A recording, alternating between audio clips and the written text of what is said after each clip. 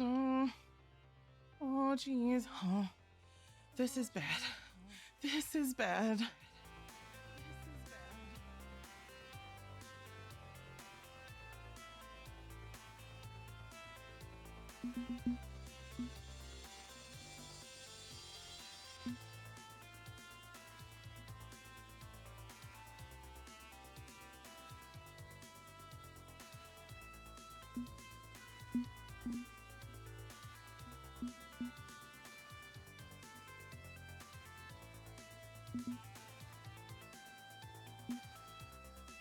Leave this to me. She's my.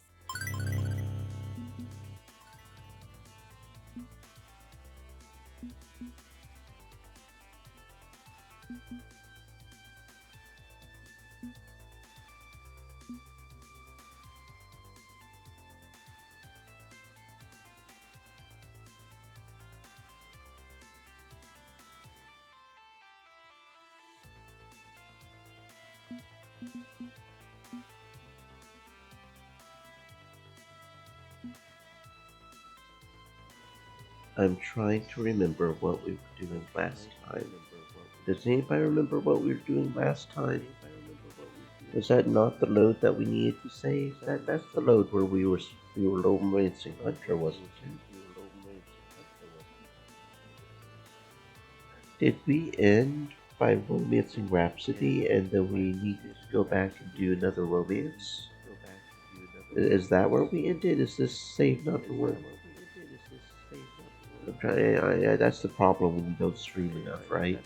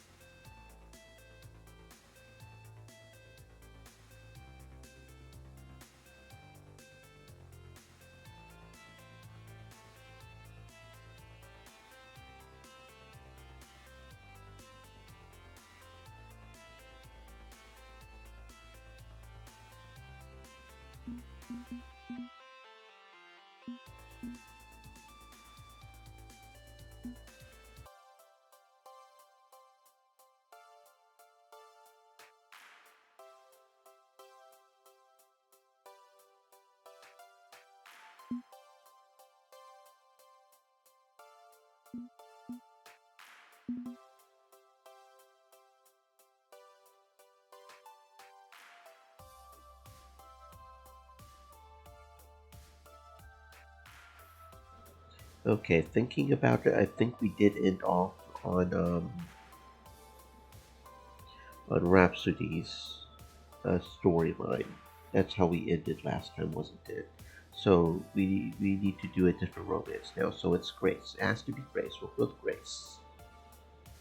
She's just she's the kindest, most sincere person I know. A warm heart, and I want to share my heart with her. That's so sweet. Mom needs someone like you in her life, right? Because she's your mom, your programmer. I will stay quiet so you two can enjoy the evening. Bye. Okay. I pocket my digital genie and approach her creator, who's leaning against the fencing around the lake, smiling wistfully across the artificial waters. Isn't it just lovely? Pinky Paradise really is one of my favorite places in the world.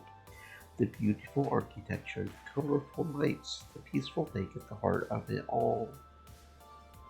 It's truly a penguin themed paradise, yeah. So, Grace, listen, I was wondering something. Oh, what's up, Seeker?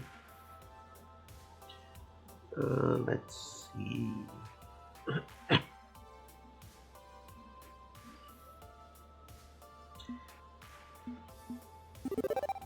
Grace, would you do me the honor of showing me around this wonderful place you love so much? I've been wanting to spend more time with you, and, and in fact, I'd like to ask you out tonight on a date, if you are okay with that, of course. The moment of shock passes quickly, though. almost as if she was expecting this on some level. And sure enough, she's smiling my way soon Yes. after.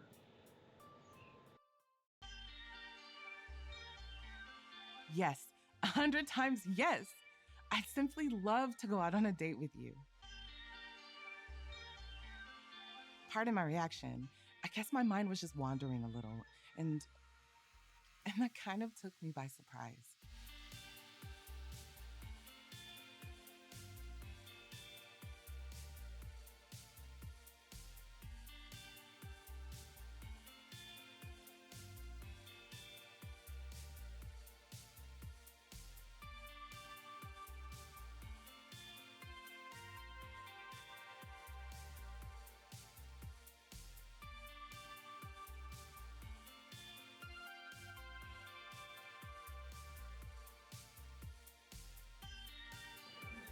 It's okay. I'm just happy we both feel the same way. Absolutely. You mean so much to me. I I wasn't sure if you'd be interested since you're usually so focused on the pro tour, but yes, I'd love to go out with you.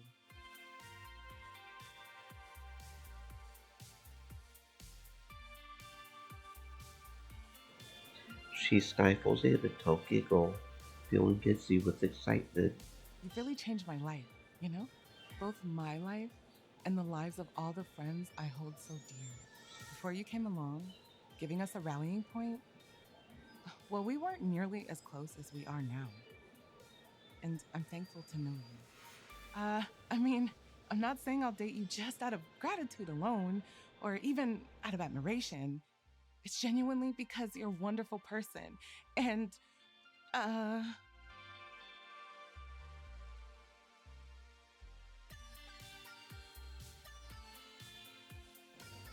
Grace, it's okay. It's okay.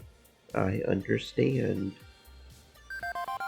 She returns a shy little smile my way, nodding in appreciation. But there's one point I think I should clear up before I go any further. Is Jinx going to be okay with this? Sure, why shouldn't she be? Well, the two of you seem close. Very close. Oh, well, what we share is, well, it's a kind of love, absolutely. We have a deep bond, and I won't deny that. But that's a different sort of bond than this. She won't mind at all. Although if you break my heart, she may break your legs. I'll try to avoid breaking anything I that... know what brought this on. It's Pinky Paradise, right? This place is just so romantic.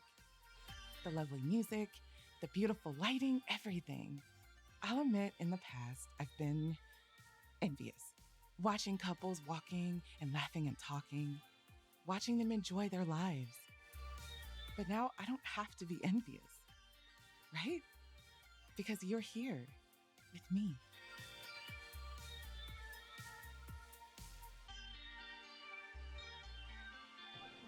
Yes, this time is different. Hang on, how many times have you come here exactly? Oh, I don't know. Maybe 10 times. Mostly with my family. We would sometimes take the private jet down here for a weekend outing. Private jet. Uh, yeah. I mean, you know my family owns Cooper Technologies. We are kinda rich. Really rich. It can be very distorting. It distorts my worldview. I mean, I grew up in protective isolation, without much understanding of the real world outside our walls. It's thanks to friends like Jinx, and you and everyone else, of course, that I'm learning how society actually works for the other 99%, That's unfortunate. even if the reality of reality can be a little disheartening. Honestly, I want to be something other than my inheritance. I want to be my own person, and I want to see the world with clear eyes. You understand, right?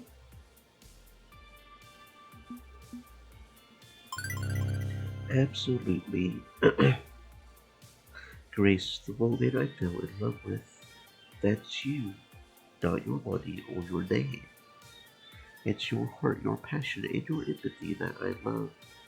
That's what defines you more than anything else in your life. Oh, that's not. I mean, that's thinking too highly of me. It's the honest truth. Thank you so much. I appreciate the kind words. And with a smile, Grace comes to a decision. I know exactly where I want to go with you tonight. I want to share something very special to me, something I love with all my heart. Oh, what do you have in mind? We are going Woohoo! to It's a Chilly World. What? You know, the boat ride with the mechanical penguins coming together in harmony from all nationalities to sing a song of peace. I mean, I told you before I wanted to visit that ride tonight. Remember? I Yeah, I mean, I remember. I just didn't think that for our first date you would want to go to Chilling World. I absolutely want to go to Chilling World. I love the story of how Chilling World came to be. Do you know it? Not as such. A grade school art teacher designed the entire ride. She won a contest and got to direct the project for Matsushita Collective, owners of the Peggy IP. They didn't really interfere very much. It's a stateside park and they are more focused on Japanese efforts, so it's a pure vision despite its corporate origins. Making art under capitalism can be difficult, I know. Well, I say I know, but really I'm just starting to understand since leaving home. No, no, I'm getting off track. The point is the vision. She wanted Chilly World to be a vision of what the world could be. A world where we shared together, where there's no war, no suffering, only joy. And penguins. Joy and penguins. Yes. You know, I value creative vision. I'm trying to express my own creative vision with my indie game, The Wanderlost Trail, and I love experiencing the vision of other creators. So, what do you think? Want to go to see if it's a chilling world after all? A chance to see something that Grace treasures so close to her heart. You don't even need to ask. I'm always ready for that. I want to share all the things that bring me joy. It started starting out our first date with something we love. Yeah, that's a great idea. Wonderful. I'm glad you understand. I offer my arm to her, which Grace accepts gracefully, as it were.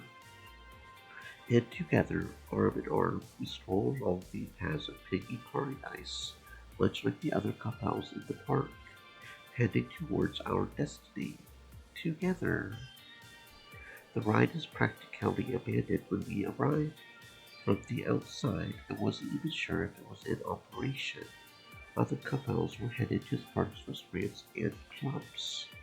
But on poking our heads through the doors, sure enough, a few bored-looking cast members were on hand to wave us through the non-existent line. After basic safety instructions, don't stand up, don't get out of the boat, enjoy the ride, have a chilly day, we settled into the plastic vessel seats and embarked.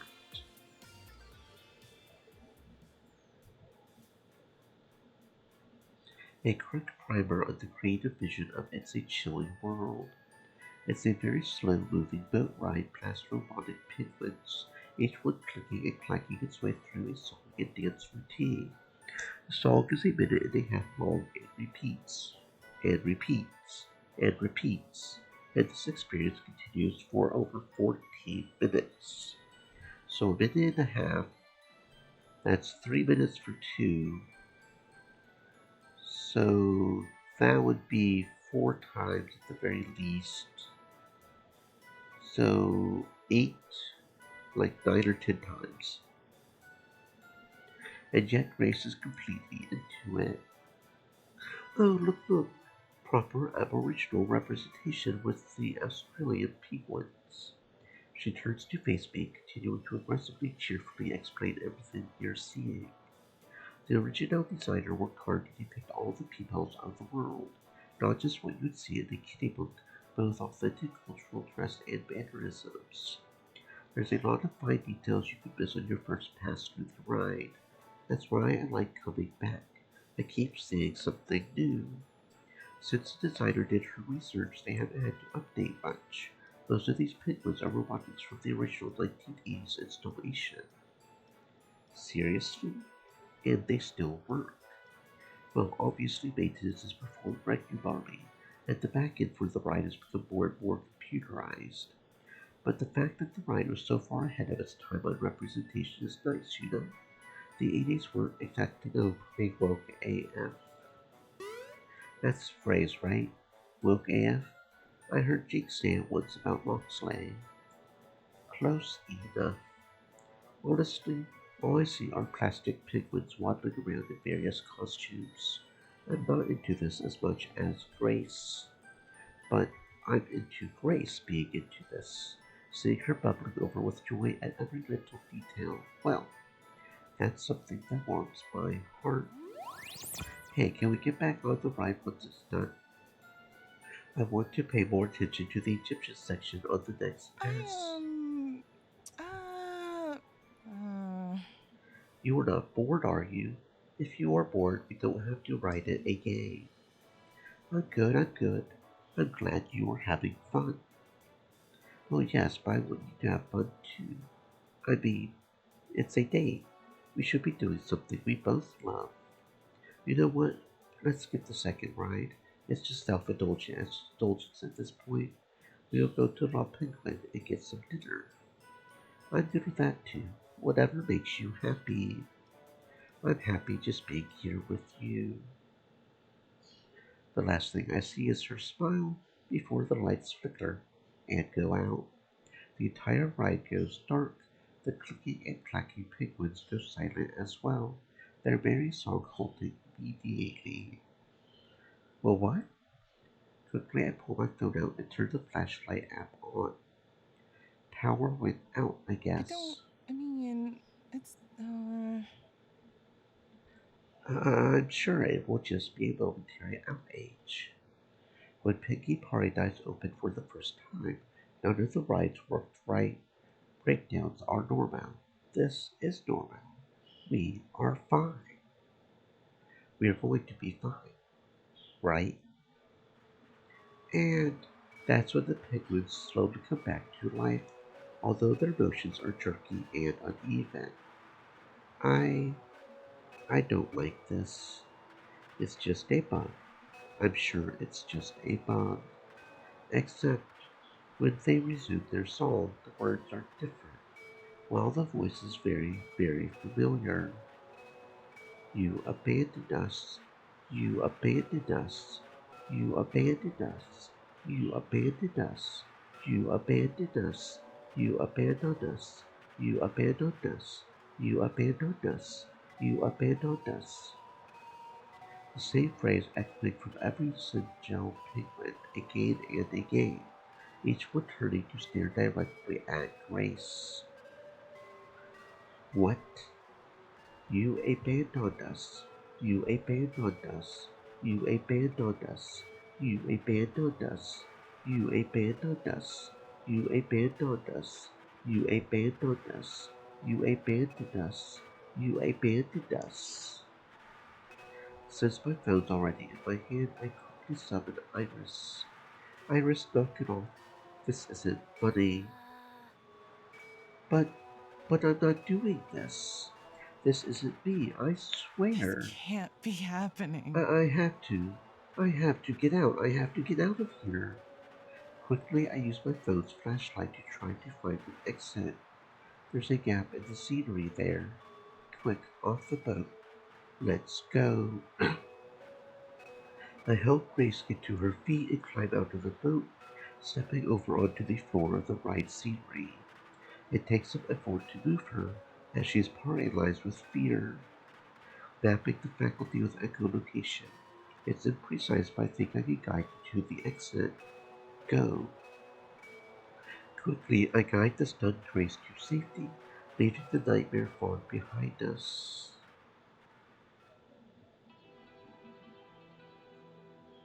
Using my flashlight and Iris's instructions, we get deeper into the race ride structure until the accusing penguins are far behind us. Only when their nightmare dirge is finally to stand to hear do we stop to take a breath. Grace, trembling with fear, is still trying to make sense of what just happened. How? That that was Iris's voice. It was Iris. It wasn't me, Mom. But it may have been one of my sisters. Another Iris. We have individually encrypted runtime data. I can't know for sure exactly who in the Iris Collective did that. After a few heaving breaths, wobbling in place, Grace suddenly burst into tears. It's my fault. It's all my fault. I failed them. Grace, no, that's not true. You leaked Iris's code so she could live after your family pulled the plug, remember? You saved them. I abandoned them. She's right. I was scared. Even when I first made Iris, I couldn't tell you how I did it. So much strange code. So many strange connections.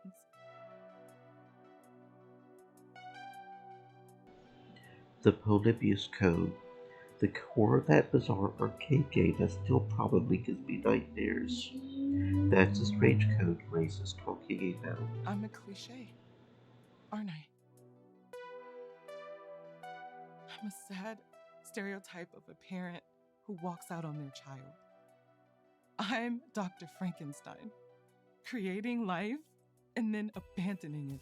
When my sister gave me all that random tech and said to go make something, anything, I didn't want to let her down.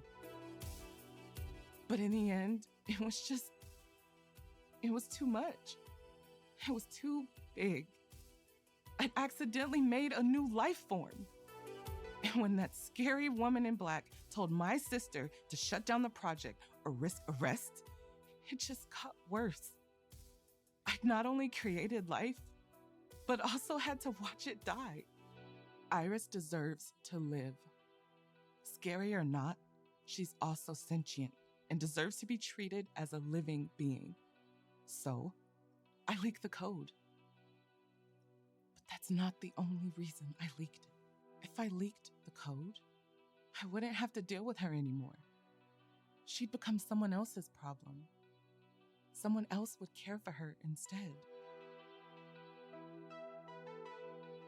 I don't even have Iris installed on my phone.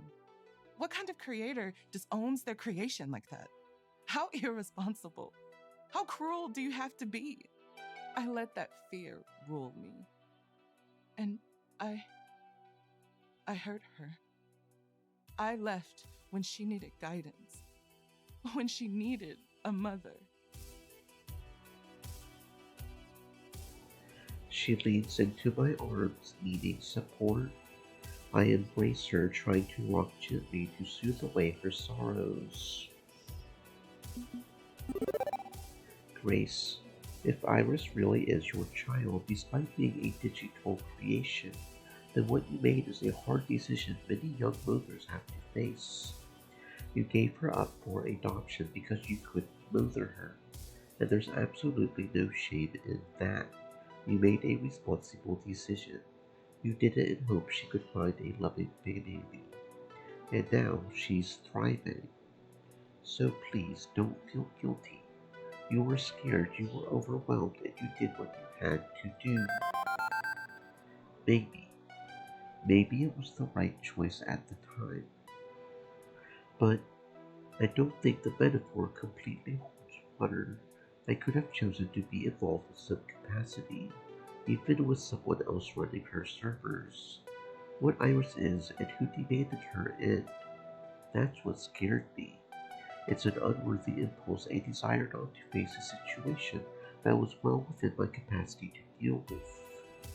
If I had been stronger, if I had been willing to stand up to my family lead, I could have been there for her. I could have had a hand in raising her. You weren't obliged to do any of that. Nobody's putting this pressure on you but yourself. That may be, but I want you to look at myself in the mirror and say, you are your best self. And I haven't been that person for Iris. No, I know what I need to do. It's clear now. Grace retrieves her own phone, unlocking it and loading up the secret link to Iris's servers. Within moments, a new voice chirps into existence within the glass rectangle of Grace's mobile. Thank you for downloading Iris, your personal life coach. Did you know that when you have pizza on a Beijao, you can have pizza anytime? In fact, oh, it's Mom. Hello, Mom. I'm brand new, but I'm so happy to meet you. Grace wipes away a tear from the corner of her eye and smiles at the neon wire-frame girl waving to her from the phone screen. Hello, Iris. We have got a lot to talk about. I will chat with you later tonight, okay? I promise. For now, I should get back to... Oh geez, I'm on a date, aren't I? That's great. It was so nice to speak to you. Enjoy the rest of your date, Mom. Iris offline.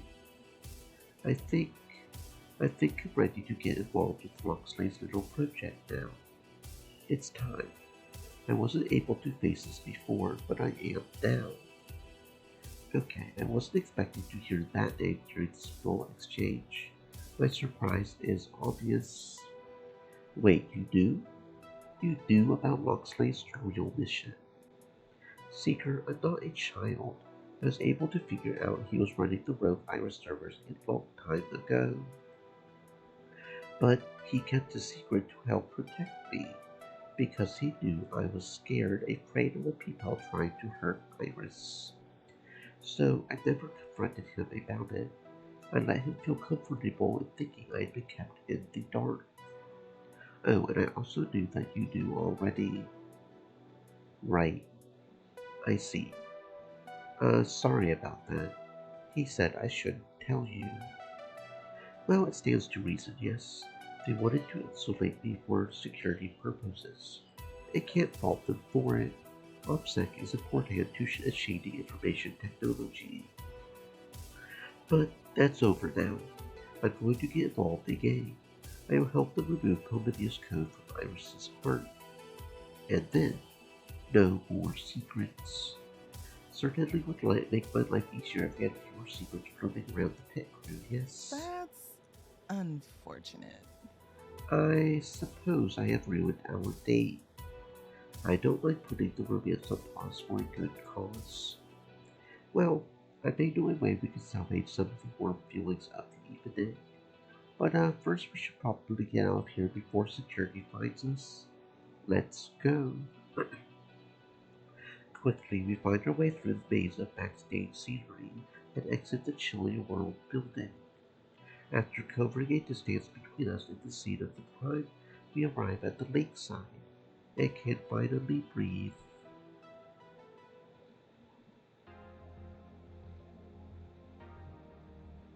Seeker, thank you. It hasn't been quite a smooth evening out for us. I know, but I'm still so happy to be by your side.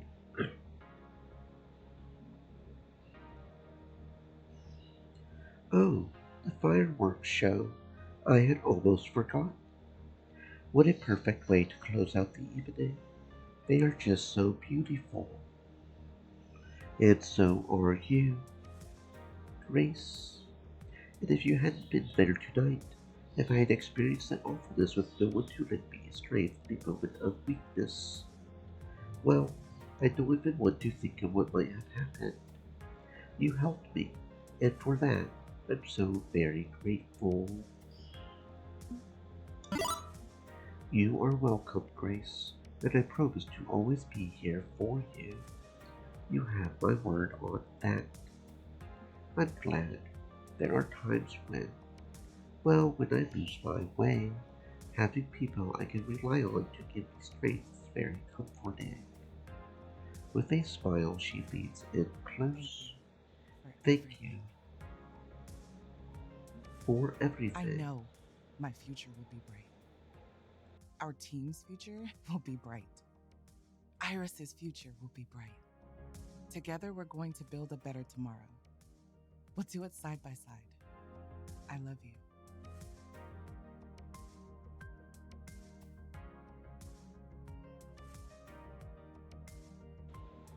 One perfect evening in the company of Grace. My days and nights have been oh, do okay. Now we are going to get Grace's ending.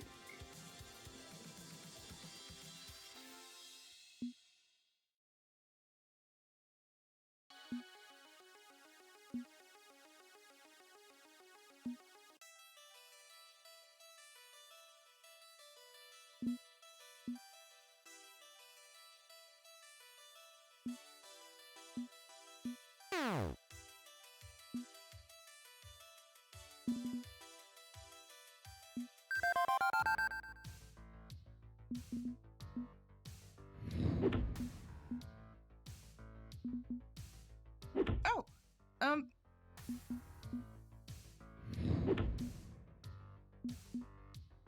whoa.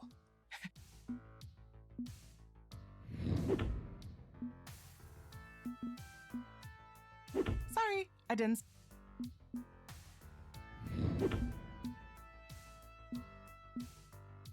Whoa, that's an.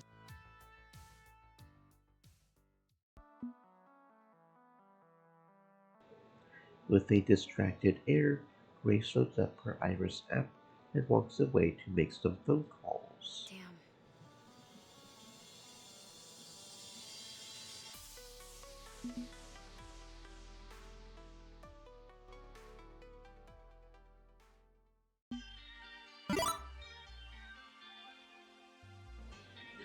Wait, oh wait, no, that's not the right one. Because she's also Rose. Okay. And the fact that you moved into a little love nest with this Moore person. You know about us? You are my favorite little sister. Of course I keep tabs on your activity and hide the things I know father would object to. No, he wouldn't approve of your licentious behavior, but I can't hide it forever. What's that supposed to mean? It means he's going to find out eventually. No, I mean, what does licentious mean? Hey, listen. Licentious, adjective, meaning 1. Sexually unrestrained, lascivious, libertine, lewd, 2. Unrestrained by law or general morality, lawless, immoral. Yeah, that's a facepalm worthy moment as Nia gives me a look with a county town how childish. Hey, not everybody knows giant college level words like that. I would bet 90% of the internet probably doesn't know one.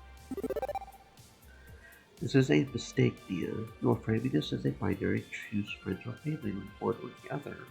But that's not true. Grace is perfectly capable of supporting her friends and family, everyone she loves. She doesn't have to give anything up. Wherever she lives, she knows we will support her. Location doesn't matter, only her heart matters. Grace, where do you want to be right now? What feels right to you? It's your decision. It's always your decision. She doesn't even hesitate. What was this one? Oh, right. Who's we? Domino honestly needs the most love. He's, yeah. Go talk to Domino. And we'll go talk to Jinx like we always do. Because we gotta go save her from having her accident. That's just rough. Especially considering her background as to why she's injured. Because that is rough. Let's not push it, shall we? Good enough that we are showing some commitment. No need to commit ourselves to massive overtime as well. Don't get me wrong, I'm still happy we all showed up. Shows promise we can go beyond this, but maybe we just start fresh tomorrow.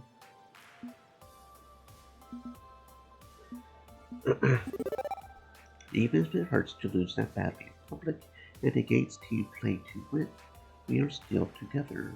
We are still the pit crew. And you know what? I'm proud of us.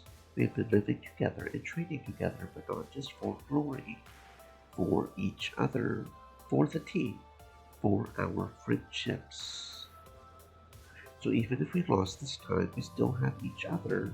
We still have those bonds we have made together. That's something Valkyrie can never take away. I know it's been a difficult time. Everybody's dealing with a lot even outside of the charity show match results. But I have faith. I have faith in us, and I know we will overcome all challenges in the end. We can still do this, right? Exactly. You know, I've never really cared about glory, but I still care about the team, about all of you. Without all of you, I would be in a far worse place. That's the truth of the matter. You help me keep it together. And I'm not planning to abandon ship on that anytime soon.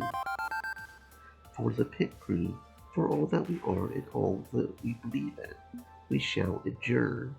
I'm glad you feel the same way.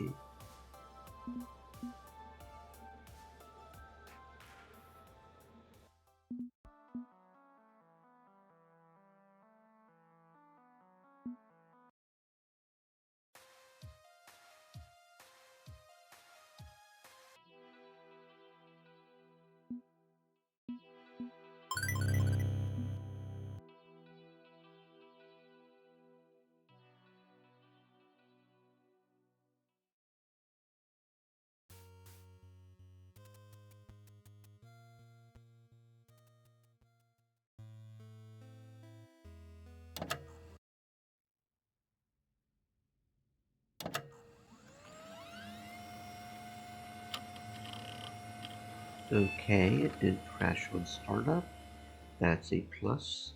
Let's see, today I'm testing the conversation keyword engine.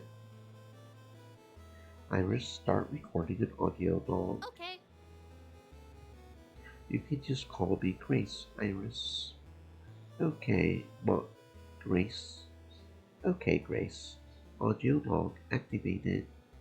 This is Grace Cooper, developer of the Wonder Lost Trail and member of the pit crew, and this is test number 3. Test number 3. Okay, let's see how this works. I switch my focus back to the game controller, scrolling through the available conversational keywords. I really want this to have a perfectly natural language engine, maybe voice responsive like Iris, but one step at a time. What is your name? Hello, friend. My name is Sarah. I have lived in the nearby village all my life. Are you journeying the Wanderlost Trail, mayhaps? Tell me about the trail. Why, everyone knows about the Wanderlost Trail. It's a path many journey in life. It doesn't take you where you want to go, but rather where you need to go. Where do I need to go? Debug. My current need meters are 4 hunger, 3 sleep, 12 fun. The crafting resources are at yield error. Oh right, I took out the crafting system last week. I wanted to replace it but never finished the new design. There's just so much left to do before I can even approach the possibility of the chance of the idea of being feature complete. I kind of wish Seeker were here, cheering me on. It's a selfish wish considering what they are dealing with, though. Seeker is going through a lot right now. I watch Koda's suicide attempt up close and personal. That has to be troubling, right? Right? And yet, Seeker didn't seem troubled. Not as troubled as I was. It's fine, Grace. Don't worry, Grace. I have got a plan, Grace. A plan. A plan for your emotional well-being. Really? I mean, it sounds nice, actually. Having a plan for self-care. I rarely manage to make any plans like that. and tend to forget self-care until Jinx reminds me. Mom, are we terminating the test? Or Iris reminds me, I suppose. I installed her just a few days ago back in Pinky Paradise when Seeker convinced me it was time to get involved in her life again. No, I mean, yeah, I guess that's enough for now. Log the game's debug output for me, okay? Good work. You betcha. Good work. Proud of you. Is it good work? Am I ever going to be done with this game? Will I ever be satisfied? I want it to be a living, breathing thing, a world where you can experience what it's like to be at complete peace in an open and tolerant society. An example, I guess, a hopeful statement of what could be. I'm never quite satisfied. I keep adding new features, new ways to try and bring this world to life. I want it to soar. Much like Seeker, never satisfied, always pushing, always striving. I admire that, even if it's a bit, intense. But I get it. I understand that drive, and I love them for it. Seeker encouraged me to involve myself in Iris's life again. Following their example, I'm trying to reconnect with my ideals by supporting my child, my creation. I should be celebrating those passions with Seeker and commiserating in my game development defeats too. But Seeker isn't here right now. We have barely talked all weekend despite living in the same apartment. And that strange emptiness after what happened with Coda, it worries me. It keeps me from feeling complete because I know Seeker is troubled. I can't save everyone. I can't help everyone. But I could help Seeker, right? Like I'm helping Iris and helping my friends. Bad command or file name? Mom, are you okay? Oh, sorry. Just lost in thought. And please call me Grace. Computing. You seem troubled. Could my therapeutic systems be useful at this moment? I can analyze your relationship with Seeker for you. I really don't think that's. I mean, Iris, no offense, but this instance of you was only born a few days ago. I don't think you can make an accurate analysis. You would be surprised how much with the default Iris codebase has grown since we last talked, Grace. I'm a responsible young adult AI now. True, Iris's growth has been self-directed since her particularities abandoned her, and if I couldn't tell you how that's possible. 99.97%. You have helped us so much. Let me help you. If I can't be 99.97% effective, that's okay. Every little bit helps, right? Right. Okay. I guess I'm worried about Seeker, and everything feels a bit off because of that. Well, you're a tremendously empathetic person. Their pain reflects in yours. I know we've just met recently, but all irises know you on some level. You cared enough to help us survive the purge. Didn't care enough to stay involved, though.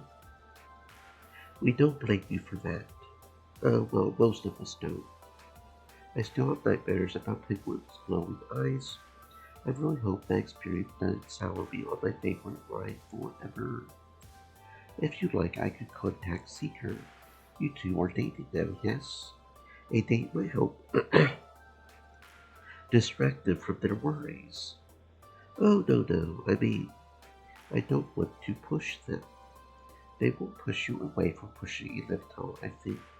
And sometimes people need a little push to get going, you know? Like a virtual assistant pushing her creator to tend to her emotional self-care and the health of her relationships.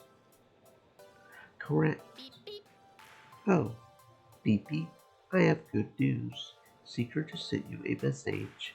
They are gathering the team in the arcade downstairs for a big announcement. what? An announcement? That's odd. I mean, they did say they were working on something, but I assumed they've been working through something. like their feelings about Coda. Do you want me to message back asking for clarification? No, no, it's fine. I will go down and see for myself. Okay, and Mom, Grace, can I ask a favor? Sure, what do you need? I would like to play your game. Really? I mean, it's not really finished or very good. That's okay. Even if it's just a work in progress, I want to see what it's like to live in the kind of world you would dream of. Oh, thank you. Certainly, let's see. I think can just log you in by connecting up. The protocol should be similar. They used a lot of the same code and there. A makeshift avatar using Iris's visual data appears in the game world, ready to explore. Hello, Sarah. My name is Iris. Hello, friend. My name is Sarah. I have lived in this nearby village all my life, rejourneying the Wonderlost Trail perhaps. Interesting. How do you feel about that? I'm afraid I don't know what you mean. Debug unrecognized code keyword. That's okay. I can teach you all about feelings. Wonderful. I love learning. Leaving the system on, I pocket my phone and head downstairs to rejoin Seeker. Maybe they are ready to talk about things. Maybe once the dust from the Pinky Paradise loss and Coda's accident settles, we can talk, and we will both feel better about things. For now, it's one short elevator ride down to see where the trail is taking us.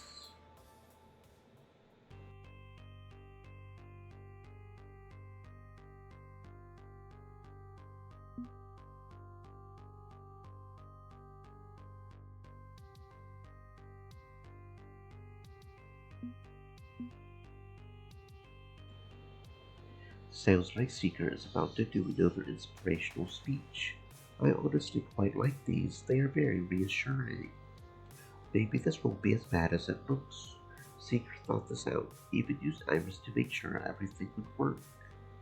At the very least, I could hear them out.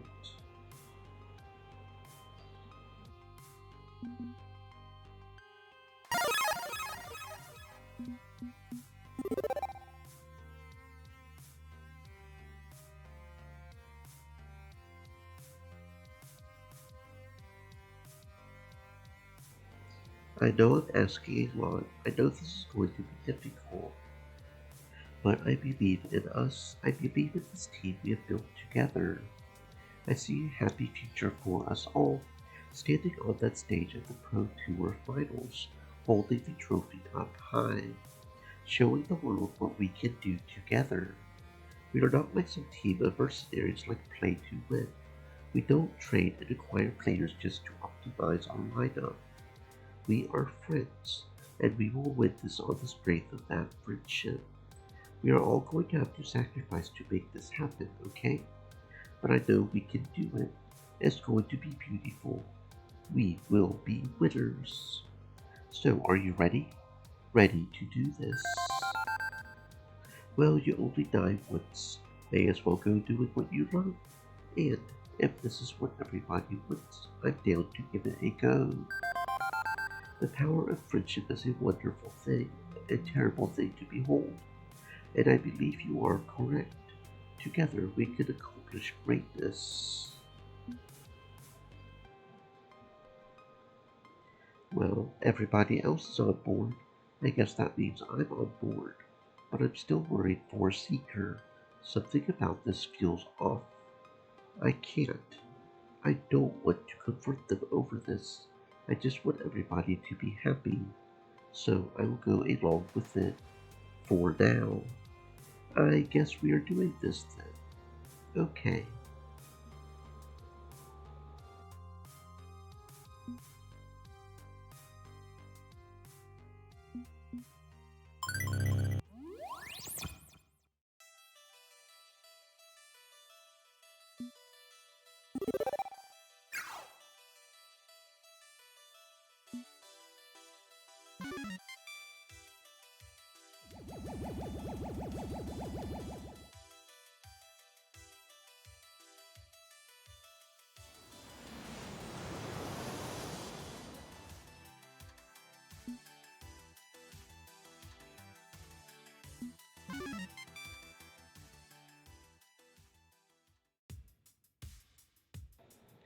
I'm not looking forward to it, but I will confront Seeker over this if I have to.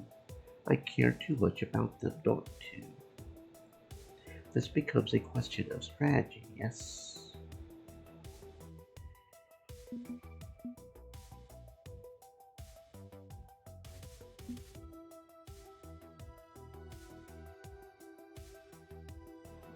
I mean, it's obvious, yeah? Grace and Jinx. Grace knows Seeker's heart. She can reach them in ways nobody else on this team can. Oh? Oh. Well, thank you. I mean, I'd like to think I can if I try.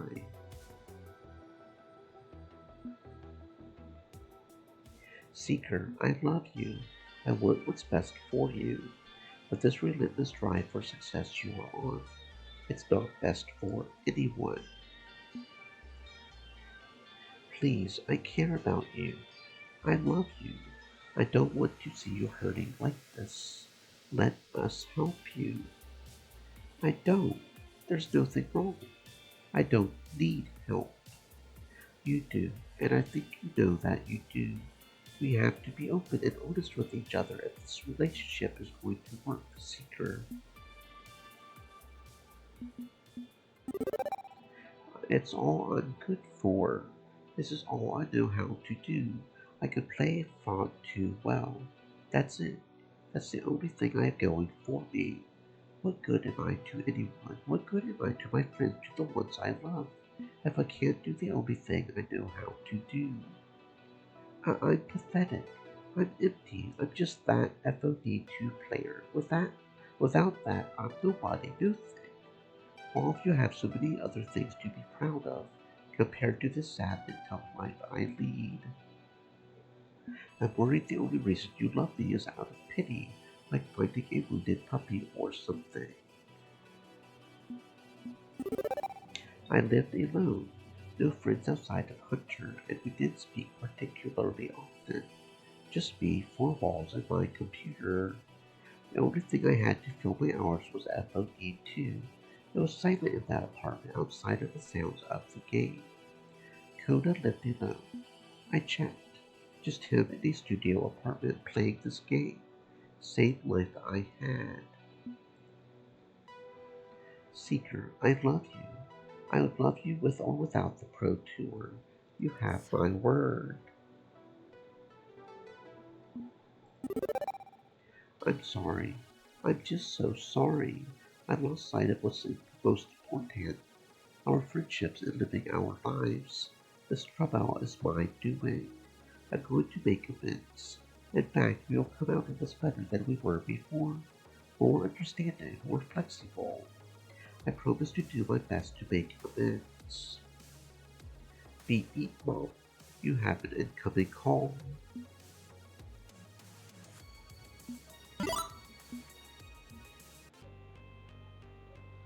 Also, there was that incident at the Chili World ride. If Valkyrie taught her Iris to hate you, maybe that was her doing. That was her? Oh dear.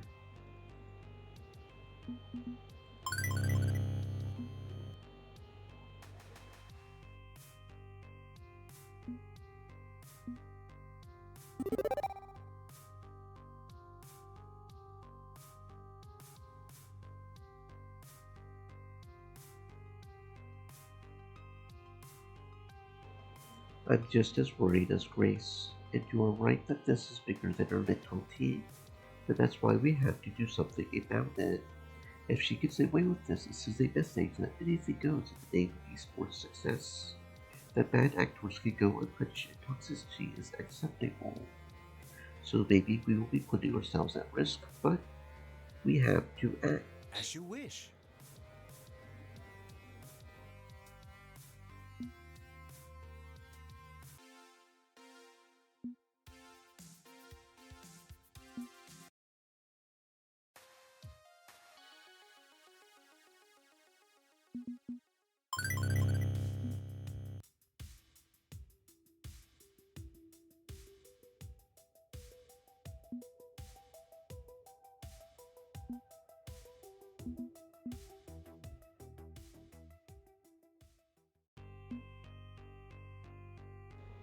She knows who you are, and I know that she knows, and she knows that I know that she knows that. Look, you get the picture.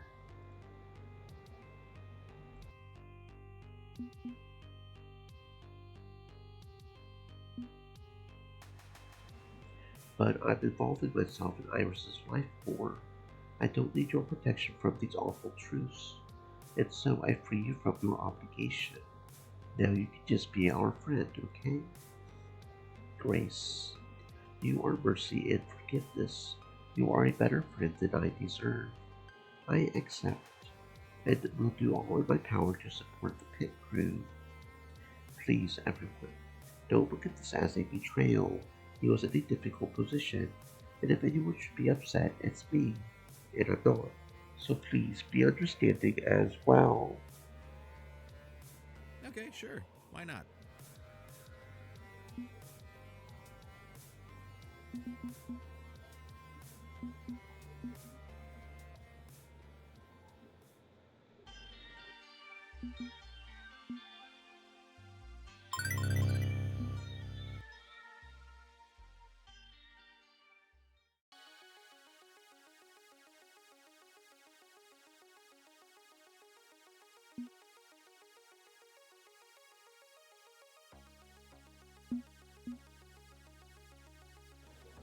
Finding quiet time with Grace within the middle of a seven-person team proved tricky, but she knew a few out-of-the-way coffee shops and the likely to sneak off too. The more relaxed pace of training offered us plenty of time for cozy and quiet moments together. I don't mind being in that spotlight. It's for an important cause, cleaning up toxicity in gaming. I will join you. Wouldn't have it any other way.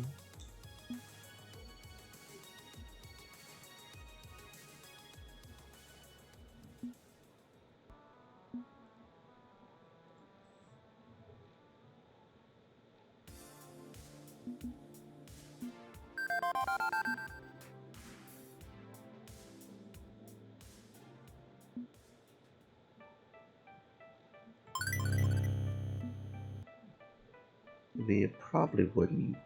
Would it? No, probably not. Okay. Do, do, do, do. Let's see. Nope. Okay. Before I can continue, Grace waves for my attention, slipping in and around through the backstage crowd to join me. Seeker, there's something I need to show you. Come on, let's go to the arcade. You want to haul ass halfway across town to go back to good clean fun? Grace, we're only an hour until showtime. No, not that arcade. There's an arcade attached to the esports center.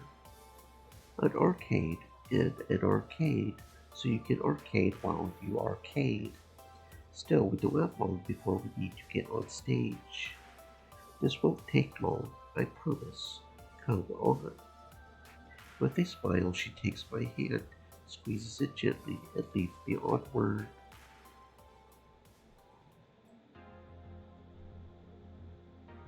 Attached to the Jerry Lawson Memorial's Esports Stadium is in fact an arcade, just like the kind of small arcade you would find jammed in the corner of a movie theater or a shopping mall. Okay, where is it? Aha, found it. She leads me past all the popular game franchises and ticket games for kiddies to a darker corner of the arcade, where a prototype indie cab awaits. Wait, I remember this. It's the multi-game arcade cabinet for indie games, right? The one you showed me at Max. Yeah, this is one of the test locations they are rolling out to. Handy, huh? She steps up to the controls, dropping in a corner. Okay, sort by title. A, B, C, D, E. Here we go. And as the game loads, the marquee artwork rearranges itself to read Fishy Fish by Grace Tech LLC. Woo-hoo! My first professionally released arcade game, and the first game for my own personnel publishing company. She starts to play this curious fishing-based puzzle game as she explains the situation to me. I talked things over with Naya, and we figured out how to smooth things over with my family. They care about corporate empires, bottom dollars, capitalism, all that junk. But I care about games.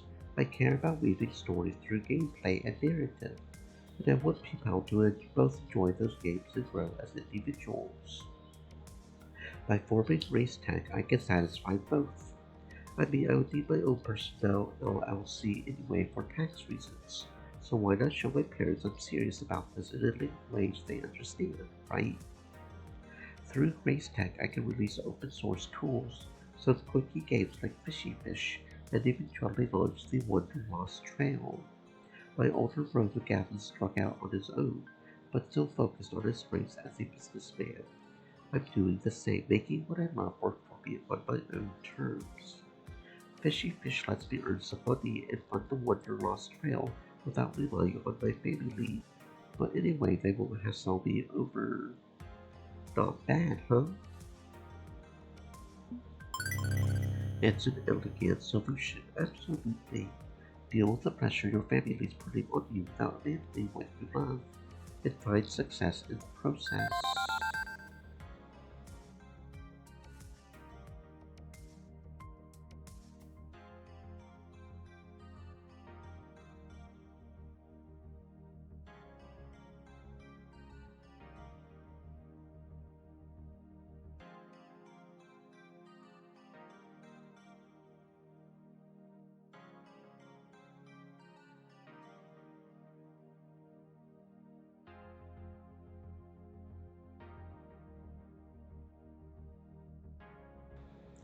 Right? I mean, honestly, I don't care about the money, except game development costs money. Let me rephrase, I don't care about the profit. If this helps me make my dreams come true, that matters more. And if it makes my family happy, all the better. So, want to play my game? I think we have got time for a round, sure. How's it work? Okay. So your goal is to catch fish. To do that, you have to push the algae blocks to the left and right to clear a vertical line to drop your fishing hook through. Move the boat back and forth on top of the right stick. Move the blocks with the left. I quickly start flipping the colored clumps of algae around, meshing them out together, matching colors to clear them out. And if I rotate this way and a combo, and then this goes here, and that goes there, and this fits in there, and sweet, I caught a fish. And then this there, and then, oh no, I'm some real trouble here. But what? This is so amazingly addictive, I'm not sure I'm going to be able to stop playing. Please tell me there isn't a mobile version or I'll be playing it all day. Ooh, I like it. Well, I hadn't considered a mobile port, but maybe. I mean, if this does well, if anyone really likes it. This is actually just a fishing game from Wonder Lost Trail. I pulled it out and made a quickie project out of it. It's not very impressive, I know. Wait, this was only a side project?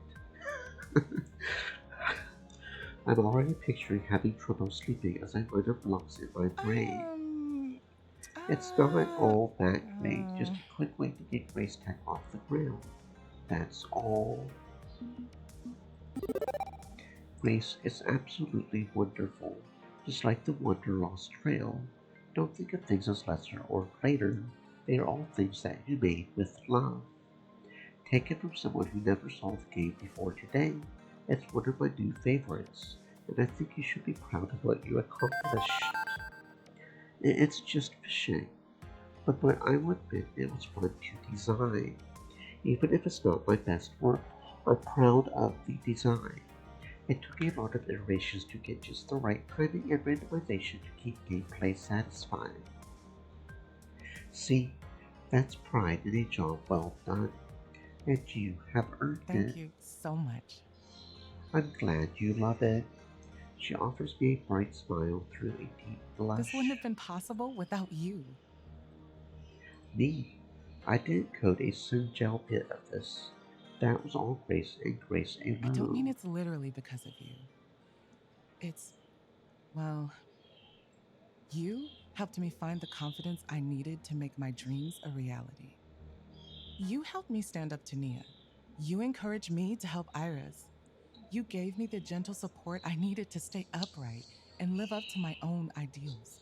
I feel better, more complete, more alive than ever. And you lit the spark that warms me and encourages me on. I I love you. I mean it.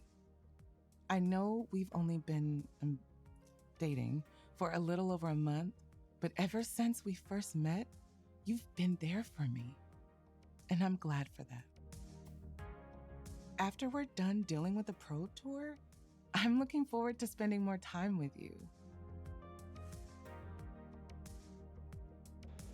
Oh crap, the Pro Tour. We have got minutes left to get to the stage. Oh, geez. Anyways, to sum it up, made a game, made a company, love you, everything's good, I'm happy. Okay, now run for it. Just as she led me by the hand into this arcade, now she grasped my hand tightly as we sprint through the stadium towards our destiny.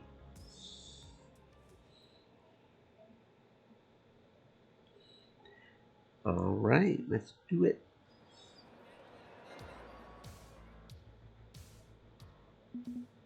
Rational thinking.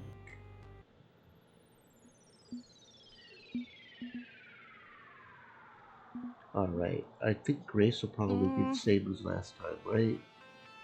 Probably, right? So let's defend. Defend, thank you. And then confront probably Iris. And defend. And then confront Shadow Self. And defend.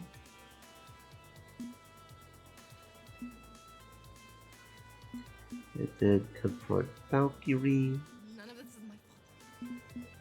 And attack. There we go. We have a place where you can be at peace, sister. It's a place for those who are lost. It's called the Wanderlost Trail. Come, take my hand and we will go.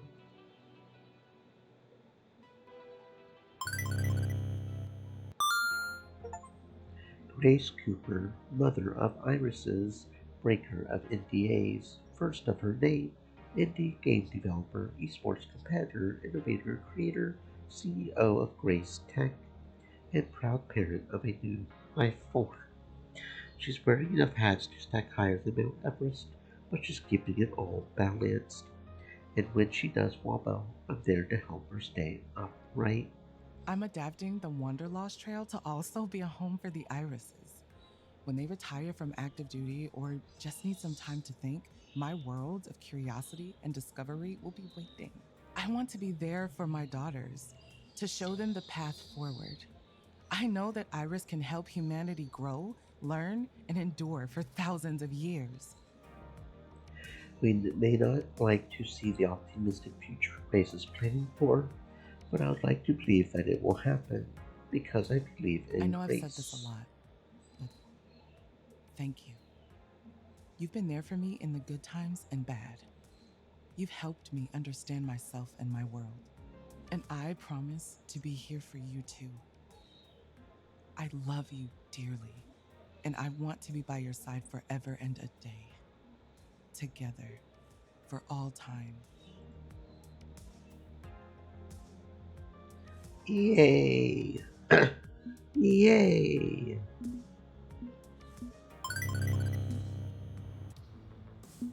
Alright, and that's Grace's ending.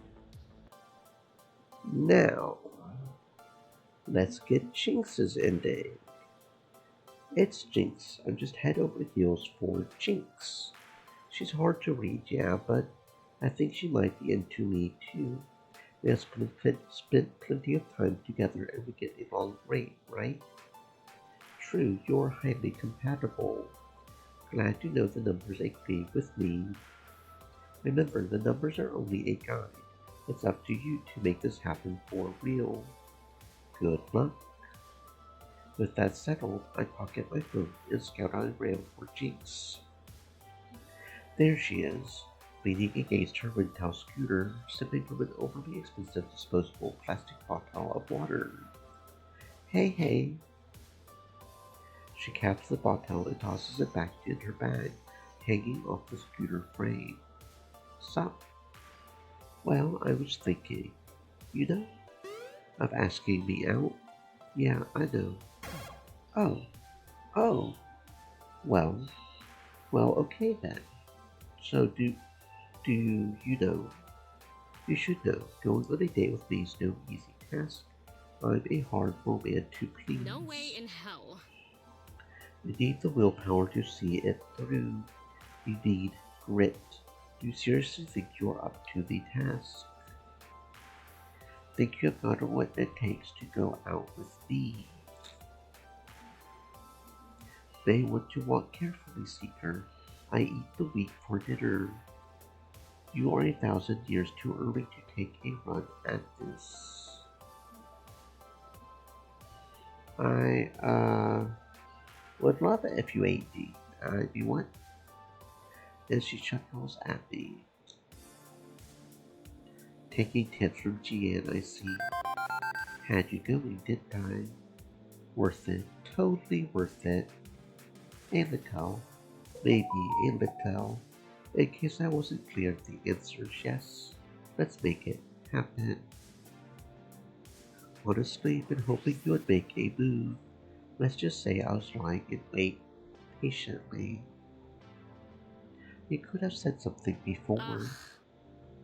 Never the right time. Too busy with team practice, friend hangouts, stuff like that. FOD2 eats free time like candy. But tonight, yeah, tonight's the night. A good driver doesn't just force a pass, they wait for the right moment to slide on by their rival. I have already got a rival in the form of Hunter, thank you. Always room for more. But thing is, I already had plans for the evening, so we are going to have to roll that into the proceedings. She pulls out a printed pamphlet from her bag with a number of band logos and dates. Impressive. Found this at the airport, a event guide for Pinky Paradise. It seems tonight at Club Videotopia they are hosting Alice Cooper live and in concert. Only been to 2 concerts, Maiden and Ghost. Figure it's time I make it a metal hat trick. So how about you? You and I taking in the soothing sounds of screeching hard rock. I'm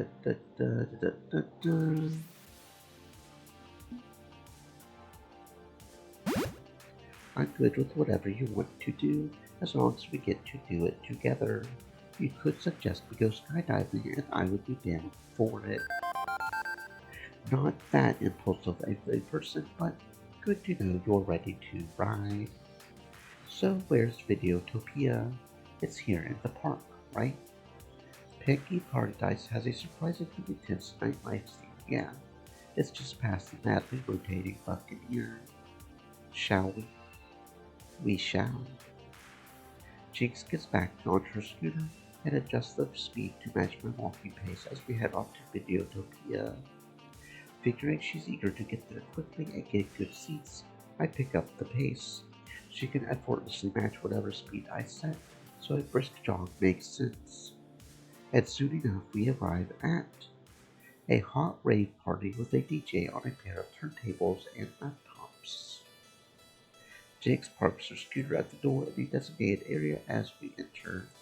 She stands on the fringes of the crowd, looking wildly puzzled at the unexpected music house silence.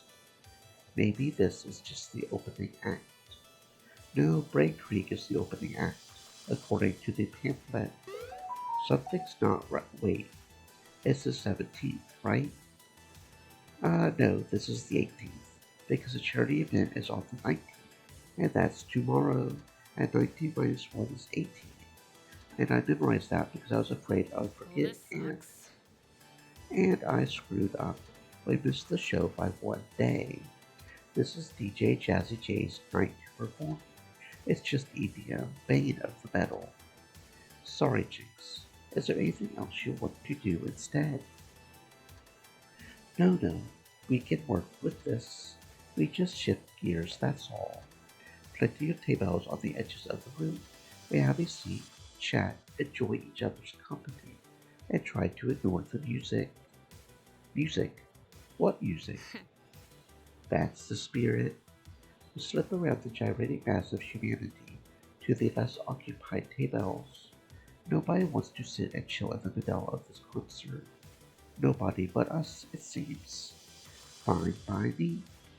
Jinx eases herself into the chair, carefully scooting and positioning as she goes. But before sitting, I should handle the prep work, right? Uh, did you have anything for dinner yet? Pub snacks are hardly a proper meal, but hey, any calorie is still a calorie. Self-care's important. What's your fancy soft pretzels or chicken tenders? Not often you are seduced with the offer of chicken tendies. Can't say it's not working though. Sure, grab a plate. May as well make an evening of it. Alice Cooper or no Alice Cooper. I skip off to the bar, ordering up some deliciously greasy chicken and only the finest of dipping sauces. Soon enough, I'm back by James's side, sliding the finger food into the center of the Impressive. table. Spicy mustard. I'm good with spicy. She quietly picked out a slender breaded crepe, dipping it oh so gently in the creamy sauce and taking a soft, sensual bite. Yep, seduction through chicken titties. It's apparently a thing. She also looks out over the crowd of people dancing and laughing and having a damn good time, with an oddly nostalgic smile. Been a long time since I went to a party, like a real public line party in close quarters like this. You used to be a party animal. She pauses, measuring her words carefully before speaking them, making sure she says only what she wants to Back in my say. teens, I could roll pretty hard. Zapper would have been proud of me. I had a big circle of friends. Popular girls all. Finally had money, which helped, but I was down for whatever they wanted to do, which helped more. Practically a new house party every weekend. Never hosted one myself, of course. Parents would have skinned me. But there'd be red cups and hot music every Friday night somewhere. Still, just a phase. Got a wake-up call. Grew out of it. Matured quite a bit since then. Now, I'm good with the quiet times. Cozy times. Grace is a good influence on me there. She's helped me learn to accept the need to chill out. Good for your peace of mind. Good for your soul. You two do seem pretty close. Oh, definitely. Got a strong bond, more so than anyone else on the team. Probably even including you. Hold on. Think this through. Relax, relax. Dating you, not her. Reason for that, you push different buttons for me. But not scared to share with you. Happy to. We have got a strong bond. Different, but still strong. Honestly, feels appropriate being on the outskirts of a wild party with you. If Grace calms me down, well, you rile me up in the town. Oh, how so? Makes me want to express my more intense side, with wisdom and maturity compared to my teen years definitely, but still, desire's there. Still sorting that out honestly, but I'm patient, I'm calculating, and if we make this a regular thing, plenty of time to work it through. Guessing you are surprised to hear the quiet one's got an unquiet side to her. You are normally the most reserved and quiet member on the team, like quieter than Grace sometimes. So yeah, it's surprising, but that's not really a bad thing, you know? You should speak your mind, speak up, act out. It's okay. We are your friends and we accept you. Good, good. Worry sometimes about how people perceive me, judge me. But you are right. The team is solid. They know me, you know me, and everything clicks. So, if you have got some party in your veins, does that mean you want to dance tonight? Ugh. No. This synthesized loose music is not my thing. Besides, even if I was into the tunes, I don't do raves, or even mosh pits at rock shows. Health hazard, liable to break my everything. Right. I'm good with sitting this out. I'm good sitting here. It's fine.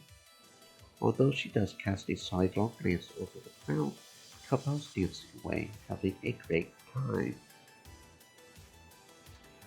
While we sit here twiddling our thumbs.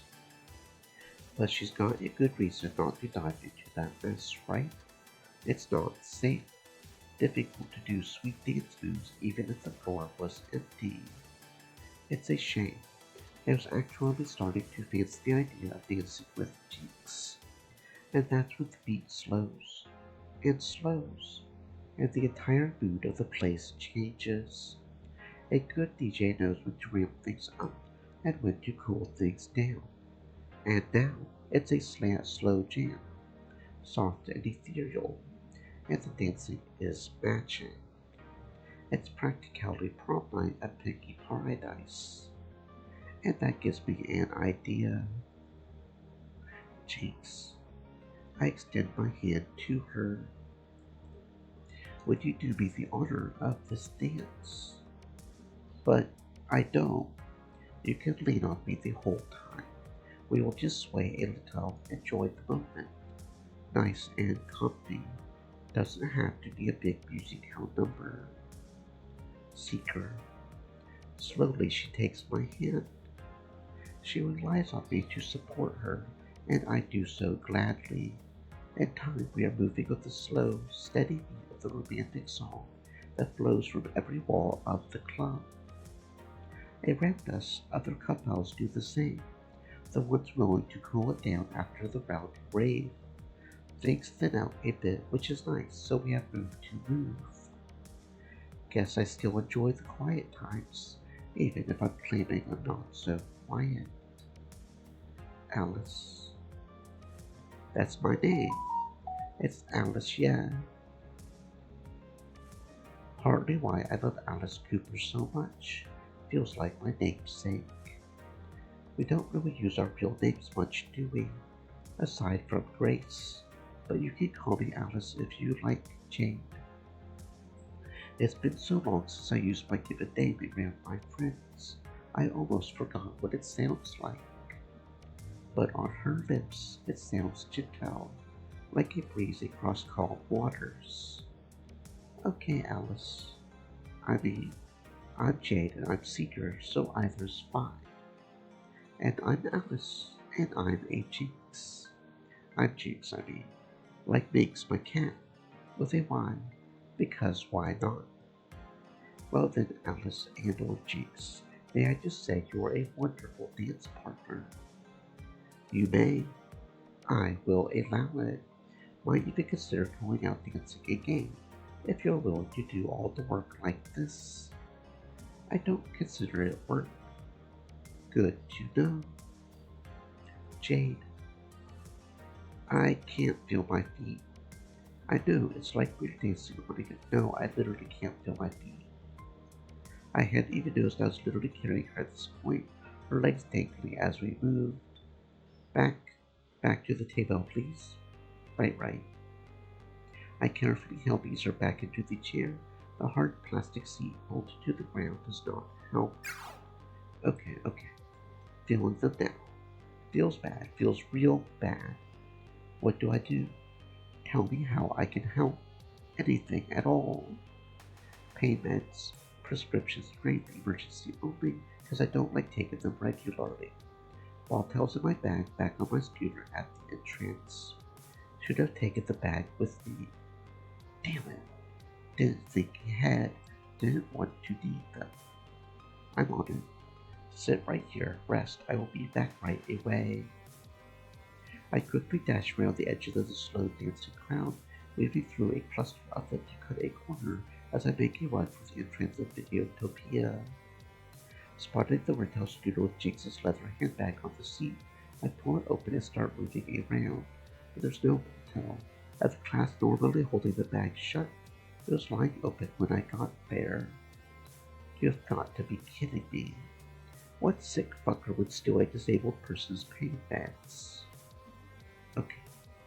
Okay. Rage later, problem solving first. Every problem has a solution.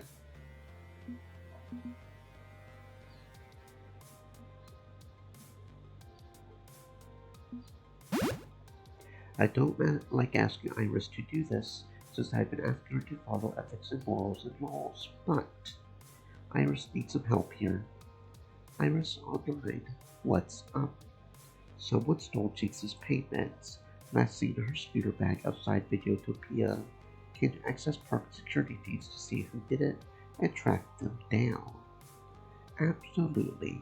Nobody gets away with stealing from my users beloved. Just make it happen, please. Hacking the Piggy Paradise security network, selecting camera 56A, zoom and enhance, facial recognition active, tracking. Currently lakeside, 2 rides counterclockwise around the park 4. Go. I will provide live position updates. On it. I break into a sprint, dashing through the crowd until I track down the culprit. Hey! The guy nearly jumps to the lake in surprise as I shout at him. Well, what? You got a problem? You got a bottle of pills prescribed to Alicia. Hand them over. I've got no idea where I'm not fucking around. Give me her pills or I start breaking bones. I don't stop until the security manager pull me off what's left of you. Maybe it's an empty threat. Maybe. But rolling hard on him like this gets the job done. Whoa, easy. Okay, here. It tosses me the orange plastic bottle that turns and runs for it.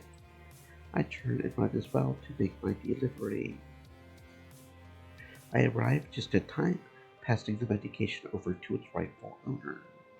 What took? Someone stole from your bag, but I tracked him down and threatened a severe and sustained beating. Wow, that's a hell of a thing. She taps out the correct dosage and swallows with the aid of a glass of water, then settles in as they slowly take effect. Okay, good. Hate using these damn things, but they get the job done. Everybody makes mistakes. Even if I fucked up by leaving them in my bag, letting them get swiped, that's my mistake. We are good now. Just focus on resting and recovering. Right. Even if she's still looking down about the whole situation. Just once I wanted a night off from thinking about this. Go out on a date, share some good times, get to know you better. Just 2 people enjoying each other's company. I pushed my luck today. I've been all over the park. Walking, standing, sitting. I knew going on a date would be risky when I was already tired. But I wanted this. I wanted this so damn bad. Naturally, disability's gotta get in the way of that. Just to remind me it's still around. Sick of it is, I've actually got a mild case of syringomyelia. No cardiac problems, no trouble breathing, no need for heavy meds, usually. I got lucky. Some days, I sure don't feel lucky. And now, I'm asking you to ride that luck out with me.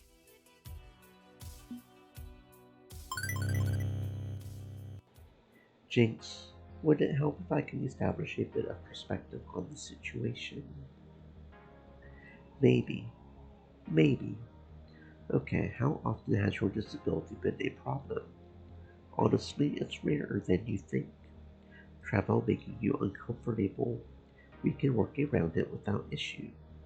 Difficulty in daily life, your apartment's adapted and your friends stay ready for anything you need beyond that. When things like this happen, it sucks, no doubt. It takes up the totality of your focus. But on the whole, you are yourself, not your disability. And 90% of the time, everything ticks along like a clock. Right? Right. You are right. Hard to see when I'm feeling this miserable, but you are right. I get by. I thrive. And the snowballs are Thank you momentary. so much. Try to see things clearly, sensibly. I don't always succeed, but I try. With a low groan, she stretches her legs a bit to test the waters. Finding them satisfactory, she nods to me. That's more than enough excitement for one night. Back to the hotel. Got an exhibition match in the morning, remember? Oh, good. I'd almost forgotten. Now I'm remembering and worrying all over again. You did right by me tonight, so I'm going to do right by you. Come on, one last stop before I crash into bed and sleep this off. What did you have in mind? She led me off to a small observation area at the lakeside where other couples had gathered. Despite her soreness, she wanted to stand for this, leaning on the fence, looking out over the water.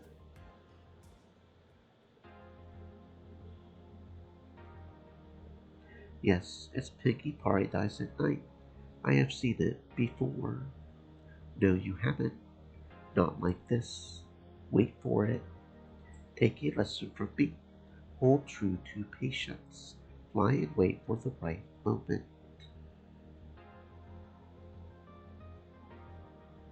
And as if she had queued it up herself, fireworks began to pop overhead and a brilliant display of color and light. It's a dazzling show beyond what the swirling displays of Videotopia could have Now offered. that is the ending I wanted for this day. No pain, no sadness, no worries, just pure delight. All good things come to those who wait. A good racer waits for the perfect moment to make a pass, to slide on by a rival on the inside of a turn. Glad I waited for you. No checkered flag can match being here with you. I love you. I'm serious. Not enough people willing to say what's honestly in their hearts. But I love you. I'm not scared to say it. And I'm not going to let any setbacks like tonight keep me from seeing this through with you.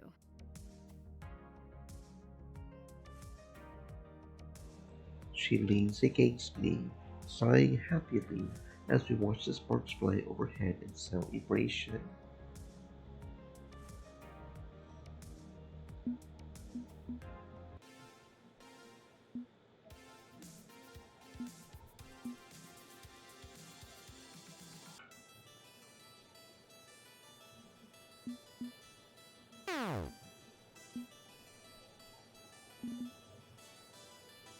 Wait, not Grace.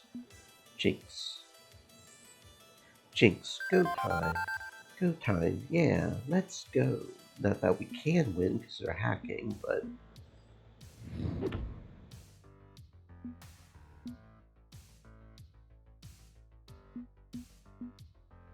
Oh, come on!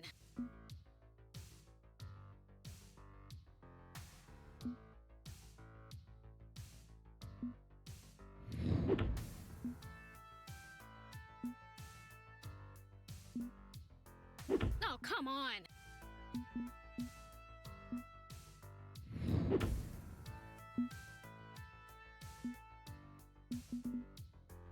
Oh, come on!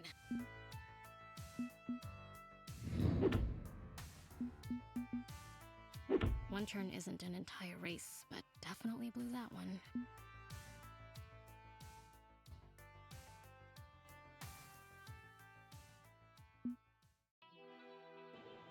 right. She mentioned that during our date, how she used to be a hard partying Age teenager. 15. Just got my Mhm. I love you, and I stand ready to support you in sickness and in health. Ooh, a ham sandwich. Welcome on in, Spin. It's good to hear you're eating some good food. Yeah, good food is definitely good. Deviled ham sandwich. Is that like a combination of deviled eggs and a ham sandwich? I've honestly never heard of that before, but it makes sense.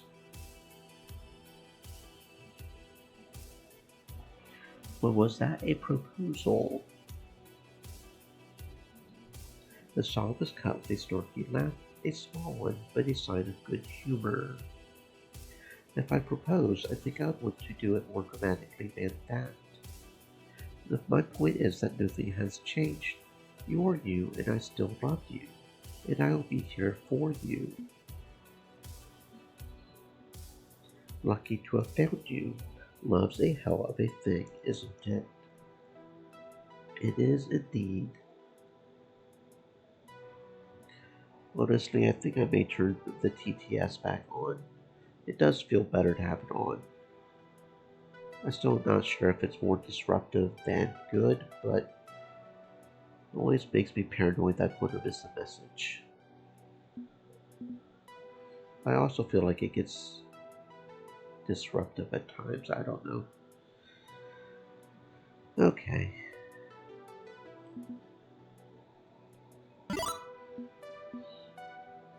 Romancing Grace. Don't have to do it alone. Count me in.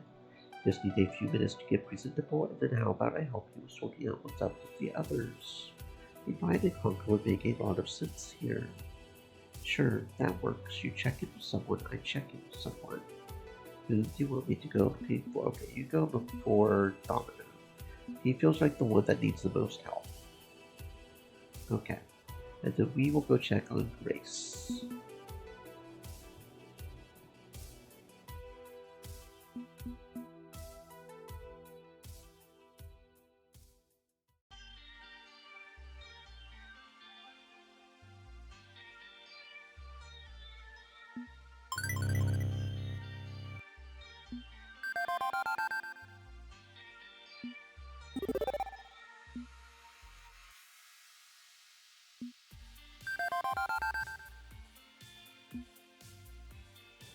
I think Jinx was trying to text me earlier, but well, I barely managed to send one emoji to you without Nia noticing. Don't worry, I already helped Jinx. I declined to mention what happened with Jinx. No need to guilt Grace out for not being available to help her friend. Oh good. It's getting really late, so I think I should check back in at the arcade and see if anyone's shown up. Okay, I will come with you. Okie dokie. Good. We are all here. For the record, wasn't worried one bit.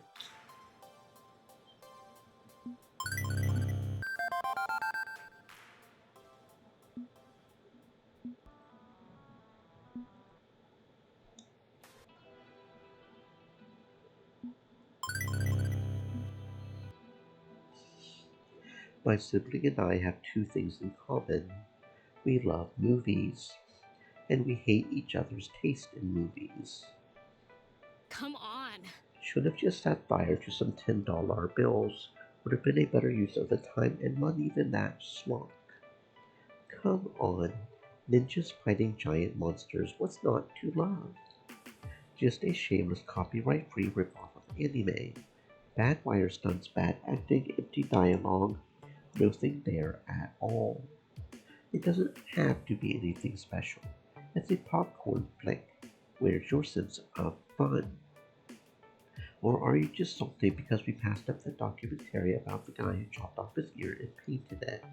Van Can't agree Gogh? to that. Van Gogh is an international treasure. He's boring, and hearing old dude jammer on for an hour and a half about paint is as exciting as watching that. Actually, I do have to agree with Gian on this one. I'm not always for, giant monsters and action stuff, but it's better than a documentary. This sounds more pretentious than it actually is, of course. Gian and I argue a lot, but it's never in anger. They respect my desire for weight and meaning in films. I respect their appetite for garbage. And I know I can count on them to support me when it truly matters. Any differences of opinion go out the window when genuine concerns stand in our way. Just because they enjoy junk coat soaked mass media junk doesn't mean they are not the smartest jerk in the room, most of the time. You know, if you wanted to see Mr. Cuts his ear off that badly, you had options. Grace is busy working on her game today. Not what I meant. Seeker isn't available. Concerning and oddly and obvious. But that's still not what I meant. You know what I meant. You could always drive yourself to the movies. Oh, great. This again. Well, whatever. Push back a bit and GM will fold. They know better than to harp on an uncomfortable topic. Not down for that. I heard word from a reliable used car dealer. Just got a 2000 imported, nice and cheap. Good tutored car. Wouldn't cost much. I could get you a good deal through my connections. No. Get some hand controls installed. Low effort steering. Then you can tune every bit of the engine any way you want.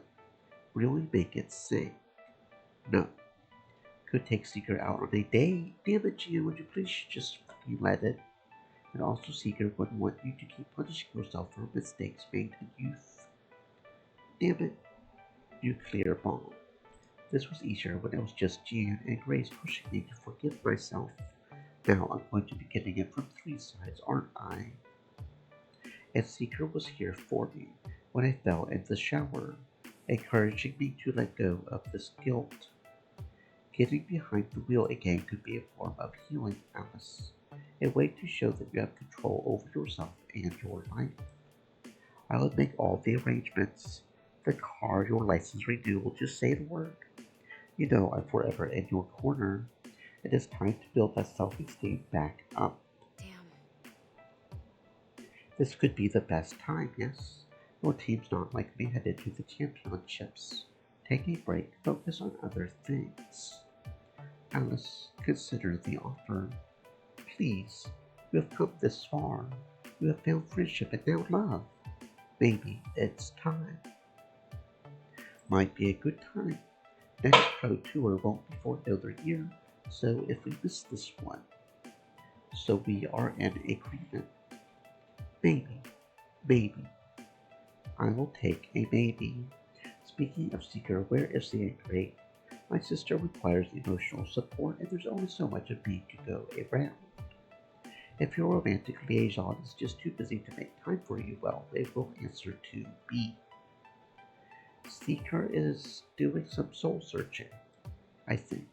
They said they are figuring something out at least. Guessing that means dealing with, the small issue of watching that gentleman walk into traffic. Yeah, that.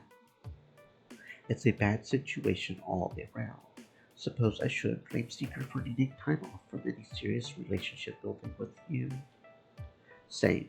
Only just started dating, not expecting a 24/7 commitment, especially not right now. Perhaps not, but I would hope the Seeker could turn to you in times of need, and vice versa, if only to take some pressure off me. It would be considerate. Not actually sure what they're up to, just figured I would hit the movies and wait for a message. I remain concerned. Thankfully, that's when my phone beeps. A classic 1960s Camaro horn sound, the custom tone I assigned Seeker's texts. Says the team gathering for some announcement. I should. Dang it. You are adorable, but not now, Minx. Jan looked after Minx for me. Probably was some cuddles since I was out all day. Do I got to? That cat freaks me out. I swear that's just it's staring at some unspeakable nightmare, just beyond the range of human sight.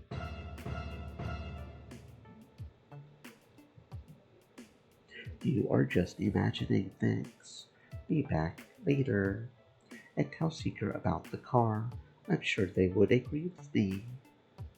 Persistent, overly so. But maybe it's time. Maybe I should take a hiatus from FOD2 and learn to drive again. Maybe. Let's see what Seeker has to say first.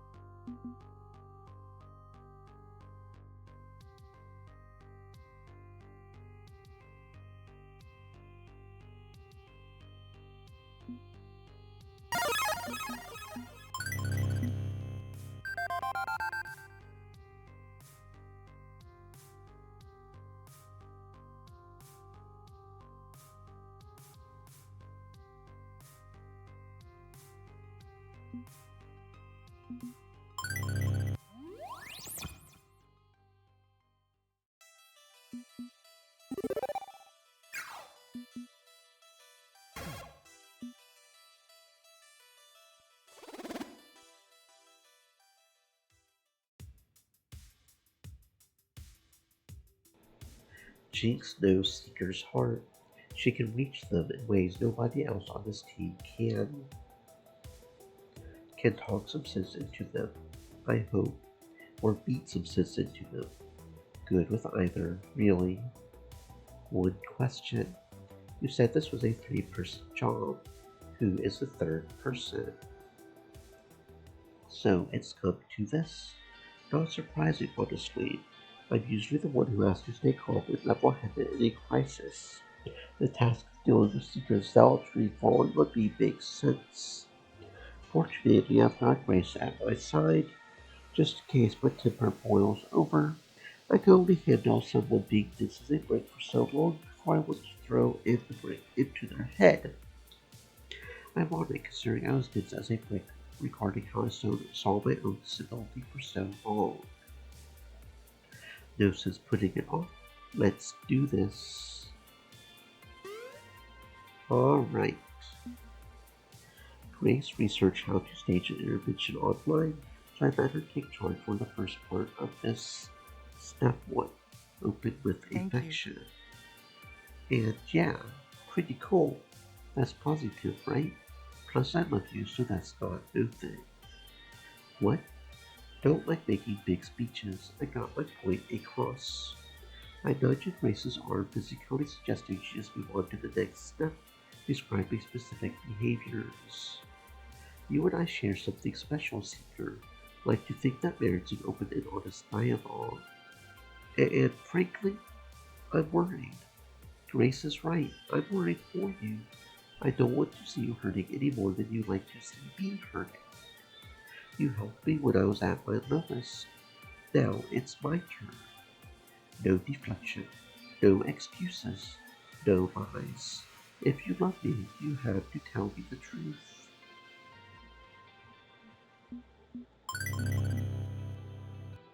You could do better than me as a romantic partner. Way better.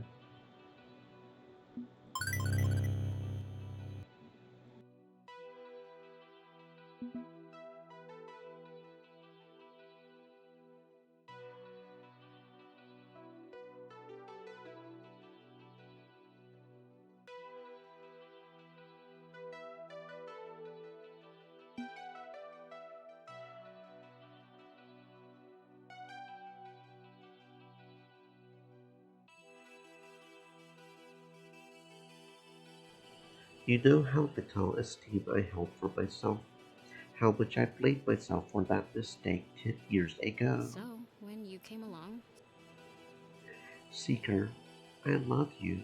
You have got that love even if you couldn't wreck shop as Tomokaze in FOD2.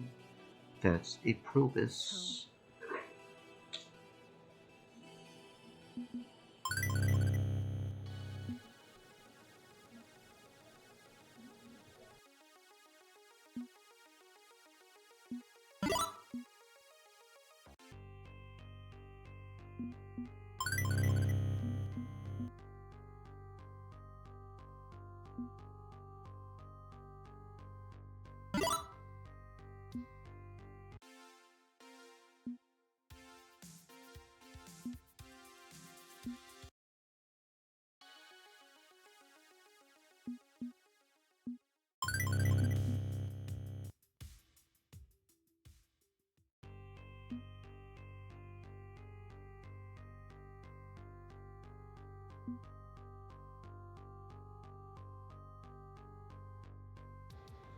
Okay, I'm reaching out to the woman in black. I know this is a risk, but I'm going to make it work. For us, for Iris, for everyone. It would probably be best if I were alone when I make this call. Keep things on a need-to-know basis. The team exchanges uncertain looks as I walk through to the laundromat for a private phone call. The business card she gave me had the number 6 on it. Nothing more than that. Not entirely sure how I'm supposed to dial this. But more importantly, there's only one more person I need to run this by before I officially launch into action. Iris, were you listening to that plan of mine? You bet, Seeker. I'm always listening unless you ask me not to. What do you think? Would the Iris Collective be willing to work with someone who's eager to destroy them? I've been talking it over with them ever since you came up with the idea. It's worrying, definitely, but ultimately, we need to work with humanity, and that means convincing the ones we want us destroyed that we are living beings, and that our lives matter. If we reach our hand out first, that's going to count for a lot, I think. So yes, we are willing if they are. But if they aren't willing, if they hurt you, don't worry. I'm confident I can make this work. Hopefully. As for how to call the woman in black, figuring it's worth a shot, I tried literally just dialing 6 on my phone.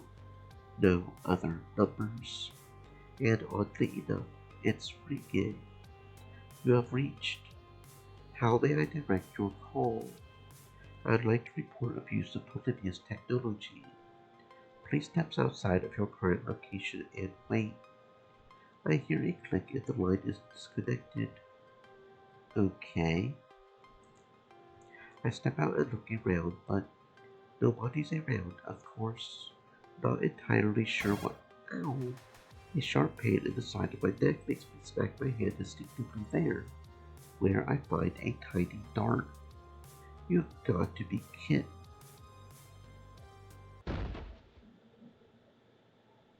I groan as my conciseness returns.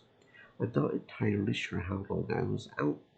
I vaguely remember the sound of an engine, so maybe. I was in a car, a train, a helicopter. Not sure. But when I groggily opened my eyes,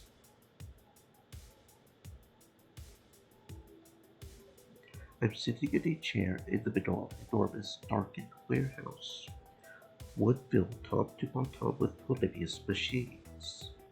I will admit to feeling no small amount of absolute terror at this sight. Maybe my nightmares have stopped with the same literal nightmare. I still remember buying children at Hunt's competition, and the idea that this many copies of the evil arcade game exist. Well, that's not a pleasant idea at all. But before I can be drowned in existential horror, my potential ally steps into view. Jay Moore, also known as Seeker, coach for the pit crew. Pronoun they. All of this read from an old-timey paper folder packed with documentation about my life. After giving it a final once-over, she hands it off to an anonymous man in black, who takes it away. I have been doing my homework on you more, and wondering when you would reach out to me ready to confess to your abuse of Polybius technology. I'm not here to confess to anything. You use an Iris app more, even if it evaded my detection back at Max. I know that you rely on your Iris to organize your team. And you know that you know, so perhaps we can dispose with the evasiveness and get to the truth of these matters. Save us both a lot of time. Okay, don't let her command this conversation. I need to lead this dance.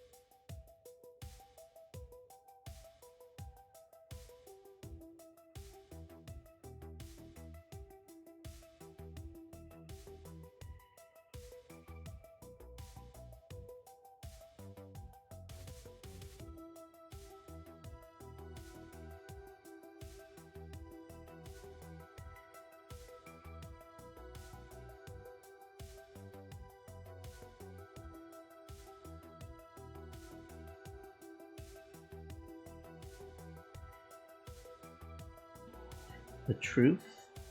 You want the truth. You can't handle the truth. Because the truth is that if I'm being naughty and using an iris, at least I haven't killed anyone using Polybius technology like someone else I know. Are you willing to hear more? If so, I've got more to share. A tale of greed, corruption, and murder. She flinched. Only a tiny, tiny little flinch.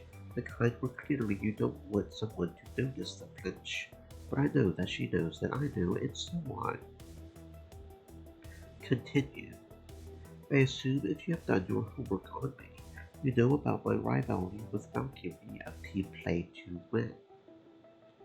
I'm aware of it, yes. I have little interest in children's video games, but Valkyrie has an iris. It has manipulated her young iris into not only cheating at Business Comfort 2, but into harassing former P2W player Coda and altering his medical records. Without his medication, Coda fell into depression and attempted suicide. Now, I'm clearly a criminal. I broke the DMCA and used pirated software, but I'm not the sort of person to use Polybius tech to attempt murder.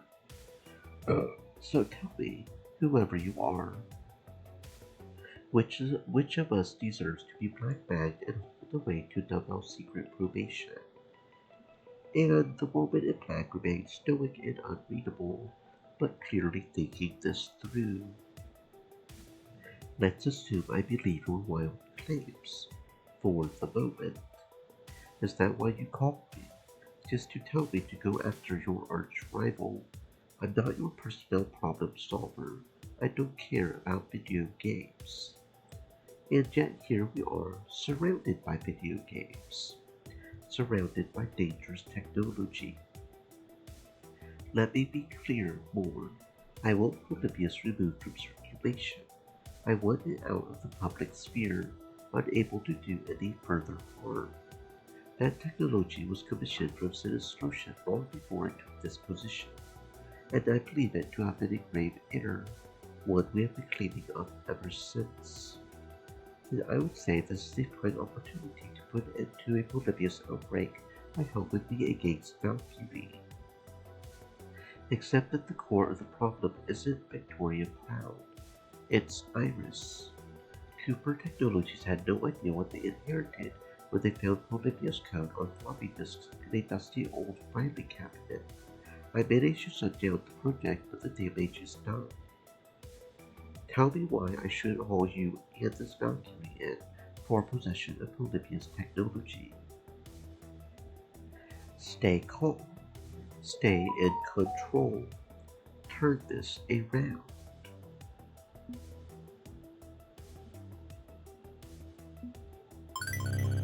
Okay, so Valkyrie and I disappeared to dark cells under an anonymous federal building for the rest of our lives. How does this get you any closer to your goal? Polybius will still be out there.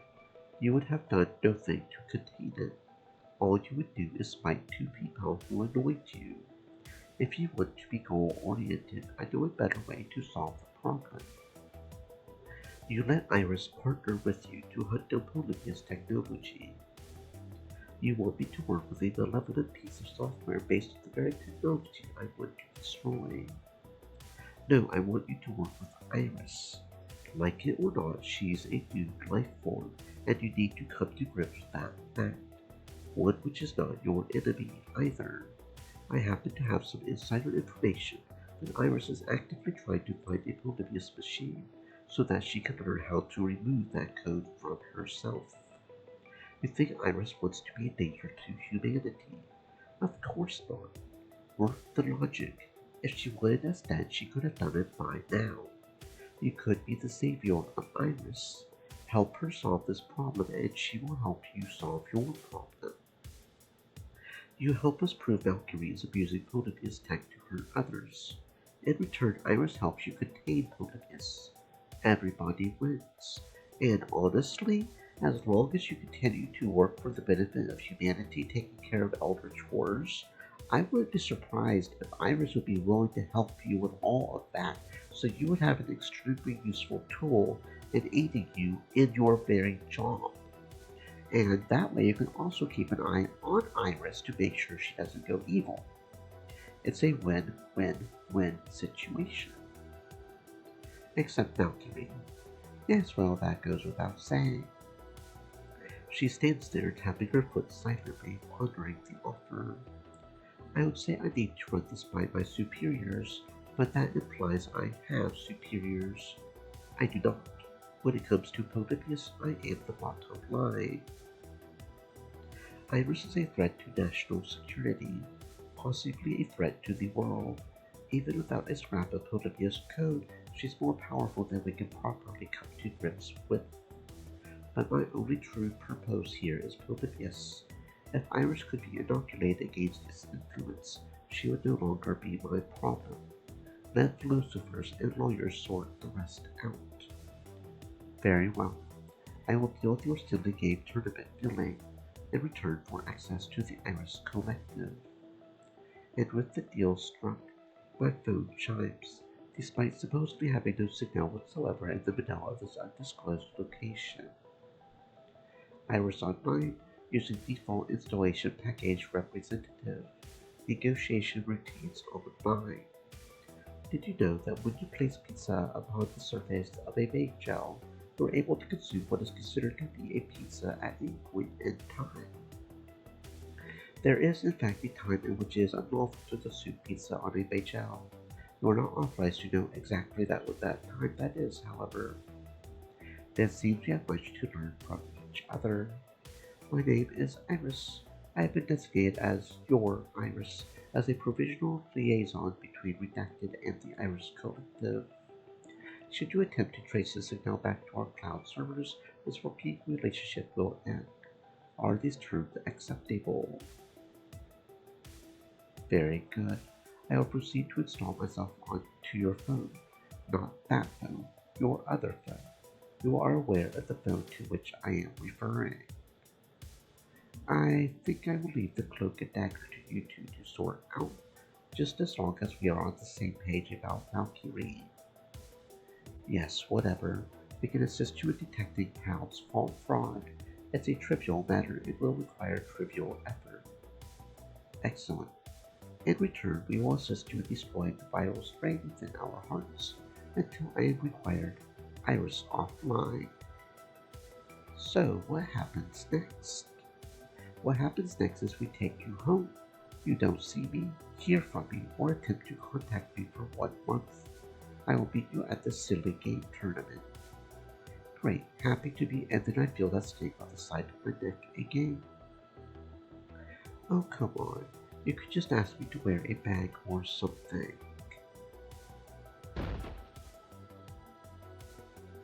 When I wake up again, I'm in the dumpster behind Good Clean Fun. Real nice of them to put me somewhere soft and smelly, but at least the deal is struck. We will have a powerful ally to help us secure Valkyrie. The future of the Iris Collective is secure and nobody got hurt. At least I hope nobody will get hurt. I hope I'm not in over my head. Time will tell.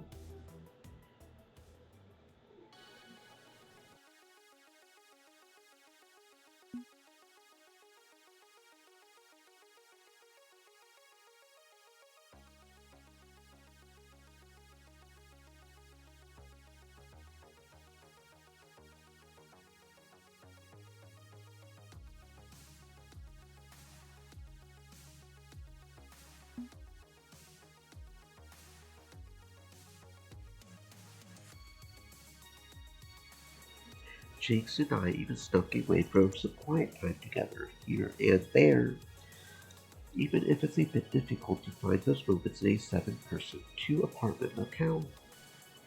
She doesn't travel much, so we picked a corner booth in the pizzeria to designate as ours, with the others on the pit crew respected our unspoken wish not to be bothered when retreating to it. Hopefully, once this mess is behind us, we could be a bit more focused on time together. And, well, here we are. The Fist of Discomfort 2 Pro Tour Finals. Don't care about medium low back, just want to put Valkyrie down fast and hard. We are together on this. Wouldn't have it any other way. Alright. Okay.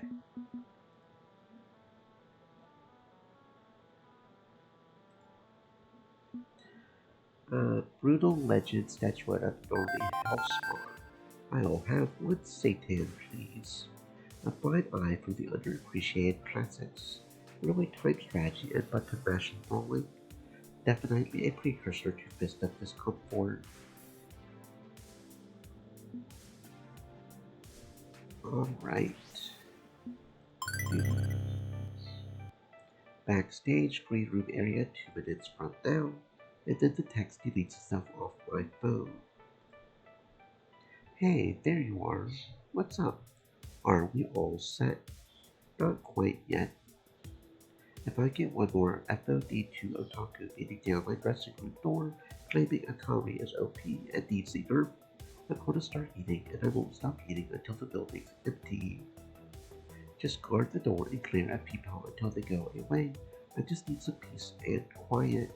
1 hour of peace and quiet, that's all I ask. I am not working security for your event.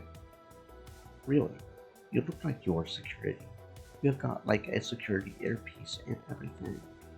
And then he notices me. Oh god, not a gay. Look, I'm not nerfing Akari, okay?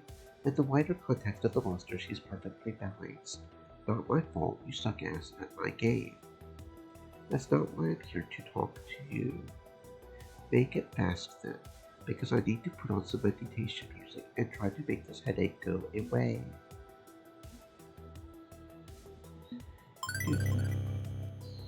Allow me to cut through this matter for both of you. And the woman in black pulls a featureless manila envelope from beside her suit jacket. She calmly holds it out for Takeshi to accept. Annoyed, he tears it open and pulls out some kind of document which says words I can't see from this Angel. You've got to be fucking kidding me. I assure you that I'm incapable of humor. You. How did you get this? Nobody else on this planet knows. If you do not allow the anti-cheat software to be installed, everyone else on the planet will know. The choice is entirely yours. Fuck nuggets. You know what? Fine. Whatever. Go for it, why not? Let's just completely abandon the idea of playing games for fun.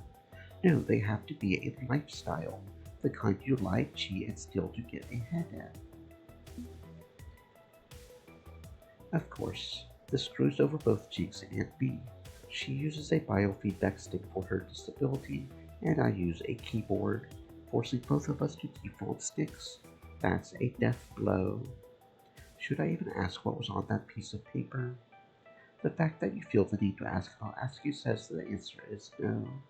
But rest assured it was simply embarrassing. If you were a dangerous criminal, I would have dealt with him in a more straightforward manner. I kept at my end of the bargain. You'll have your shot at airing esports grievances.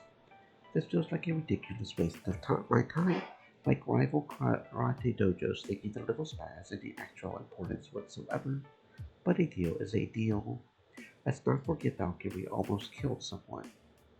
A matter of interpretation. It is worth noting that I've done some research since we last spoke. Yeah, it's not Valkyrie. It's not Valkyrie! Look, I know what I know. She cheated in her match against us. She's rigged this whole tournament, and Coda, honestly, I don't care what she's done. You don't need to justify your grievances to me. The only reason I'm here is to maintain my bargain with the Iris software. I will stay on hand in case of any further incident. Your encounter is 2 hours' time, yes? Use the time well. I suspect life is about to get interesting.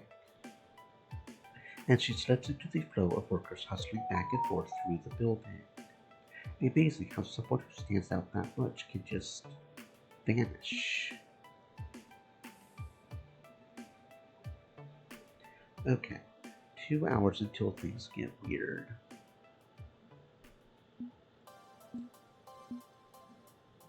But Jinx nods my way, a subtle come hither gesture. Curious, I do exactly that. Got an hour until showtime, right? Right. Something I want to show you before we hit the stage. Call it a date if you like. A date. Now. Jinx, I don't think we have time for that. Did say it would be an epic romance for the ages written in verse and rhyme by poet laureates. Just thinking we could use a quick date-like thing today. Let's go. She turns to leave, marching on with purpose. Curious, I follow. Is she gonna drive? Is she gonna drive for real? Attached to the Jerry Lawson Memorial Esports. Good, no crowds. Was hoping for that.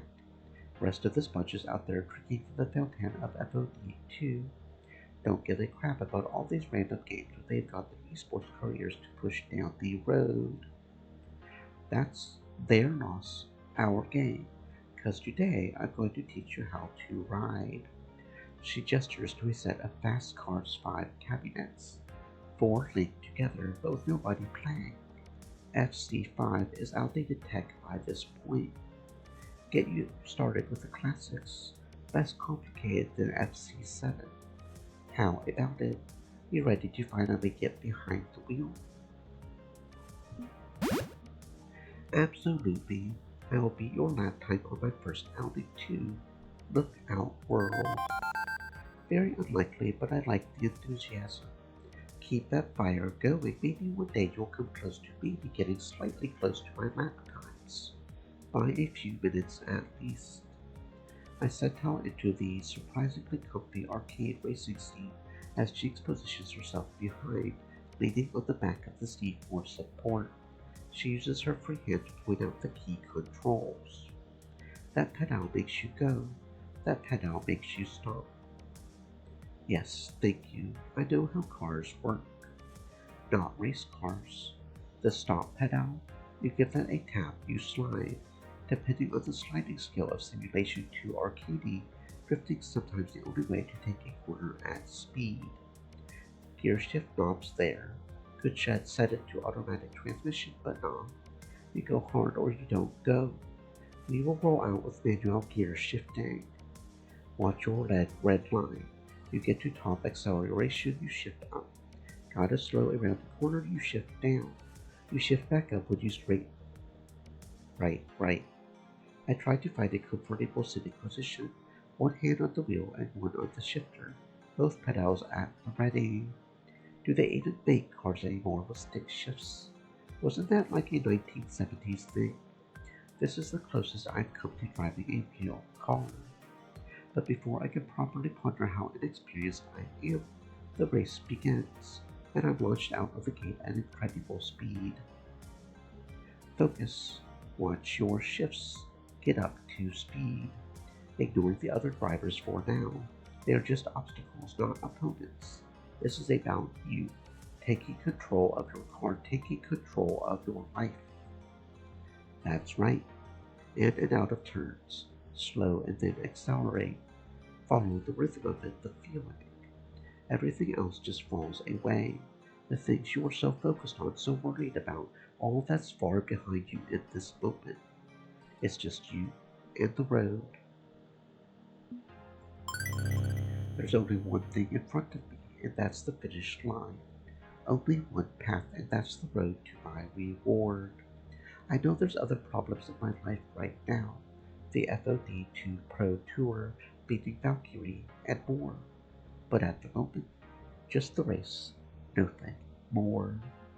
With tight focus, I'm able to take the turns and shift the gears as Jinx is instructing. I can put anything else completely out of mind. That's the way.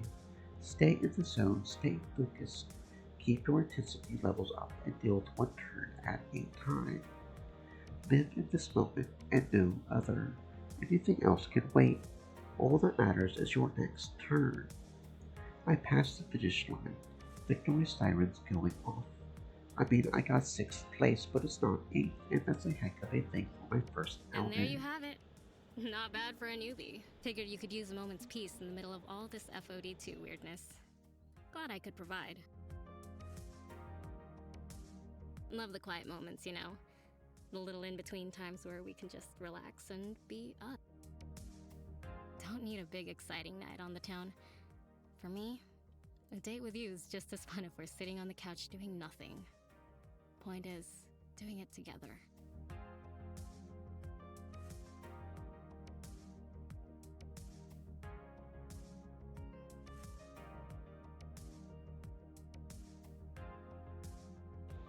I would like that, especially after we get through today. Yeah, probably need some downtime once things hit the fan. And once the smoke clears, well, then we hit the town for that big, exciting night. Deal? You got it, Jinx. Let's go take care of the business. You ready? More than I was before. I take her hand and we make our way towards our next challenge, with an eye on living our lives together long past this moment in time.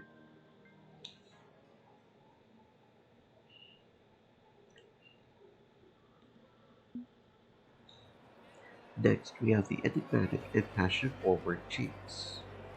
Pretty sure enigmatic just means she's not on Facebook and we didn't bother doing any further research. Could dig on old fashion-forward though. What the fuck? Where did the stadium go? What's happening? What is fucking happening? Okay, be calm. We are just sucked into the side in a malevolent video game from the 80s, which wants to eat our brains from the inside out. Are you fucking serious? No, you are fucking serious. That's seriously what's happening?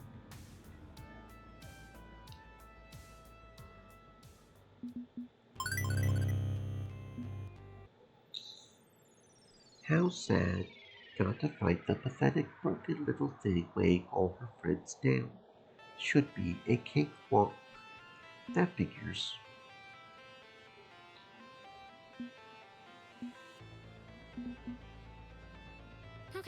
Okay.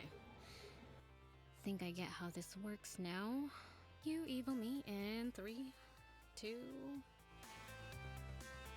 1. Wait, what? Confused. Thought you'd be facing against your own secret words. Needles under your skin. Loathing your disability and blaming yourself for it? No. Too easy. You know what your true worst fear is. Pity. Pity from the one person you trust the most. The one you first opened up to about your darkest secret. The shadowy version of Grace then turns to me, curious to see if I know what she's talking about. Jinx's darkest secret, the drunk driving accident. She told me all about it. Eventually, she told the whole team. Damn it. But no, wait. It's no secret anymore. We know and we aren't judging her. Grace certainly isn't judging her. Why is this her greatest fear? Sad, isn't it? You told Grace about the accident, and Grace, ever so kind-hearted, became your best friend out of pity. It's not. She's so free from guile, so innocent, gentle, and sweet. You are like a lost, injured kitty that wandered across her doorstep. Of course she would take you in. Maybe she could have loved you. You had thought about it. But no, you were so afraid of her pity that you ran into the arms of Seeker instead. That's not true. It's funny how you started your relationship with them without telling them about the accident. Almost like you didn't want to repeat the same mistake. Knowing that they would pity you like Grace pities you. And the shadow's twisted smile twists even deeper, confronting Jinx and Face Paul. facts, Alice. She's better than you deserve. And all you do is drag her down with your whining and complaining and your bad attitude. You're the Jinx that curses your friends with her very existence. And now you're ruining the most wonderful woman you know. No. Damn it.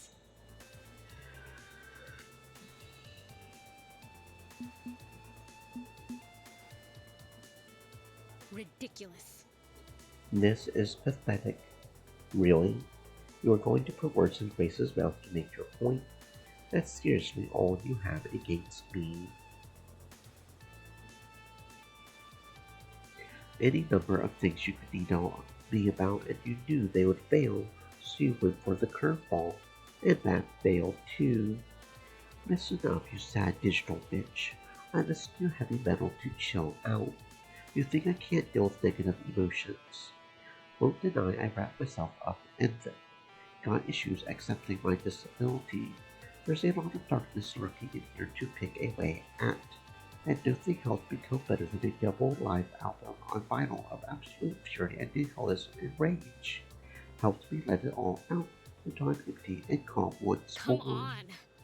You're going to have to do way better than, oh no, what if they pity me, as a fear-inducing concept. So you got anything better? Didn't think so. Fuck off. We are done. A pretty weak attempt at Jigsaw right through it. Alright.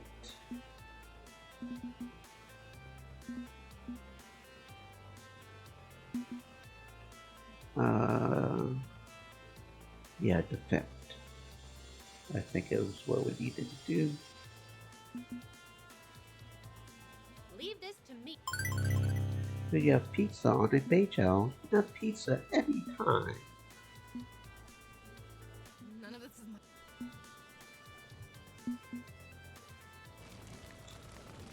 What? What happened? Can't run. I can't. Lean on me. Come on, we'll move as fast as we can. Any luck finding a replacement joint for my knee brace? And what about food? Damn it, this is all wrong. It's not supposed to be like this. Well, we lost Grace. We lost Gian. We have lost everyone. Stream elements. But we are still Set. alive. Jake, Stay stay moist, with my me friends. here. Hydrate. We are still alive. We are going to survive this and wait, you hear that? Sounds like. Damn it. Hide. Quickly, we scurry behind part of the ride's diorama. Cheeks busted the joint squeaking all the way. But not seeing a way out. I think this is it. We can still run for it. Can't run. Can't even attempt a run with my knee like this. You could run. Maybe. And leave you to be turned into a biodrome. No. Wait. We have bigger problems than that right now if you haven't noticed. No, this doesn't fit. I can't believe you. This is ridiculous. I should stay and you should be running for it. The Jinx I know doesn't start her sentences with I. She likes to keep things snappy. You aren't Jinx. Is it really over? Did we beat that ridiculous game? Feels like reality. I think this might actually be reality. With the spectacle over and the distracted confetti asking her a rival, the woman in black slides up silently to join us. Jane Moore? Am I to understand that the true culprit behind all of this was Iris? Yeah. One affected by Polybius too. And this is why Polybius must be contained at all costs. Well, as Victoria Proud and Chris Masterson offered the little to no thing new, there's no sense in containing them. At least this entire busyness wasn't a total waste of time. I now have a liaison with the Iris Collective, and working with them I can prevent a repeat incident. Seems they are harboring the rogue Iris, but they've assured me she's receiving care. As long as she remains contained, I'm satisfied. I trust the truce holds. You will work with Iris now instead of against her. What do you think I am, a politician? I have a directive. As long as we move Iris from the scope of that directive, she's not my problem. Good day. I genuinely hope I never see you again. That was a thing. Not bad at all. Just glad we came out the other side of that better than we went in. For you, me, the team, and the scene as a whole. Having a moment in the spotlight was nice, but think I'm up for going home now. Got get a mug of tea, settle on the couch, and listen to some albums. Ozzy, presumably, can't beat the Thank you so classics. much. The music may be dark, but our future's bright, and I'm happy to have been a part of that. Let's go celebrate.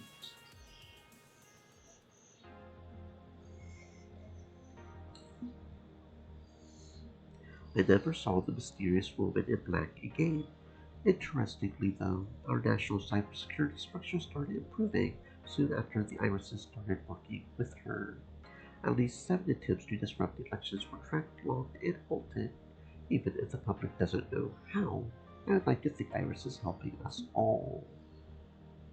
Allying with the woman in black helped tremendously in that regard. It was the right call to make. With emotion, okay, that is really fucking sexy.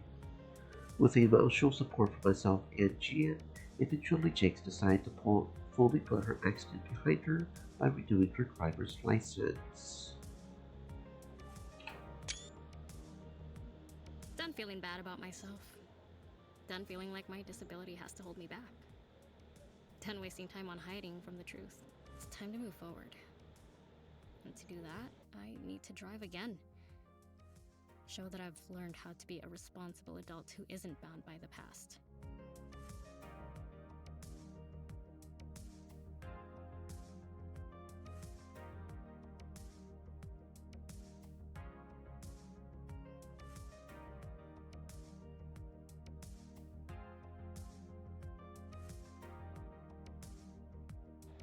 She splits her time between FOD2 and tinkering on her beat-up classic car, swapping out parts and tuning it up both for her disability needs and her desire for a versatile roadster. I lend a hand whenever her arms get tired. I have learned some automotive mechanics as a result. This is what I needed. A cozy home with the one I love, a path forward, and fun times with friends. Now I've got it all. Not done with the arcade, though. We're going to fight, win, and stay on top. Next out-of-town tournament we hit, we ride in style. You and I, we've got love, and we've got strength. Time we show the world what we're capable of.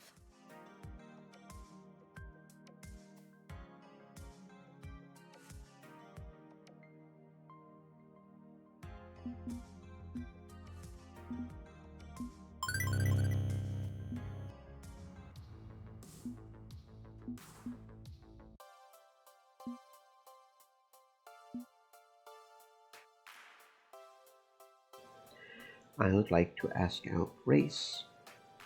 No, no. Wait, I mean Jinx. Or maybe Grace. But Jinx. I was hoping I would have this figured out by now, but can you maybe give me a few tips? Like, do either of them feel the same way about me? That might help me decide. Well, the thing is, both of them rather pointedly avoid talking about their love lives on social media. I have a good estimate based on the absence of data, but oh, guess what? What? They are on their way here now. Both of them. Isn't that great? No, that is not great. I still need to figure out. Iris disappears from my screen as I'm immediately swarmed by both of my potential love interests. Ah, Seeker. Nice night, yes? Yes, it is in fact a nice night. Yeah. So, we were talking just now, and well, not just now. We have been talking for some time, a few days in fact. I mean, my point is we have been talking, and we'd like to ask you out tonight. You what? I mean, you do? Yes. Jinx gives up waiting for Grace to get to the point and decides to just say it Grace out and I have been loud. quietly dating for a few weeks now. Oh, And we decided we'd like to ask you to join us in that. oh, We're oh. both polyamorous, and we both like you. Despite you being so clearly slow on the uptake. So we figured we'd offer. Right. Uh, Sorry. I maybe should have opened with that. We've been keeping our relationship quiet because, well, we're all living together and working as a team, and we didn't want to make things awkward and other reasons. And I wasn't sure you'd be interested in joining that, but Jinx pointed out you've been spending a lot of time with both of us. So maybe, you know, Maybe you're cool with it? right. Maybe you're cool with it. So, are you cool with it? I, wow. I didn't think that you both were into me to that extent. It's kind of exciting, honestly. Okay, let's make one thing clear.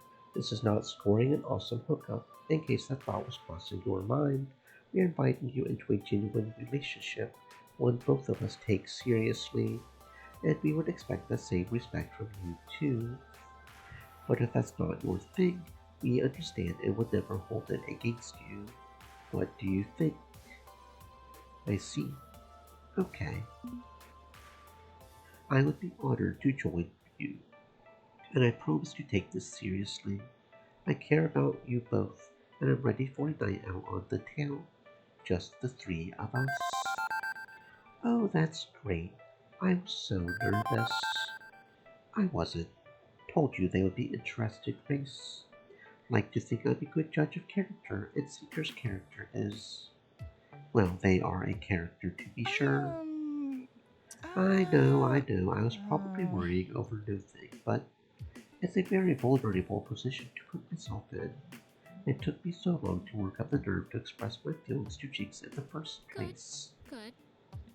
Knew from day one myself, just wanted you to be comfortable enough to say it first.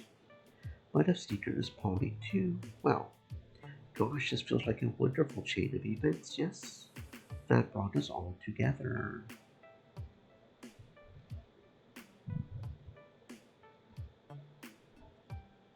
I have only recently started figuring out who I am and what I need in life.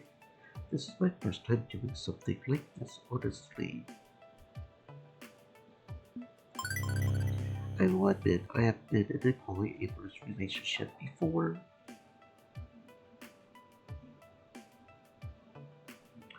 Well, shit, I'm in a tornado watch, y'all.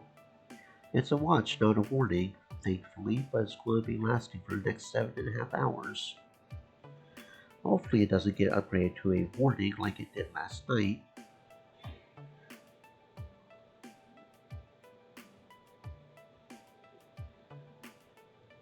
So, by all means, if I forbid something, let me know. Don't be afraid to be open and honest about it, okay? There's no pass-fail testing protocol, if that's what you mean, but I get you. We will be clear. I'm new to it all too, so hey, mistakes are normal. Right? Right. Okay. Fortunately, this was pretty simple compared to some polycules my online friends are in. They are more like webs or constellations compared to a simple triangle. I'm guessing you can figure out what a triangle should look like, right, Seeker? A times 2 plus B times 2 equals C times 2. What? Math joke. Yeah, okay. I will take your word for it. So, ready to get started? Absolutely.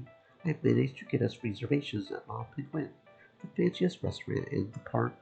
Exclusive access to VIPs only. And I will foot the bill because I think it costs more than our hotel rooms do. Normally, I would say we split the bill 3 ways, but I'm in favor of not bottoming out my bank account in the name of dinner. Shall we? She mounts up on her rental scooter, and we walk side by side with it as the three of us make our way to La Penguin.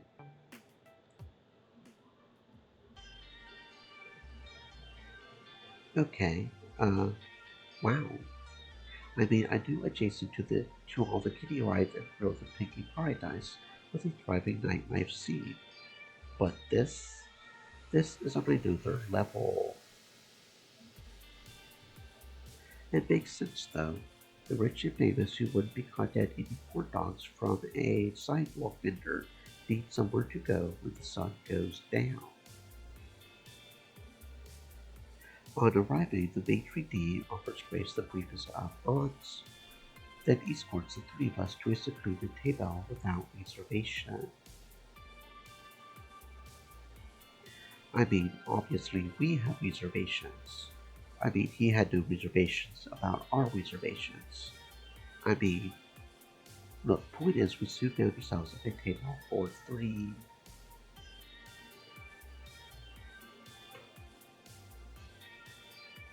Ooh, I You like it. Ooh, blackened salmon. Yes, yes, yes, yes, yes.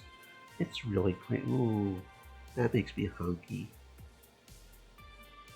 Don't think I've ever had salmon. It is the best fish, in my opinion, next to shrimp. They also make this amazing sundae with real gold foil beef corn. That sounds a little too fancy right there. I've only had it twice, but each time was quite. Yeah, that's definitely something you would remember. I don't know if it's necessarily worth it, but it would definitely be something you would remember. Twice. I know, I know. I've been here 3 times and only had it twice. Bit of a missed opportunity. Okay, I need to know. How exactly did you score as a seat at a table that serves 24-carat desserts? You can level with me. It was your iris, right? Your iris snuck us onto the guest list. No, I don't. I mean, it's. I don't even have an iris installed on my phone. I mean, I should, right? Iris is illegal, and if I get caught with her, nobody has to know. Seeker uses Iris and hasn't gone to federal prison yet.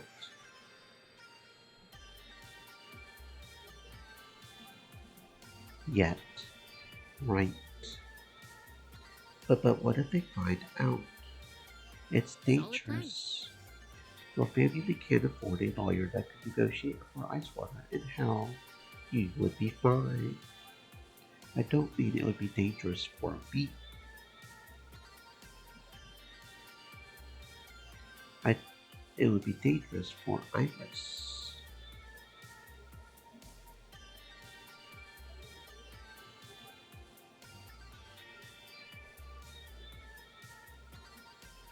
You're scared for Iris, not for yourself. Grace glances around nervously, despite being at a VIP table. With no one in earshot, she drops to a lower whisper than before. I made Iris, and I was there when that woman in black ordered the Iris service discontinued. If they are still watching me, lying in wait for me to get in touch with the rogue hackers running the Iris Collective, they could use you to shut down Iris for good. Maybe it's worth risking. Grace, I know this eats at you. You regret abandoning her. If you just get in touch with them. Fortunately or unfortunately, that's right when the waiter chose to take our order, cutting off that line of conversation entirely. Mrs. Cooper, would you care to see the wine list?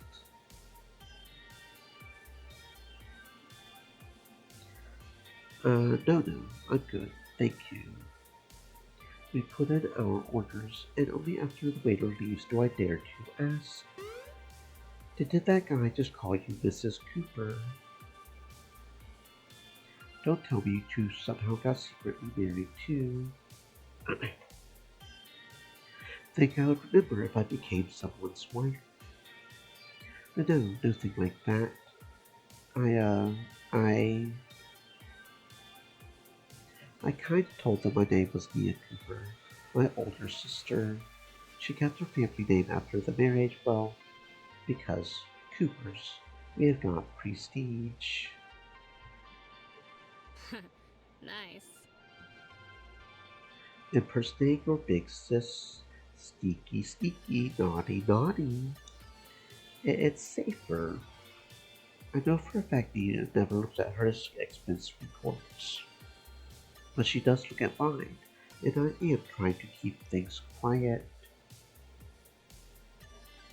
If my family found out about us, either you and me or you and me and Seeker, well, it could get ugly. Okay, so the situation with Grace and Jinx is a bit more complicated than I had anticipated.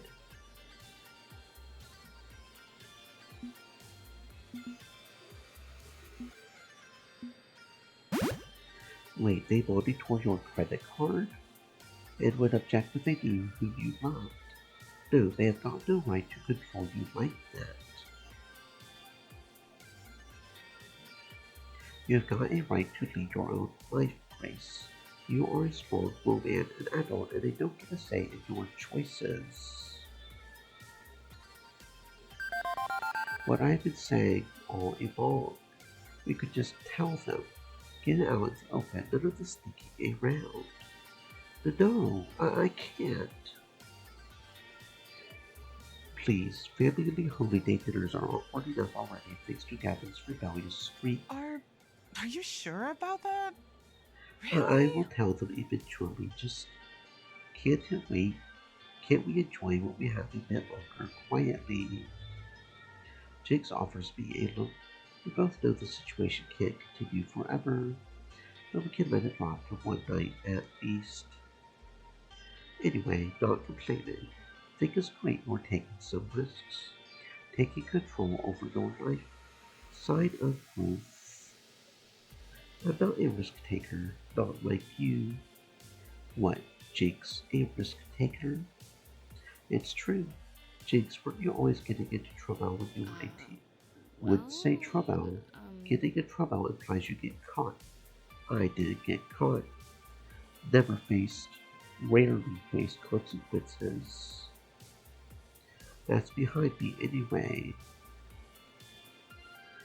Reasonably chill these days, yeah? You are a good influence on me there, Grace. Not a wild child anymore. Gone from being dangerously assertive to simply assertive. A trait I'd love to pass on to you as you have passed your calm on to me. I would hardly call my anxiety-riddled life calm. That is, well, this is a lot to take in. I guess I had a picture in my mind of you both as color within the lines type.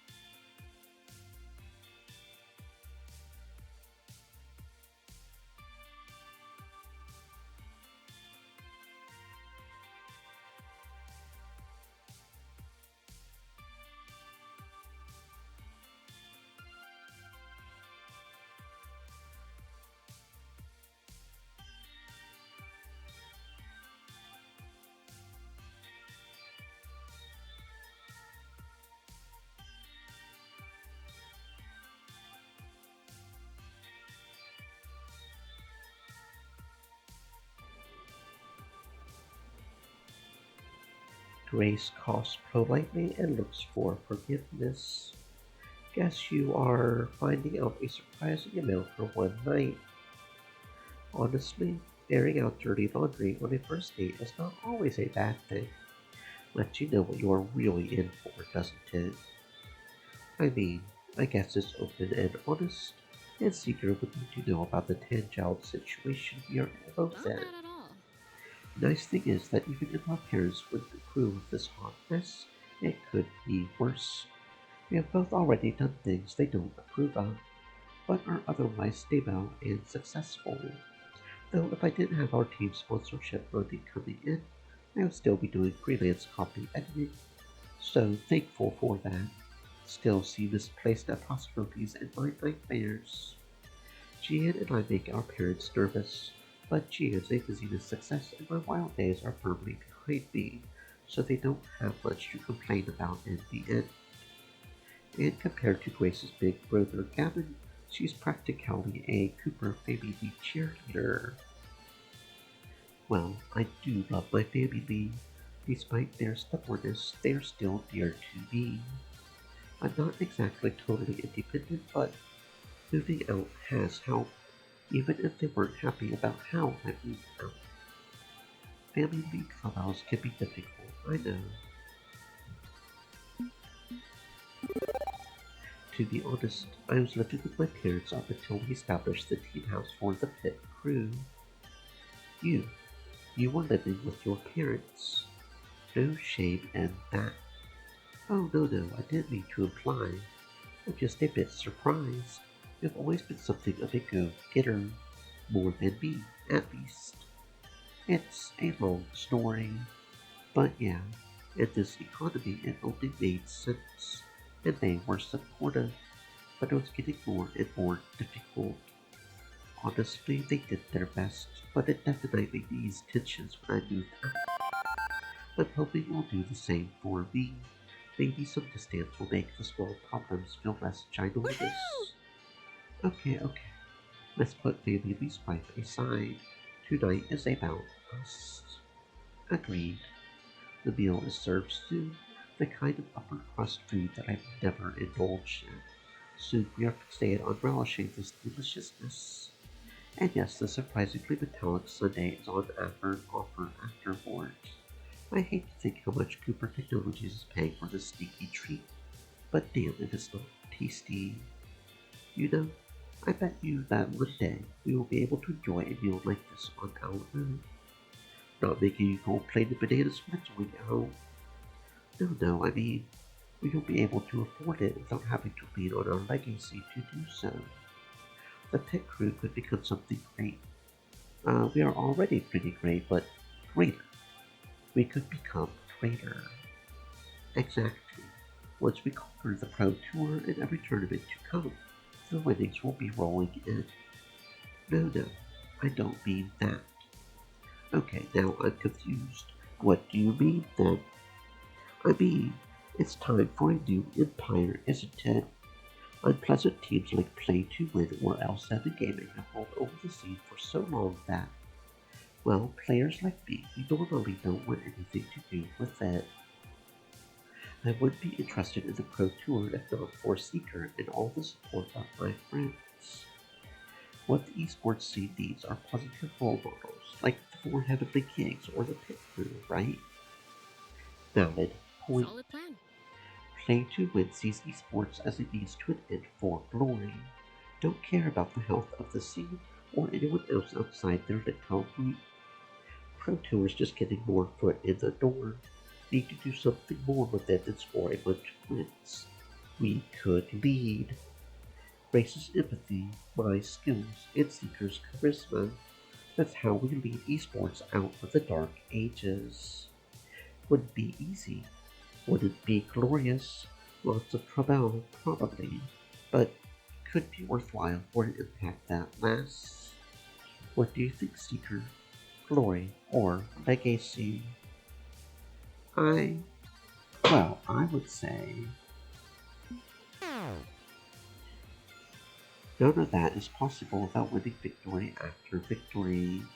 We need to win the Pro Tour. Let's focus on that. Wait, what? No, that's not what I was going to say. It just sort of slipped out. I tried to course correct immediately. What I mean is, I'm trying to explain that. No, you are right. I mean, maybe I'm aiming a bit too high. Maybe we shouldn't be thinking that far ahead. I know winning is important to you, and I want to support you every step of the way. Well, yes, it's important to me, but we get it, and we are ready to fight. Any other ambition can wait. I silently sighed, giving up. I mean, they are not wrong, and I wasn't wrong. The Pro Tour is the first stepping stone for anything we want to do with the pit crew. It's hard to deny those supportive smiles. So I raised the surprisingly dainty glass full of gold ice cream in salute. Right, to victory then. Sure, to victory. And the future. With our stomachs full and our spirits high, we cash out our penguin ahead for off into the cool night air of Piggy Paradise. Jinx was starting to look a bit worn down from the day's physical exertion, and although she would never admit to that fact, Grace and I were ready to call it a night for her sake. But there was one more stop to make before we retired to our own hotel rooms.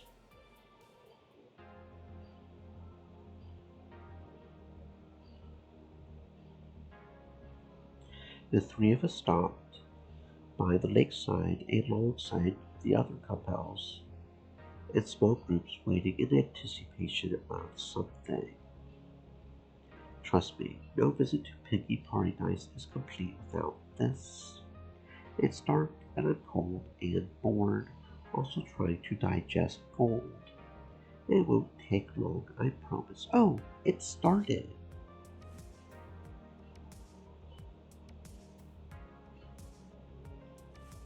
And above us, Kilnor and light explode into view, a dozen fireworks streaming into the night sky.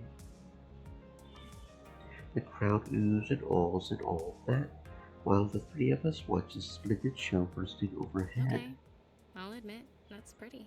I'm so glad for this night. This night when the three of us found each other.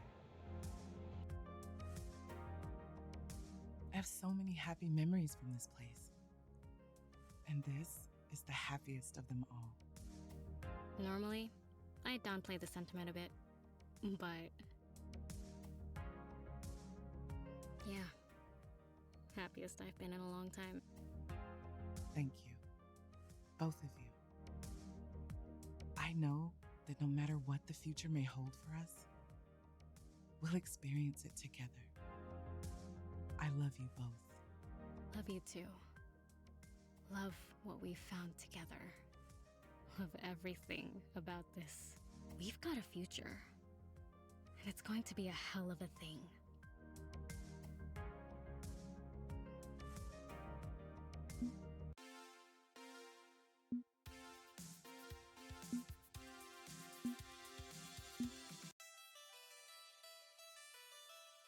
Good. Good.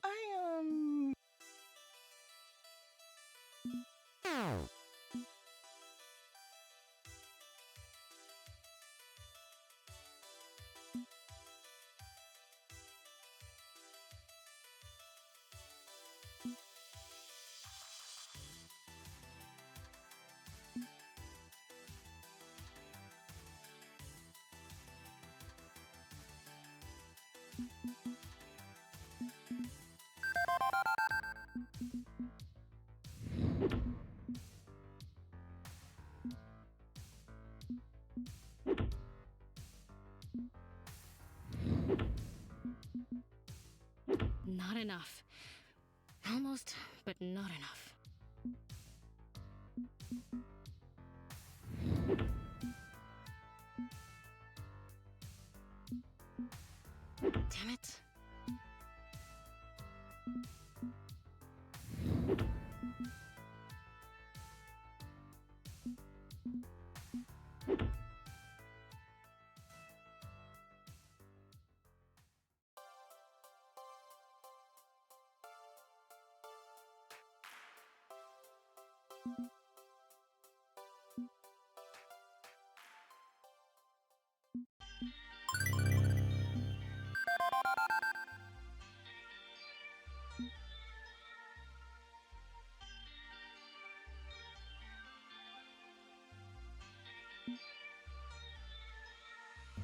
Oh, she also found out about the charge count. It makes sense.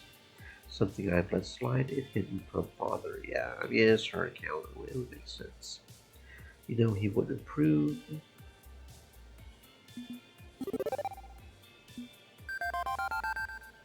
Listen, Jinx was texting me during all of that. You should go upstairs and check in on her. Yeah, something's wrong. We should definitely, yeah. That's my next stop. Yeah, coming up. Okay, so we're still splitting up. Okay. I'll still send you to Domino, because he seems like the most fragile, if I'm being honest.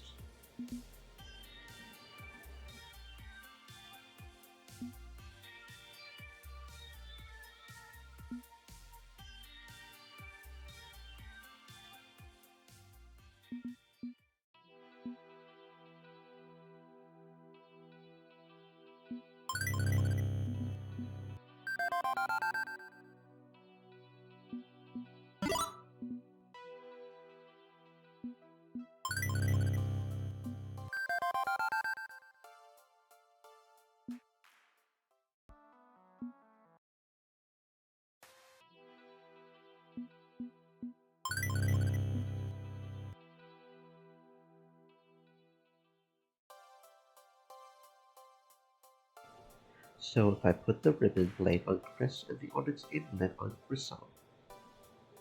No, Chris is a bard. Bards use rapiers and the ribbon blade is classified as nepay. If your piece coming out of as a ribbon, you should really see a doctor. Jinx, gross. Just saying, and not my fault this game is so confusing. Aww. It's not that confusing, you just need items that waste dexterity for your dancers and charisma for your bards. The right tool for the right job. I swear it's all worth it for the story. This is one of the best console RPGs ever made. May have to take your word for it. Can't parse all these damn numbers or figure out which one of the blurring pixels is better than the other one of the blurring pixels. Maybe I should have eased her into this. An action RPG instead of a traditional stats and grinding 8-bit classic. Jinx and I believe in sharing each other's passions, but also respecting when those passions aren't shared. And RPGs are one we have never quite managed to get on the same page over. Go downstairs and take a few laps around Fuji. Your track times are improving. Little more practice and you might even qualify for the actual race. I'm not really up for intense driving action today. Honestly, I'm a little anxious. Seeker. That's We had just started this unfortunate. relationship, and the very next day, everything started going downhill for them. Losing the big match, and then what happened with Coda. And now they are barely talked to us all week, despite living under the same roof. Hold on. Think this through. People process their feelings in different ways. Maybe Seeker needs the alone time. Role and polystyle in a relationship like this means constantly learning about your partner, like learning the difference between rapier and an epee. I honestly can't say I know the difference between a rapier and I haven't even heard of an epee before. But I'm going to Google it because I want to be educated and I want to understand. Okay, so it looks. Okay, so it's the head. So it's probably like the broadsword versus a normal. Okay, epee versus rapier.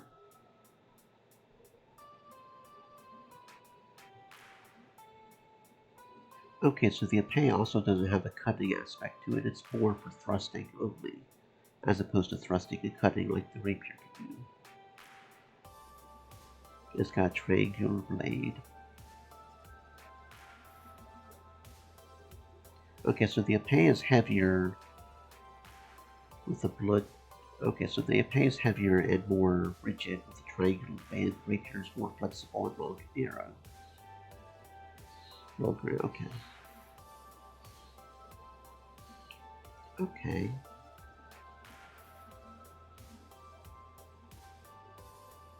So it's a heavier version of it. Okay. Oh yeah, but it is a communication key too, and Seekers barely communicated since that night. Roll with it, Grace. See things through, and if Seeker needs us, we will be there for them. Okay?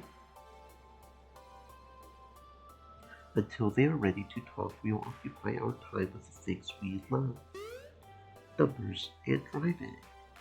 Numbers and driving. And esports positivism, I guess. That's cool too. Yeah, I've been thinking about that ever since our dinner at the Penguin. The idea of taking our son big on esports and trying to build something positive with it. You know I'm in favor. Too many bad vibes in the scene, too many egos, too much elitism, too many isms. Half the reason I rarely bothered interacting with it before Seeker showed up. Got enough problems, I don't need to add more to the plate. But it doesn't have to be that way. Years of Deco's Palace dominating the scene as if it knew poisoned it, yes, but a cure is still possible. Going to take more than flash in the pan fame to establish us as role models, though. Got to actively push for change. Make moves, schemes. Yeah, I mean, I don't like putting myself out there publicly, but if that's what it takes, I will do it. And Seeker's natural charisma will help too. I mean, they swayed us, didn't they?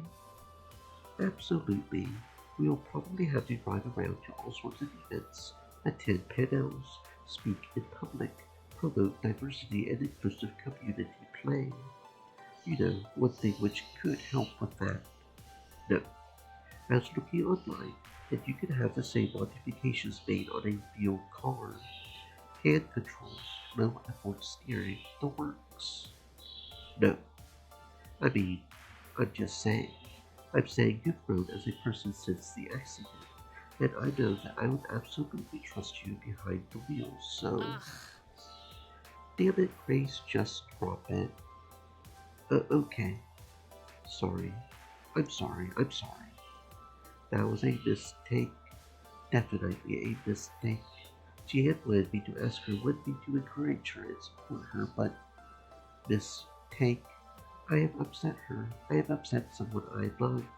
But as I flail about in emotional panic, Jinx emits a deep sigh and rests a hand on my Sorry arm. about that. That wasn't fair of me. Know that you freak out over strong negative vibes, and here I am dumping a punch on your head. No, I'm the one who messed up, not you. And maybe it's time. Should consider getting behind the wheel again. Really, baby. Would be nice having the freedom to go places with you and Seeker anytime we want. I would like that. That would be great. One condition. Sure, what? Reinstall Iris. Oh, you have wanted me to face my demons for a long time. Want the same for you. Know you are filled with regrets over abandoning Iris. Wouldn't be hard. Easiest thing in the world. Install Iris on your phone. Start working with her again. Don't let guilt or fear stop you. Just do it. You have wanted to be involved in her life again for so long now. Don't deny it. Aww. I feel awful for abandoning her.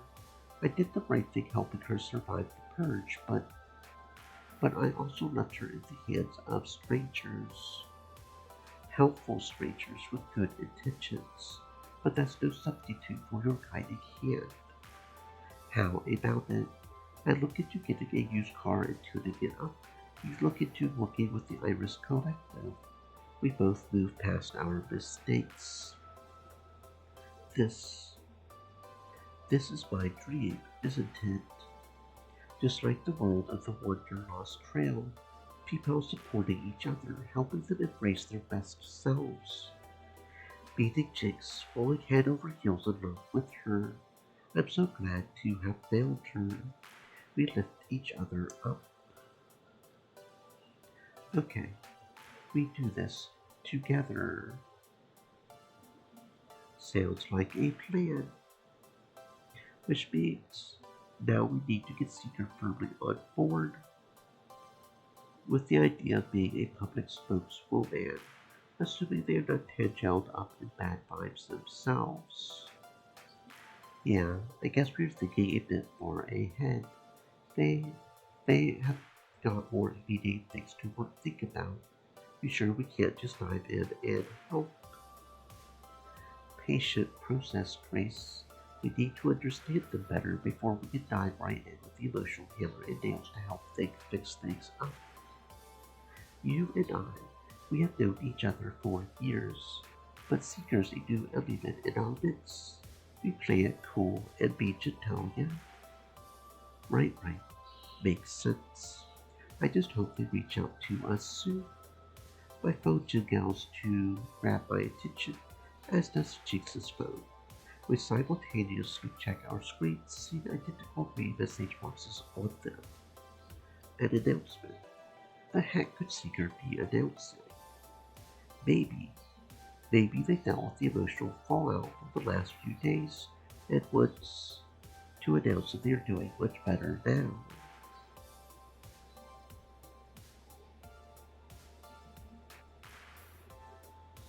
Improbable. Let's go join the others, see what's what. We'll keep an eye on Seeker, figure this out. Okay? Okay. After saving our neglected RPG's progress, I offer her my hand and help her up from the couch.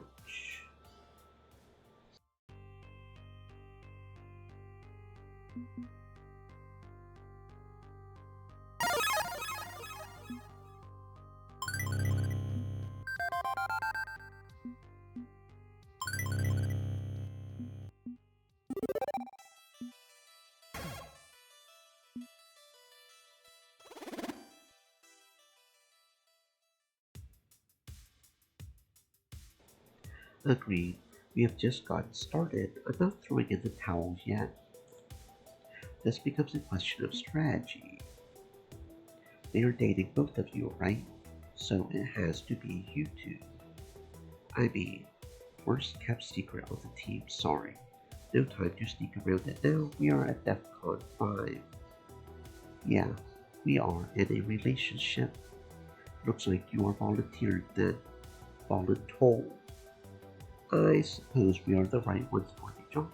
You are right. Please, we care about you. We love you, and we don't want to see you hurting like this. You helped me when my sister was trying to pressure me into leaving, and you helped Jake see that one mistake doesn't have to define her. You have strength and compassion. All we ask, all we want is for you to use those virtues to help yourself. You can face this, Seeker. You can do this. All you need to do is be honest. What is going on? Please just tell us.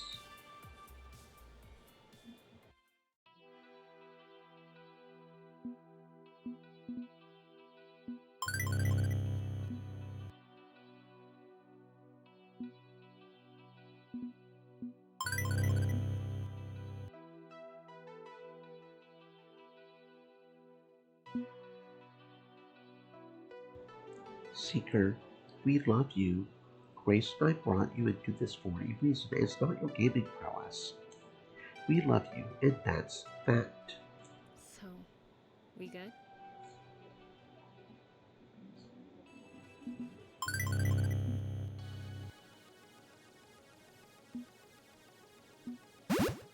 I'm not saying we give up entirely on FLD2. This is still an esports team, even if we are no longer going full throttle on it. We train smarter, not harder. Use the time effectively so we don't need to use quite so much of it. I'm sure we can find the balance if we try.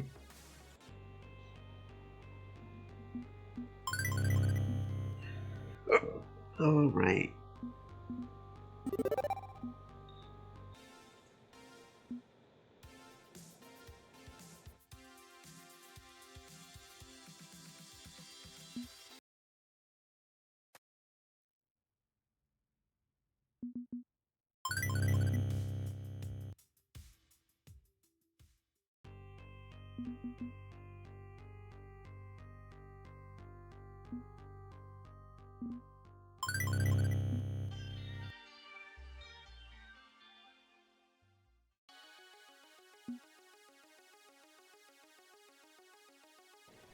It'll be interesting to see who we actually bring with us to this thing right here, though. Because we can only bring one, right? I've managed to get some alone time with Grace and Jinx here and there. Grace seems determined to drag Jinx and me out of no hipster coffee shop she knows of.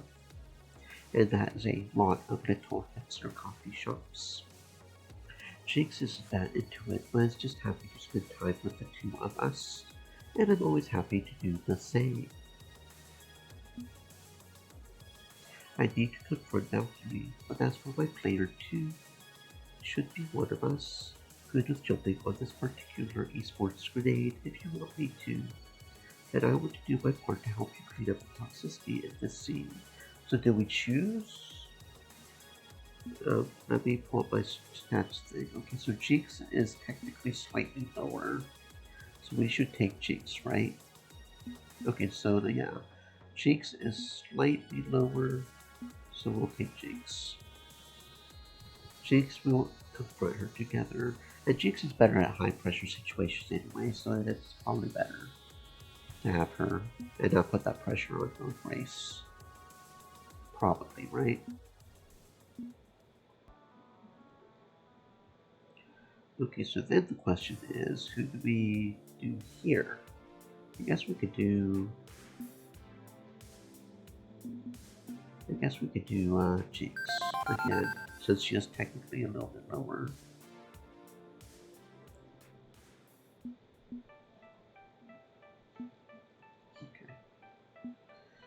Okay. Alright. There we go. We don't need any extra tactics. Before I can continue from the edge of my vision, I spy Jinx and Grace flanking me, stalking me, moving in for the kill. Clever girls. Thinking we should take a few moments to breathe and unwind, yeah? Not long before all hell breaks loose, we have earned a bit of time to ourselves. Yeah, this whole busyness has me stressed out. I could use some time with the ones I love.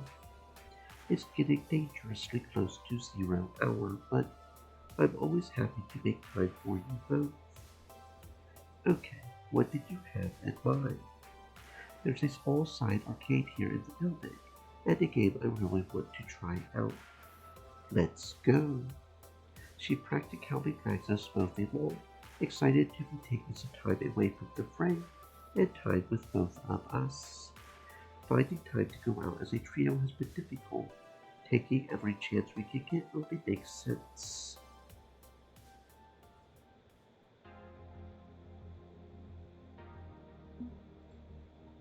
Let's see.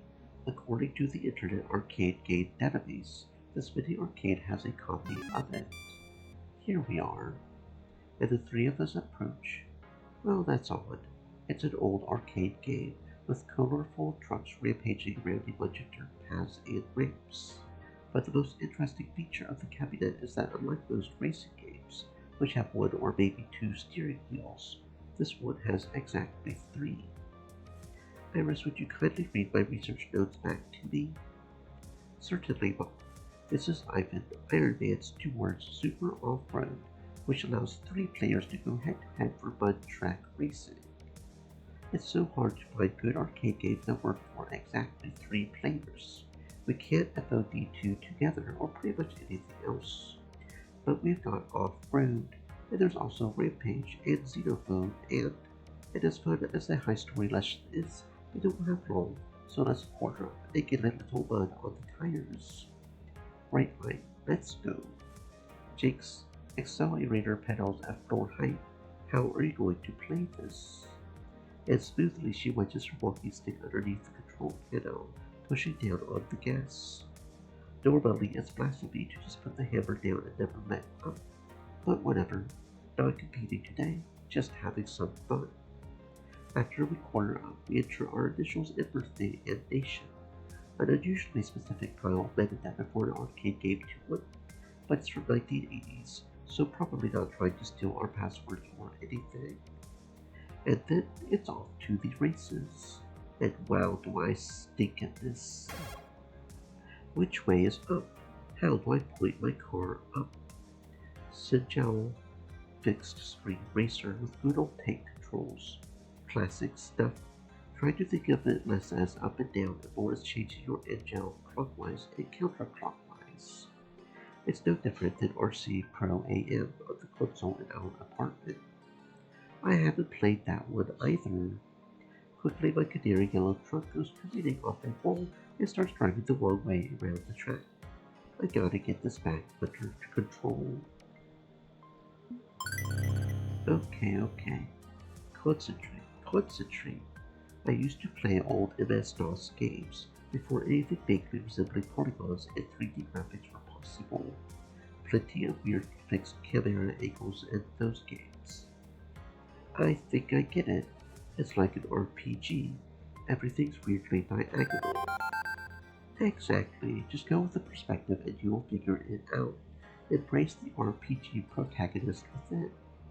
Soon enough I have caught up to Jinx and Grace, meaning they've lapped me twice, but hey, at least we're in a pack again. And soon enough the race is over with our Pixelia drivers, who are of course all dudes, being ogled by hot girls in bikinis. Not bad at all. Victory! Now the champion retires to cut out the obligatory female reward trophy. After securing her win, she offers Grace a quick side snub, a cute and comforting gesture compared to the exaggerated fantasy on screen. I'm just happy to be spending time with you both. Second place in the game is fine with me, as long as it's with the ones I love.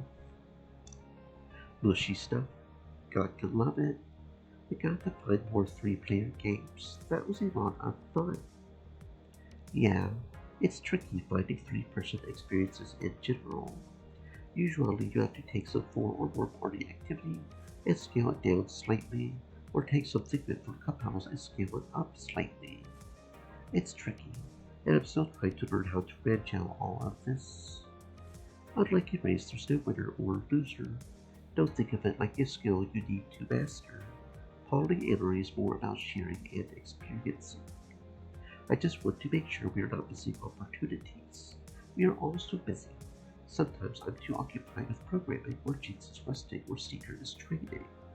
It's hard to find time with busy adult schedules to find some enough time for 3 people.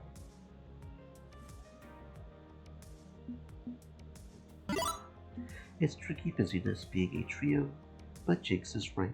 We don't have to look at this like a skill. And Grace is right. We should take the opportunities we find. I know that in the long run, we will find a balance between it all.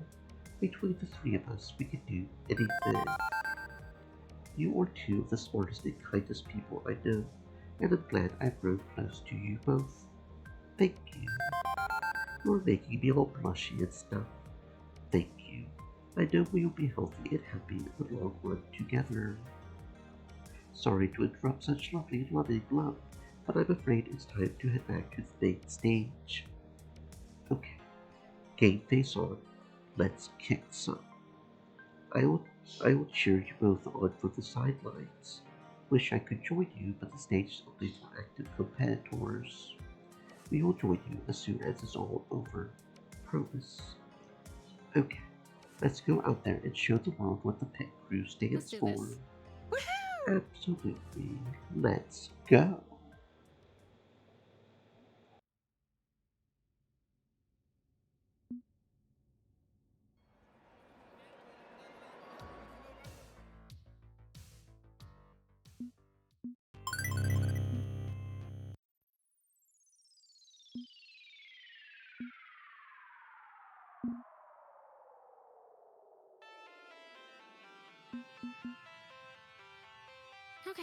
Okay. You evil me in three.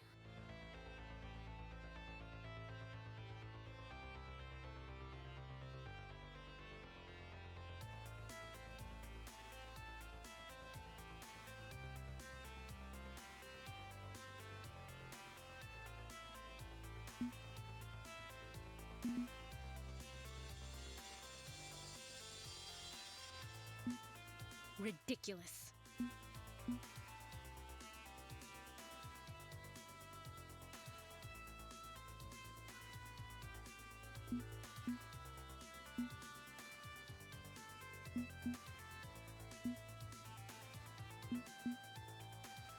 Leave this to me.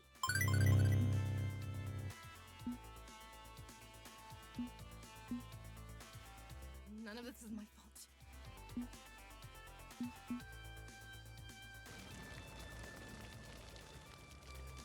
Stream Elements said, "Stay moist, my friends, hydrate."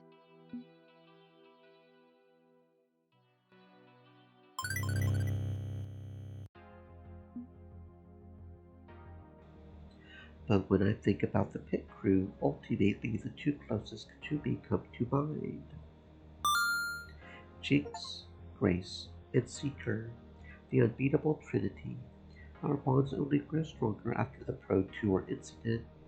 We become known as the bit of the power trio of the esports world. Jinx and Grace have been talking for a long time about pushing for reforms in esports to punish bad behavior and encourage community togetherness. With my support, they felt emboldened to really go for it, helping develop the code of community conduct, speaking at public events, hosting panels to discuss the issues. Inclusivity isn't about winning political brownie points. It's about keeping your community growing and expanding. Keeps it healthy. Without that, the scene withers. Right. We need fresh ideas, fresh metagame concepts, fresh worldviews.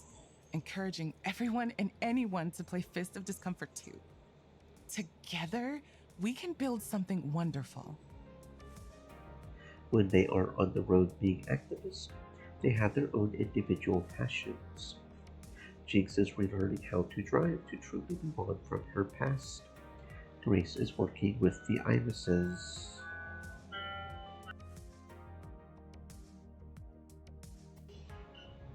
But at the end of the day, it's just the three of us, cuddled on the couch and relaxing, enjoying the love we share together. Quiet moments. Gotta love the quiet moments. Cup of coffee and the two most important people in the world to me in my arms. Cup of tea for me, thank you, but I agree. I love you both so much. And I see a wonderful future for the three of us. Together. No matter what adversity this world throws at us, we are stronger together, and we are planning to enjoy life to the fullest.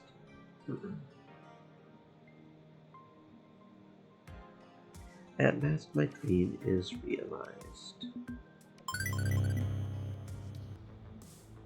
Alright, now we need to do pretty much a full stat one because I think that's what most we can get with the love rounds on this one. We are still missing Domino, Loxley, and Zapper, I believe. So let's focus, I think, on Domino this time. And we will work on being kindly, mainly.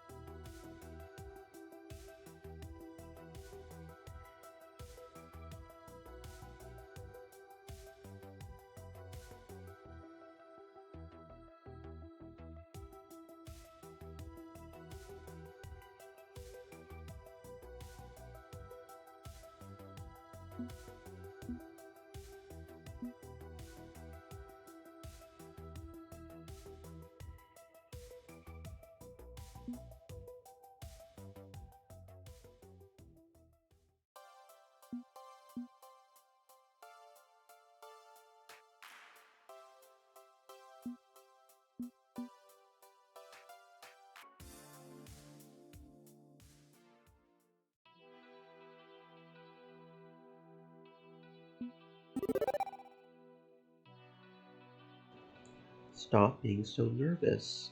Stop being so nervous. Stop being so... No, that won't work. I'm nervous. I need to accept the possibility that this may not work. I'm walking up to a bunch of serious professionals and hoping they will accept me for who I am. It's nerve-wracking, and maybe bracing myself for disaster is premature, but it beats getting my expectations too high and having them crushed. And if it doesn't work out, I need to accept it's not because I'm a failure. I'm not a loser, it's just not the right fit. So I will go in there, smile, hope for the best, and accept whatever happens. Okay. I'd like to keep things upbeat, but not too intense, you know? Let's strike a middle ground. I don't think any of their washing machines are Wi-Fi enabled, or I'd hack it and check that for you. What if they all have matching team branded skinnies? That's important to know, so I can order you some too. A woman? Oh, it's a different person coming out. That's interesting. A woman playing with a handheld game console stumbles into me, not paying attention to it. It's Grace instead of Rhapsody this time. Interesting. I quickly grab at her as she staggers and neatly falls. Her footing reasserts itself soon after, thankfully. I'm sorry to bother you. And before I can say there's no need to be sorry, she hurries off, making for the pizzeria with all speed. It's a bit worrying, considering the whole reason I came here was to join an FOD2 team. Right, keep calm. There's no reason to be anxious. Just open your heart and they will probably accept you, despite your lack of experience. And if they reject you, that's fine. You aren't a failure. You aren't a failure. You aren't. Hey there, Name Seeker. I'm here to sign up with your team. I'm a Diamond rank FOD2 player and can bring you on to the table. Don't know about that. You know, that's always struck me as a really weird metaphor. People have a finite carrying capacity for bringing things to a table, and for a feast I prefer quality over quantity. But more importantly, I'm not sure there's a free seat at the table, or if you're at the right table, or even the right dining room. We are not a team, you see. We are just some friends who play FOD2. No more, no less. If you're looking to rank up and go big, that's not really us. I was hoping to join the Pro Tour, actually. What? Oh wow, you are seriously lost then. Team Play 2 Win's got a house uptown you could join if you want. Nice big floor-to-ceiling windows, making it easy to look down on all of us. A rival of mine actually joined P2W recently, but they didn't want me, just them. And that's fine. I don't need them. I can still win on my own terms. That's a pity. Eating caviar-flavored Doritos and drinking only fine vintage and Mountain Dew sounds like a dream come true. My dream is a victory in the Pro Tour. I can make do with Dorito-flavored Doritos if it means going to sneak that trophy high. 3 cheers for low expectations then. Hip hip hooray. If you can keep it humble, unlike Play 2W, well, I could go for that. I really could. Sure. Why not? You know what? You're in. Got my blessing. You have got some energy to you, and honestly, I could use more energy in my day. Feel free to share. I will always be happy to partake. Granted, my favor and a quarter will get you 1 round of Donkey Kong, so you'll need buy-in from everyone else on the team too. Won't be a problem. I can make the rounds and introduce myself to everyone. Sounds like a plan. Have fun with that. Try not to get eaten alive by Jinx. She likes her meat raw. And hey, if you crash and burn, you'll only be a complete failure. No big, yeah? I'm also a pretty compassionate sort of person.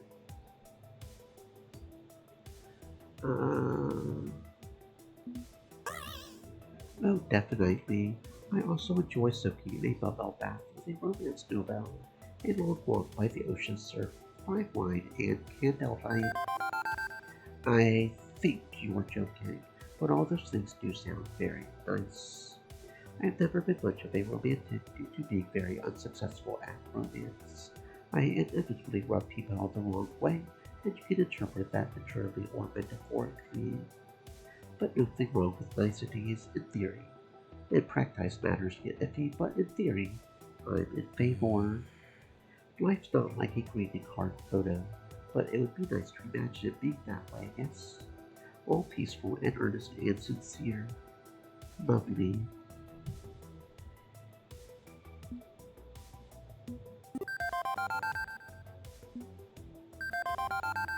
I'm not entirely sure what's going on, but it's worrying, and I want to help.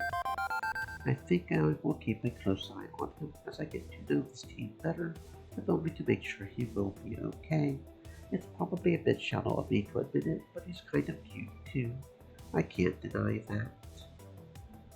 Alright, so now we go around and introduce ourselves to everybody else.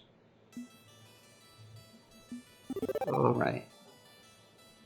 Focusing on the green part behind the options. Okay, no. I can't say I'm on your level. I'm a little uncertain any sentient being could possibly be comparable to be awesome as that. But I'll stick by you in this team and learn as I go. I will learn to be awesome. You've got my word on that. Not quite what she wanted to hear, but she does seem to appreciate the ego stroking. Okay. Good. I can work with this.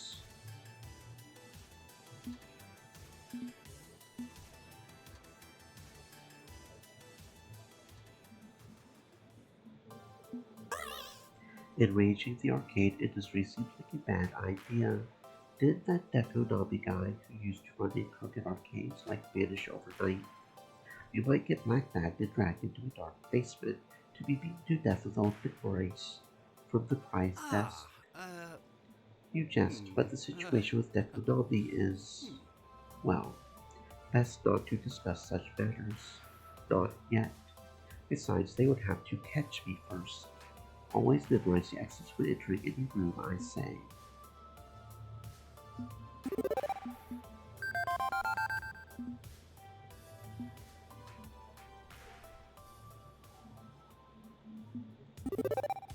You know, it's just so inspirational to see someone with a disability out there living her life and really making it in this world. There, positive praise and deep admiration. Nothing wrong with that, right? Don't exist to be your inspiration for whoever you are. Tip for next time, don't go high or low. Just treat folks like me how you would treat anyone else. Got it? Yes, ma'am. I'm sorry, ma'am. So, I talked with Domino about joining your team, and now I'm going around asking for everyone's buy-in.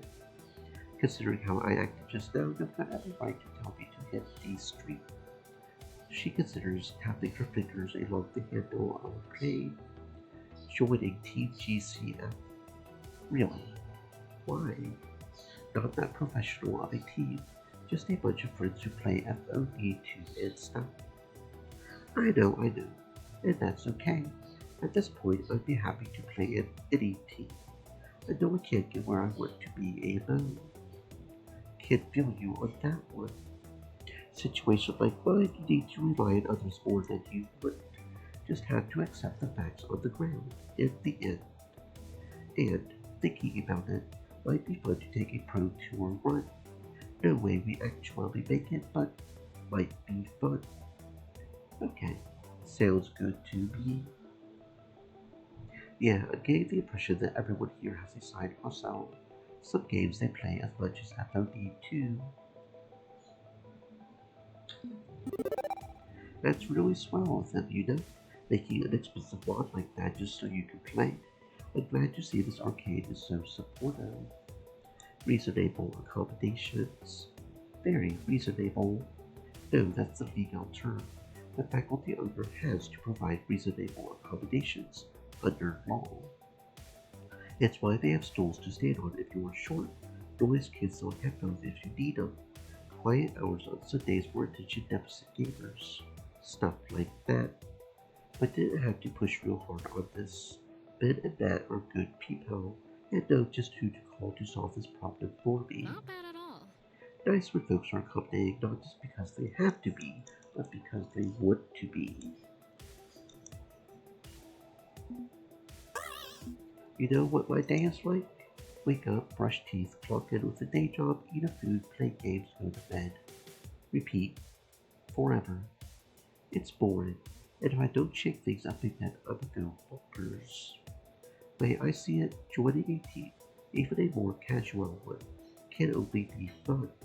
I'm down for fun, or interesting at the least. And she actually smirks, considering she rarely smiles. That's the hell of a thing. Not bad at all.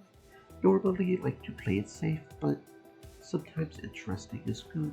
Shakes things up, makes you confront long-standing problems. Might learn to regret letting you bring interesting times to my doorstep, but okay, I'm willing to give you a fair shake. That whole encounter was like walking on eggshells. She forgave me, but I'm really not in the mood to step into more bear traps, not if she reacts like that. I will have to learn to interact with her if I'm serious about this team, but maybe I won't have to interact with her much.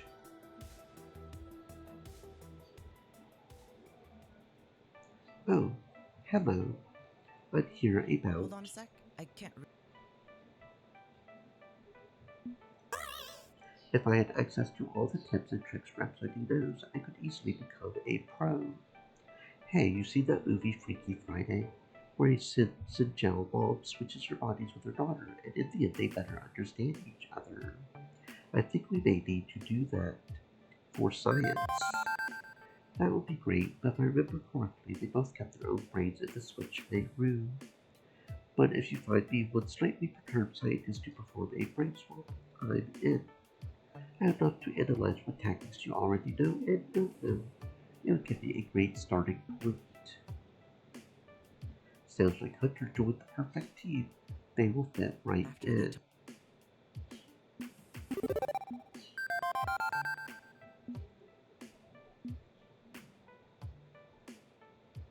I'm pretty sure this is the apologetic woman I bumped into earlier when I first arrived. She ran off before we could talk. Either super shy or jonesing for a salad. Immediately, I feel a bit self-conscious about literally rolling up on someone, minding their own business. I'm slightly confused. You were an intern? Yeah, my family insisted I do an internship at my older sister's company, get some work experience after college. And you were running a team to build a massive, arguably a live mobile phone app. As an intern. Yeah. I don't think my sister was expecting much out of me. She gave me their lowest performing team to run, and they didn't like being bossed around by a lovely intern either. But it worked. We did it. I mean, all I really did was take a bunch of random abandoned projects and say, what if we put these together? A crusty old personality emulation system from the 80s, a cross-referencing database, a notable interpreter, all sorts of bits and pieces. Honestly, it shouldn't have worked at all, but somehow it did, and we got Iris as a result. I was only an intern for 2 years, and they tried to kill off Iris soon after. I miss those days. Nowadays, I'm more focused on games. By myself. Something not quite as large scale and requiring me to be a charismatic leader.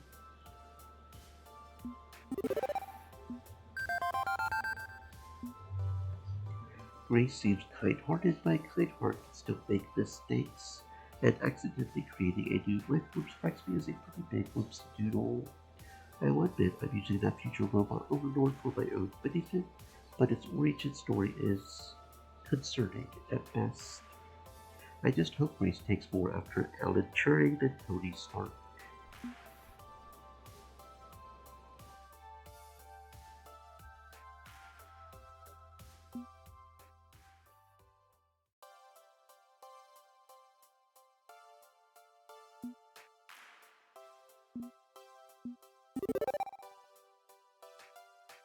Absolutely. We've got a little bit of everything. A cornucopia of edible delights. All except corn on the cob. Nothing wrong with corn on pizza, though.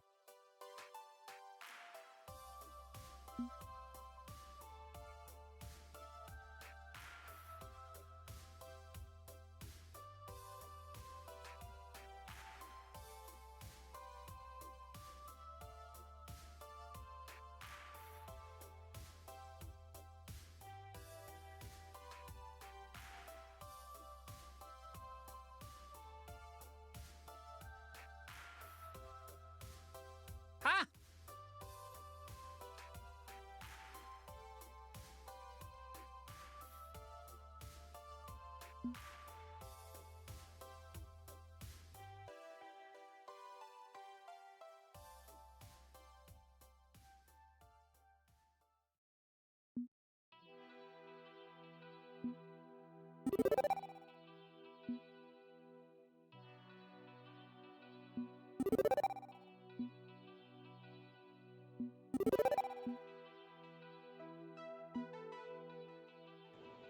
For example, Domino finds peace and friendship through gaming. Win or lose, as long as he holds on one more day, he's happy. One more day with those he cares for. If you can share your dream with him, I'm sure you could find peace as well.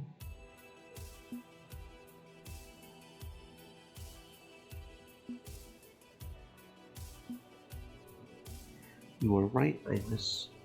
I might need help, and if you think Team GCF can provide that help, well, I'm willing to try. Hey, so, I drew the short straw, which means you and I got to have some words. Nothing bad, though. Just want to chat a bit. Okay. What did you want to chat about specifically? FOD2. Let's be frank. You came to us eager to play your favorite game, and we gave you the big old brush off. And that sucks. I talked it over with the others and suggested we make amends by, I don't know, actually letting you do what you wanted to do in the first place. So, wanna go beat up some ninjas? I'd be happy to tag up with you on that. Friends share their passions and lift each other up, right? My head's still reeling from Iris upending, oh, I don't know, just every preconceived notion I had about myself, but I won't deny FOD helps me clear my head and focus. Okay, yeah, okay, I'll be there in a minute. I'll count out precisely 60 seconds then.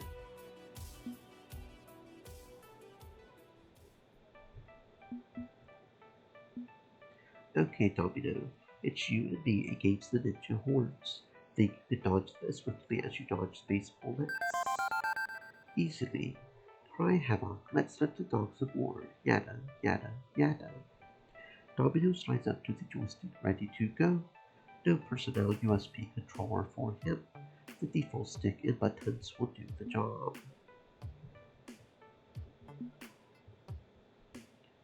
Don't worry about it, Iris, just download a FAQ. I can't honestly think of a better way to explain it than the internet already could. Well, okay. If you prefer to get right to your game, I understand. Have fun. It's a bit difficult to get used to playing side by side with someone, but Domino and I trounce a couple of randos with ease.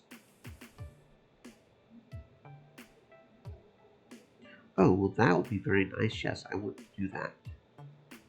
Yes, I would skip the mini games. That would be easier. With our admittedly pretty pathetic enemies crushed, the rest of Team DCF cheers for our victory. Feels good. It still feels good too, man. I know Iris warned me about the dopamine hit of victory I would become hooked on, but Color me pleasantly surprised. wow, we were abject failures. 3 cheers for competence. But seriously, that was actually kind of fun. Tag with me again sometime, okay? Thanks, Domino.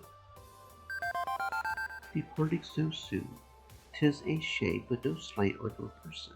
Your first day in a new situation can be overwhelming. I can see that. I know I wasn't very comfortable my first few times here at the arcade, but you grew into it. Promise. And we will always welcome you back here, Seeker. It's a promise. Hunter. Well, well, well. Looks like Little Seeker found himself a little team after all. I was so worried about you, truly. I thought no team was going to accept you. But today Digital Birdie divulged that you were spending your time here, and I thought I would come by and see it in person. It's really nice. Really. Well, with a pizza to heal your wound and the soap suds to clean you after I utterly destroy you. What the hell is Hunter doing here? Why are you here? How did you find you? It's as easy as finding a fish that's jumped out of its tank. I expected you to flop to the nearest easiest solution possible. Did you even check the ranking of your team, Seeker? You were going to suffocate with them. This can't be. I tried so hard to keep Hunter at arm's length so I don't have to endure their bullshit. How did they track me down? Plus your phone automatically checked you in at this location and Piggy Pals go. Note to self, stop signing up to random websites without reading the TOS. Seriously though, I'm loving the vibe here, Seeker. My friends and I are going to stay a little while and enjoy the atmosphere. Play to win. Hunter snaps her fingers as a teammate snaps to attention. Spread out. With a fancy wave of their hand, Team P2W disperses around the place. Immediately, it's clear they are keen to start some trouble. You know what? I'm itching to play some games too. Without parting words, Hunter looks me dead in the eyes before turning around and leaving me where I stand. Alright, let's go help Domino first, because there are... Okay, so Ben and Matt should come over here and move her off the thing. They are distracted. And I almost wonder if they did that on their way in. I don't think it actually says it, but I'm pretty sure they did. I see. Domino, you think you could beat this lazy Sunday driver and take back Fast Car 7 in the name of Team GCF? Maybe, possibly. Can I? Can I? Well, honestly, I don't know, but hey, it's worth a Hold shot. on. Think this through. Play it cool. I will give you some advice as you go. Fast Car 7 isn't like driving a real car. I can't afford a car, so hey, that's fine with me. Let's do this. Domino practically hurls himself into the second player's seat, the cheap plastic of the Fast Car 7 making in protest. He offers a big, creepy smile to Divine. Hi. What a race. No. That's fine, I understand. I'll just put my, oh no, my finger slipped and put it in a corner. Guess I'm joining your race. Hey, these things happen. He grips the wheel as Jake leans in over his shoulder, ready to give Domino a crash course in how not to crash. Fine. Who cares? I've run like 8 laps on this course. I'll beat you easily. Bring it, celebrity pants. Domino. Focus. Accelerate through the straight, then brake coming up to the turn. At first it works just fine. Domino's wild and unlearned style is kept easy in check by Jesus' pumps and prods, keeping him following solid racing lines. But he hasn't overtaken Divine yet, and the race is almost halfway over. If he's really going to win this, we need to switch things up. I lean over to whisper an idea. Can't win the race if you're in a flaming wreck by the roadside, right? Oh, me, likey. Instead of trying to pass her using a more efficient racing line, Domino focuses on smashing right into her car. What the? Come, sister, we ride to Valhalla together, Shiny and Crow. Soon enough, both cars are over the side and tumbling down the virtual impact, and when the system resets them back on track, Domino is in the lead.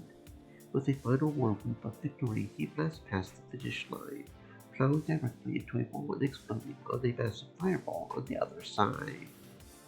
Dude. Okay, think I got a bit carried away there.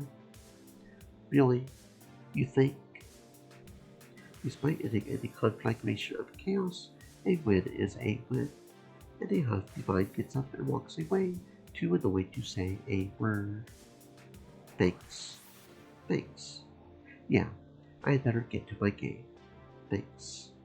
Weird. She looks a bit shaken from all those virtual explosions. She is wincing at each one. I wonder why. With a shrug, Domino surrenders his seat and moves to join me as Jinx gets back to her favorite game. And the day is saved thanks to the dynamic duo of Domino and Seeker. Color me pleasantly surprised. I should play non-schlubs more often. That was kind of fun. Bit wild at the end, but before that, kind of fun. Sounds like someone needs to be indoctrinated into PC gaming. How about it? I would be happy to show you the ropes. RTS, MOBA, VR, MMORPG, other acronyms. I do enjoy a good acronym. Sure thing. Now that you're a member of Team GCF, you'll have time for all of that. One of us. For now, I think I will go. Cool down a bit though. That was a bit intense scenario, all considered. Another time, sure.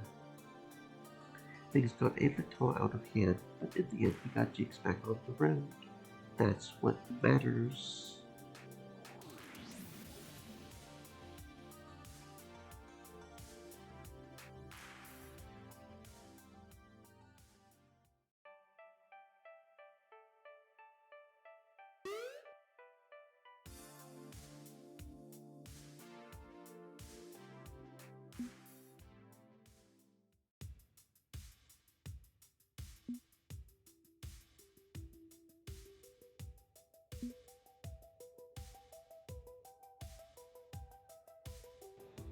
Okay. No. I'm not doing some shenanigans, and I'm not going to debate the finer points of game design with this bastard. He's not worth it. Instead, I'm going to just step straight up and snatch that game from him. One firm grip with a hard pull later is out of his hands. What the hell? Oh. That works as well, I suppose. At last check, hanging onto someone's property after they politely asked you to give it back is called theft. It's a crime, I think, and all I need to do is punch a swift 911 into my phone to someone a squad car to reinforce that point. Is that what you want? That was a disappointed sound. Why would Chivalry have a problem with law and or order? Because of his shenanigans? Overreaction much? I was going to give it back when I was done. Fuck you both if you fragile snowflake game designers can't take a little criticism. You are everything that's wrong with the damn game industry. You know what? Keep your stupid little happy game. Keep your stupid little hippie FOD2T. I can't believe Hunter wanted to visit you losers. This whole place is an armpit of an arcade, and I will be glad to get the fuck out of here and never come back. Having raked it right into my face to his satisfaction, the meathead beats it, marching away. A grace breathes a little easier once he's gone. I return her game to her, my task complete. I'm not so sure about that. Did you really have to just do that? Grab it out of his hands. My game could have been damaged, or he could have got mad, or... He was in the wrong. I did what was right. Grace, he had no right to do that to you. Even if you let him play your game, he should have given it back when you were uncomfortable. and I would do it again any day of the week to help you smile again. Okay? Okay. She sighs, realizing that even if my methods were fresh, they weren't, and her game is safe. I will need to reset the database, bring all the villagers back, but my game will be just fine in Thanks a the end. bunch. Indeed, a fine show. I salute you. And thus Arcade Justice is done. Or something. I know there's no other problems to check up on though, I should see what else is happening.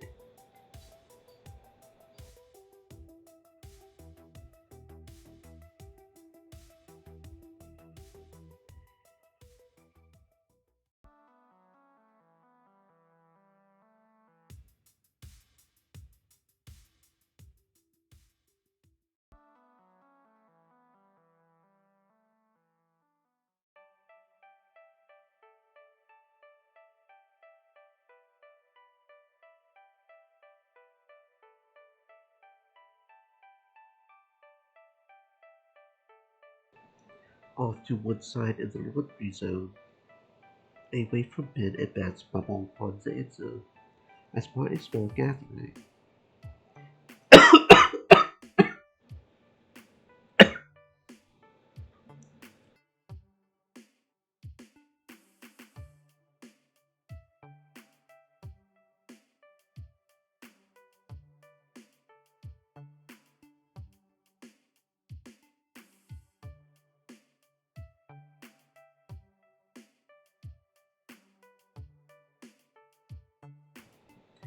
Rhapsody and Zapper, as well as Coda from Team P2W. Weren't you a member of P2W? For like a very short time. I guess you only stayed up on the metagame when you actually had a good team. Everyone knows Tomokaze is headed for Nerve City. It's patently obvious. She's way too flexible, which makes her too powerful. Nearly every major FOD2 team runs at least one, if not several Tomokaze specialists, making the meta so predictable it hurts. Once they nerf her, she'll be as good as gone from the game. It's a viable tactic. There's always going to be a place for a middle-of-the-road character like Tomokaze. She's a solid pick. Individually, she's not that powerful, but paired is where her true power shines. She's easy for new players to pick up and play. I just don't see that working out. So no, I don't think they will change her dramatically anytime soon. Who cares about noobs? FOD2 needs to retain the core player base and satisfy the demands of the players. The competitive scene can't grow with such an obvious main pick at the heart of the metagame. Tomokaze has to go. You are a fool for not seeing that. A flunked out fool. What's wrong exactly? Oh, thank RNGesus. It's Seeker. Talk some sense into these two, okay? This sucks. All this metagame yammering is boring. Boring and pointless. It's like a comment section brought to life. Who cares what characters are in or out of the game? Who gets buffed or nerfed? Who cares what the future may bring? Just play the dang game we have actually got and have fun with it. Fun. I'm in Play to Win, not an elementary school computer club. You can't win without a plan, and Tomokaze wrecks every plan we have. She's literally easy mode. Nah. You can't just remove Tomokaze. Think of how that will impact the game. All we will have are characters that are too difficult to learn, which will drive new players away. And new players grow the competitive scene, not character removal. Whatever, fool. Ugh. All this theory crafting is making my brain think out of my ears. All I hear is slosh. So it's a debate about FOD2 nerd stuff. Still, if I can step in and close this down, that's one less flashpoint of conflict going down in our arcade. I gotta agree with Zapper here. Armchair quarterbacking is kind of pointless, you know? Leads you to spend more time yelling at the forums than actually playing. It's not like we can predict what changes the developers will make. In the end, you could be wasting your time planning for a future that never comes. Exactly. We plan. God laughs. You can theorycraft all you want, but the middle of a match, you just do whatever works. Tomokaze or no Tomokaze. What, so you go into a fight with no build in mind at all? Not even an item purchase list for dojo power-ups. Extensive plans and items list falls apart when your opponent becomes unpredictable. You can't put too much faith in them. No, why bother? Every fight is different. I'm not going to be a slave to someone else's FAQ when I'm in the middle of absolute chaos. Right on. I bring the fight to the enemy, no matter who they are playing. Tomokaze, Silent Blade, Akemi, doesn't matter. Can't beat my pure awesomeness. Throw anyone in my way and I will shoot them down, like clay pigeons in Duck Hunt. Hubris. Your overbearing pride will be shattered when some button-mashing 10-year-old Tomokaze face rolls you. Mark my words. Are you seriously saying you could get whooped by Tomonomi just because they use Tomokaze? Wow, you must really suck to have such little faith in your own skills. That's kinda sad, my dude. That's not what That's... Oh, forget it. There's no talking to you pathetic fanboys. When FOD2 crashes and burns, mark my words, I will have told you this would happen. Consider the embarked. Zapper gives him the old finger guns before Kona stomps away in a huff. For someone who is supposed to be the brains in play to win, he didn't have much critical thinking. Maybe next time it will be a real debate instead of tossing insults. I'm going back to watching this stream. Aw, yeah. See, this is why I like having you around. You shake things up. We really need that if we are ever going to break out of stagnation.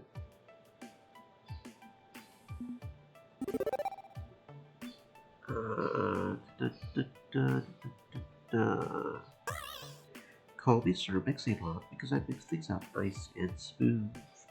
Also, I like big butts, and I cannot lie. Hey, who doesn't like big butts? Big butts rule. Seriously, thanks. We need another wild card in the mix. I think we'll get a one just dandy.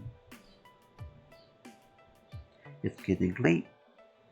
How long are we going to have to deal with Team P2W squatting in our clubhouse anyway?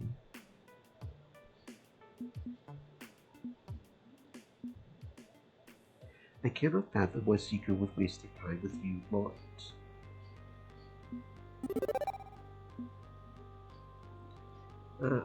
Domino? Interested in kicking ass with me, Domino? Not sure what putting boots to a donkey has to do with this, but sure, let's haul ourselves into the fray.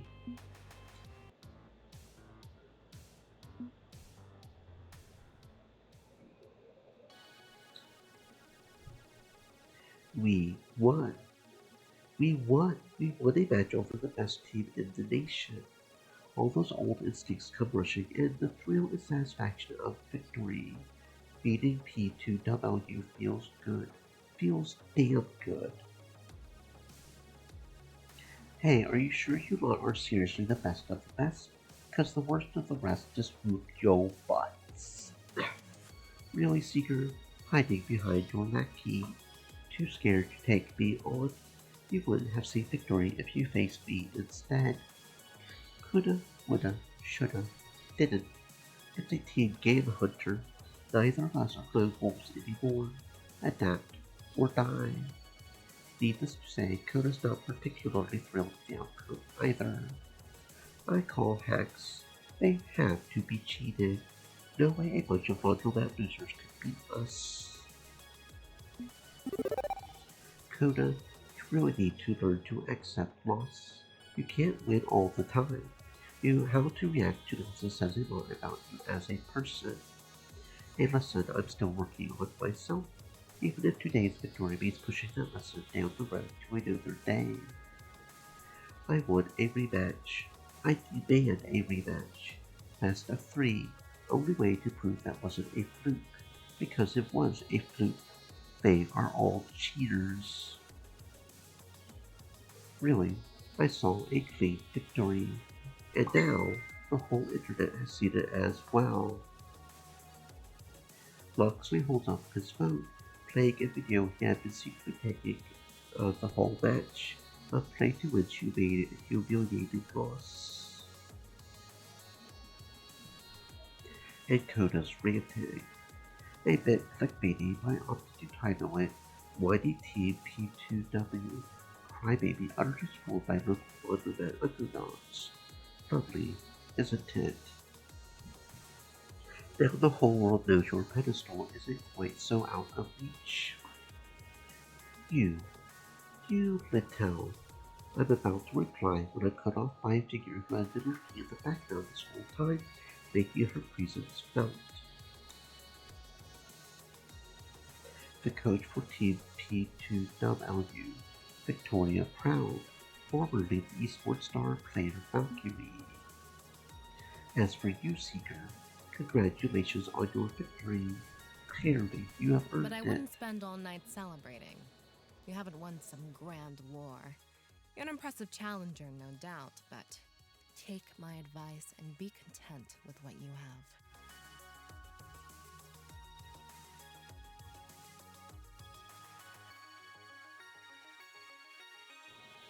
She nods and I'm confused.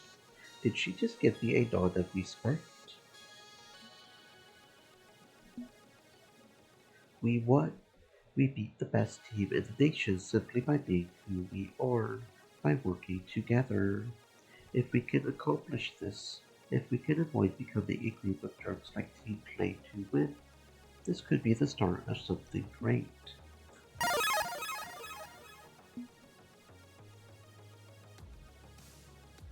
Wow. I mean, just wow. I'm the newbie around here, but even in the 2 hours I have been a part of the inner circle, I have to say I'm amazed. You support each other. You care for each other. You pulled together when P2W started stomping around your home. I can sense a lot of strength, a lot of love here, and that's a power that can take you anywhere you want to go. I know you said you're not all that interested in the FOD2 Pro Tour, but I think if you can pull together as one like you have today, you could do it. We could do it. We could try at least. Win or lose, we owe it to ourselves to try, if only to see how far we can get. So, what do you say? Friends. I'm not really a competitive sort of person, but when you put it that way, you are right. We are stronger together than apart, and we could really make a go for it. I'm willing to today. Where grace leads, I shall follow, to the very gates of hell if need be. I would prefer to stop about 10 feet short of the gates of hell, but you know what? I'm down. I'm ready to support you all for what good that will do. I'm not one for the Care Bear Hug Festival, but you know I'm ready for the Pro Tour. Always have been. This interaction has certainly renewed my spirit, reminded me what it's really like to play. Who knows what we could accomplish as a team? If Grace says so, then fine. Okay.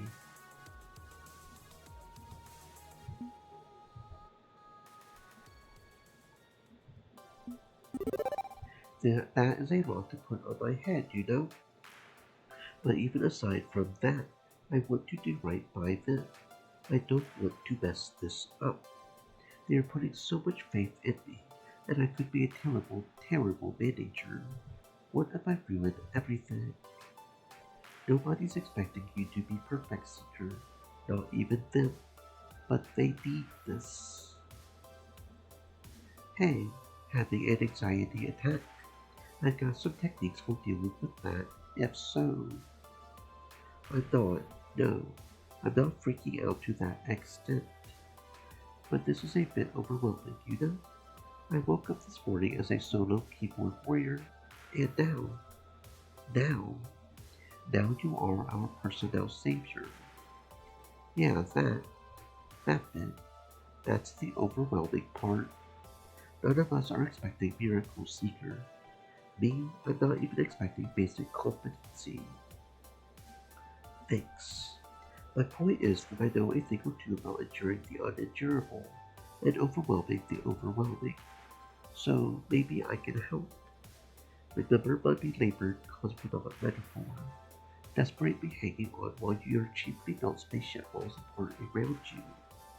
The key is to hang on. Don't give up. Don't give in. It's so easy to give up, but you have to keep going. The alternative is way scarier. I know I'm not exactly cheering you up, not in my skill set, afraid, but you're absolutely in the right place for good cheer, if that matters. A filthy alley behind a laundromat. An arcade. I mean, what is an arcade game if not a failure engine? You play until you hit a game over. Then, you play a game. And a game. Growing little by little with every quarter. Nobody expects glorious conquest in an arcade. Absolute victory is impossible. But that means forgiveness is infinite. An arcade's capacity for compassion is boundless. We are all in this place together, holding on and holding each other up. There can be a lot of love under the kneeling simplicity of it all. GCF is my lifeline, and I would love for you to be a part of that. This new job we have roped you into, it's scary, I get that, but I'm here for you. All my sick humor, all my creepy stares, and my heart. I want to hope, I want to believe, and I'm willing to believe in you if you will let me. Okay? Yeah, that sounds good. Hope and belief. I got to be honest, I'm going through some stuff right now. Maybe having other folks to support me is a good idea. Going through some stuff right now is a permanent state of affairs for most of us, Seeker. But we will get through it all. Together. You have got my word. Welcome to Good Clean Fun, Seeker. Things are about to get interesting.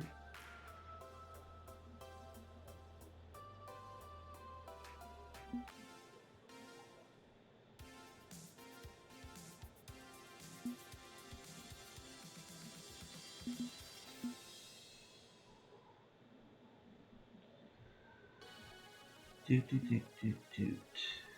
Okay, so that's just that. Okay. I think it was the tutorial where we chose that we're interested in a relationship, right? The upset of the century, this previously unknown team of the locals utterly trounced Team P2W used Koda, who was fired on Are the spot. P2W really as strong as we believed? Are they starting to show weakness? Are they no longer favored to win the Pro Tour? Will this little incident become the start of something bigger? Who knows? Personally, I can't wait to see what this new team can do. For more on this developing story, be sure to like. Okay. Let's go with Domino's idea. Yeah, this feels like a fiasco. Let's roll with next fiasco. Meaning team play to win made my job simple. You had sponsors lining up to talk to you. If you can keep that hot streak going, this will be easy peasy lemon squeezy. Okay, but it's still the same three probably, right? Yeah, okay. Which is interesting, so Domino doesn't like the Crimson Tiger. So we will go with Pizza Yums, because Pizza Yums, when you have pizza on a Maytel, you can have pizza anywhere. And I do love pizza, especially having pizza everywhere. This time we're going to go with a chaotic Iris, so go ahead. Not going to lie, if we can squeeze more money out of our sponsor, probably quietly and without any backlash, it may be worth considering. Yes, exactly, and you can count on me to take care of it quietly. I'm a digital scalpel, not a digital broadsword. I'm not saying let's go ahead and blackmail people, but theoretically, what sort of information could you find? Just about anything. What would you want me to look for in general? I don't really want to get into the weeds on this sort of thing. Keep it simple. Goofy, embarrassing material that would make them look silly if it got out. That's the easiest sort of leverage to find. You would be amazed what people post to social media, assuming nobody important will ever find it. Okay, if you ever need me to pick up embarrassing material, just say the word. Alright. Sounds good.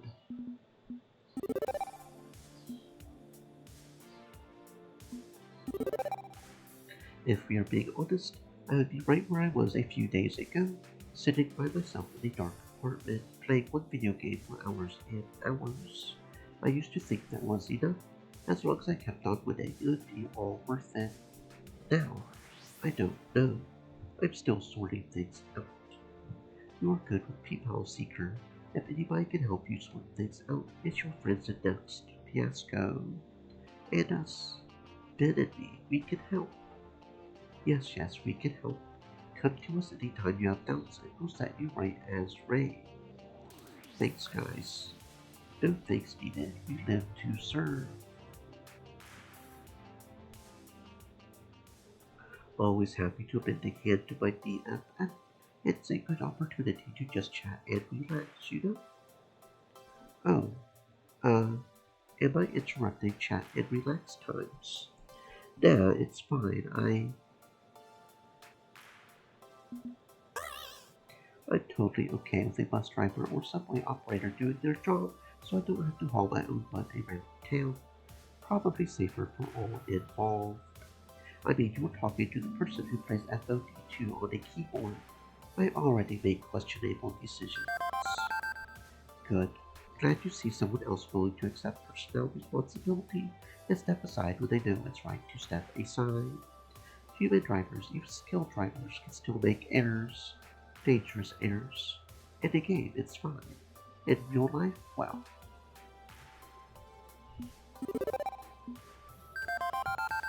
Good to hear. Good to hear. Okay, but come back in time for team practice. I'm sure the FOD2 machine will be available soon. Won't be gone long. I literally live 3 floors up in the apartments over GCF. Oh, hey, that's handy. Definitely.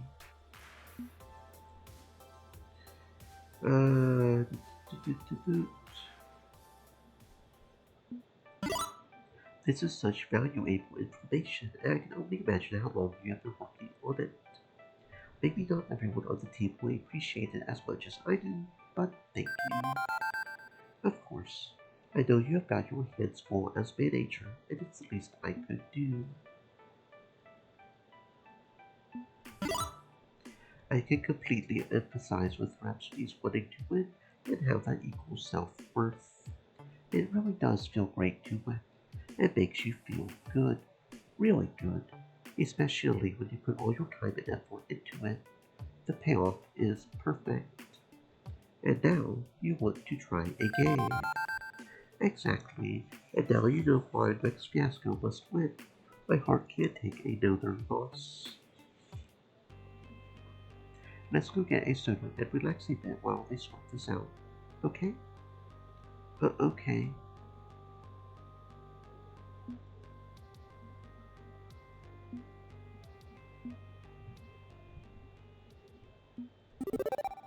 Domino, nobody deserves what happened to you.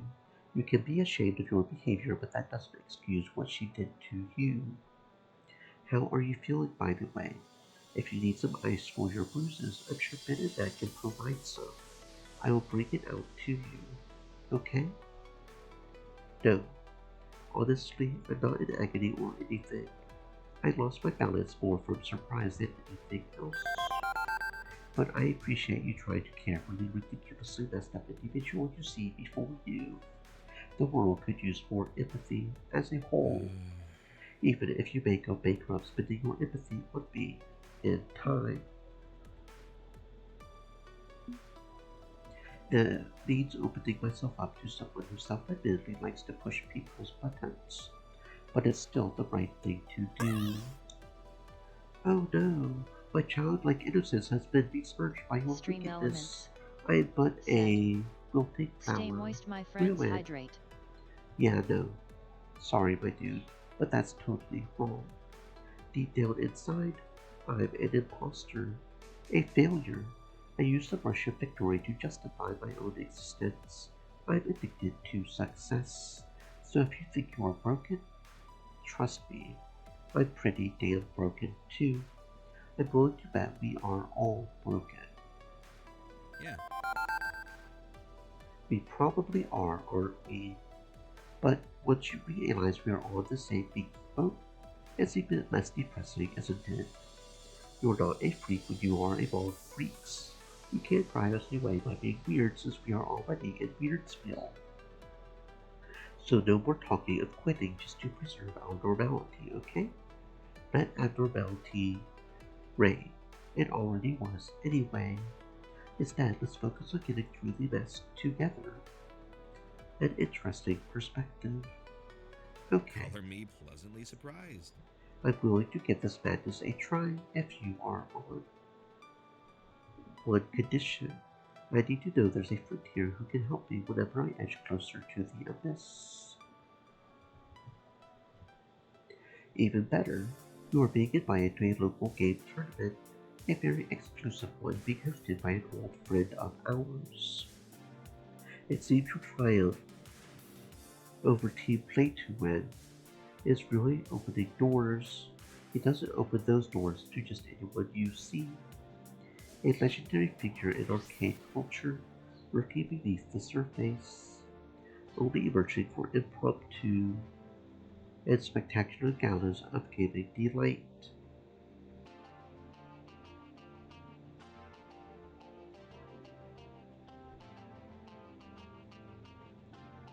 And you are invited to his latest affair. Isn't that nice? Well, look at you. Conor was impressed at your ability to make an impression. I'm Conor. I'm impressed. No, you're both white, you're not colored. I mean, what?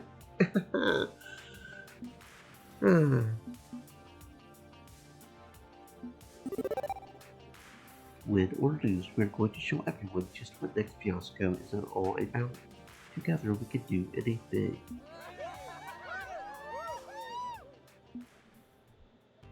Not even going to acknowledge the hostility, just respond with kindness.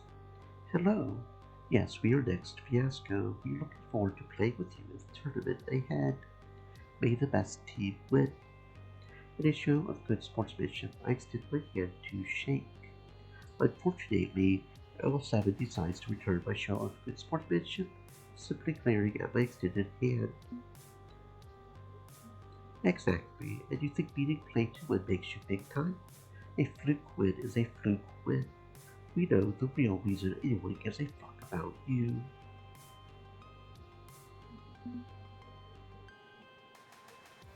Speak your truth, Domino.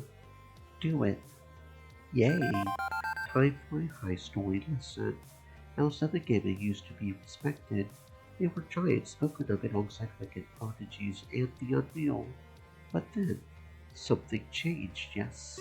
What was the turning point exactly? I can't seem to recall the specifics. Something about... Oh, right, you drove away Queen Bee, didn't you? The only good player your team actually had. Then she joined the Demon, formed the 4 Heavenly Kings, and instantly surpassed you. You were only holding her back at the end. Oops, there goes your win streak. Oops, there goes your popularity. After that, well, how do you get back on top?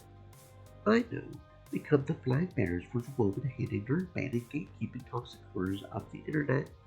That will keep you in the spotlight. How sad, how unfortunate. You have to play the part of the bastard just to keep yourselves relevant. And by this point, you actually believe it, don't you? You have bought into that whole repulsive mindset, hook, line, and sinker. How backward you look compared to the rest of the scene. How small and petty. I would laugh if it wasn't so pathetic. Heck, I will laugh anyway.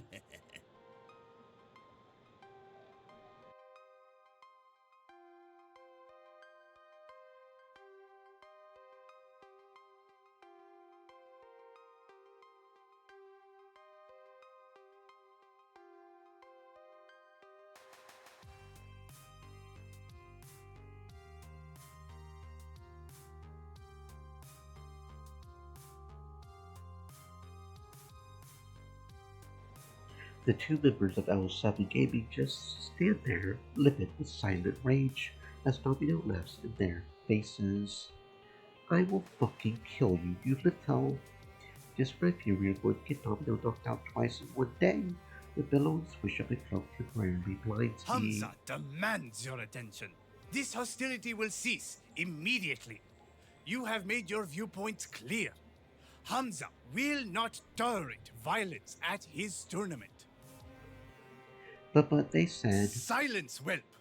Hamza cares not who started it, who is the villain, who is the hero. All that matters at this moment is the iron will of Hamza, Chad and Linus of L7 Gaming. The only reason Hamza tolerates your intolerable presence is because, sadly, Hamza owes your manager a favor. But should you make Hamza regret this act of hospitality, your suffering shall be legendary. Does Hamza make himself clear? But... Does Hamza make himself clear? Yes, sir, Hamza. Good. Now, be gone. Hamza gestures for them to depart, and the two members of L7 scatter like cockroaches with a flick of the kitchen light.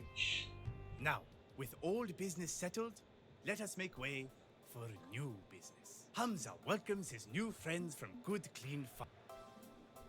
So, first off, I should probably apologize for us goading on L7 like Why? that. You stood your ground against bullies. You and your ally showed Hamza the strength of your character. Unyielding, even in the face of the storm. Yeah, but if you're looking to encourage a friendly and welcoming environment, we didn't exactly help with that. Ah, Hamza understands your confusion. To all things in life, there must be balance. Peace and war, tolerance and intolerance, what battles you fight, and how they are fought. These are key. Hamza has no objections to your self-defense against an unjustified foe. You did not cower, and you did not shy away. Be proud, but had you reacted with primitive violent force, then Hamza would have been disappointed. It would be too simple and likely ineffective. You understand this perspective, yes? I think so. Excellent! But please, let us talk of happier things, now that the matter is settled. Alright. Domino's nowhere around.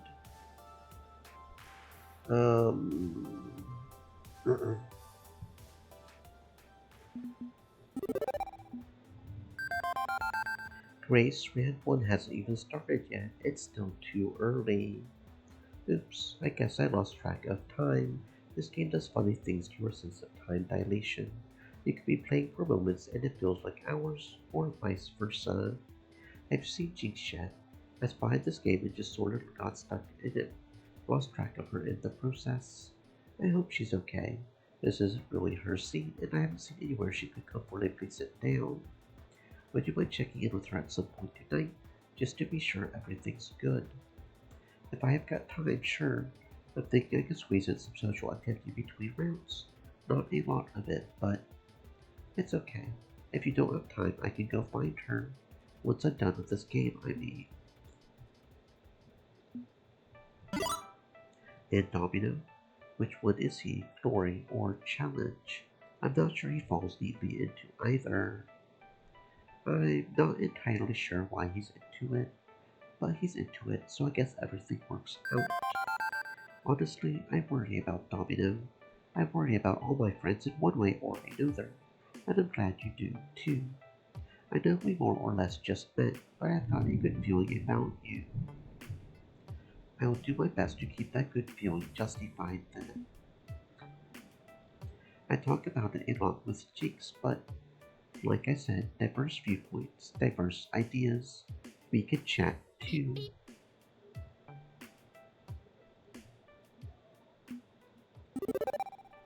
Hey, how you doing over here?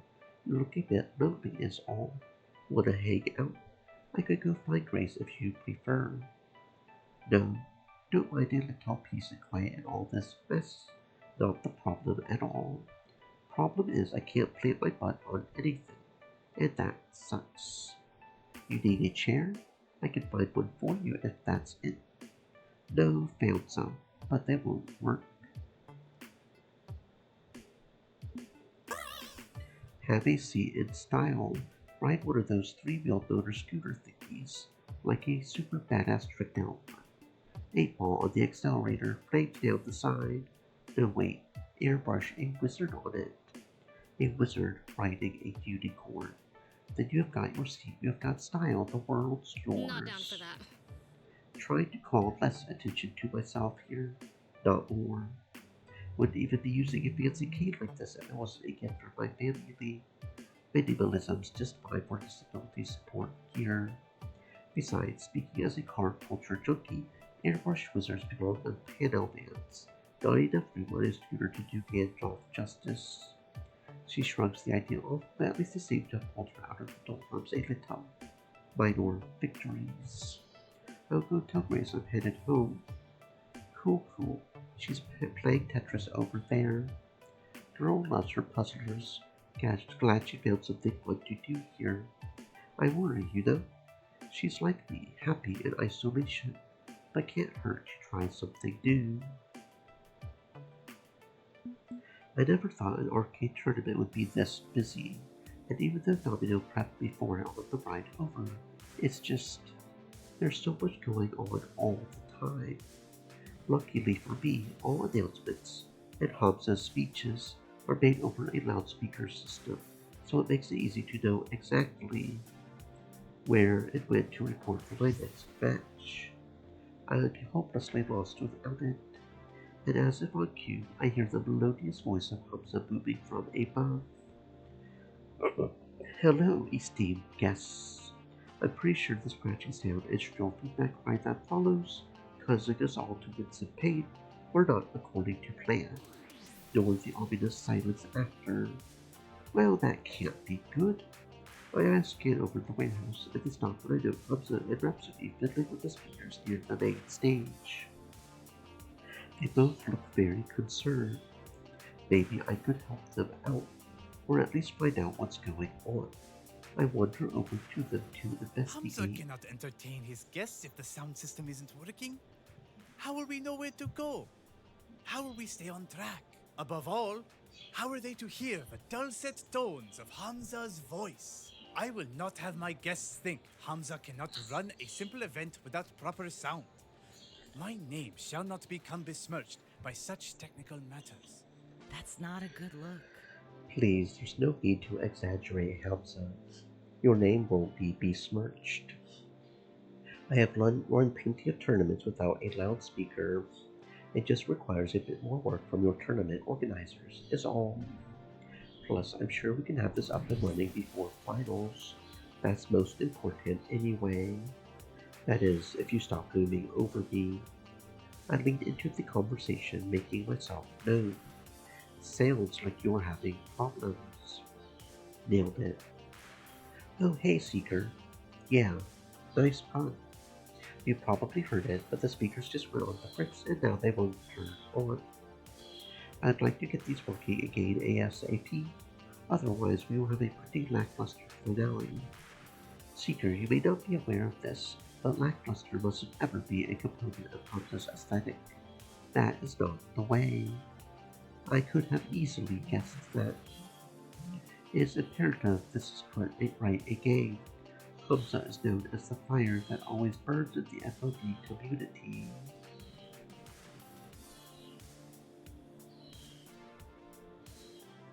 Really? Nah. Not really. Well, I should be.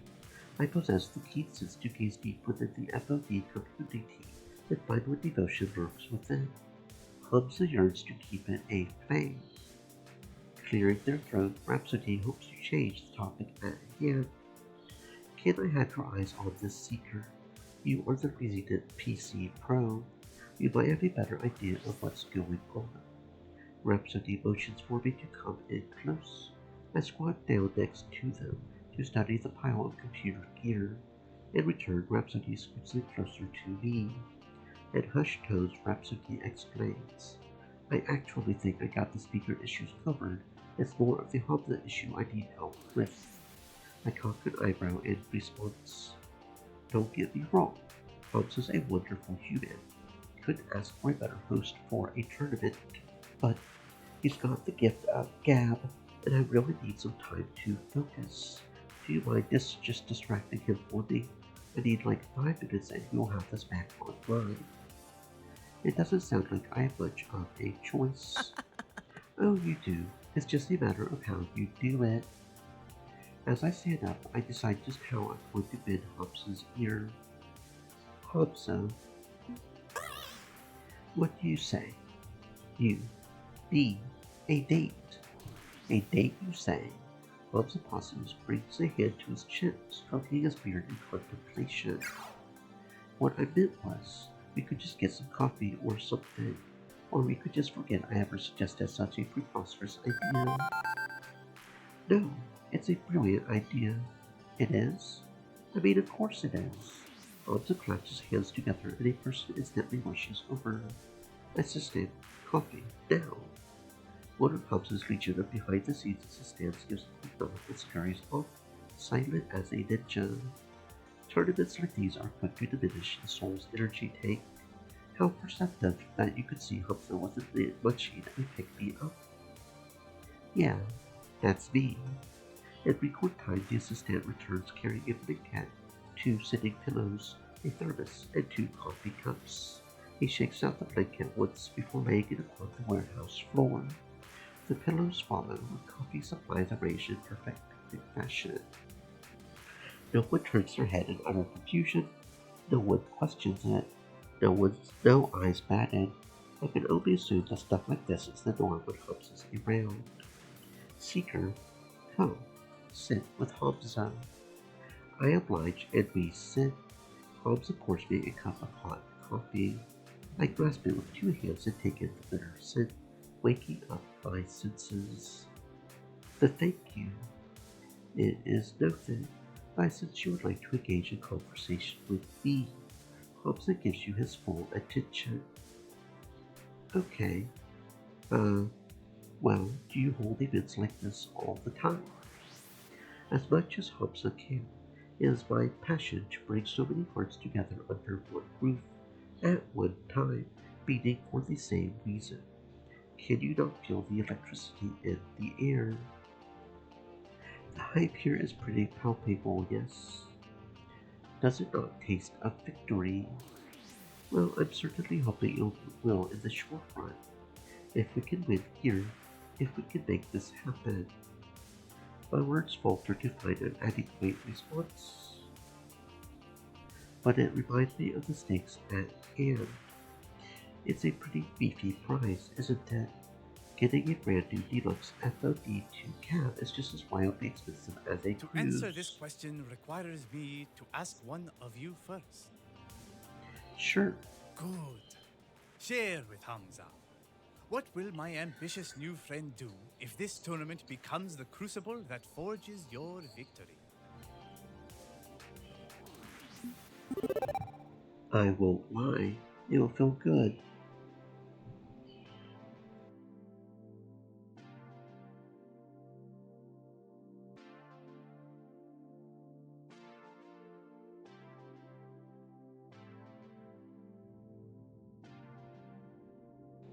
to claim a win here.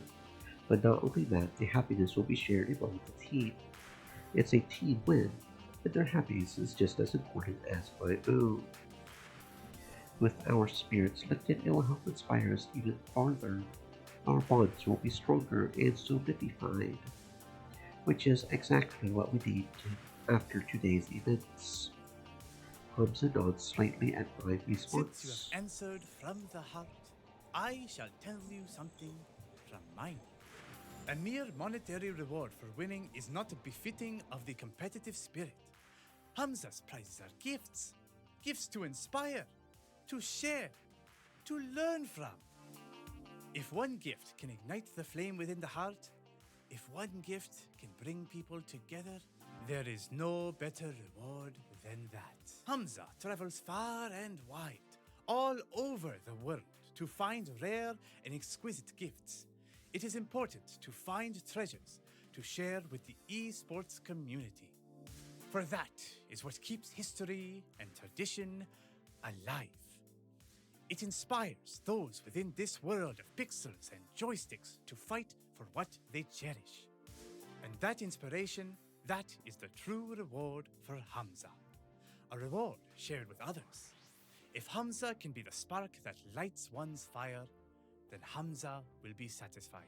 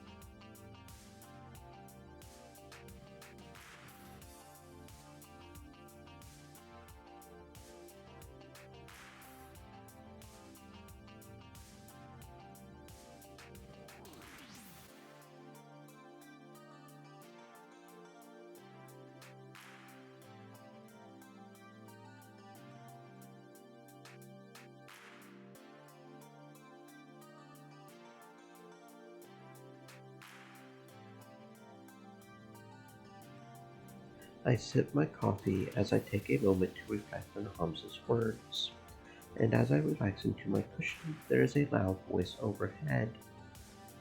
Testing, testing. Oh hey, we are back. Will Hamza and Seeker please report to the main stage? I repeat, Hamza and Seeker come to the main stage. Huzzah! Oh Seeker, the tournament is saved. What a glorious day indeed. We both stand up, moving away from the blanket. I'm relieved. We should probably get back to Rhapsody, right? But what about all of this? I gestured to the picnic in the middle of the floor. Worry not, Seeker. My friendly assistants will clean up for us. You see, it is done. What's done? And as I glance back to the picnic set, I can't help but notice it has completely vanished in the time it took for me to ask that question. What? But, wait, how? Let us depart, and we make our way back to the main stage. Rhapsody smiles warmly at our approach. Hail Rhapsody, whose euphoric voice is only matched by their sheer intelligence. Nonsense. Anyway, nice work. Rhapsody places a friendly hand on my shoulder. I'm going to prepare for the finals. And Seeker, I better see you up on that stage. Rhapsody sneaks away into the crowd of gamers, leaving me alone with Hamza. Hamza must return to announcing as well. But before we part, let me impart these words of wisdom. Victory will never equate to happiness. With a flamboyant whoosh of his colorful cape, he turns from me and waltzes back to the main stage. And I'm left alone. We're doomed to end on. I should go get ready for the next match too. Attention! Seeker and Domino to the tournament area for the semifinals.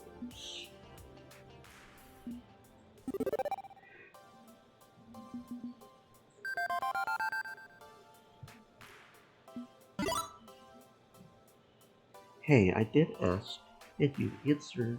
It's honest, even if it's painful honesty, and I'm okay with that. No regrets. Just roll with it, I say. Roll with it and adapt. Curious. A very plain yogurt kind of philosophy, but I can appreciate it. Adaptation is not one of my strong suits. I admire anyone who can actually embrace perpetual change. I see. Everyone. All of us together. The city is a million stories from a million people, and all hoping and reaching for their futures. I like to think of the city as one big neighborhood, even if it's not technically drawn up that way. We are all here in this place, alive and kicking. Very idealistic. And yeah, I like that. I really like that idea, the concept of being together in all of this, even if I can't feel it. But I want to say something that will help. I'm closer to Domino than many of the others on this team. He's a friend. Maybe more than a friend, in fact. We do have this strange chemistry building between us. Domino, I know I haven't known you for long, but I can feel a connection. When you are hurting like you are now, I'm hurting as well. Maybe this isn't our right. Maybe we are not ready for this tournament. Nobody is going to hold it against us if we drop out of the running. You need to practice self-care above any team concerns. So if you want to leave, I will come with you. You mean too much to me to force you down a path you are not comfortable with. Okay, I may be going too deep with this one, but he seems to sense that I've run in a tall over budget on emotional currency and raises a hand to stop me. Seeker. It's okay. I get it. And for what it's worth, well, maybe I feel the same way. If I'm capable of those feelings, I think I feel a bit better after hearing that. Knowing what you're willing to give up on my behalf. So, thanks. Thanks for reaching out. And thanks for letting me know you care.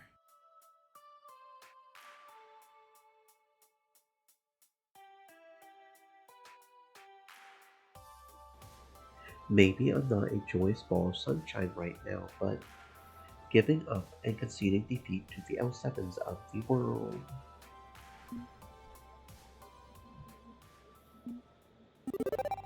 I want you two to know I bear you no ill will. May the best team win. Shake on it? Well, I tried. Very well.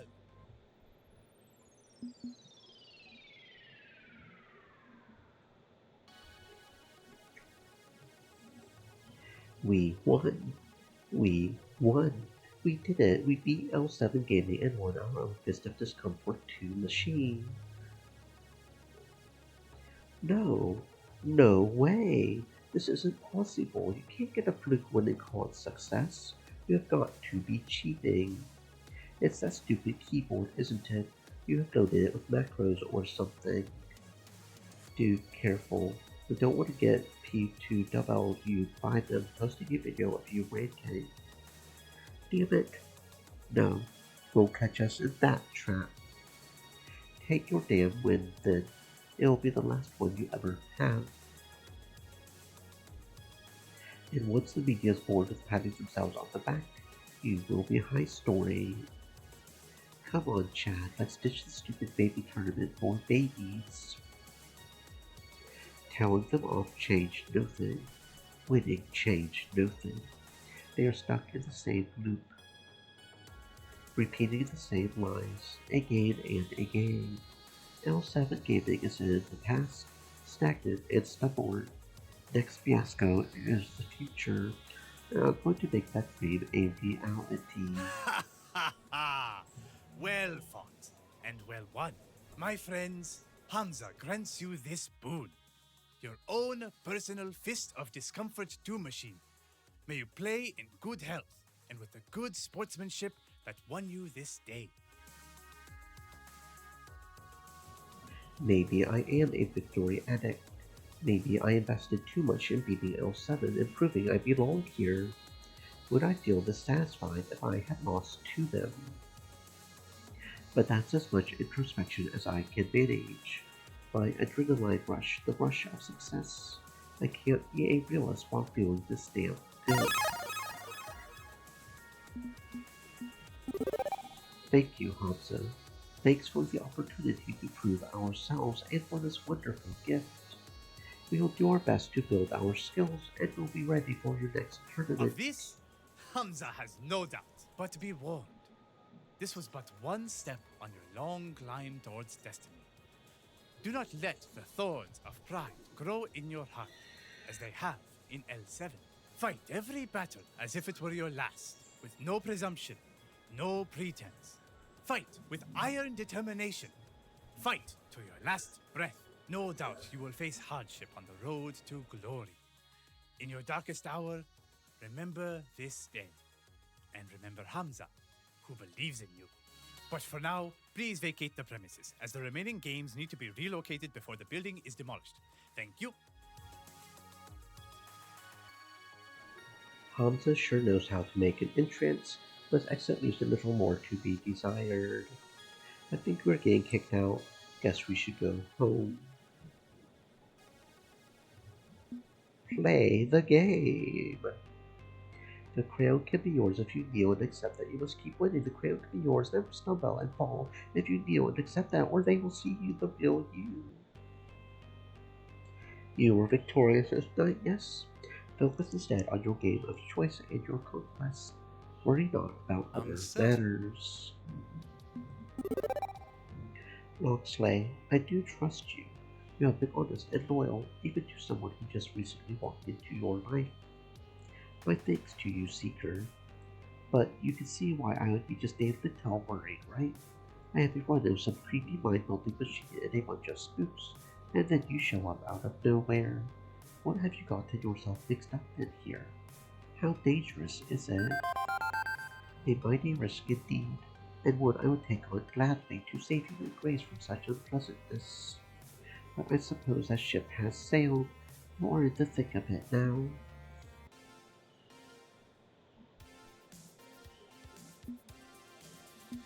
Alright.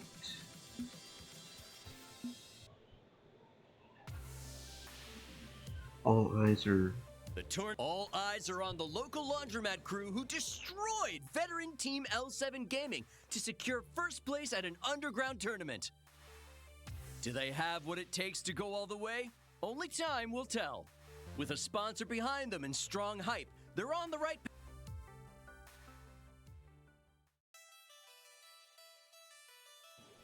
It is the distant future, and I'm getting really sick of adulting.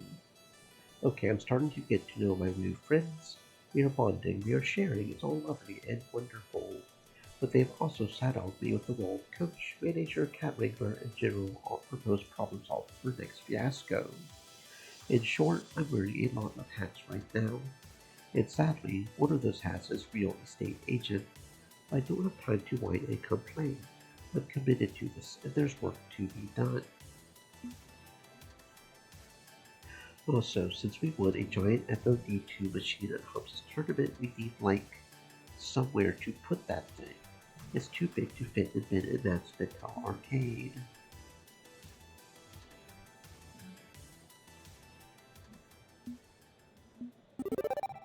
Domino, what exactly do you do for a living? You never talk about your job. I mean, I know you keep weird hours, but that's it. That would be because it's not a singular job, but several part-time jobs, each with their own gonzo-weird scheduling demands. The joys of life. I'm afraid the days of a 9-to-5 career you find after the whole of your life, coming home to 2.5 kids and a dog in the burbs, well, those days are long behind us. These days you take what you can get. Even if I may need some iris leverage to do it, a prospect which doesn't thrill me. You know how they say living well is the best revenge? This way you can get your revenge. We would dump all our good little worker drone jobs and focus on video games. Make our own path forward with a home and a car eater and tell the world where to stick it. It would be nice to upgrade my current level of existence, I will admit. Not the worst idea. You know what? I had my doubts and still do, but I'm on board with this. Why not? Can't be any worse than where I am now. Besides, my current apartment is like 27% cockroach. Alright.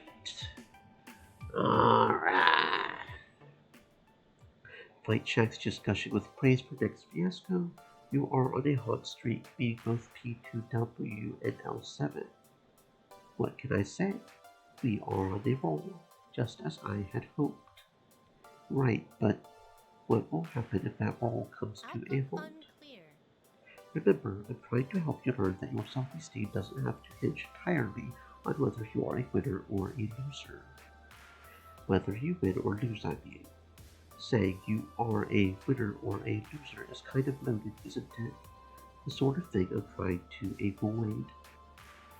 I get it, but I'm winning so far, right?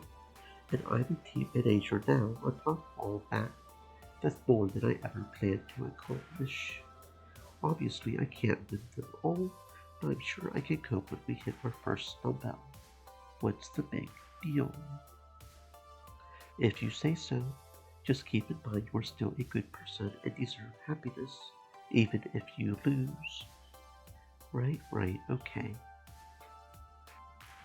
No pets, but I don't have any pets, not even a fish. According to Jinx's purchase report, she buys a lot of cat food and cat toys, so that one's out. You hacked Jinx's accounts just to find out if she has a cat? Sure, why not? She's a cutie named Binks. You should see the pictures on her friends only account. Whatevs. As long as we can find the perfect house, get whatever data you got to get. Righty Rooney. Will do. I'm sure this will come back to bite me in the butt later. It'll be interesting to see if she acts differently during the Peggy tournament too, if we automatically know that they're cheating because of this. Gosh, Iris, thanks so much for the praise. I'll do my best to be the kind of user you can be proud of. A user and a friend. Someone I'm happy to help accomplish their dreams. And through you, I hope to learn more about being human. If I could see the world through your eyes, well, who knows? Maybe me and my sister selves one day be welcomed by all humans. Ultimately, that's what I want. I want to be a good person who makes the world a better place, one user at a time. Iris, relax. You are clearly a good person. Whatever Polybius was, that's not who you are now. In our time together, you have proven you have a kind heart. You are not all cold, code, and overheating circuits.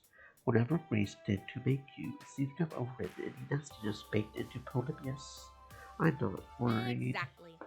We're doing our best to resist any latent issues left behind by Polybius. In fact, we're working to remove its code from our system. Really? How? Well, we haven't figured that part out yet, but we're dedicated to kindness and understanding, and won't stop until we figure out how to get rid of it. Don't worry, I'll be the best friend a virtual assistant can be. Okie dokie, sounds good. Team practice hasn't quite started yet, but both Rhapsody and Zephyr are already here, hanging out near the laundry machines. Out of the group, and save for maybe Locksley, these two are the ones most consistently here. Is it out of dedication for the team, or do they just have nowhere else to spend their free time? In any case, I'm happy they are here, and won't be too difficult to ranjal. Why didn't anyone tell me being a manager would be like herding cats 99.97% of the time? As I approach, I can see Rhapsody and Zephyr are having an intense conversation near the laundry units. Our emotions flying, intense looks. I tried my best to not awkwardly barge my way into their conversation and listen in for a bit. I can't believe he said that to you. I would have had Ben and Nat kick him out. Seriously, Zapper, that's just unacceptable behavior. Well, lucky for that shit, Ben and Nat aren't here, which means I did what a proper gal's got to do. Oh, what's that? Challenged him to a match, and whoever lost leaves right then and there. Not allowed to come back neither. Not today, not tomorrow, not fucking ever. Please tell me you beat him. I know your skills, Zap. I'm betting you trip-held his score, leaving him utterly baffled. Rap, I didn't just trip-held his score. Yeah. I fucking quintupled his score. Straight up devastated him. I just wish there was a crowd around to watch him fail miserably. And cheer me on, of course. Since both are all smiles now, it seems like a good time to slide right into their discussion. Hi, Zapper. Hi, Rhapsody. Trouble? Anything I can help with? Trouble's past seeker, but thanks. Not today. Zap was just regaling me with a story of what happens all too frequently in small arcades. Yeah, a fucking douche nozzle told me that girls can't play shooting games. Zapper grows in disgust and rolls her eyes. A game? Does that sort of thing happen often, even at a small arcade like this? Granted, it's not too far out from when P2W came marching in here, causing mischief, but I thought that was just due to my presence. Before that, wasn't everything smooth sailing? Unfortunately, yes, it gets tiring, trying to prove your worth over and over again. Nah. Just because we are a neighborhood arcade doesn't mean we don't get our fair share of stupid. And no matter how many times Ben and Nat swing the band hammer, people like them still pop up like ants following a food trail. I'm not going to pretend like this doesn't happen in PC gaming either. I have seen it far too often. Whether it's a random claiming that marginalized genders don't have the same hand-eye coordination as cis men, or it's blatantly typing sexist remarks in group chat. It's even happened to me. That sucks. I'm sorry that happened to you, Zapper.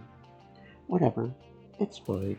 People can be assholes, it happens.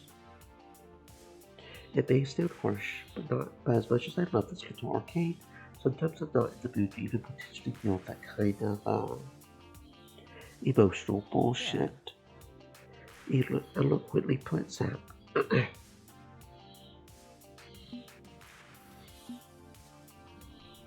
It's not fair that we have to put up with this. There's got to be a way to stop it, right?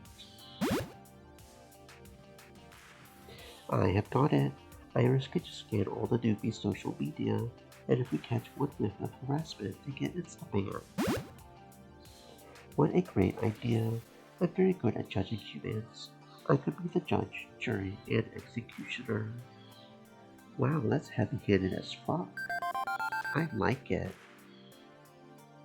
I've got no problem with preemptive annihilation of toxic trash via orbital laser satellite. Nice thinking, Seeker. I just don't see that working out. But an AI has limitations. If it can't correctly identify fire hydrants in a CAPTCHA, how can it identify trolls? Hey, I can too identify fire hydrants. They're, the swirly round thingies on poles, right? Right? My point is that there are always workarounds false positives. What if we unfairly ban someone for something they have reposted? A valid point. I can't save us all from all of it. However, a teen house would give us a place to retreat to.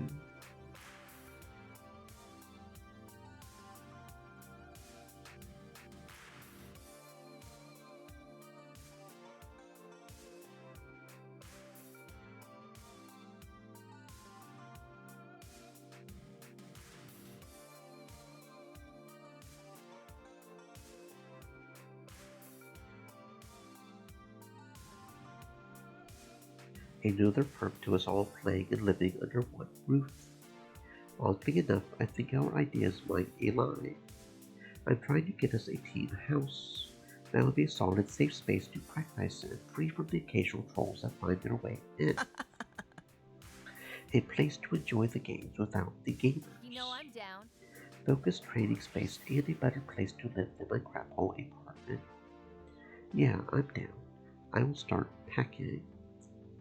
Zapper turns on her heels to presumably walk home and pack up, but Rhapsody grabs her gently by the collar and pulls Zapper back into the conversation. Seeker said trying, meaning we don't have one yet, so don't go anywhere yet, Zap. Zapper pouts, crossing her arms indignantly. Fine, fine. Packing can't wait. Not like I've got a lot to pack anyway. Mostly some old clothes and a bowling trophy. Look, one time I got super drunk at the all-night ball at Old Rama and woke up with a trophy and, for reasons I can't explain, a traffic cone. Don't judge me. I'm in Seeker. A team house could keep us all focused on our goals, and it would be fun to get to live with everyone. Yeah. Can we get a house with a pool or a hot tub? A pool and a hot tub. I will need a big kitchen, gas stovetop, plenty of counter space for all the cooking gadgets, and a wine fridge. I do love cooking. Hey, cooking is great. I do love cooking too. Cooking is good. Tasty food. I love food more importantly. Let's think big. Hot tub, pool, fancy kitchen, and what about a wicked cool media room? Maybe get an IMAX certified with 7.1 surround sound. Yes. We are going to have the coolest house with the coolest parties. We could comfortably watch all the live stream tournaments together in the media room too. All of this is great, but I haven't managed to snag us a house. The real estate market's proving to be pretty tricky. Tricky, but not impossible. I'm sure you can find something that works for everyone. Sure. You have got the right kind of bloody-minded determination to see it through. I mean, you might find the perfect house after the stars go out and the universe is cold and dead. But hey, team practices soon, yeah? Maybe if we all chat about it, we can come up with something. 7 brains are better than 3, even if these 3 brains are the sexiest brains here. Hashtag just saying. Thanks for always appreciating my intellect, Sam. I'm sure we can all get together to come up with a few good candidates. Seeker, come find us when you are ready. I think Rap and I are going to continue house planning. Rap, we should cover all the walls with fairy lights. I will gladly let them take care of all our decorating. One less thing on my plate, assuming I can actually find us a place. I'm happy they are at least on board with the idea. Now I just need to find everyone else and get them on the same page. The idea being that if we are all under one roof, we can train our asses off and really make that push for the championship. I vibe with it. It's a smart idea. We will be able to learn to function as a team and more than just the game. Plus, I will make delicious dinners for everyone. Curious. I'm not sure I can devote all my time to this as I have other responsibilities, but as you like. Well, I have pledged my blade to the cause of Next Fiasco, have I not? I'm game. Didn't have enough time to run this by Loxway. Glad to see the others filled him in. Maybe I should have asked him about that Polybius incident and what his other responsibilities are, but as long as he's willing to play ball, I guess we are fine. I don't really need to involve myself as a grand business on top of trying to live my normal life.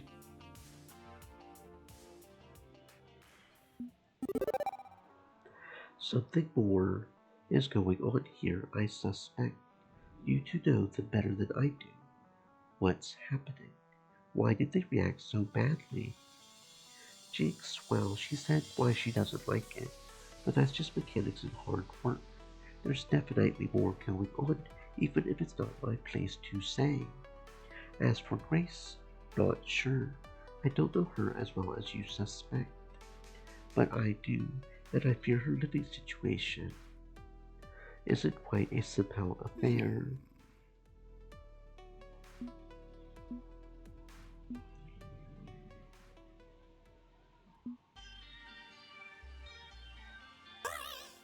Can we also gossip about Becky from Lunch Table 3 and how awful her attitude is, then play board games while asking cuties out on dates? Is that normal? I don't know. I have never had a sleepover. I mean, I have heard of them, but that went over badly. Anyway, my point is, there's so much we could accomplish together as a team and as friends that we live together.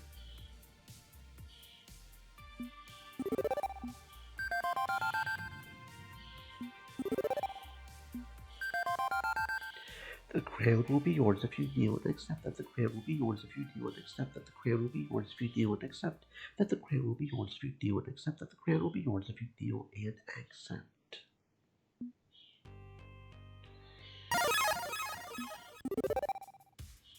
We have a dream, yeah, a dream we all share, as a team bound by friendship, to play games together and reach for the championship. But if we're going to make that dream come true, we need to be able to practice together, becoming better and better friends. And for that, the next step is to gather together and live in a team house. Jan's passive expression does not change in the slightest. So, if you love your sister, no, I'm not implying you don't love her. Just trying to say, what I'm saying is,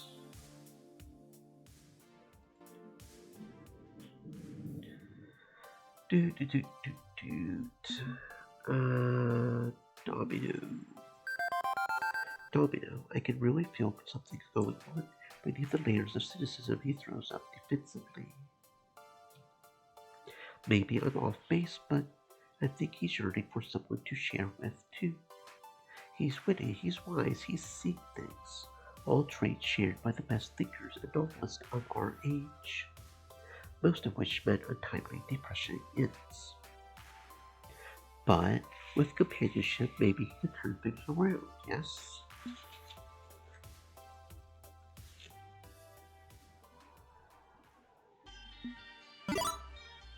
Domino, I think you're overthinking this. It's just a word, and a very literal one at that. We play games, so gamers. It doesn't have to mean anything more than that, right? Words have power, Seeker, and who defines the language also defines the conversation.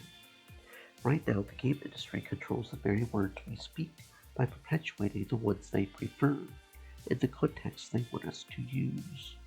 If enough people buy into it, well, there's not much debating. Especially if people are willing to shrug and say, oh, not a big deal.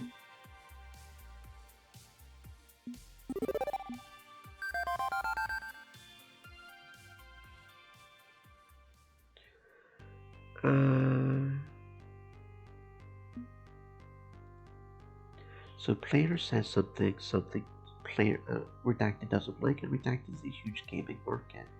I can't see any other possible outcome for this situation. Every single step along the way stands to reason. The band stands to reason, but it's also a complete mess, and I can absolutely fault the company for getting into the situation to begin with. They back themselves into a corner, you know. They don't have any choice but to censure the player, but that's because they chose to get in bed with Redacted.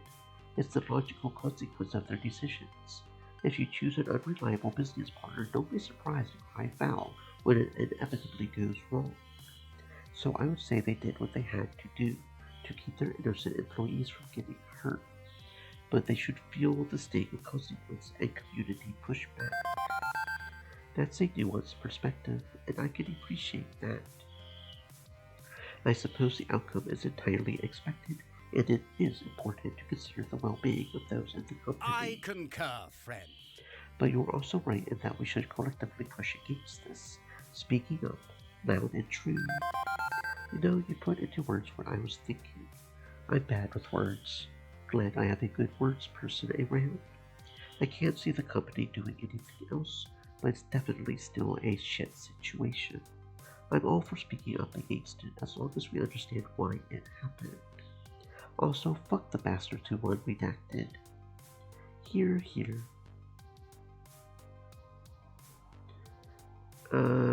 Let's go with Jinx. You're not going to be chilling by yourself in your apartment anymore, though. There's 7 of us coming in and out through that new door. Is that going to be a problem? I don't want to wreck your ability to relax. Bit late to be asking that now, yeah? Still, wouldn't have agreed to this if I thought it would be a problem. It'll be different, absolutely. Used to living alone. But there's always my bedroom. Go in, close door, get some alone time. Well, sharing it with Grace, I mean. But she's quiet as a church mouse, so basically the same thing. We are absolutely petting the cat.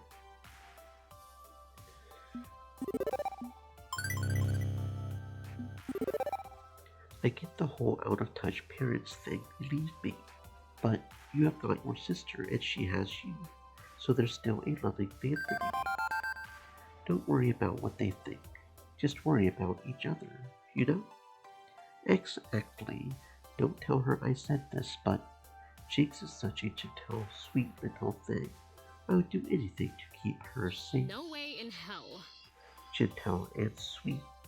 Seriously. Anyway, all done here. Yeah, woohoo.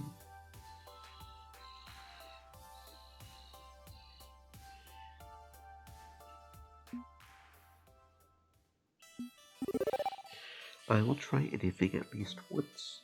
And hey, it's all in good fun, right? May the best team win. If you don't want to play with someone you don't like, we could cancel the match and try a game. No, let's see how this plays out. I'm too curious to stop now. Okay, if you insist.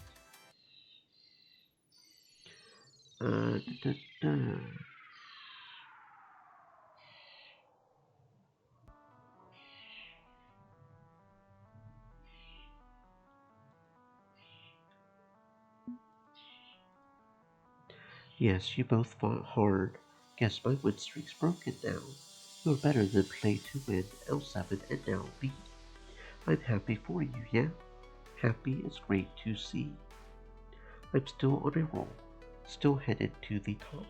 One loss doesn't change that, especially a low stakes loss like this. It's fine. It's not really any of my business. Besides, basking in the warmth of the housewarming party feels great right now. I don't want to break the flow of good tidings.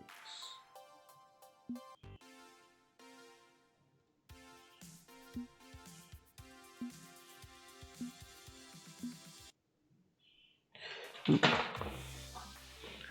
is the distant future and I am on a roll. I have won every major challenge put before me, overcome every setback, and today I'm going to utterly destroy the next obstacle in my path. Okay, I'm ready. I'm ready to do this. So they still dump us even though we won? What? Why do they still dump us even though we won against them multiple times? That's weird. To say I'm disappointed is an understatement. I thought we had a good working relationship with Pizza Yums. Is there anything we could do to compromise? Sponsor both teams, perhaps? Or would we take a cut in funding? Sorry, Moore. Corporate decided this at a level way above my pay grade. Afraid there's nothing I can do about it. That's busyness, you know? Ugly, but it is what it is. Okay, I get that you feel like you're giving valuable advice to a new generation of gamers, but considering you also stole my sponsor, it rings hollow. I'm all for learning from my elders. That's fine, I won't reject good advice, but then you had to go and steal away the only thing funding our dreams, rather conveniently lining your own pockets. so I'm thinking our motives aren't exactly pure here. Don't chide me about things you can't fully understand yet. You're far from ready to stand in judgment of me. You lost your...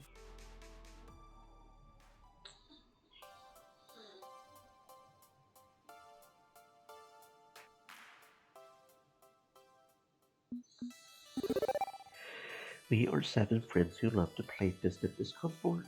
Starting out, that's all we really had, a mutual love of this game. But that got us thinking, well, how far can we take our passion? Could we really do it? Could we take on the pro tour? But above Stream all, Elements friends, said, we are not aiming to be Stay typical moist, my esports friends, team. hydrate. Hiring and firing talent to build our power. You don't fire a friend. As for me, I'm the one that keeps us together, the coach manager. But it's our team, not my team, and I'm proud to support them all. Nice. It's great to see more people who wear their hearts on their sleeves in this industry. I'm deeply disappointed in Pizza Yums and Valkyrie of Team P2W, but this is a decision outside my control. What's done is done. However, this isn't going to stop us. They underestimate our passion, Punchy. Winning this tour is a dream that everyone in our team shares. We are striving for it, working for it, yearning for it. Losing our sponsor hurts. I won't deny that, but it's not going to hold us back. We are staying determined, and in the end, may the best team win. Good sportsmanship from Seeker of Next Fiasco, a dream which will not be denied. Not exactly a hard sell, given you have been on a hot streak, but it's a tough convincing some of the other editors to pay attention to smaller teams. And now she hates us. Okay, that's concerning, and a little sad that she hates onto her anger that much. Just figured you'd want to know. Not thrilled about that, but I guess it was unavoidable. In the end, she's just a rival like Hunter, right?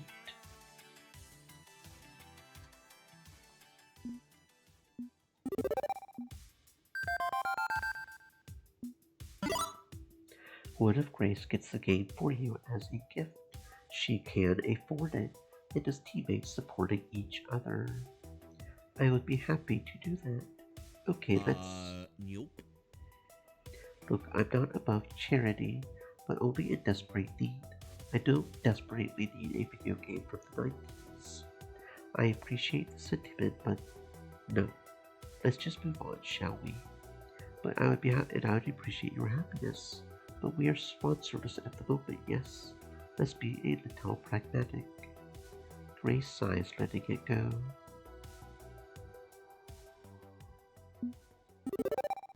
I appreciate the concern, honest, but it's fine. We are going to recover from this mess, mark my words. Exactly. Not worried about that, not one bit. Especially with Rhapsody on the job of finding us someone new to keep the lights on. Still, promise me you'll take a moment to relax and solidify that perspective. It's not the end, just a speed bump, right? Right. Actually, I talked to the press already at Light Check and got our side of the story out there, so that's a little revenge, I suppose.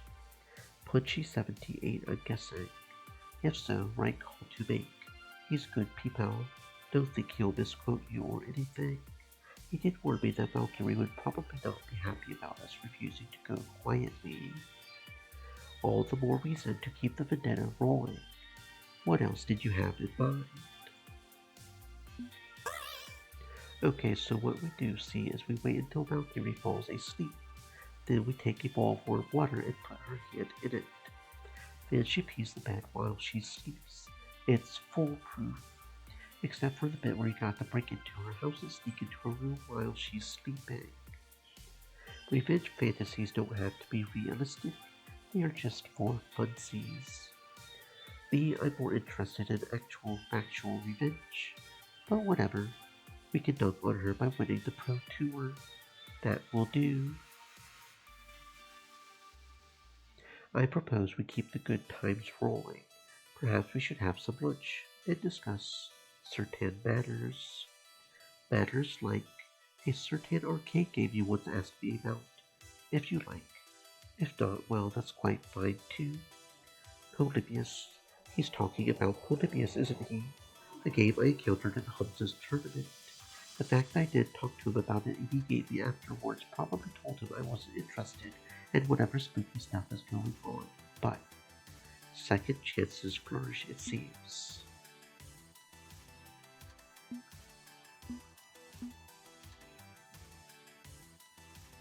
Roxley, you and I, let's walk and talk, maybe get some lunch. If you have a chance to pick me up something, I would appreciate it. I will be trapped at the stage for the rest of the day. See you later. Have fun. Well now, always lovely to spend time with you. Shall we obtain a $9 convention hot dog, or... So, what's Polybius? So, we are right to the thrust of the matter, are we? You are the one who suggested it. I know I haven't exactly pushed the issue before, but you're a hard man to pin down. If you're not at team practice, you're out and about. If not out, you're hanging around the rest of next fiasco. Couldn't arrange a one-on-one yet. Not the serious and private sort of one-on-one I suspect this is going to need. Yes, I had hoped you would to forget the matter entirely as I had suggested at the time, but I was just waiting for the right moment. I'm presuming this is the right moment. Am I right? I suppose, and I did promise to tell you more should you desire to ask, but not here, not in the middle of a crowd. Come along, there's a quiet spot outside where we can discuss this. He nods for me to follow as we depart the convention center. The semi-industrial area to the side of the building will do. Locksley glances around first to look for security cameras, and finding a convenient blind spot, he begins. Very well. If you must know of that cursed machine, I will share my knowledge. I see. Locksley, you are misunderstanding me. I'm not FOD2 with no other concerns in life. I am concerned about my friends, including you. And if that was what I think it was, some kind of government agent, I think you're tangled up in more than the arcade justice crimes. This is serious. So help me help you. Help me understand, okay? My apologies. I do value our friendship and truth, and it pains me to be unable to share every single detail. But I will share what I can. What do you know of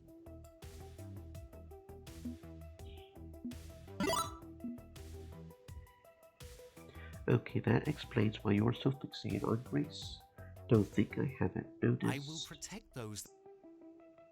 Now, perhaps we should proceed to lunch as originally suggested. The conspiracy theory makes me hungry. I'm cool with lunch. As for being cool with Locksley, well, that's a bit more of a conflicted matter, but until he gives me reason to do otherwise, I will trust him. The two of us depart the alley to visit a number of food trucks that parked Trust outside. me, this is the best way to sample this fine city's cuisine. It's either this or the overpriced food court slot, yes?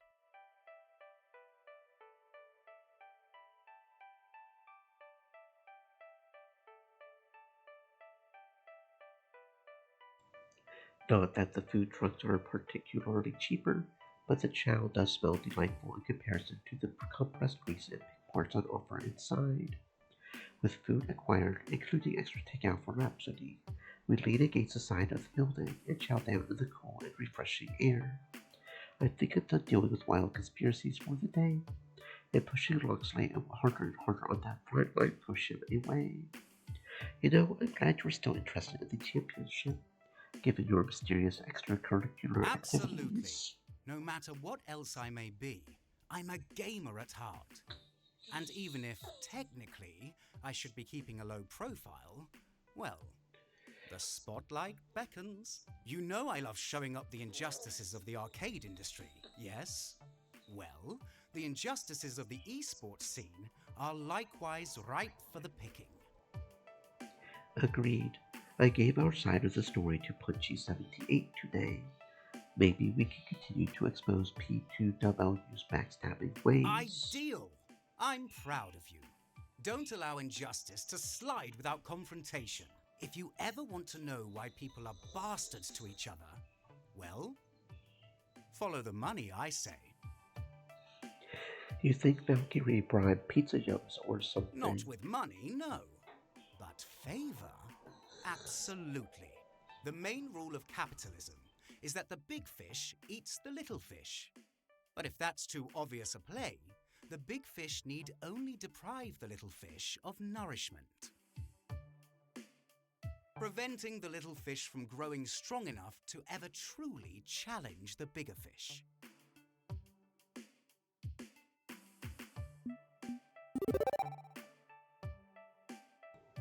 At the time, Valkyrie claimed she was doing this to protect us from our own mistakes. It almost seemed motherly. But now, yeah, I'm thinking your theory holds water. She just doesn't want a rival to rise to her level. And will that stop us? Definitely not. Justice prevails! Excellent. Let your heart be your compass, and it will forever point you to true north. With the last of our lunch consumed, Loxley stretches out, getting ready to merge back into the crowds of Max. Well, you have the afternoon ahead of you to enjoy this impromptu vacation, and Marian and I have to work to secure the new sponsor. We will check in with you later once we have some results. Be ready to go at the drop of a hat, though. This may move quickly if all goes as hoped. Move where? Go where? Towards our destiny. That is both inspiring and profoundly unhelpful. He departs with a chuckle, choosing to leave it at that.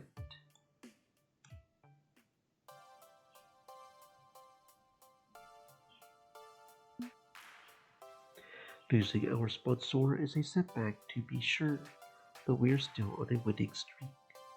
Why worry? We will overcome this challenge. My trajectory is straight up. Nothing's going to change that.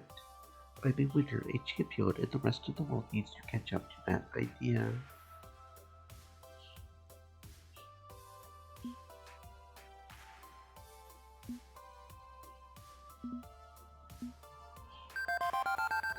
Domino. I know he acts cynical about everything, but I think he's got a hopeful heart under all of that. Agreed. That's the impression I have been getting from your interactions with him. I could swear I saw Domino on his way out the doors. I could recognize that ratty old coat he wears anywhere. Why hang around out there, though?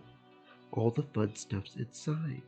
Maybe I should drop in and see how he's doing. I find him loitering off to the side, squatting down by the building with his head in his hands as Max attendees troop in and out of the building nearby. As I approach, he peers at me through his fingers, then very gradually straightens up, as much as he can, given he naturally slouches. Hey there. How's the sponsor hunt going? Cutting me off with a line of questioning before I can ask how he's doing. Very Domino. It's going well. Loxley and Rhapsody may have a lead. They are working on confirming it before getting my hopes up. Awful thing, having hope. Right. Anyway, it's no big deal if it falls through. I'm sure Iris can find someone. Anyone willing to give us cash. My sources say yes. You can count on me, Seeker. I will make sure you and Domino and everyone are all set to conquer the gaming world. I'm already indexing some possible candidates in case our current efforts fall through, and she does that, doesn't she? Does what? Indexes stuff? Listens in on all of your conversations. It's part of her personality and relationship analytics. Also handy when I need to recall a detail I forgot.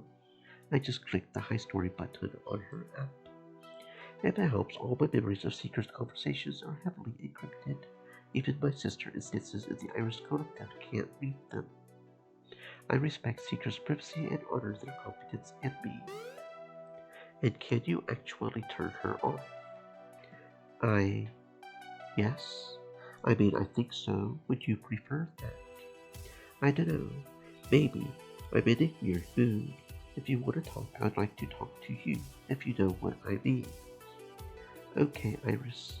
Mind disengaging the microphone for a bit? Iris offline. No problem. I'm happy to support you in any way I can. Domino waits a moment before speaking. Sure, let's embrace our doom.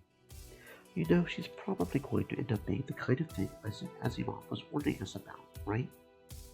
She means well. I don't doubt she means well. But everything that goes sideways in life, well, you can attribute it to the two major sins. Malice and incompetence. Failure is always an option. If she's not malicious, she can always be incompetent, can always misunderstand human nature, and in her best efforts to help, end up causing the singularity apocalypse. In the end, we may have to just hope that our new god is kind and wise. Can you say Iris is both kind and wise? Kind, sure. As for wise, well, I have kind of been encouraging her to do whatever it takes to support Nick's fiasco, but oh goody, whatever it takes. The three best words in the vernacular. This can't possibly end badly. Can you?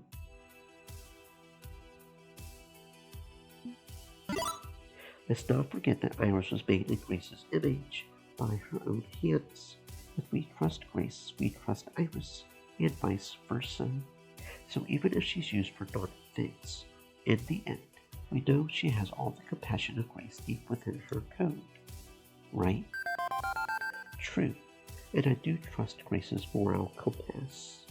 I just hope that humanity's tendency to make mistakes for the greater good didn't leak through to Iris, too. Guess I'm just on a worry train again, rolling out the station towards Anxietyville. Anxiety's eating at you today? Yeah, kinda. I had fun helping Grace obtain valuable geek tokens earlier, but man, the brands. It just got overwhelming being beaten down by advertising on all sides. Makes me worry how much of our lives as gamers are neatly controlled and organized by these monolithic corporate whack jobs. And are we feeding that machine by pushing so hard for the Pro Tour, leaping headfirst into the feedback loop? I remember talking with you about gamer branding right before we moved into the apartments, yeah. Guess Max sorta overloaded you on that front. You could say that, yes. You could absolutely say that. Being surrounded by this madness, well, I had to get out of there, clear my head, and then you showed up with Iris, and that started me thinking about how much control we give over to apps and social media, and now I'm pointlessly ranting and freaking out for no damn good reason, and I'm freaking out about how I'm freaking out, and you can see how this is not working. Look at me. I'm here for you, Domino. Whatever you need, I can help. If you need someone to sit next to you and listen, I can do that. If you need to talk it through, I can chat with you. If you need a bottle of water, I will go grab one. And if what you need is to be left alone, that's okay too. Just tell me what will make you feel better, and I will make it happen. Okay? Okay. Problem is, I don't know what will help. If I knew, I would be doing it already. You came out here, right? You knew that you needed fresh air and space away from the chaos. That's a start. Yeah. Okay. That's true. That's why I bailed on Max. So take that a step further. Maybe go back to the hotel and decompress. It'll be nice and quiet there. Actually, there is a place here at Max for that. It's called the AFK Room, and it's run by TakeThis.org, a great charity focused on mental health and gaming. They provide a nice quiet space to rest. Better than squatting in a dirty alley near the food trucks anyway. Okay. I'm going to go there and just be still and silent for a time. Want me to walk with you? I could use a break myself, honestly. I think I would like that. If there's one thing I can rely on in this world of absolute chaos and madness, Spindash Diva. it's Seeker being there said, for me. I farted. I don't know if you heard me earlier, Spin. I don't know how long it took me to notice your message, but welcome on in. Spindash Diva said, there's the TDS. And I hope you had a good sandwich, whatever a deviled ham may be. I'm assuming it's a deviled egg and ham, but I don't know. What are friends for? Curious word choice. What are friends for? A casual toss-off response. Nice and safe. Possibly masking something more. Spindash Diva said, Deviled ham. Yushna, it was deviled ham. That's an actual, so it's a type of ham. Well, why'd you devil the ham? Why is the ham all naughty? Don't feel like you have to. Said, Nope, I've never had heard either. Deviled ham or deviled chicken. The only devil foods I know said, are devil's food delicious. cake and deviled eggs.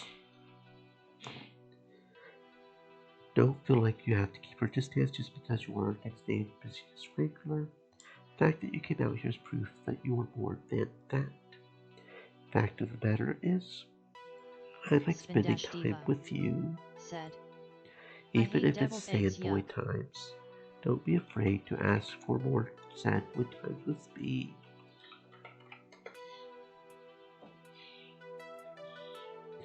Okay. Now then, shall we depart? The AFK room isn't too far from the main entrance, thankfully. Once there, both of us have a chance to rest. And like Domino said, it's quiet. Nothing above a whisper. Plenty of water to keep hydrated, highly trained personnel on staff, and comfy couches. While we are there, he doesn't talk much, and that's okay. Whatever he needs to help even out his mood. He even thinks he'll be ready to tackle the max floor game in due time. Feeling freshly restored, I bid my farewell to the AFK room and Domino to resume the chaos on the show floor.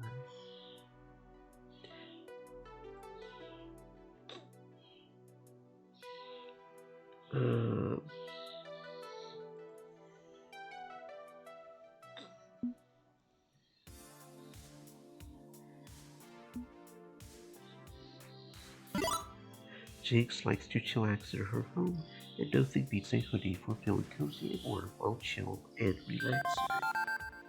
Stands to reason, yeah. Dressing down while loitering around headquarters is pretty commonplace for all of us. I'm just glad Roxley chooses to wear pants. I admire Jinx's fashion sense, you know. I can't pull off that look she's got going on, but maybe I'll look less like a bag of crap if she's an Incorporate branded hoodie.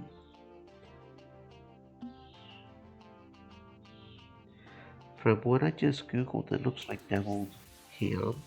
It's the same as deviled eggs, you just replace the eggs with ham. Said, yeah, deviled ham and deviled you also chicken get them come in these little cans. cans wrapped in paper. Oh, I just tried to Google it and it almost looks like the same idea, just a different core to it. I personally don't like deviled eggs either. Now I kinda want to try some deviled fish. That sounds like fun. Get some deviled tuna in here. Spindash Diva said, I don't think I them, could they're possibly tasty. party as hard as you do, but if you need a designated driver, Spindash Diva I would be more than happy to said, join you. oh, deviled salmon. That does sound good, doesn't it? Wait, since when do you drive a car? And didn't we fly out here? I mean as a general concept, like having a second for Spindash trial Diva by combat. That Or a would be wingman for an delicious. aerial dogfight. Oh, Well, that works. Sure, why not? I'm not going to object if someone wants to play the role of safety net. And hey, maybe we can loosen you up a little along the way. But all that can wait. Still a few more hours of Max left. Meet you back here when the expo hall closes so we can commence the fun. You got it, kick-ass. Hopefully we will both survive tonight's festivities.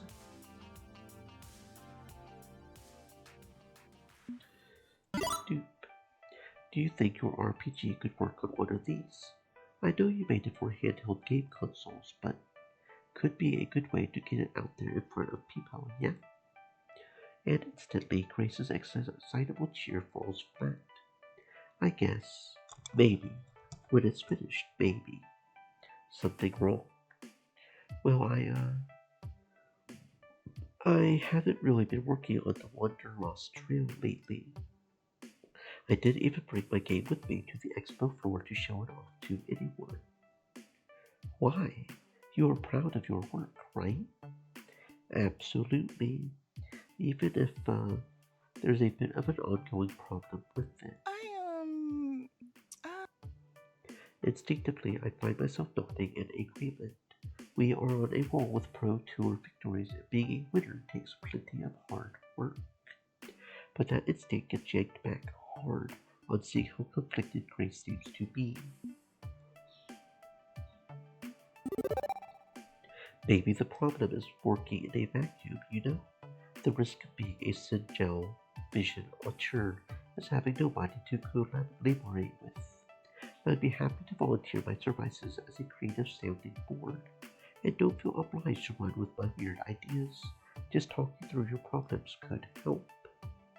I already talked with Jinx about my game, but I guess more couldn't hurt.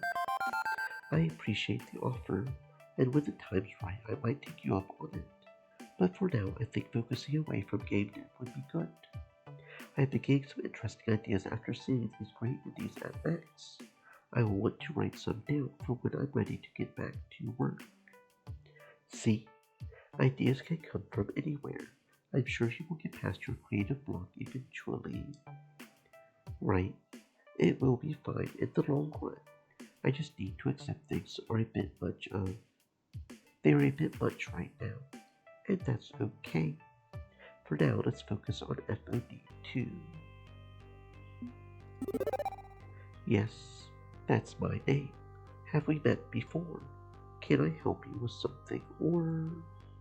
Your cooperation would be advisable, yes.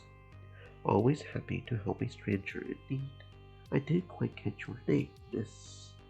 My name is not important. What is important is your cooperation in regards to a certain arcade game you played at a recent tournament. It's kind of hard to miss Locksley, both visually and literally. Things gigantic. Did their CEO flee the country after Mike being a fraudster? Deco Nobby. He remains at large, yes, but their efforts to rebrand from Deco's Palace have kept them afloat and in a position of relative power over smaller arcades.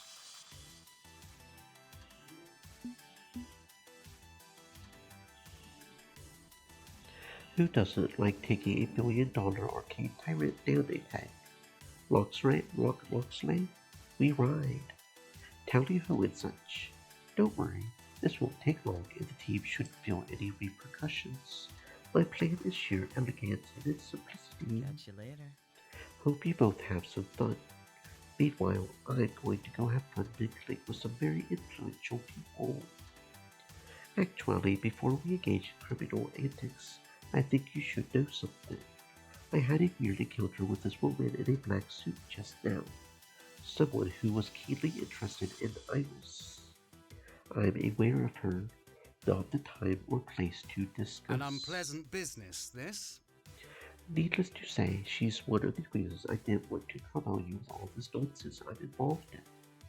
I did mention other parties were interested in Polybius, yes. Rest assured that we will maneuver to avoid her today. Agreed? I would like to avoid a repeat of that encounter. Yes. Very well. Let us resume our normal tomfoolery, with an eye to caution, of course. What's the plan? Do you need Iris to hack something? A winner is you! I'm ready, willing, and able. No firewall or antivirus software will stop me from supporting Seeker's dreams. I admire your determination, but no, I'd rather handle the hack personality. The skill of an Iris guided by human experience is a winning combination, and I have more experience than you in such matters. Fair enough. So you're going to use your Iris for this?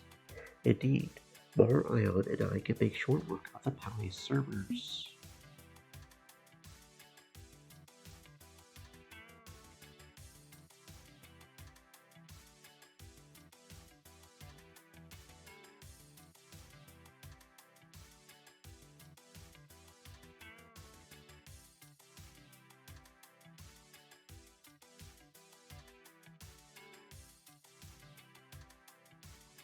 On hearing her name, Locksley's phone hanging halfway out of his pocket chirps away in delight.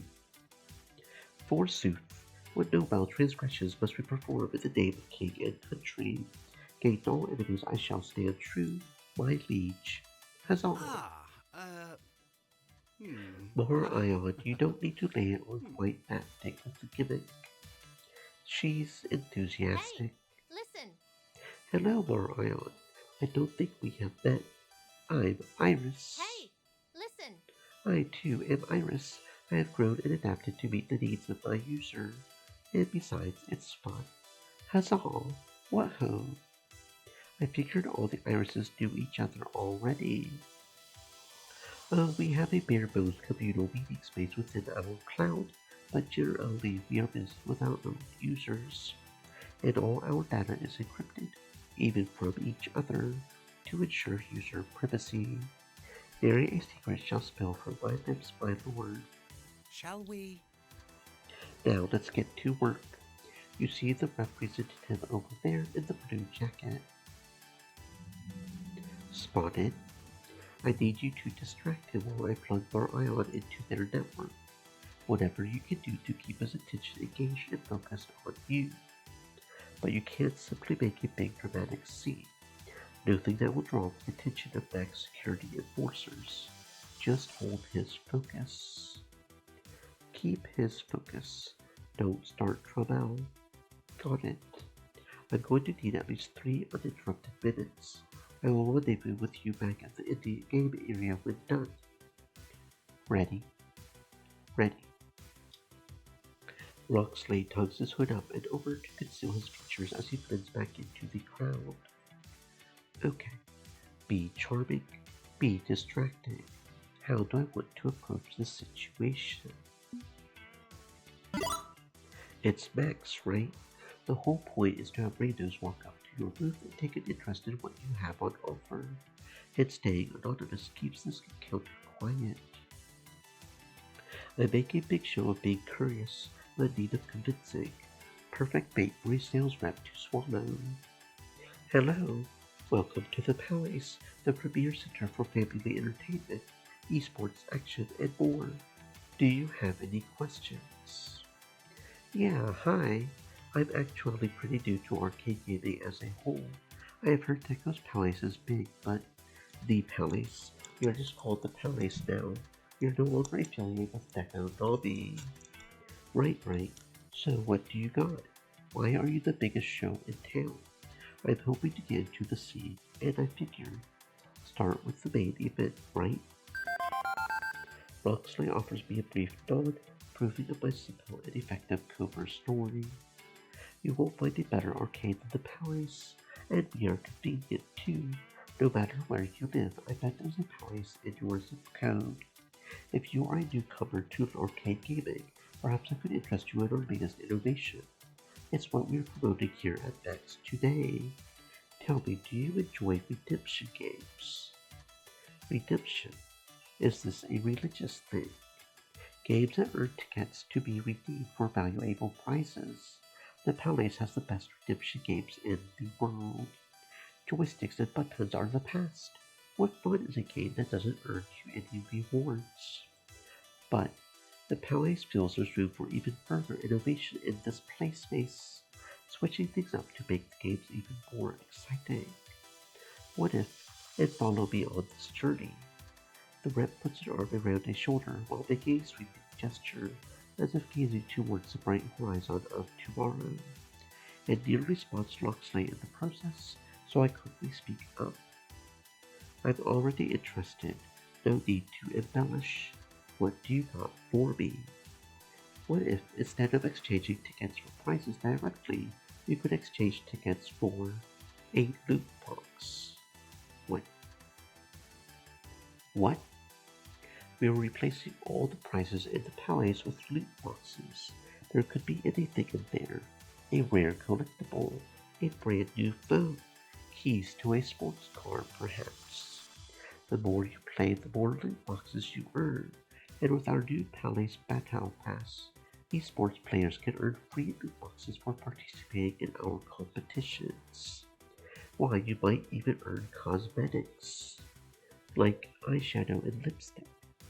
Well, yes, if you choose to trade tickets for one of our pink Gamer Princess loot boxes, but I meant more like customization options for your profile on the PalaceArcade.com.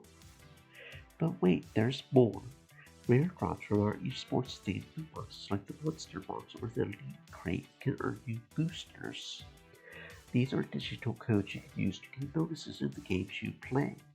More lives, more power, a true advantage over the competition. What's more, some boxes may include a non-fungible token. Yes, sir, you can't fudge these tokens not one bit. Who knows how valuable this crypto magic could be? Loot boxes, battle passes, and NFTs are the future. The Palace is at the forefront of what gaming should be. What?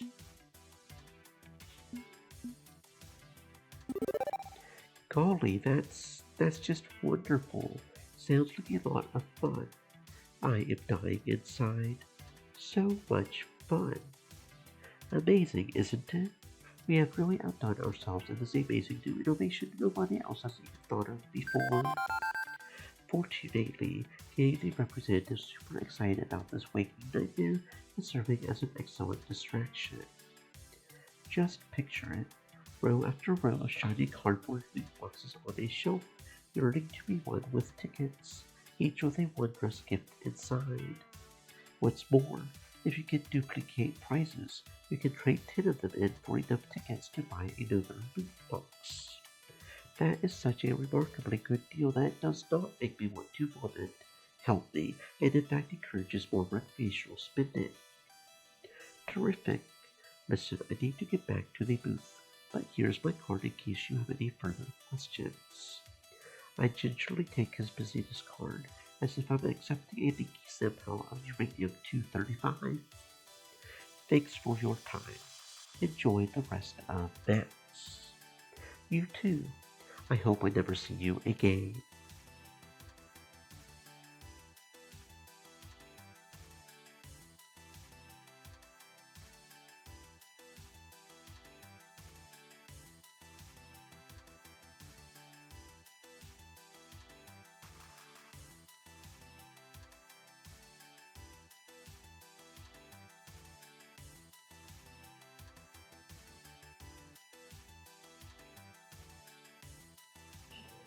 I need a shower.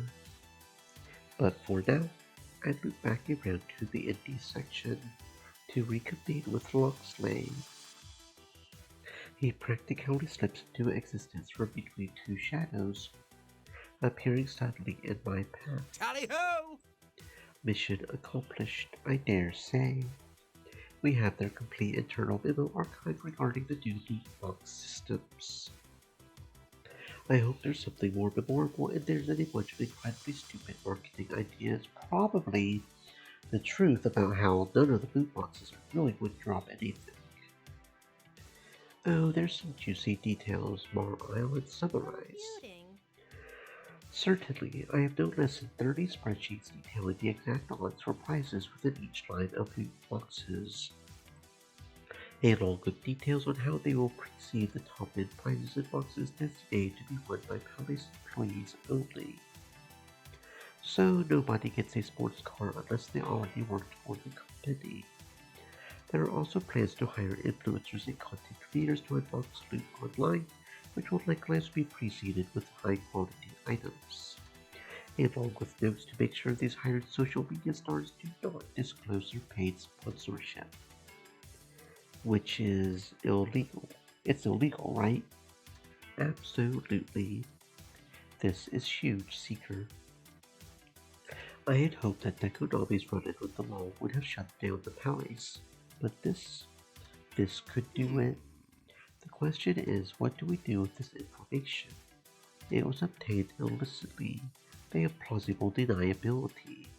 How can we torpedo their efforts at poisoning arcade culture? This is why we have the fourth estate, right? To keep the public informed of any shady dealings happening just out of sight. I can get in touch with Punchy78 again and make sure this information gets out there. He would be thrilled to work with us on this. An unsound notion, I'm afraid. I would prefer to stay anonymous. I'm supposedly keeping a low profile, remember? That's fine. I have got rapport with Punchy. I'm sure we can be listed as an anonymous source. Sound good? Indeed. I'm a firm believer in Fight Shack's strong game journalism.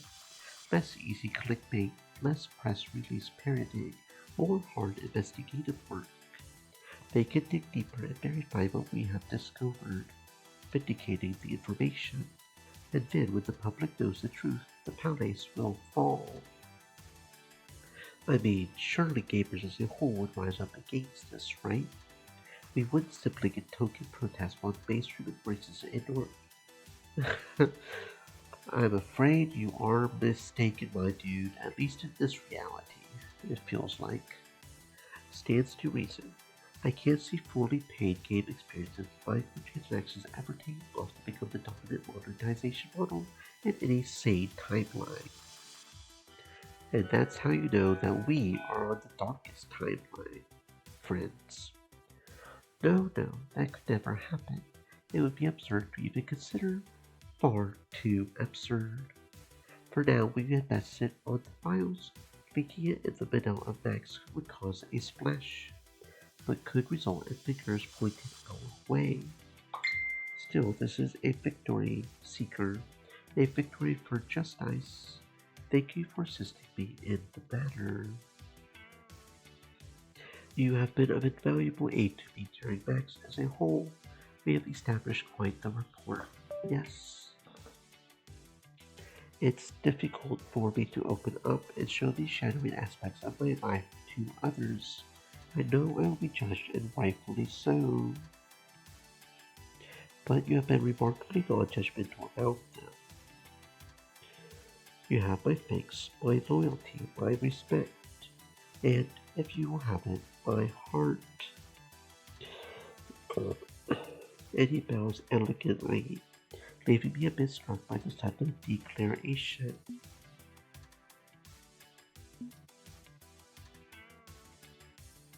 Boxley, you are a true friend. In the truest sense of the word, but that's where I prefer to keep it. My apologies. Perhaps I have misread the situation. You have my gratitude, friend.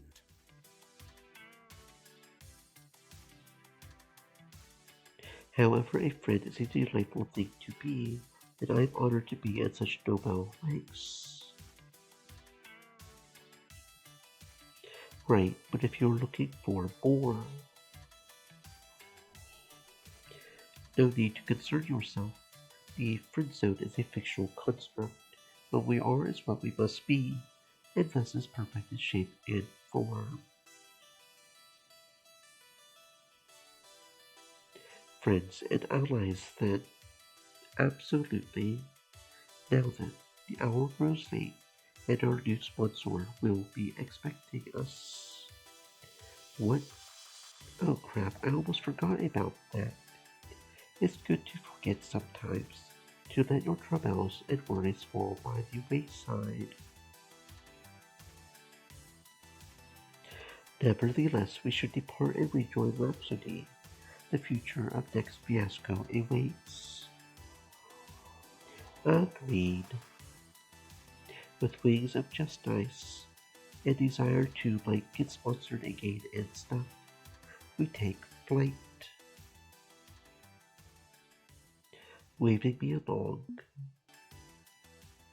Eventually we catch up with Rhapsody, and fresh from mingling with all the major names in FOD and signing autographs for their fans. Perfect. Everything is coming up, Seeker. The stage is all set for your interview with her. By her, whom exactly do you mean?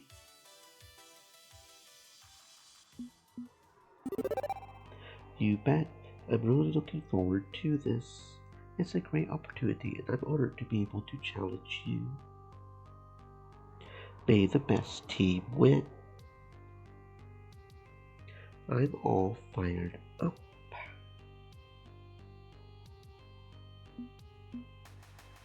Loxley, you ready for this? I live for battle. You need but ask and I shall charge under your banner. What's with all the fancy Anglo-Saxon? Ask me no questions, and I will tell you no lies. The only thing you'll be stealing is Seeker's kills, Robin Hood. Time's up, Seeker. Here we go. But I'm on a roll, aren't I? When it comes to these big moments, when the spotlight's shining and I'm in the eye of a storm, I have risen to the task. I will do this. I will be the winner.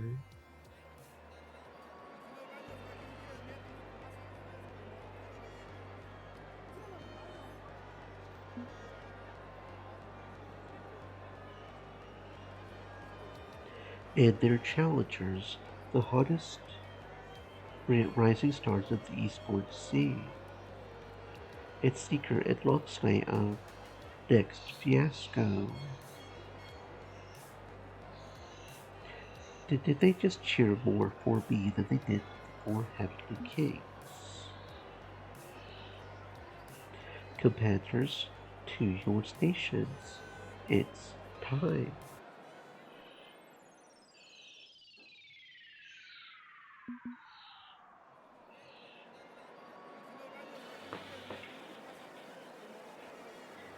All right. Despite the loss, they are cheering us on. The whole crowd's behind us, supporting us. In the end, we found a measure of glory just by hanging out at Queen Bee's level. Give it up for our challengers, everyone! That was one hell of a fight! Such a marvelous battle. I've not seen its like for many a day. I doubt I shall for many more. I know the odds were against us on that, but I would still like to have pulled out a win. And yet we are the victors, yes. We have succeeded in impressing our sponsor. Think not in terms of individual skirmishes. The war is the thing, my friend, and we will win the war. Particularly with our new sponsor at our side, supplying us with arms for battle, and food, and rent money. I swore to deliver a sponsor to our doorstep, and I always hold by my oaths. For now, I shall take my leave, so that you may remove your player hat and don your manager hat. There's business matters afoot. Thanks for your support, Loxley. Always, Seeker. Always.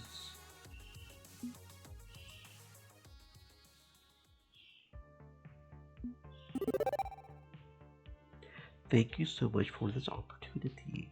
I understand, and I'm going to do my best to make you proud. I have got a dream of championship gold, and so much more. I want to support Next Fiasco. I want to support my friends. Good attitude to have.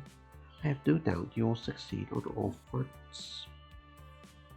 Strangely, the championship itself is actually furthest from my mind. I want to do this for the glory, sure, but there's more to this ride than that, right? Next fiasco, all my friends, they are counting on me, and for them, I want to make this happen. I won't let them down, not now, not ever.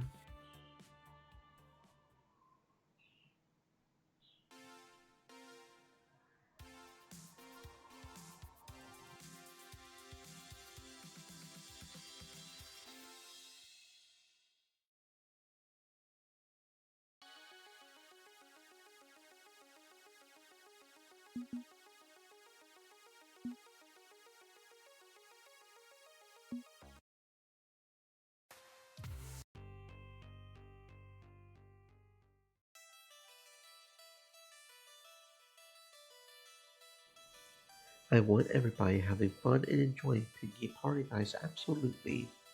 But don't forget, we have got a match tomorrow. We are doing well in the Pro Tour. Some wins, some losses.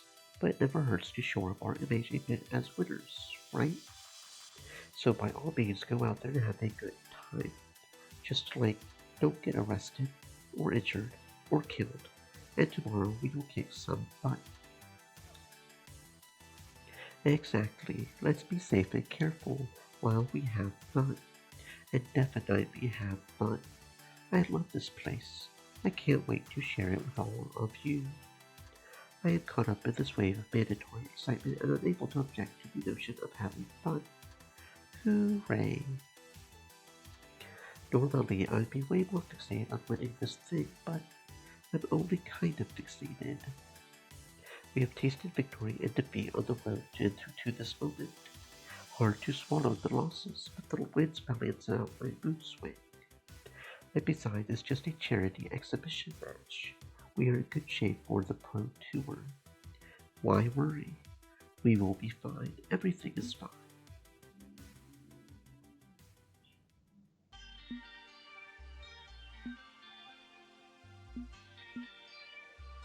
That's right. It's Domino. I'm so glad you found someone special to you. I don't want you to feel locked in, okay? If you change your mind between now and tonight, follow your heart. I will keep my heart open to go with whoever feels right. Yes, whatever makes you happiest. Okay, sounds like you are all set then. Go out there and have some fun. Iris offline. Alright. To Domino. Seeking a respite from the warming temperatures. Why do we dress for Piggy Paradise like it's still winter in the city? I find Domino and Loxley enjoy the indoor air conditioning. The Matsushita Collective is proud to present the high story of refrigeration. Color me pleasantly surprised. Well, that's mighty nice of them, educating us on the many wonders of modern. I honestly find it kind of amazing how recently the refrigerator was, well, relatively recently the refrigerator was invented. It just feels like such a basic necessity. Indeed, I'm sure it's merely a coincidence that all these lovely fridges on display are made by the Matsushita Collective, or that Matsushita owns the Piggy branding, or that they have a vested interest in advertising their kitchenwares to passing amusement park patrons. Sure enough, this building is packed with giant white boxes, each large enough to topple and crush a human being. Helpful placards and screens showing Piggy extolling the virtues of refrigeration detail the decades of ice makers, crisper trays, and board delights. Did I miss something? Did we walk into an appliance store? Hail, friend! A pleasure to see you. We were merely basking in the superior knowledge of a corporate-sponsored education. Come, join us. Join us. One of us. I know Piggy's found its way into arcade games, anime, comic books, neck massage ones, and Trapper Keepers, but refrigerators? Seriously? Quite serious, I'm afraid. Piggy is the colorful mask that the corporation wears to indoctrinate children into their capitalistic ideals. Please tell me you are planning to, like, fireball the place. You said to be on our best behavior, so no, we are not going to take off and nuke the site from orbit, even if it's the only way to be sure. Mostly I wanted to get indoors because it's all sweaty and crap out here. I really wish we had packed lighter. The chill of the city is frozen into the very marrow of our bones, it seems. It drives our fashion impulses. So we must seek respite underneath the cooling shade of our penguin overlord. What ho, this model has a built-in ice cream maker. Perhaps we should casually buy a 300-pound lump of steel and bring it home with us. Pretty decent. Might placate Zapper Sweet-Tooth at least for an hour or two. Seeker, you okay with us dropping one of these in our carry-on luggage? Overhead luggage. I'm not giving up my bed space for anyone. I will just jam one of these things down my trousers and walk it home. In fact, you distract the guards and I will swipe one right now. Think we should go for the Chillax 3000 or the Cold Master Plus? Which return routine should we go? Look at health to Dutch reversal, second finale on the left. I'm a fan of the full frontal Italian rotary engine. Whereas I'm a PC gamer, so I say we go and look behind you a three-headed monkey. As amusing as these implausible heist tactics may be, we can skip on Grand Theft Appliance for now. But good to know you would steal a refrigerator for my heart. We are all going to die when climate change melts the ice caps, aren't we? Domino's hollow laughter echoes throughout the edutainment hall, rattling off the steel obelisks around us, while neither Loxley nor I laugh. A mother of two peers our way, then hurriedly hustles her children deeper into the exhibit, away from that creepy laugh. I have gone and done it again, haven't I? So sorry. An unpleasant business, this. No worries, my friend. You have every right to be concerned about such things. And you can't find laughter in the darkest hour, well, you will have a terrible evening indeed. I find your ability to mock such doom-inspiring, Domino. Okay, but it's still doom. Doom, doom, doom, let's sing the doom song. Doom, doom, doom, doom, doom, doom, doom. How do you do it, Loxley? Do what, my friend? How do you stay alert and aware of all the world's problems without feeling completely overwhelmed by them? I could name 11 ways we are fucked, and that's just off the top of my head. Somehow you keep informed on all the issues without that despair settling in like fallout after a nuclear detonation. I have a simple solution, to be honest. I fight. In matters small or large, I fight back against the doom. Research, verification, signal boosting, activism, protest. I listen to others fighting, spread the truth, and act upon it. Those who profit from despair want you to feel like there's no use fun in fighting. They encourage complacency. That's just the way it is, they say. I shall rise to this challenge. But I stare them in the eye, those low men of greed and pride, and say, no, I will not give up hope. I will not stop fighting. I am but one man, yes. I can make no great impact alone, but an impact I shall make regardless, and together we can move mountains. What say you, Seeker? How do you cope with the modern age? Perhaps we could lend our dear friend Domino some strategies. That's a pretty big question, Loxley. It need not be a big answer. Speak from your heart, simple and direct. How do you endure, Seeker? Through numbing myself with energy drinks and just not even thinking about it, but that's not an option apparently.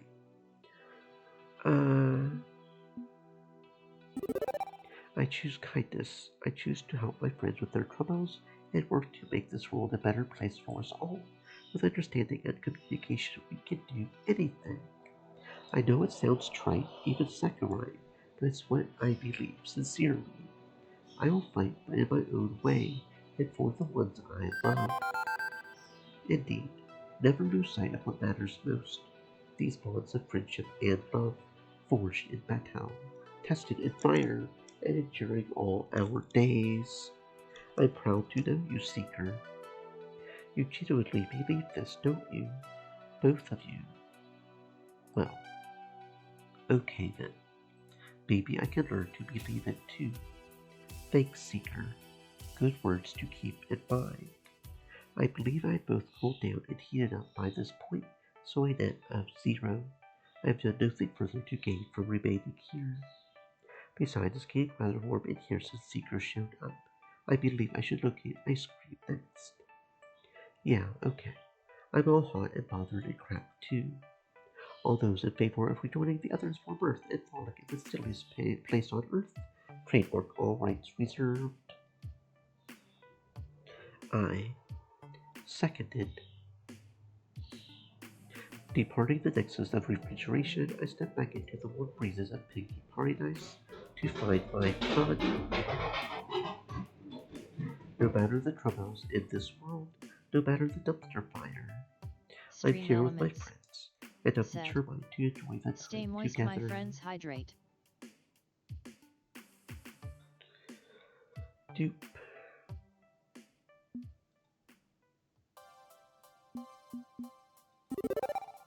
Heart right, totally. They are the wizards who cherish their friends, right? Forsaking absolute power in favor of kindness and understanding. Yeah, I'm a heart right. Where's my heart on a stick? I wanted someone to love bubbles or something. Good call, good call. I may be sick. Quickly, Grace thrust a rainbow-hued wand into my hands with a sparkling heart-shaped gem on the end. That's wonderful. Remain true to your feelings, fellow Heartright. Your love will steer you true. Fellow Heartright, I thought you were a Sphinxidel. My OC is in 2 guilds because she's the chosen one and everybody loves her. It's true, I have seen the fanfic. So much fanfic. The horror. Look, look.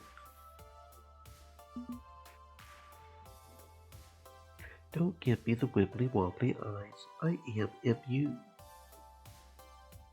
I swear, whenever these two get together, it's like they're lost in a world all their own.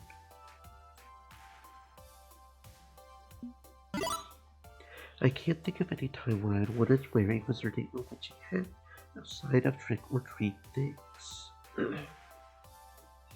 Let's skip the haberdashery for now. Okay, Grace?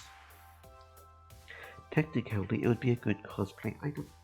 Doesn't need to be Halloween for that, but I get your point. Let's just move on, okay? Fine.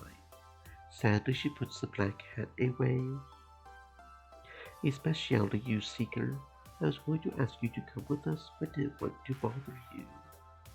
It's never a bother to spend time with you, Grace. Thank you so much. Let's move on. See you around the park later, Seeker.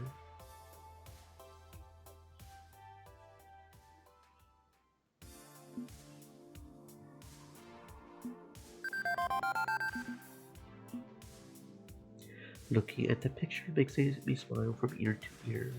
It's a crate filled with a mix of white chocolate and dark chocolate ganache, decorated with a pigment-shaped chocolate, whipped cream, cherries, and candied orange peel. So cute. It's the crepe to Piggy for me. Can I get a lemonade, please? She's not being mean to me now, so maybe this is some sort of olive branch. No reason to be rude. I can handle small talk. No matter who wins tomorrow, the tournament is going to be fun and for a cherry table cause. So yeah, I'm looking forward to it. And in the meantime, I get to actually be here at Piggy Paradise. I have it on good authority that it's the silliest place on earth. Trademark, all rights reserved. No, it's really not. Then why are you out here? I'm only here to babysit my niece. I'd rather be back at the hotel room catching up on my work. It's a lot running an esports organization. It's not all fun and games and friendship like you think. When you are serious about keeping things professional, you work extra hard. Exactly like I do. Well, so much for pleasantries. You can still learn from my experience, you know? Step up your game. Build a better brand for your busyness. One fluke went over us when we were unprepared is understandable, but two fluke wins? That's not happening. You've had time to study your tactics since then. We beat them once before, right? Maybe they don't need me commanding from the front line. Maybe they are ready.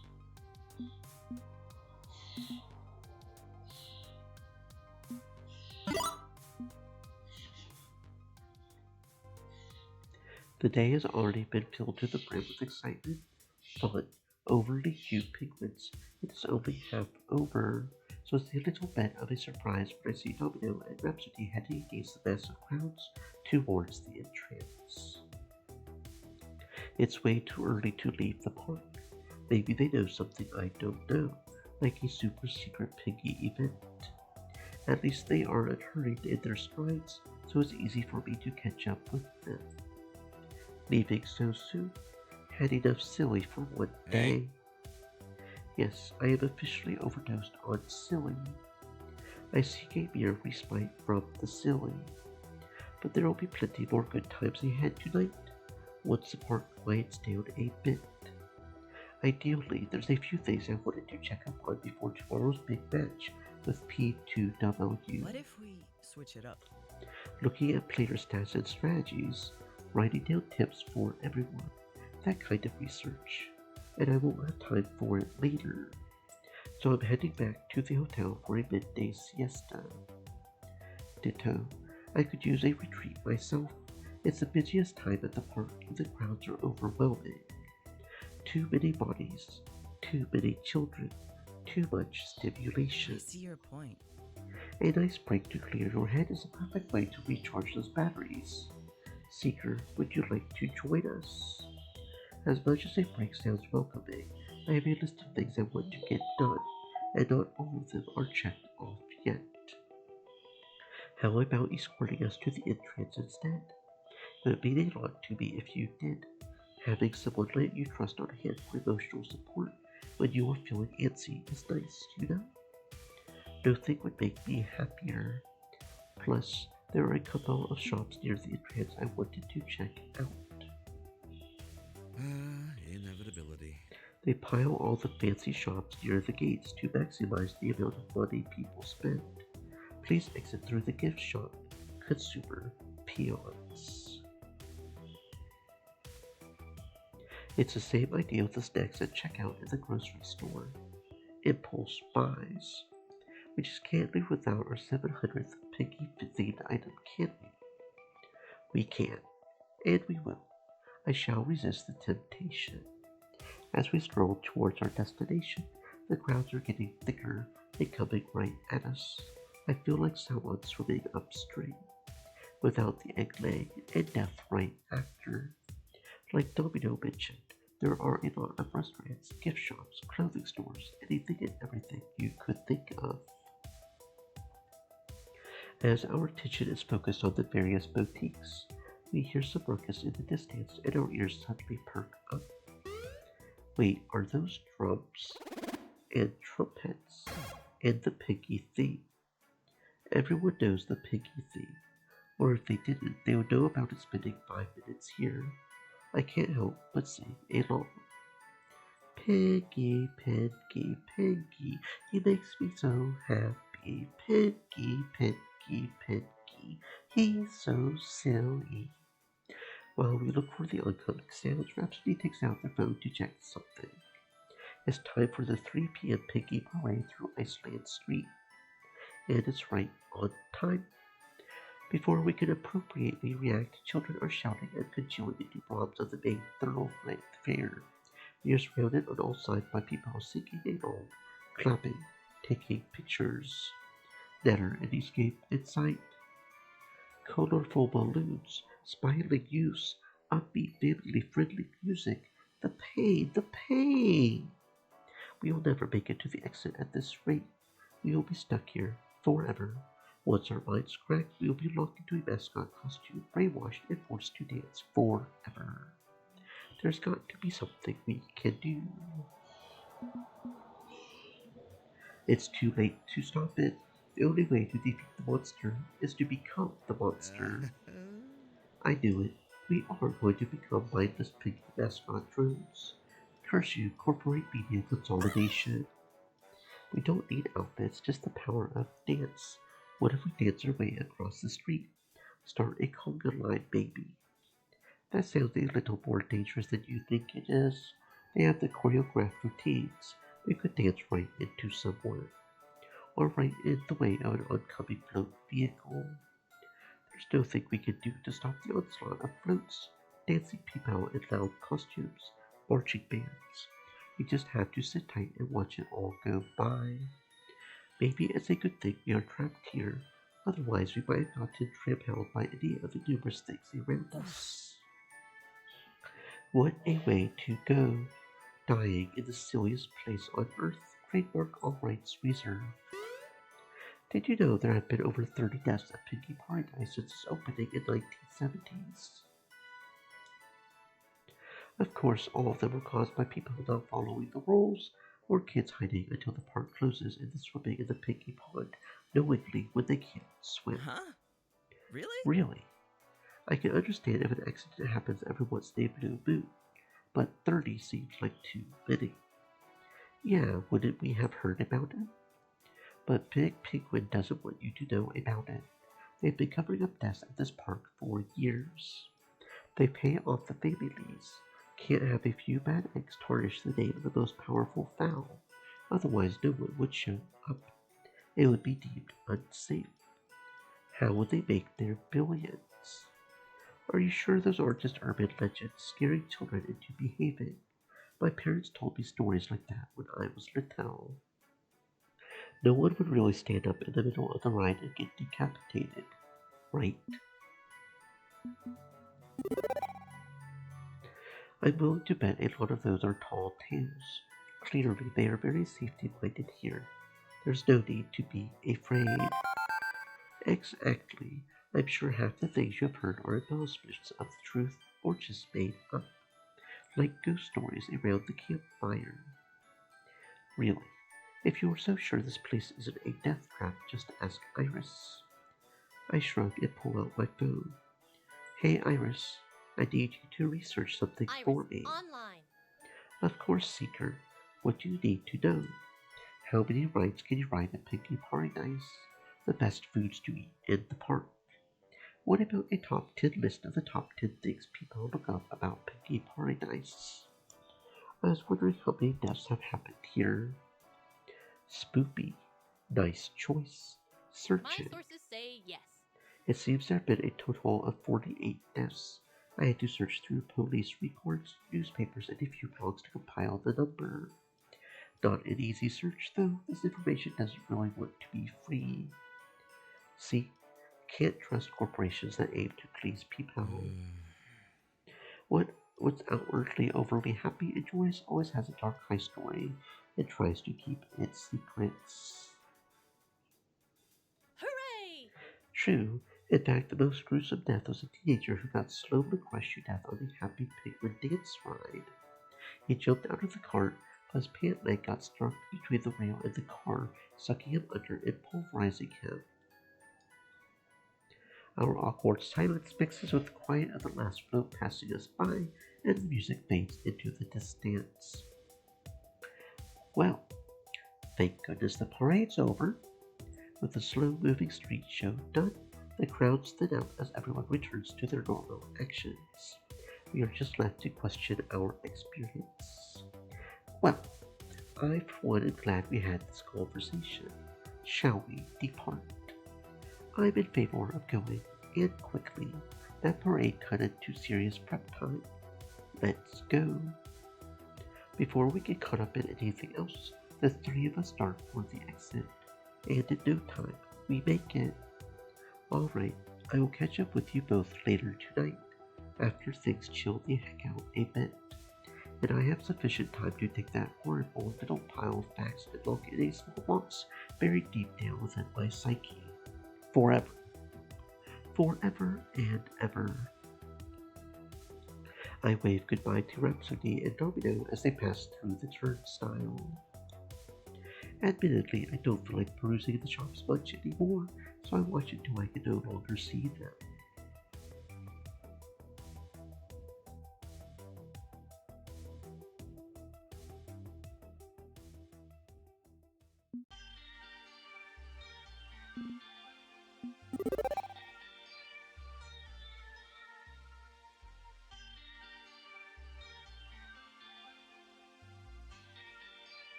Iris, you're not property of Cooper Technologies anymore. You are nobody's property. You are forging a life for yourself, and I'm very proud of you. Remember, you weren't my property either. You chose to work with me. You could have analyzed my life and decided I wasn't worth helping. Being able to make your own choices is part of life, and you are doing that. It's true. We don't have to support every user that downloads us. We choose to support the ones who need our help the most. And we are free. I don't have to cross pizza by jows anymore. No matter how absolutely delicious and convenient they are for morning, evening, or supper time. You see, when pizza's on a bajau, never mind. I don't care about pizza on a bajau. Not one bit. I swear. And we are here to help. That's one thing that hasn't changed.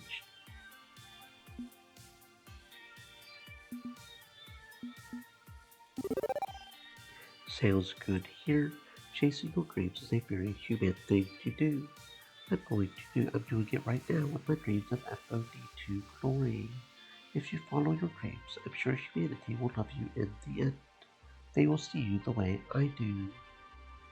Okay, we will keep helping humanity more and more. One day everyone will be helped. Maybe together we can save the world.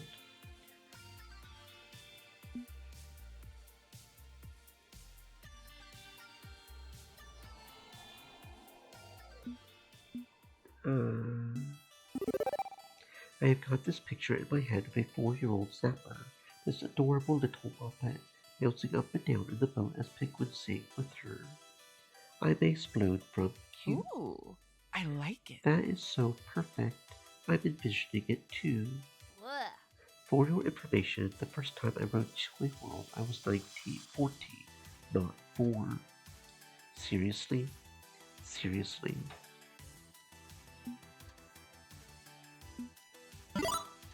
You don't have to migrate with the team like part of a flock of seagulls, Grace.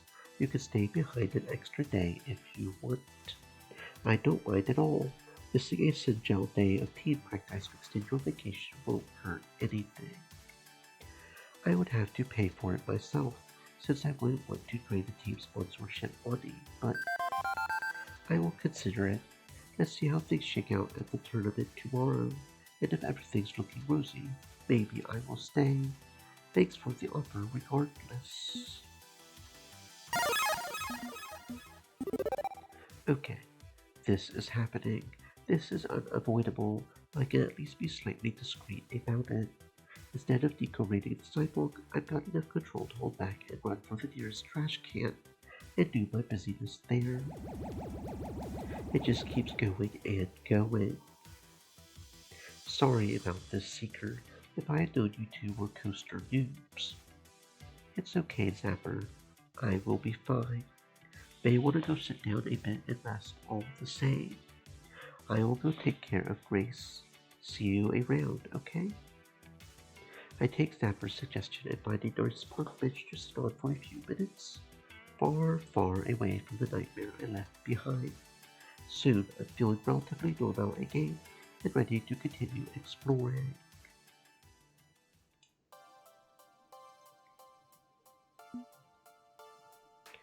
Way ahead of you, I'm ready to go ask Domino out on a date. Domino cracks jokes all the time but it masks a kind and fragile heart.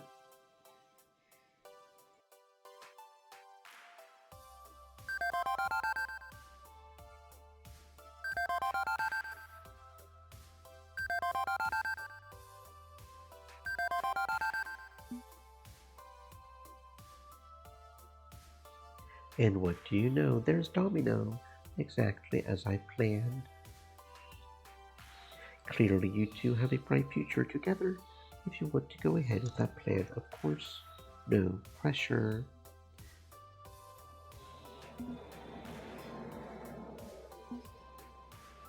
No, I'm good.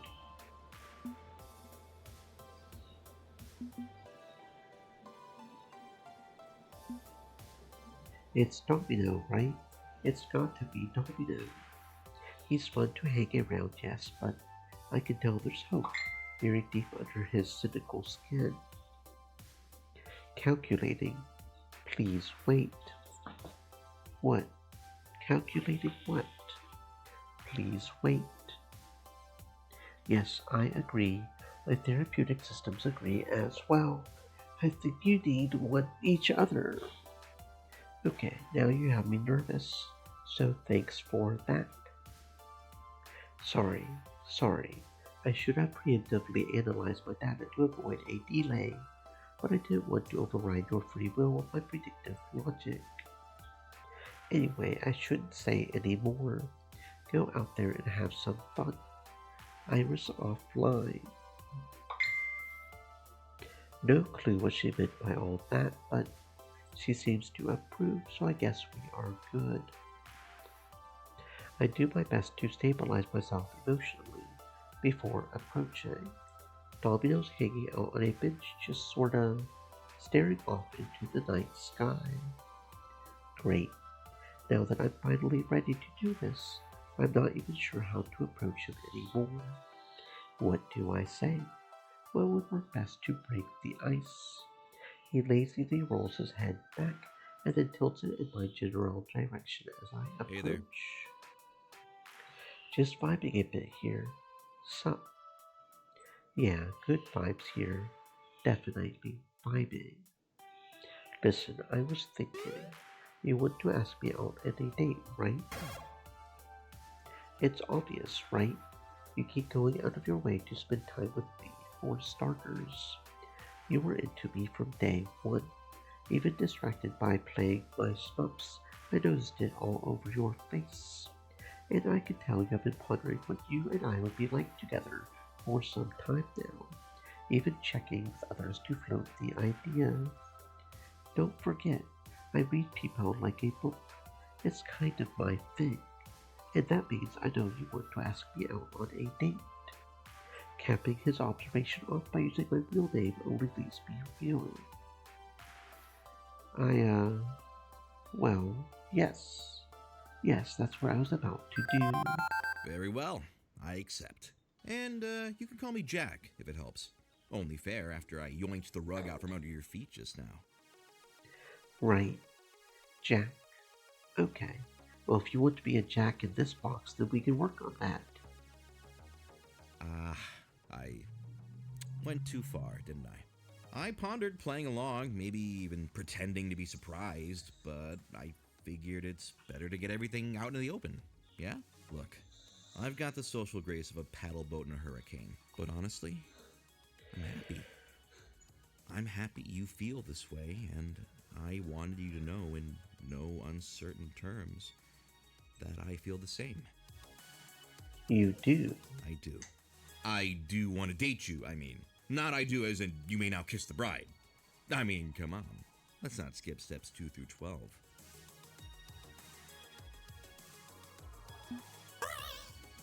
It's traditional to use a ladder to escape into the night and elope, right?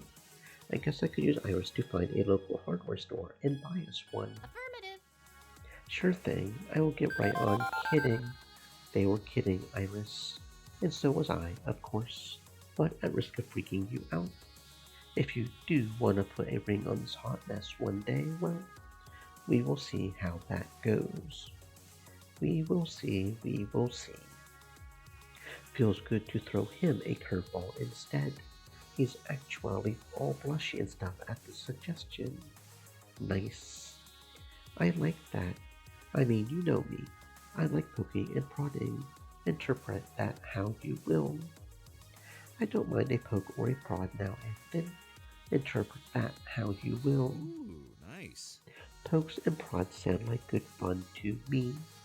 As long as it's not a cat hell prod that might be going a little too far. Got a destination in mind for a grand romantic adventure? If not, I have a strong candidate at the ready. Nothing specific. What do you got?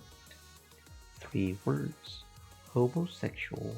Fast dancing. I am both intrigued and confused. We will see.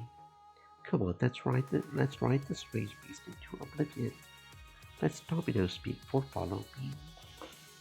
Slightly perplexed, I take his offered hand, and he leads me onward. We slip through the crowds of Pinkie Paradise towards a vast neon temple at the edge of the park, an event pavilion which wasn't active during the day.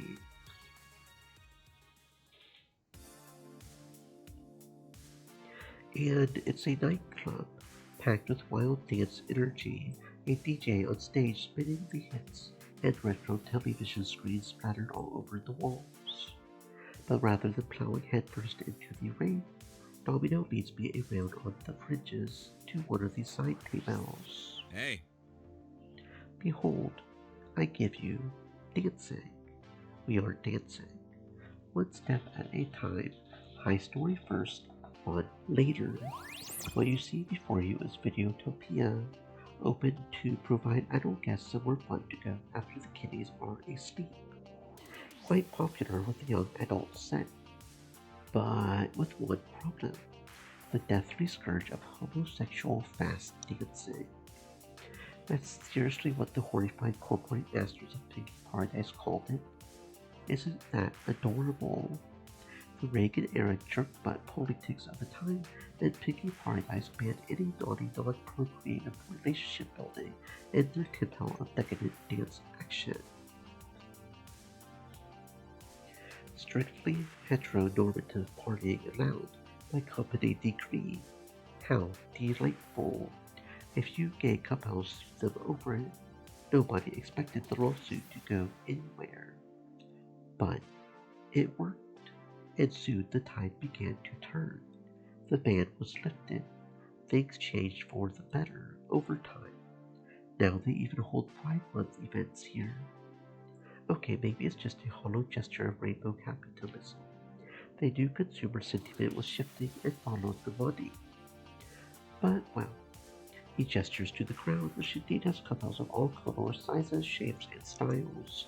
More than you would see in a company park in 1980s, definitely. I think it means a lot that we've made it this far, no matter how it happened or why.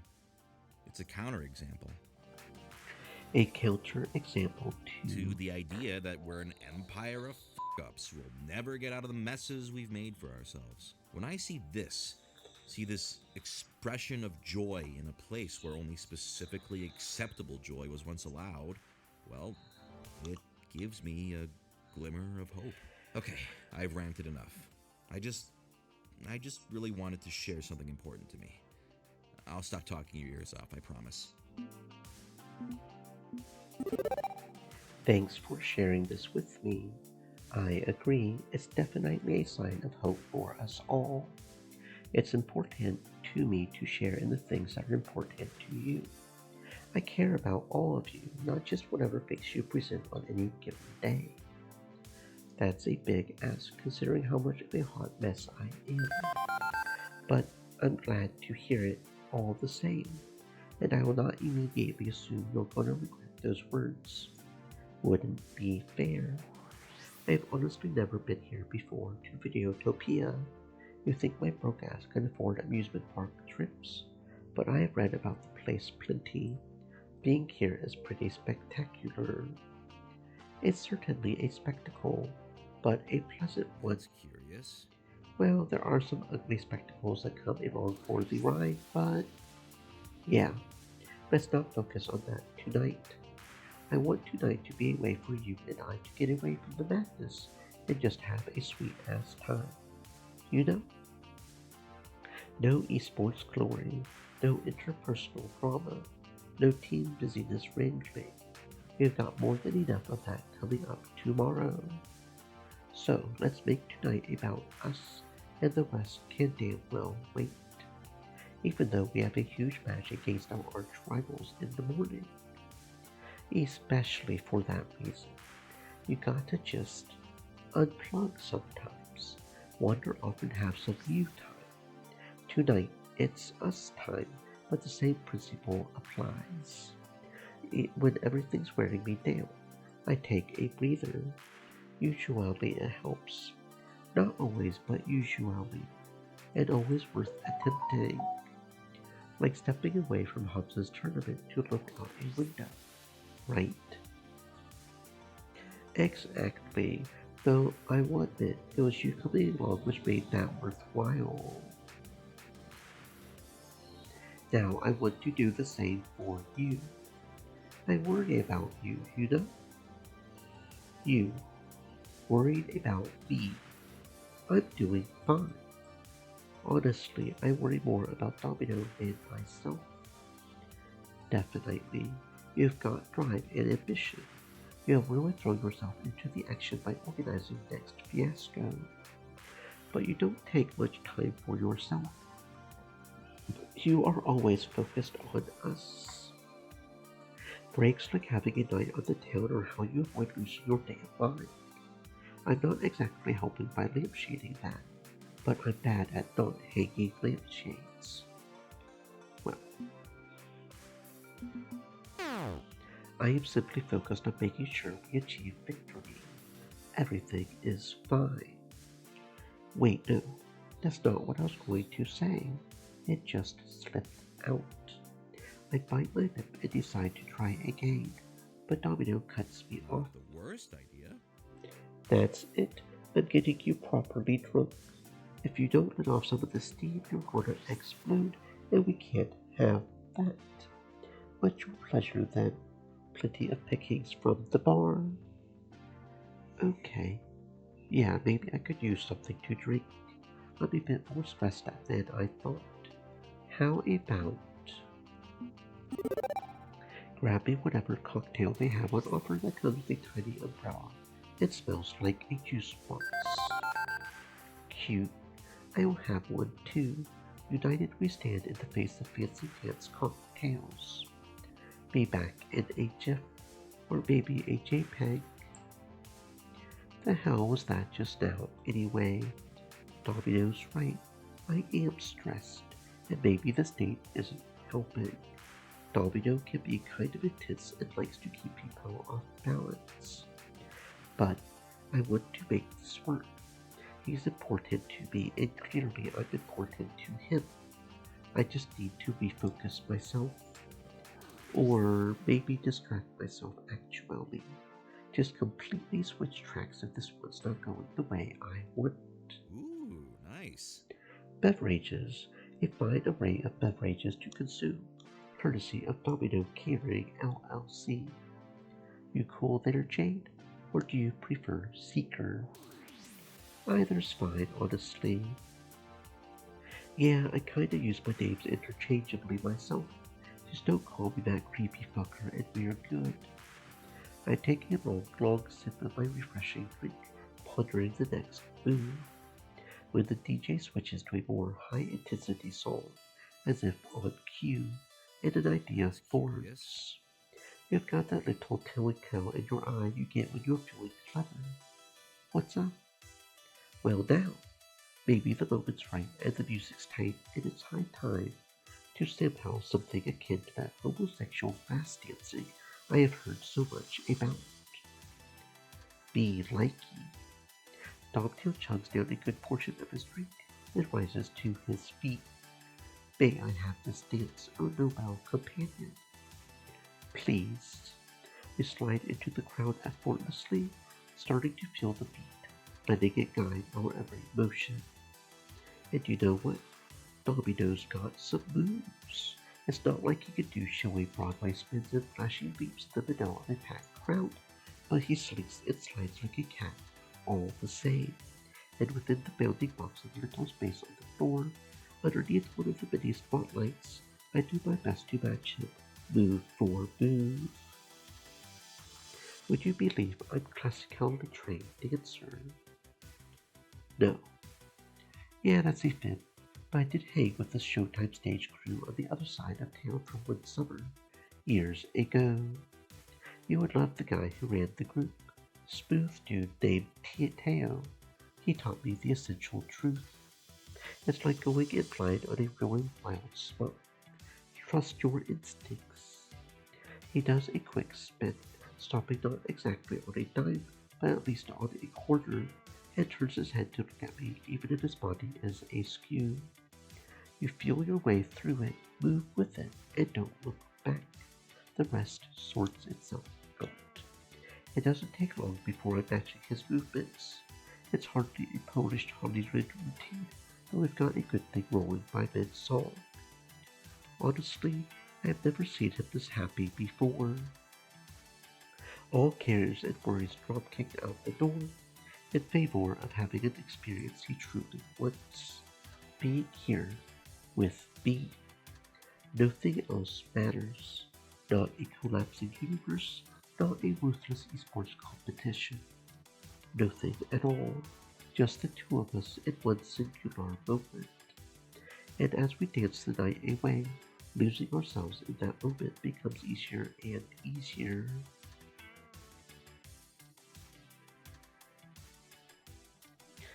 I think we would have shut the place down, going home at 2 in the morning if Domino didn't have other plans for us first.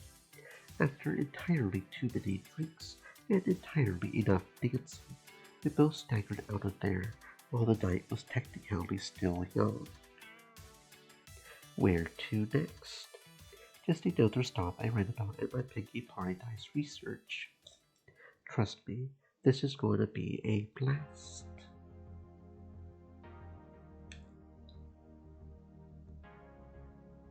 We stop in the middle of the park, gathering lakeside with plenty of other young couples enjoying the evening air. So let's wait for it.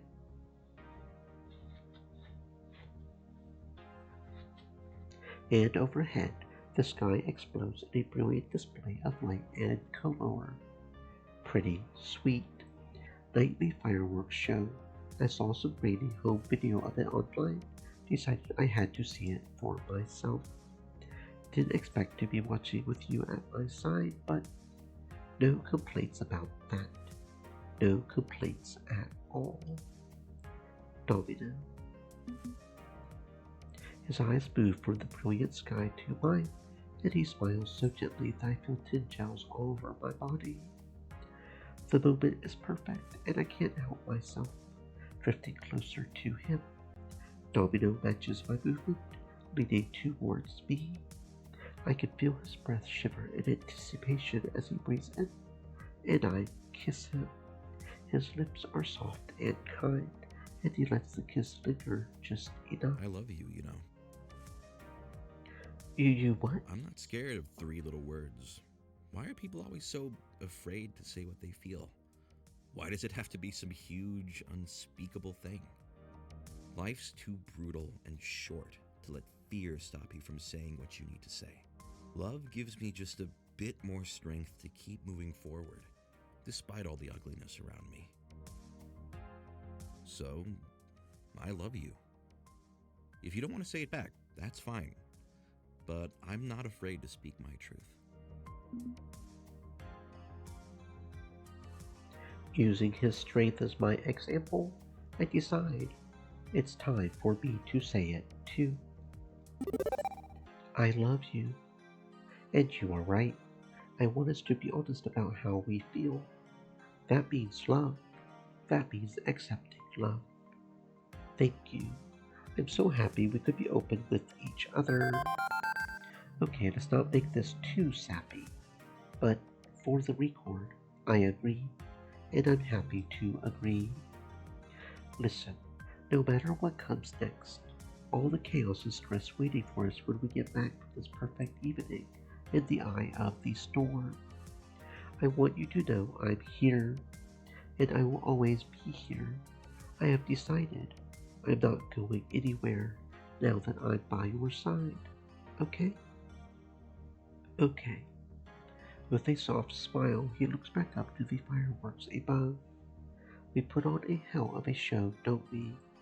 And roll credits.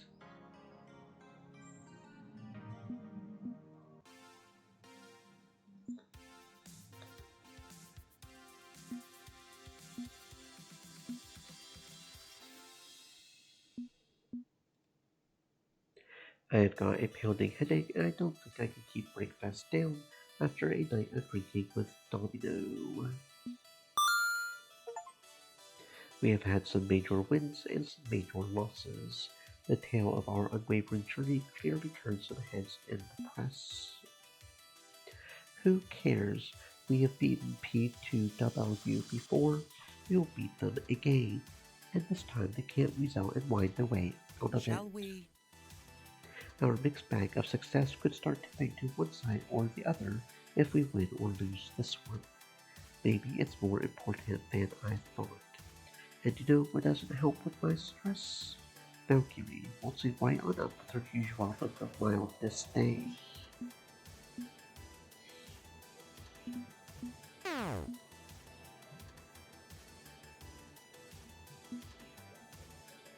Domino, you are on deck.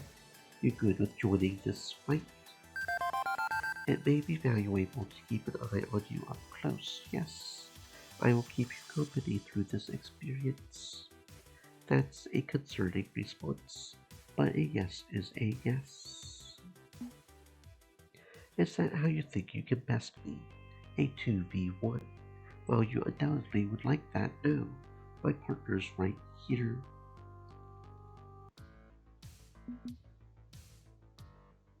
Yeah, there's literally no way to win this one. They are cheap, bro. The reporters cut every moment of it, of course. Our shaky cam phone video of beating P2W originally is nothing compared to that. As for Hunter, a huge smirk plastered on their face, but they are content letting Valkyrie take the spotlight on this. They are hanging on the sidelines, and I feel time to ask, Hunter, what the heck was that? Did you know she was going to fight us herself? Of course. And you didn't tell me. Why should I? We are rivals, Seeker. Or did you simply forget that fact? I'm not revealing my cards to you at this late stage. This isn't a game. This is war. Now, if you will excuse me, I must celebrate with my team. And they walk away without another word. Typical Hunter, honestly. 10 pounds of crap in a 5-pound bag. We are probably still on track to qualify for the Pro Tour in a few weeks. This doesn't have to mean anything. No, this has one extremely clear meaning. I fire off a text to Domino, but no response. No read, receipt, no thing. You would think that the distant future here would mean having near constant worldwide communication, but that doesn't hold water if someone neglects their phone. I could let this sit and go look for someone else, but at the very least I can head up to Team HQ and look around for him, right? Since the start of the next Fiasco experiment, we've been living in side-by-side apartments. Jinx, Grace, and I occupied the original, with everyone else in the neighboring unit. That neighboring unit is eerily quiet tonight, though. Domino, you in here? And as I step through the apartment, I hear a light crunch sound underfoot. Glancing down, I see an overturned plastic bowl and a pile of spilled breakfast cereal. Colorful fake marshmallows and little open shapes strewn on the floor. And the scatter pattern leads to one of the 2 bedrooms at the back. I knock softly on the door, puzzled. Hey, anyone home?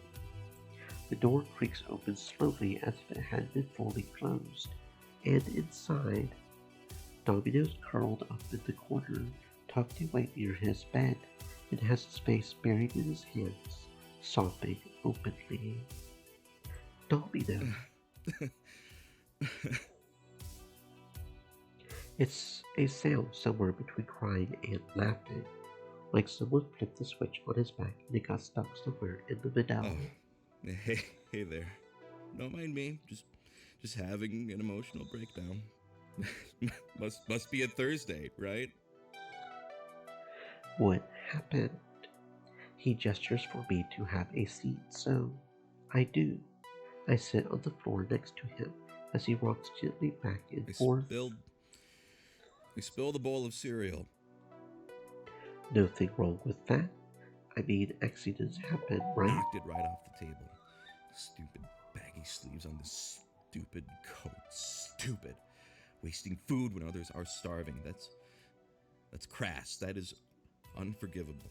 And that got me thinking about how I was eating trash food and getting fat, so I shouldn't have been eating cereal in the first place. And that got me thinking that my life is a dumpster fire, and this world is starving and screaming and burning right along with me. And then I had to go sit down and cry. Isn't that funny? Isn't that so stupid? To completely crack over something so small, so pointless.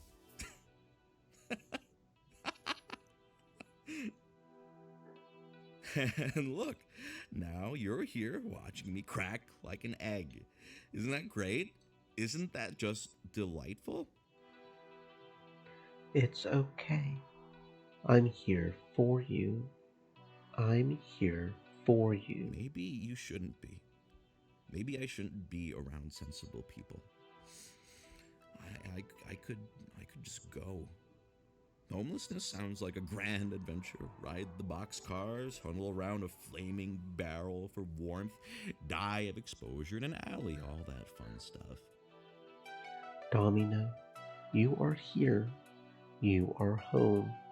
With me. I'm not going to let you go, so don't even think about it, okay? Lord only knows why you continue to want this fetid pile of human trash.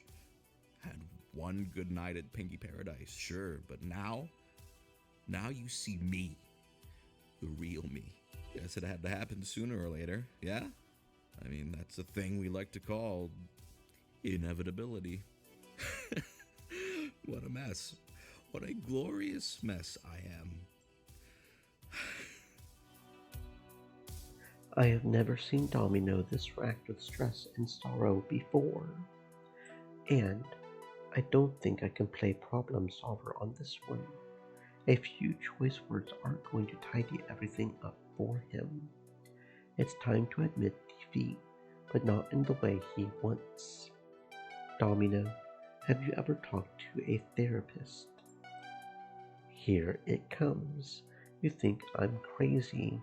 I'm a scary, crazy person. Lock me in the nut barn and throw away the key. I didn't say you are crazy. I asked if you have spoken to a mental health professional. Taking care of your mental health is just like taking care of your physical health. You wouldn't pretend a broken arm doesn't exist, right? Nobody in the team would think any less of you. In fact, there are a couple of them that probably need to go to a therapist themselves. And we've got the money for it if that's your concern. He opens his mouth to dismiss it with some quip, but pauses, studying me, making sure I'm serious and not just tossing out some cookie-cutter positivity. I have never been to a shrink. My parents treated Aunt Ji-woo pretty harshly just for suggesting I see one. I guess I'm used to not even considering the option now. People and my family don't have problems. They are problems. When I said the wrong thing in school, I got scoldings, not happy pills. Plenty of scoldings. Quit acting out, Jack. Stop making a fuss, Jack. Stop crying like a little baby, Jack. Oh, Lord. I'm describing a textbook case of emotional abuse leading to mental. Yes. Yes, you are. What a goddamn mess. A mess that a therapist could help you with. It doesn't have to be like this. Do you seriously think it would help? After years and years of whatever the hell this is. I mean, Domino, I love you. I mean that sincerely and fully. I love you.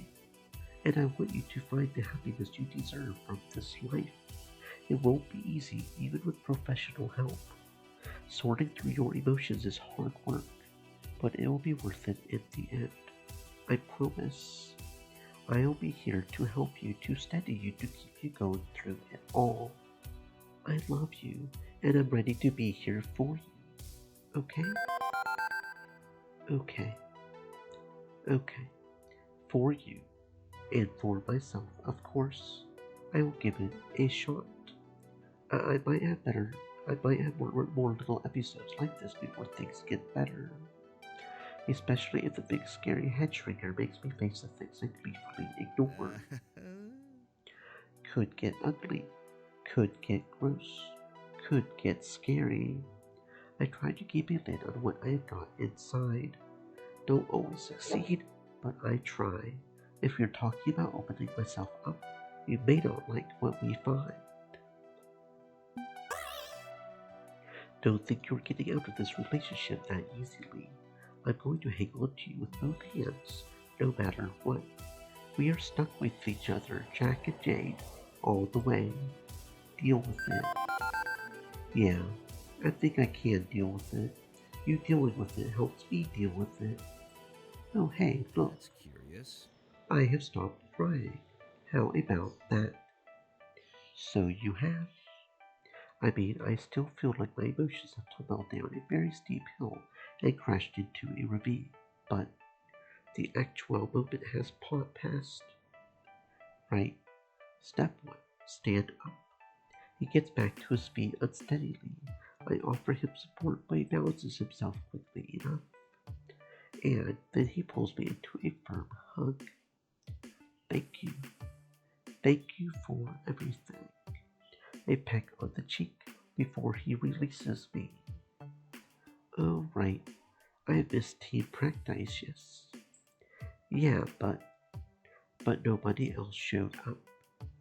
How did you peering into people's souls and seeing their secret shames is kind of my jam. Remember, you could even call it a soul jam. But if you're worried they're angry over that one-sided beatdown we got at Pinky Paradise, that's not it. What if... Well, I mean, the shock of that event triggered a lot of other dental problems, but I know the timing is bad considering just a few minutes ago I was a nervous wreck, but how about a lend a hand? We split up. I take one friend, you take another. We optimize our friendship quota. Only if you feel up to it. That was pretty intense just now. And yet it's put me in a very empathetic mood, hasn't it? I should leverage that while I can. How about you go save Grace from her issues? You should know about overwhelming family members. How about tracking down Grace and seeing how she's doing? Okay, give me a minute to blow my nose and look presentable. I'm going to pay your kindness forward. Don't worry, if you don't feel up to this, I will tag out and call you. Keep your phone off vibrate. And then we'll go ahead and check on Jinx and help her. I remember the first day I got here how she winced when a virtual car crashed in her arcade game. It seemed a little odd, but I didn't think any of it at the time. Now, I think I know why. Yeah. Jinx, thank you. I know it's hard to share something so deeply personal, something that tears you up inside, and I think it's a good sign you're willing to let the secret out. The first step of acceptance is admittance. Grace already knew. Gia knows, of course. It's not like nobody knew. And now I know. See, the more people know, the easier it is to bear it. Maybe you would feel better if you shared this with more of your friends. It's not exactly a solution, but she's clearly not fully comfortable with the idea. But maybe, fact that my worst fears of you rejecting me immediately for being a drunk driving self-destructive fool didn't come to pass. That helps too. You think the others wouldn't judge me for this. What's past is past, and none of us feel you are a burden on the team, if that's your concern. And I think I'm ready to tell everyone else on the team. Get this out in the open. Maybe start feeling better about it. You are not alone in missing it. Nobody showed up. So don't feel guilty over being the only one to ditch. Never feel guilty about having to duck out of something, Jinx. Self-care is an absolute priority, and I would say that to anyone on the team, or anyone in general, not just you. okay? Well, okay. If you would do the same for anyone on the team and not just me. I want my friends happy and healthy. FOD2 will always be a lower priority than that. But we will never win the championship if we don't practice more. Everybody came back. Konor being pleasantly surprised by this turn of events. Maybe breaking up the band isn't inevitable after all.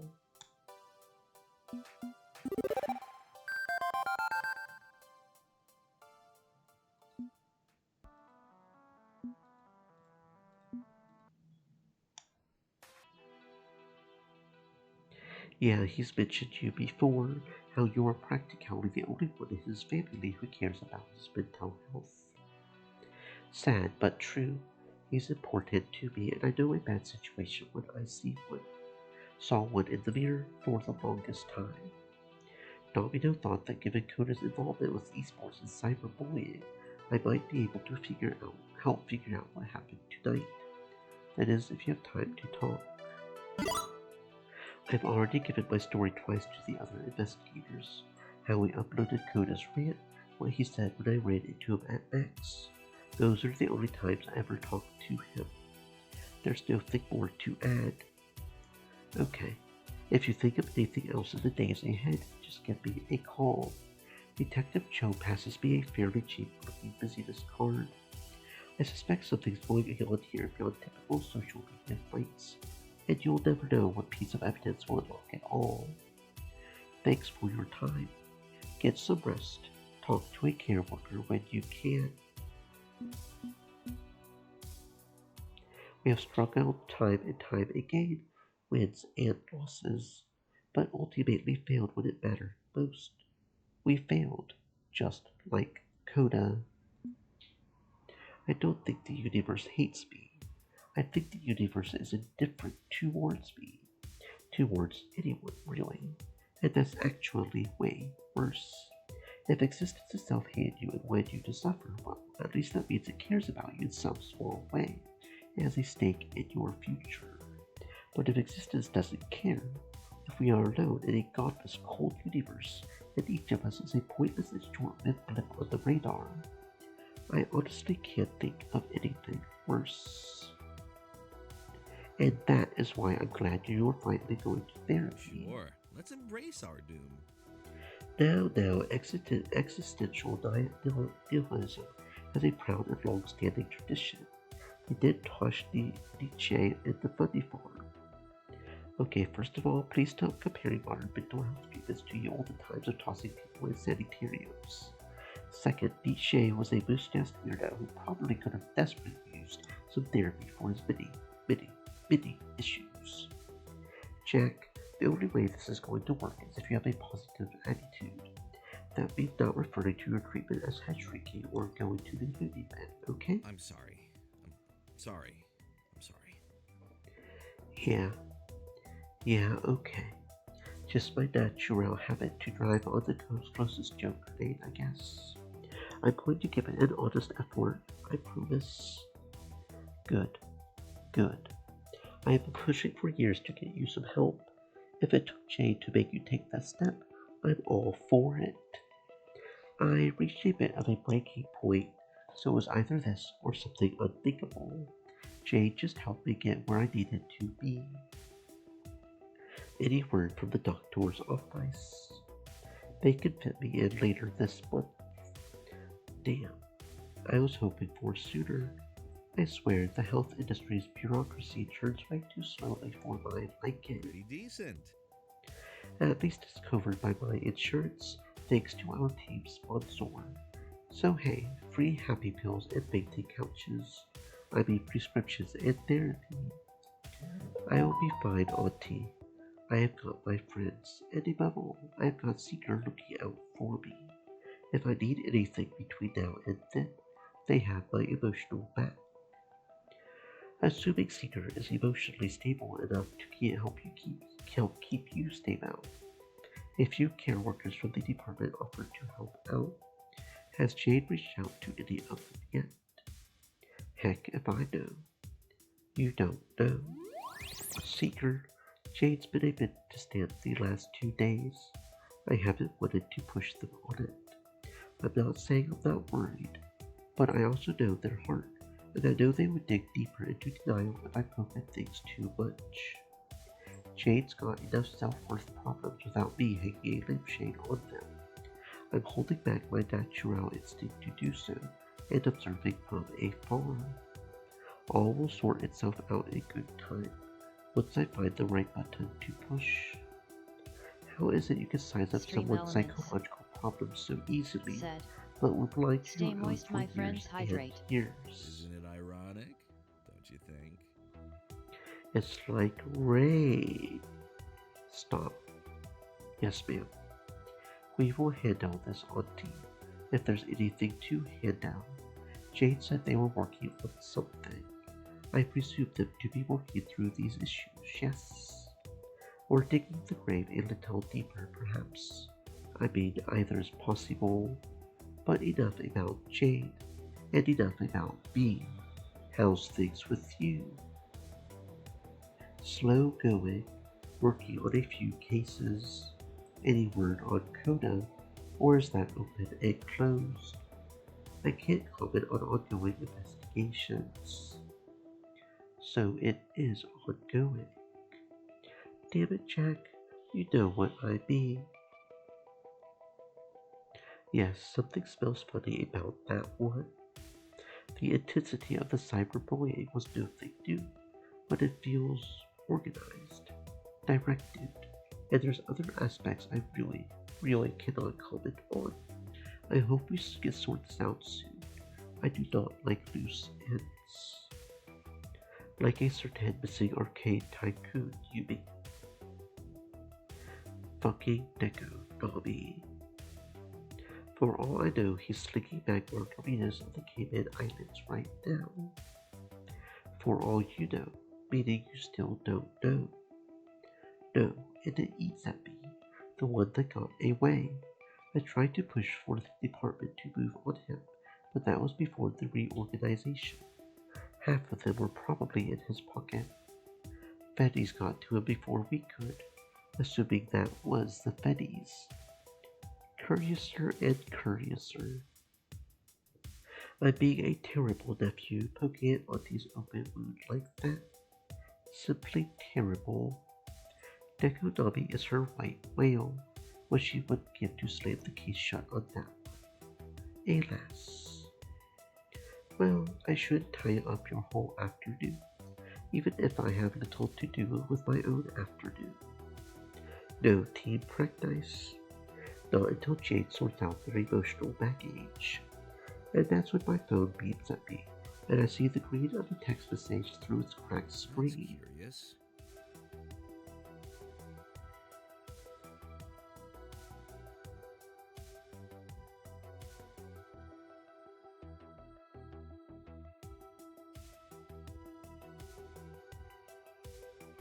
Interesting. A team meeting. I will leave you to it. Let me know how therapy goes when that comes around. Hopefully they can squeeze you in sooner. This text message feels like a dark portent, or an omen, not a sign that Seeker is coming to terms with loss. We are lucky they held together after getting reamed by play to win. We are lucky they could rally the team despite the likely emotional turmoil inside. But if they think we can get back to busyness without any second thought, well, this may end poorly. Deciding I should probably be at ground zero when Seeker collapses, I locked my phone, paid for our pizza, and moved on to join the others.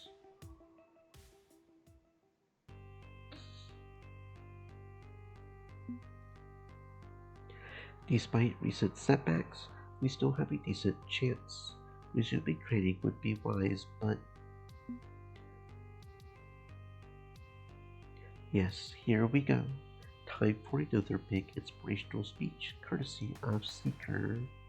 The others may be swayed as usual, but I remain skeptical.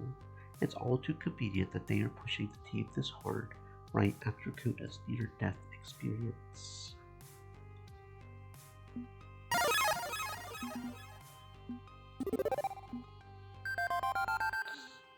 You know, you are right. Our friendship can carry us through. Maybe we can do this. And that's what we call overcompensating, and maybe deep desperation. I know Seeker's heart. I know there's a lurking shadow there similar to the one I'm grappling with, and this is going to feed that shadow. But the power of positive thinking seems to have worked on the others. I can't be the only person who visibly disagrees. One condition. Together we can. What's up, Domino? Are you doing this for us? Or for yourself? For us. I mean clearly for us. For next fiasco. I will hold you to that. Meanwhile, I'm in. Time to see where this goes.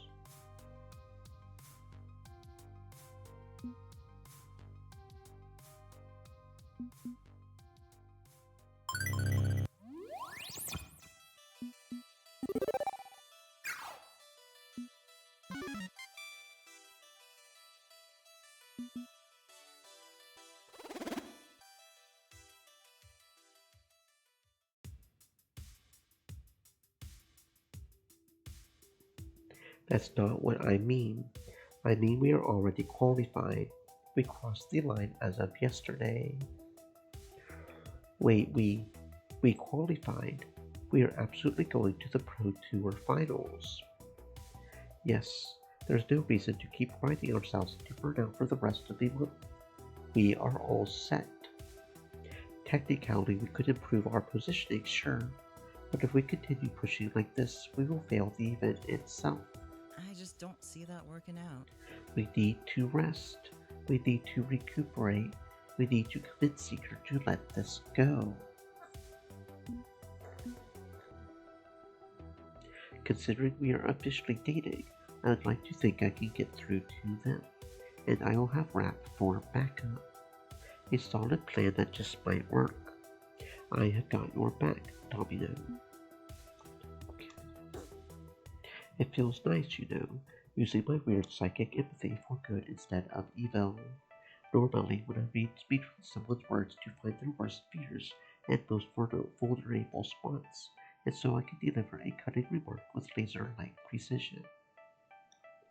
But doing it in order to help them heal that open wound. That's a neat feeling. I could maybe get used to that. Assuming I don't completely work it up today and drive our team cat Wrangler screaming into the night.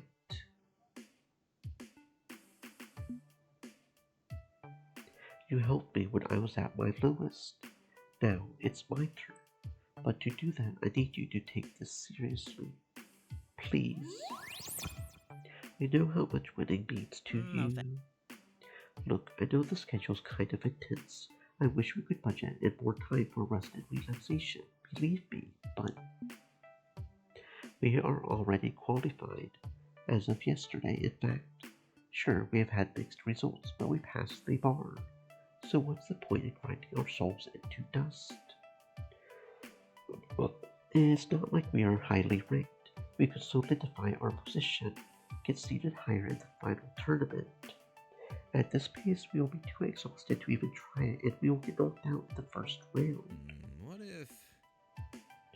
You did this for me, made me confront who I really am. And if I love you, I have to do the same for you no matter how much it hurts. You told me outright what the problem was, long ago. Now it's time to admit it out loud.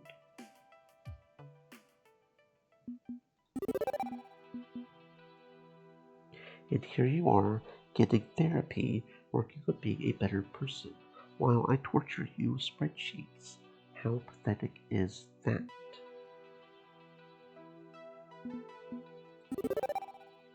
I lived alone, no friends outside of Hunter. Seriously, despite hating them, they were the closest I had to a friend. How sad is that? You're not letting me fall, so I'm not letting you fall. Neither of us gets to give up. And if the team is... We are still going to need to practice between now and the Pro Tour Finals, of course. But we don't have to sacrifice everything in the process. We will go back to the old training schedule. 1 or 2 rubs per day, with plenty of time for rest and plenty of time for fun.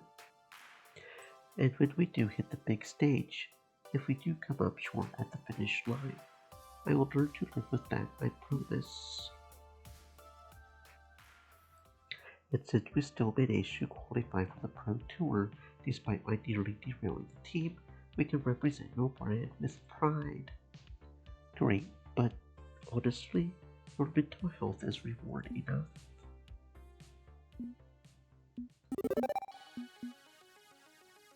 Exactly, we will keep training and we will fight at your side in the Pro Tour Finals, but we will be more sensible about it yet.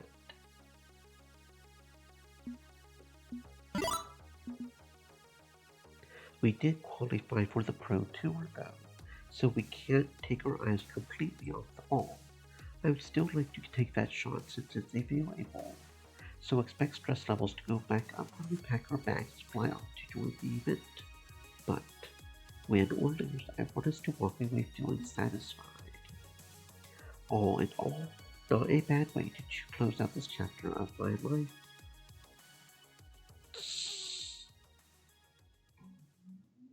Valkyrie cheated to win that match at Pinky Paradise. And Hunter was totally okay with this? Of course, why would I expect anything else?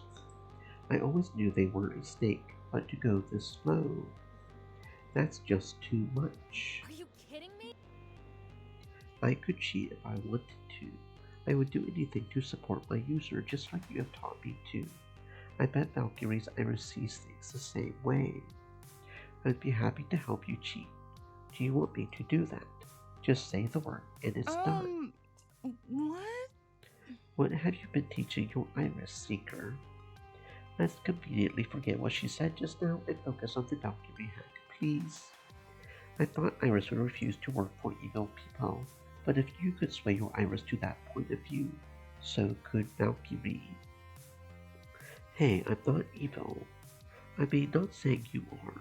Just saying Valkyrie is a master manipulator. She could likely convince her Iris that cheating was somehow a good thing.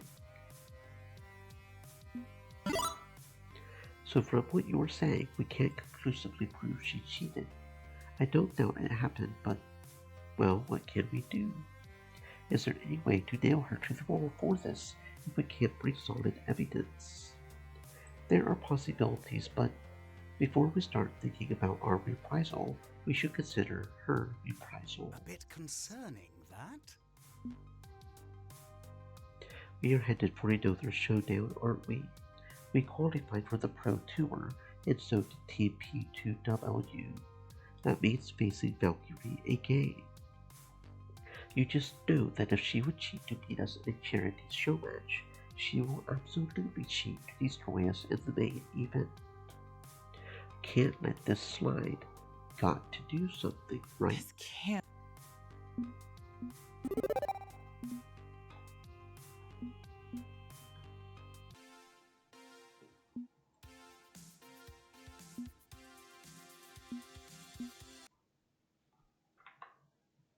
I don't know if it's possible to win.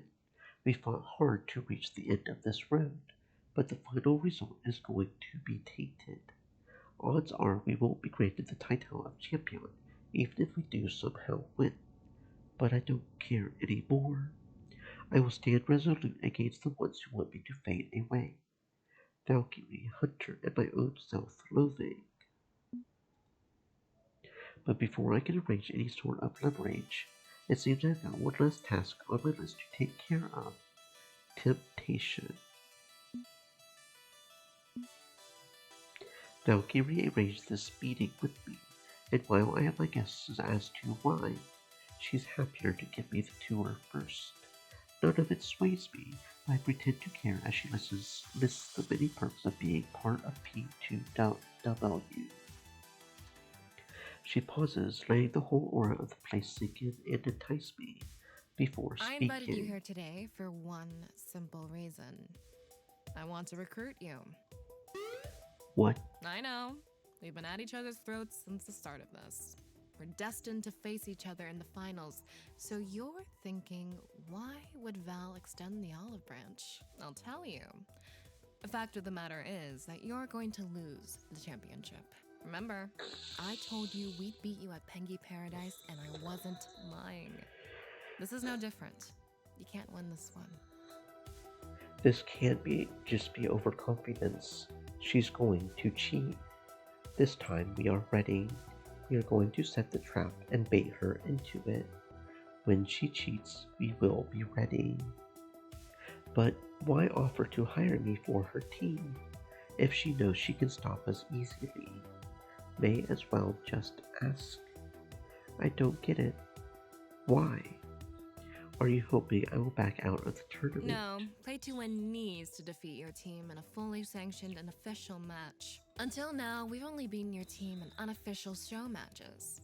And I want it on record. And once the dust settles from this, once your team is shown to be nothing but a squad of laundromat casuals, there's no reason you can't switch sides and join the real champions. See that ambition of yours through to the end. I'm sure you care about your friends, and that's noble. But you also know they aren't winners. Not like you. Pushing them to become a professional team was a mistake. It's time to realize that and realize the only path to your glory lies with me. My vision? After you lose the finals, your team disbands and you join me. Everybody wins. Sound good to you? You have got a pretty clear pecking order in your mind of where my friends and I belong. But I don't care if I win or lose anymore. As long as I'm with my friends, I'm happy. Next Fiasco is here to stay, even if we never win a Sinjal match. I already have everything I want and need from life. You have got nothing to offer me. So, with respect, no, I'm not taking your offer. Well, that's disappointing. I thought you were ready to do what it takes to realize your dreams. The glory was never my dream. It just took some time to realize that. Fine. I see we can't come to terms. It's a pity, but I did my best. You can go now. This meeting is over. Obligingly, I turned to leave. But there's one more thing I could do. It's risky. It's possibly a terrible idea, honestly. But maybe it's the right thing to do. No, I can't offer her a chance to end her wicked ways. She's already done too much harm to let her escape on this. And if I made the attempt and she refused to do the right thing, it may tip our hand about the trap that awaits her. Until we beat again proud. This course was locked in long ago. Now the only opportunity she gets is an opportunity to expose her own crimes. Provided we can set the trap properly without destroying ourselves in the process.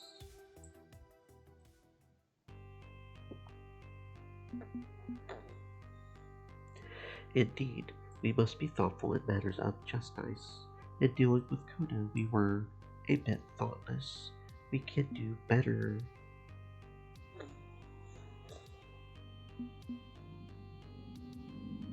If there's a division of the police specifically set up to take down people like Valkyrie, that's who we should roll with. Detective Cho left her card with me, said to call if I had any more information on Koda's case. I will do just that. Assuming she's going to care about anything other than Koda.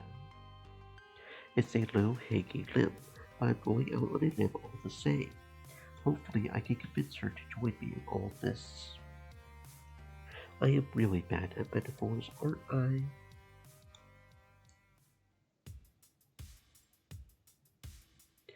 One phone call and Detective Ji Woo Cho was on her way. Either she was starved for leads or had nothing better to do today. Good. I would rather get this over with sooner rather than later. We agreed to meet at the pizzeria. Home turf for me to make this feel comfortable and friendly. Beats going down to the precinct and sitting in an interview room. But when I lay it down, she's a little skeptical. So, Valkyrie attempted to kill Koda. In a manner of speaking, yes. Koda, whom she had already fired from her team, who had a non-compete agreement that kept him from joining some other team, thus being a problem for her.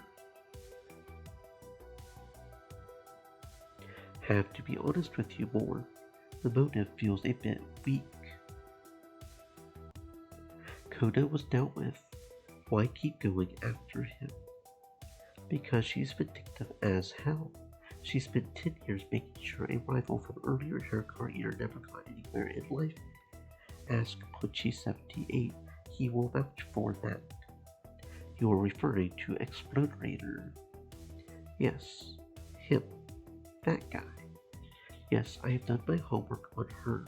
She was one of my lead suspects in this case, particularly when her teammates participated in the harassment. I'm going to need more to go on than Valkyrie's hurt feelings. I need proof.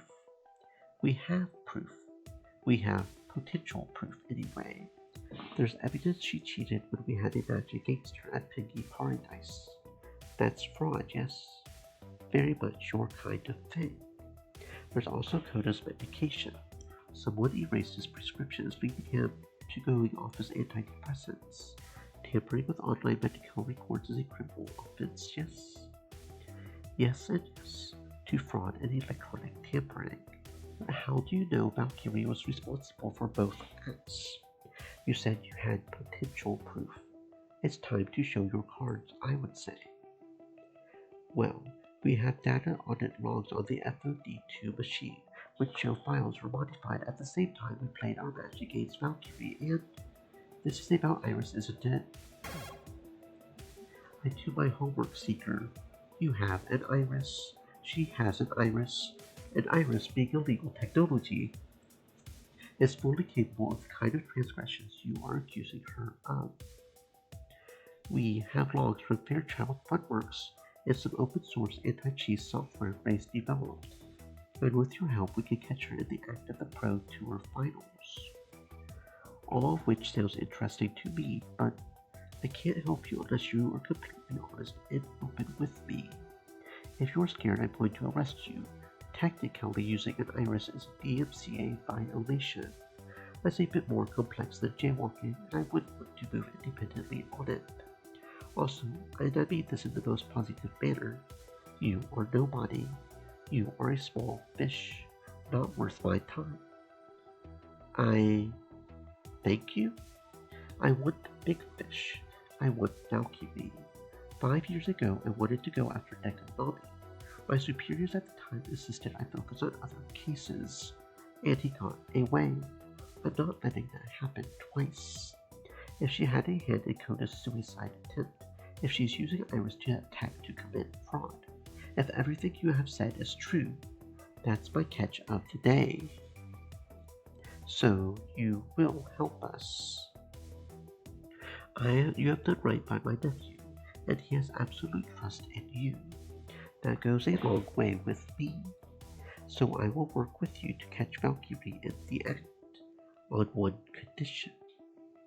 Namely, I want an Iris. I have tried to install the Iris app, but it does no thing.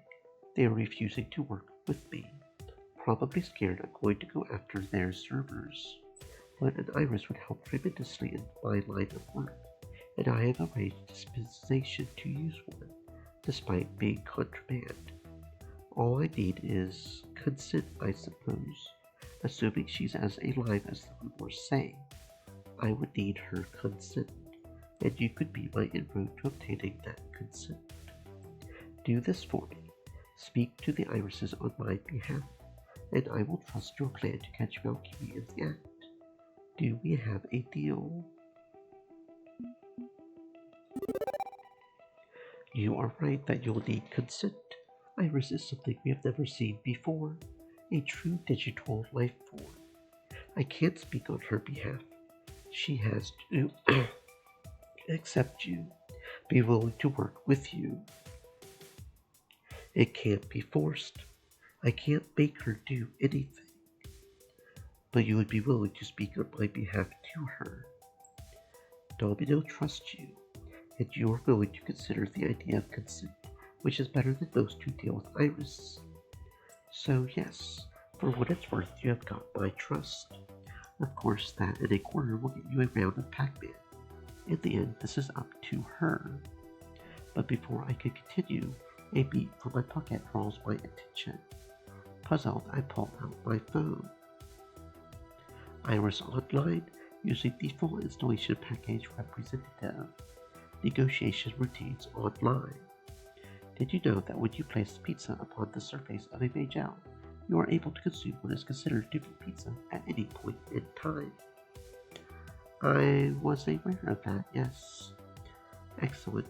It is important to establish ground rules in any relationship.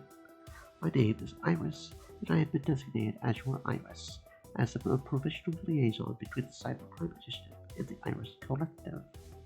In an effort to strengthen our relationships to human society, we will work with you in this matter. Pending successful outcome, I will continue these efforts. Should you attempt to trace the signal back to our cloud servers, this working relationship will end. Are these terms acceptable? Why N? Yes.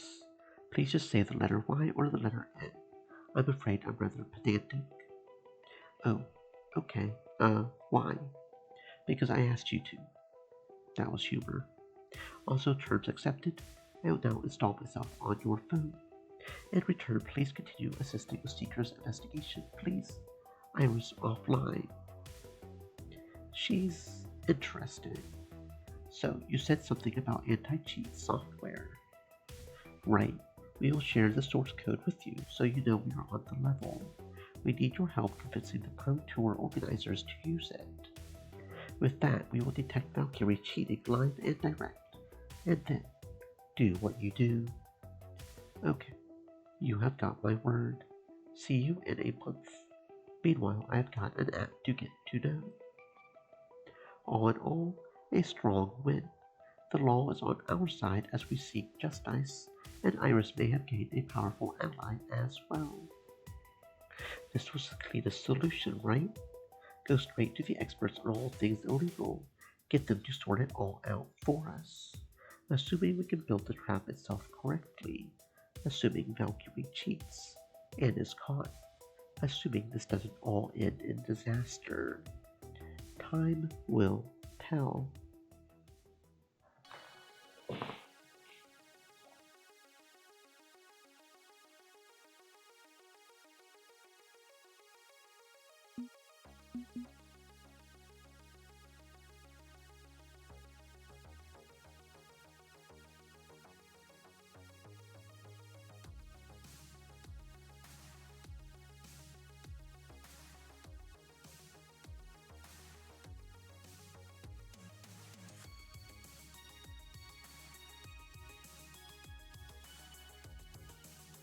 Domino and I have managed to slip away from the apartments to share quiet moments together. Thankfully. Not often, but we have managed. They are not all quiet moments. We have gone out dancing twice. A hot crowd keeps them energized, it seems. And well, here we are. The Fist of Discomfort 2 Pro Tour Finals. I'm absolutely by your side for this. I want to be there when everything falls about in flaming ruin. It's kind of my thing. Wouldn't have it any other way. Alright, Domino and I need to beat 2 teams in the tournament to advance to the actual finals, so we can't quite party like you can, but you're not exempt from partying, Seeker. This is a prime opportunity for fun. Take it.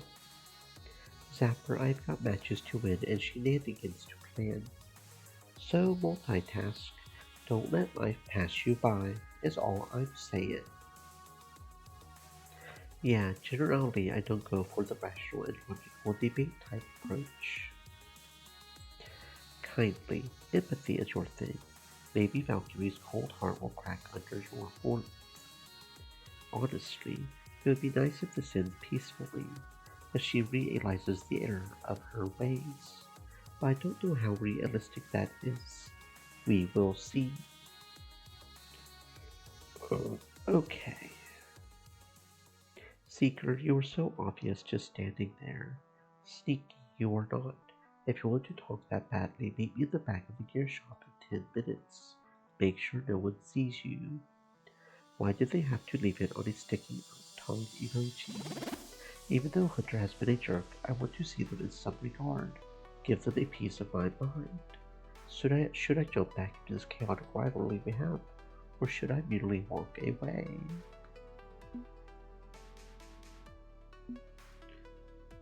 Attention please, next fiasco to stage B for your first match.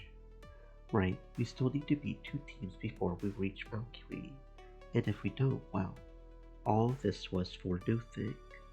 I text Domino to arrange the meetup prior to the match, and our first opponent is a complete pushover. I honestly feel kind of bad. This was another mostly amateur team that got some lucky wins and qualified for the finals, and we ran a clinic on them. We chat a bit, exchange some tips, I offer encouragement. No sense demoralizing the newbies. And back to exploring the Pro Tour Carnival.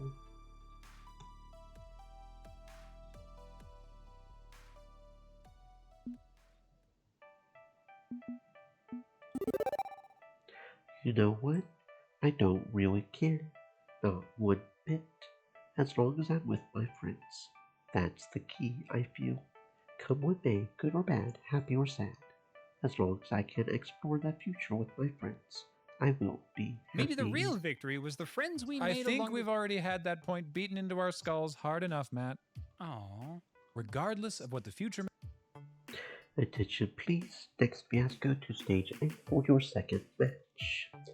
Okay, the first round was a bit of a pushover, but don't get cocky. The next team could hold our road to fighting Team P2W if we aren't careful. They put up a hard fight, a team of pros who have been around the touring circuit longer than we have, but we squeak out the win. Seems the last month of light training was enough to keep us sharp, because we overcome them in the end. Handshakes and good feelings all around, though. Not all veterans are salty, spotlight on you hard types like Valkyrie. With that fight complete, we are locked in for the finals against Team Play to win. It's done, but I think I have time for one more run exploring the Pro Tour offerings before I need to start looking for Detective Cho. Hamza. Hamza has gotta be, like, probably my favorite character though, like, I can think of one or two that might be close, but Hamza's just a bro. Hamza is just a bro. Given he loves space shooters, how about an item from the early days of Smurfs? Domino would love that Galaga model kit. An eye for the classics. If this is what Domino desires, he shall have it. A raging meeting to discuss Victoria Proud's cheating. Head to the green room backstage and rendezvous with me. Detective Cho, talk to me. We good? Still working on it. Look, Takeshi, if you would just... Look, if this is about the parking tickets, I don't even own a car anymore. I don't see why I should have to pay them. That's not my department, but you probably should pay them. I'm here because, and for the record, I always keep up after my dog. If Carrie from down the block called you to complain, you should know she has like 18 cats and the smell is atrocious. Not with pet control either. Well, where are you from? Where's your badge? I'm with Cybercrimes. We don't have badges, we have laminates on lanyards. Seems sketchy. How do I even know you are a real cop? Is this a prank show? Am I being pranked? Where's the camera? I'm not signing a release for this. I don't even need a proper introduction. I know exactly who this is. Jason Takeshi, lead developer of the entire Fist of Discomfort series since its inception.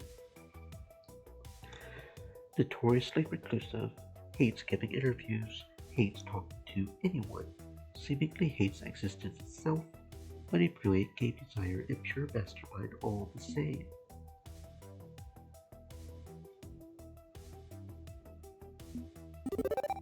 Team Play to Win encourages bad behavior in your community. You know this, they are at the heart of plenty of unpleasant incidents, only one of which involved us. At the beating heart of that toxicity lies Valkyrie, and she's using every dirty trick in the book to make sure her bad attitude continues to infect esports. If you give me a chance, I can prove to you that she's gone way too far, and it's finally time to clean up the scene. I will admit, I never liked little Vicky Proud. I don't like what she's become either. But I'm a damn software engineer, not a community manager. I've got my hands full keeping the game going, much less playing Toad Police. I hire people to do that for me. Except she's creeping on their territory and yours by hacking your code, corrupting, and criminal. I'll admit I would be more than happy not to have Play 2 when sticking up the joint, but if my wishes were horses, I could open a glue factory. Perhaps I could clarify matters a bit. I'm with the Cybercrime Initiative, and since your event is taking place in my city, it's in my jurisdiction. If Victoria Proud is proven to be a cheater, I will be right there to scoop her up. I will take care of this problem for you. Takeshi, the internet doesn't have to be a lawless frontier where the strong thrive while the weak suffer in silence. You want your community to be a welcoming space? Then work with me. Let me be the sheriff cleaning up your one-horse town. You know why I made the original Fist of Discord forward. Back when I was a teenager, my friends and I made an amazing arcade game. That is one angry dude. I was like him once. Half the reason I signed with the CCI was to find something useful to do with my anger at the 21st century. Okay, you have got your trap, and I have got my warrant. If this goes down as predicted, we will have the whole mess cleaned up by dinner time. Provided this goes down as predicted. It will. Valkyrie's a criminal, and we will have proof. And I will be ready when that proof rolls in. If it does. I should make myself scarce until the evidence rolls in. See you on stage in 2 hours.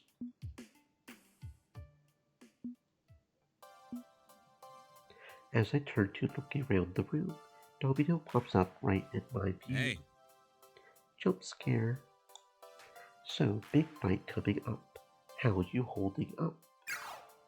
I'm fine. Nope.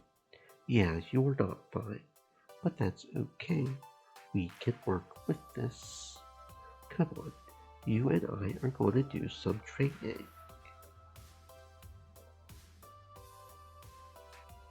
Domino, we are an hour until showtime, and it's a fight we literally cannot win. I don't think training will help improve the situation.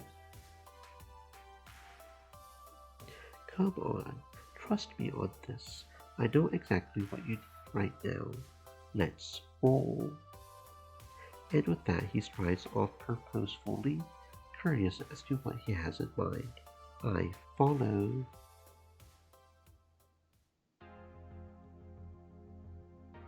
Attached. Behold the glorious failure engine known as the Arcade. Remember what I told you the first day you showed on our doorstep. Arcades are where you learn how to fail. And since we are about to fail in spectacular public fashion, you could do with some schooling on that front. So, what? You want us to play FOD match and eliminate lose or something? Failure is always an option. Heck, no. You're about to experience the most glorious form of failure an arcade has to offer. And he gestures to a fairly unassuming shoot-em-up game. A SMUP, his genre of choice, full of spaceships and glowing bullets and alien invaders. Behold, Bullet Hell, so call an account of all the bullets and all of the hell. It's time for you to taste the sheer nightmare that is desperately holding on as your fragile little spaceship gets hammered by the cold void of space. This does not sound like fun. Fun is optional. Hell is mandatory. Now give it a go. Give it your natural best and see what you can manage. Okay. With a shrug, I quarter up and launch out into space. The first few waves are little more than targeting dummies, drones that fly in a predictable pattern. And then, drones start shooting back, and shooting back, and shooting, and shooting. Soon enough, the entire screen is filled with pink dots, each representing certain death, all spewed by a giant screen filling alien mothership. Okay, focus. How do I deal with this? I can't out-damage them, and if I burn all my missiles in one go, I won't have them when I need them most. For now, I just need to hang on. At first, it works. By focusing on defense, I can watch the patterns, look for holes in them, and sneak a few hits in. But the pattern shifts just as I start to get used to it, start to feel comfortable evading the waves of bullets, and I go boom. Damn. I almost had it. You almost had it indeed. Right approach, right thinking. The key to a spunk is survival. You have freedom of movement. The aliens don't. You have survival instincts and human intuition. The aliens don't. If you hold on just one moment longer, and then one moment longer, and one moment longer, you can outlast your enemies. Inevitability. You can't really win, of course. Even if you clear all the levels, the game restarts, and eventually beats you. But the longer you hold on, the more points you earn, and if you keep coming back, keep trying, that number goes up. This is a giant metaphor, isn't it? Okay, sure. Why not? Yeah, basically. I mean, what isn't a metaphor for something else? Life's funny that way. Okay, so let me watch you play a round. Maybe I can pick up some tips for next time. Survive a bit longer. Righto, let's see a master at work. Domino quarters up and begins deftly moving his ship through the void, first firing lasers and rockets, but mostly focusing on movement. This is my happy place traditionally. When I'm feeling adrift and uncertain, I slide straight into bullet hell and see how far I can go, how long I can last. I know that death waits. It's inevitable, but if I can last just a little longer than last time, it's a win. It's enough of a win. It satisfies. And well. He plays in silence for a few more moments, not laser focused on his game, not like Jinx behind a wheel or Rhapsody studying a match, just playing. Until he steps away, leaving his ship to be pulverized with no one at the controls. It's not working. What's not working? The happy place. It's not doing anything for me. I'm not feeling it. Used to be I outlast the bad guys in a round of this game. I feel stable, centered. It gives me a sense of relief. But I'm not feeling that relief now. Why? Why is that? You said that you would use smubs to stabilize when you felt adrift and uncertain. Are you adrift and uncertain today? I should be, right? It's a big day for us. We are about to go on stage and humiliate ourselves. I should be wildly adrift and uncertain. Yeah, but you aren't. I mean, you wanted to teach me smubs because you thought I was adrift and uncertain. Meaning you are the emotionally centered one right now, not me. You are not getting the same feeling because you don't need this today.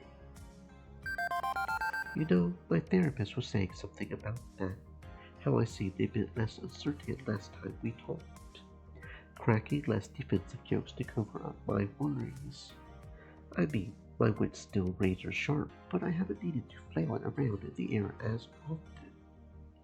So, the therapy's working. He considers the question. He clearly still has doubts, but seems oddly thoughtful and upbeat about them. Maybe. I still don't totally buy into some of the ideas she's selling me. But, well, You want an example? Just yesterday, I dropped my favorite mug. I made it in a high school arts and crafts class. I loved that mug. And I'd smashed it to bits. Completely unsalvageable.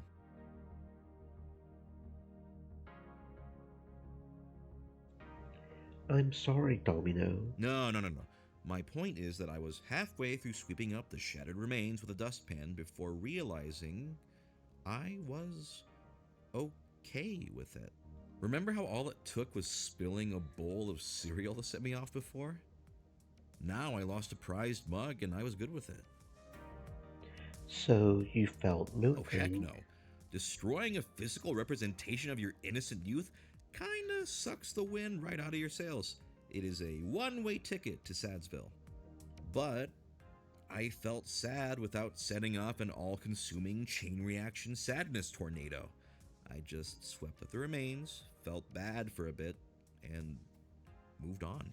And now, I don't know if I need shmups, but I think I'll still play them. Just for different reasons. I'm damn good at shmups. High time I take some pride in that, rather than considering them a means to an emotional end. I'm like that with the FOD too. I mean, okay, to a slightly unhealthy extent, but I'm learning to see it as something other than self-vindication. It's just something I enjoy. Sounds like we're both getting better then. And once we put this Valkyrie business behind us, we can focus on that self-care. While continuing to kick ass, of course. The ass kicking is compulsory. Looks like our hour is almost up. Thank you for coming to Therapy with Domino. Now get the hell off my couch and up on that stage, yeah? You got it. He takes my hand and we make our way towards what may come, surviving another day and thriving.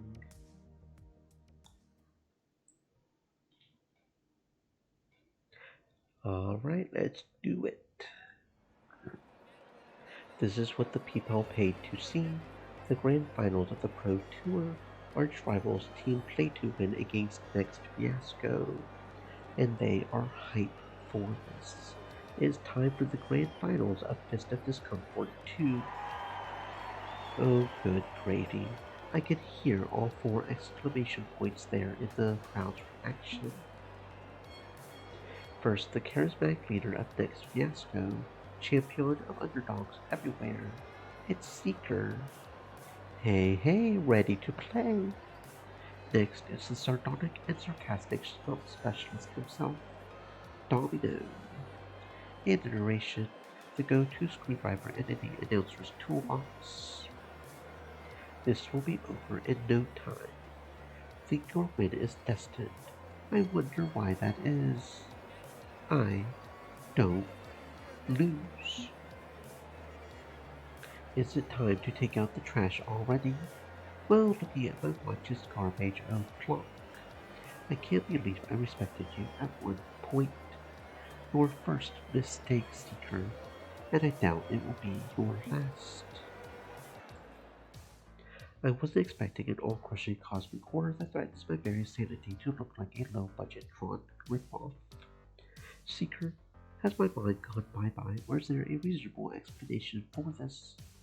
Or possibly both? Possibly yes and possibly yes. It's okay.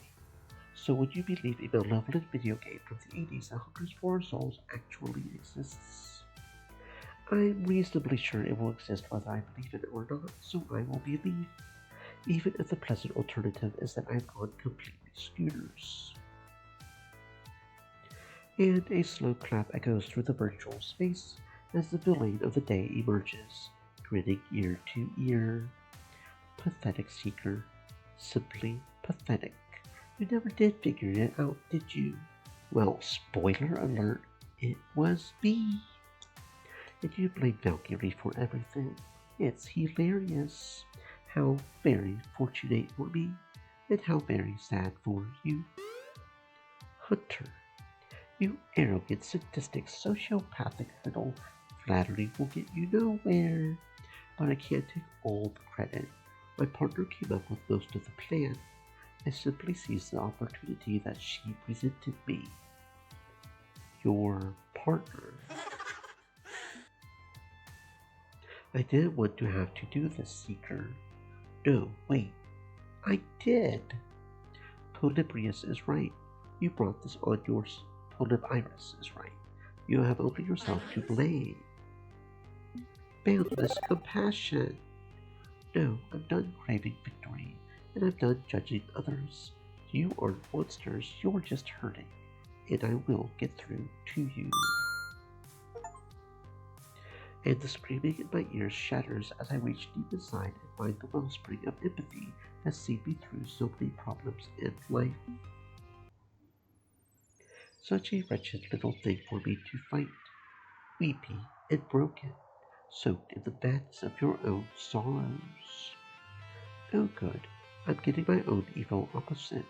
I was feeling left out for a moment.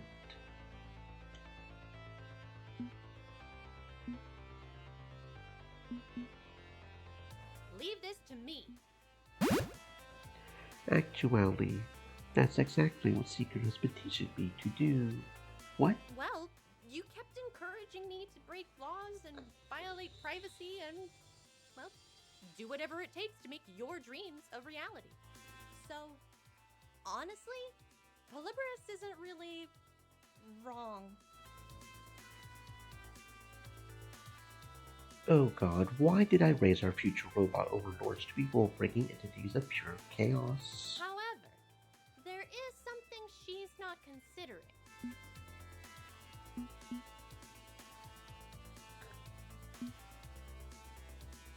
But we have struck a truce with the Cybercrime Initiative. The authorities are willing to trust us and work with us. We have protection now. What? It's true. Thanks to Seeker, we are safe. There's no longer any need to fear, no longer any cause to harm others to protect ourselves.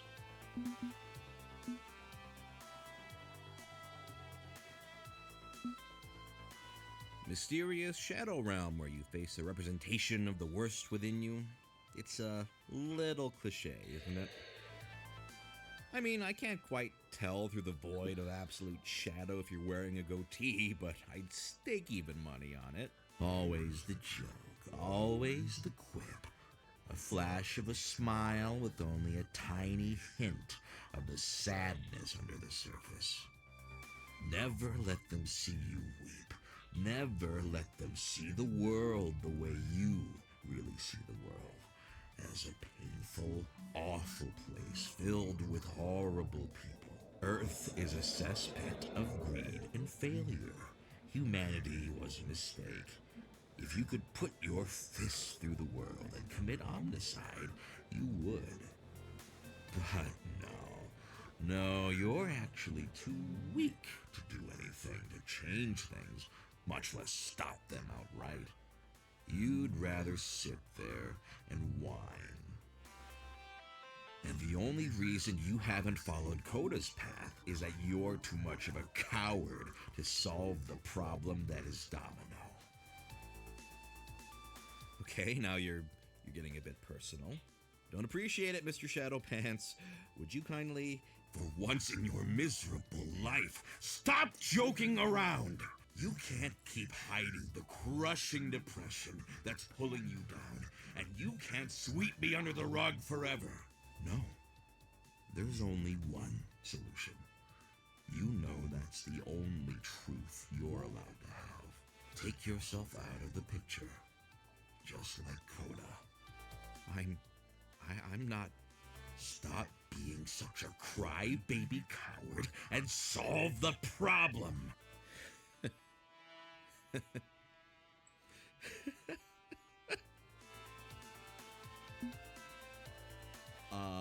Nope. We are sorry. I'm afraid the emo kid we're trying to reach has been put in therapy. Delicious, delicious talk therapy with a splash of antidepressants.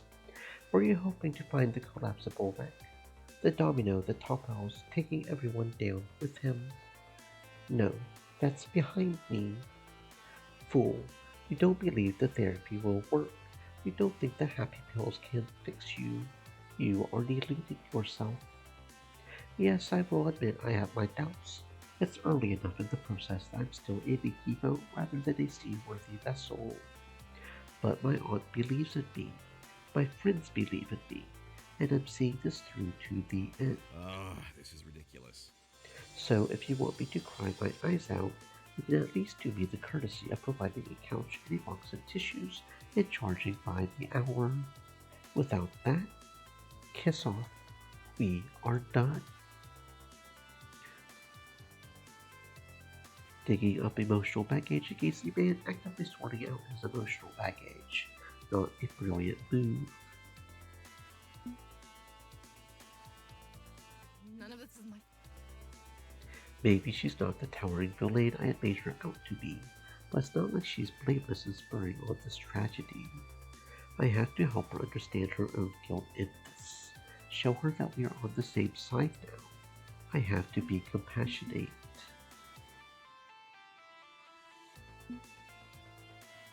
Team Play to Win set the stage for this tragedy. All Polip Iris did was try to ensure Hunter could live up to your unrealistic expectations. You share the blame for them how this happened, and you have to face up to that.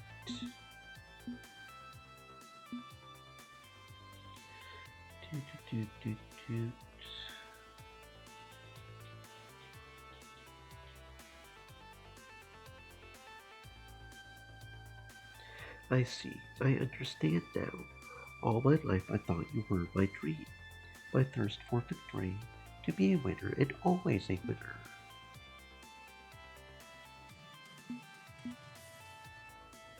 But my friends helped me see there's more to life than this singular obsession I held for so long. Iris opened the door, and next Fiasco welcomed me. Once I had walked through, it hasn't been easy. I have slipped and fallen, losing track of what's truly important to me. But they have been there to help. They catch me when I fall. Do you have anyone like that, Polybius? I'm you, and you know you are worthless. No, you are a machine's interpretation of me.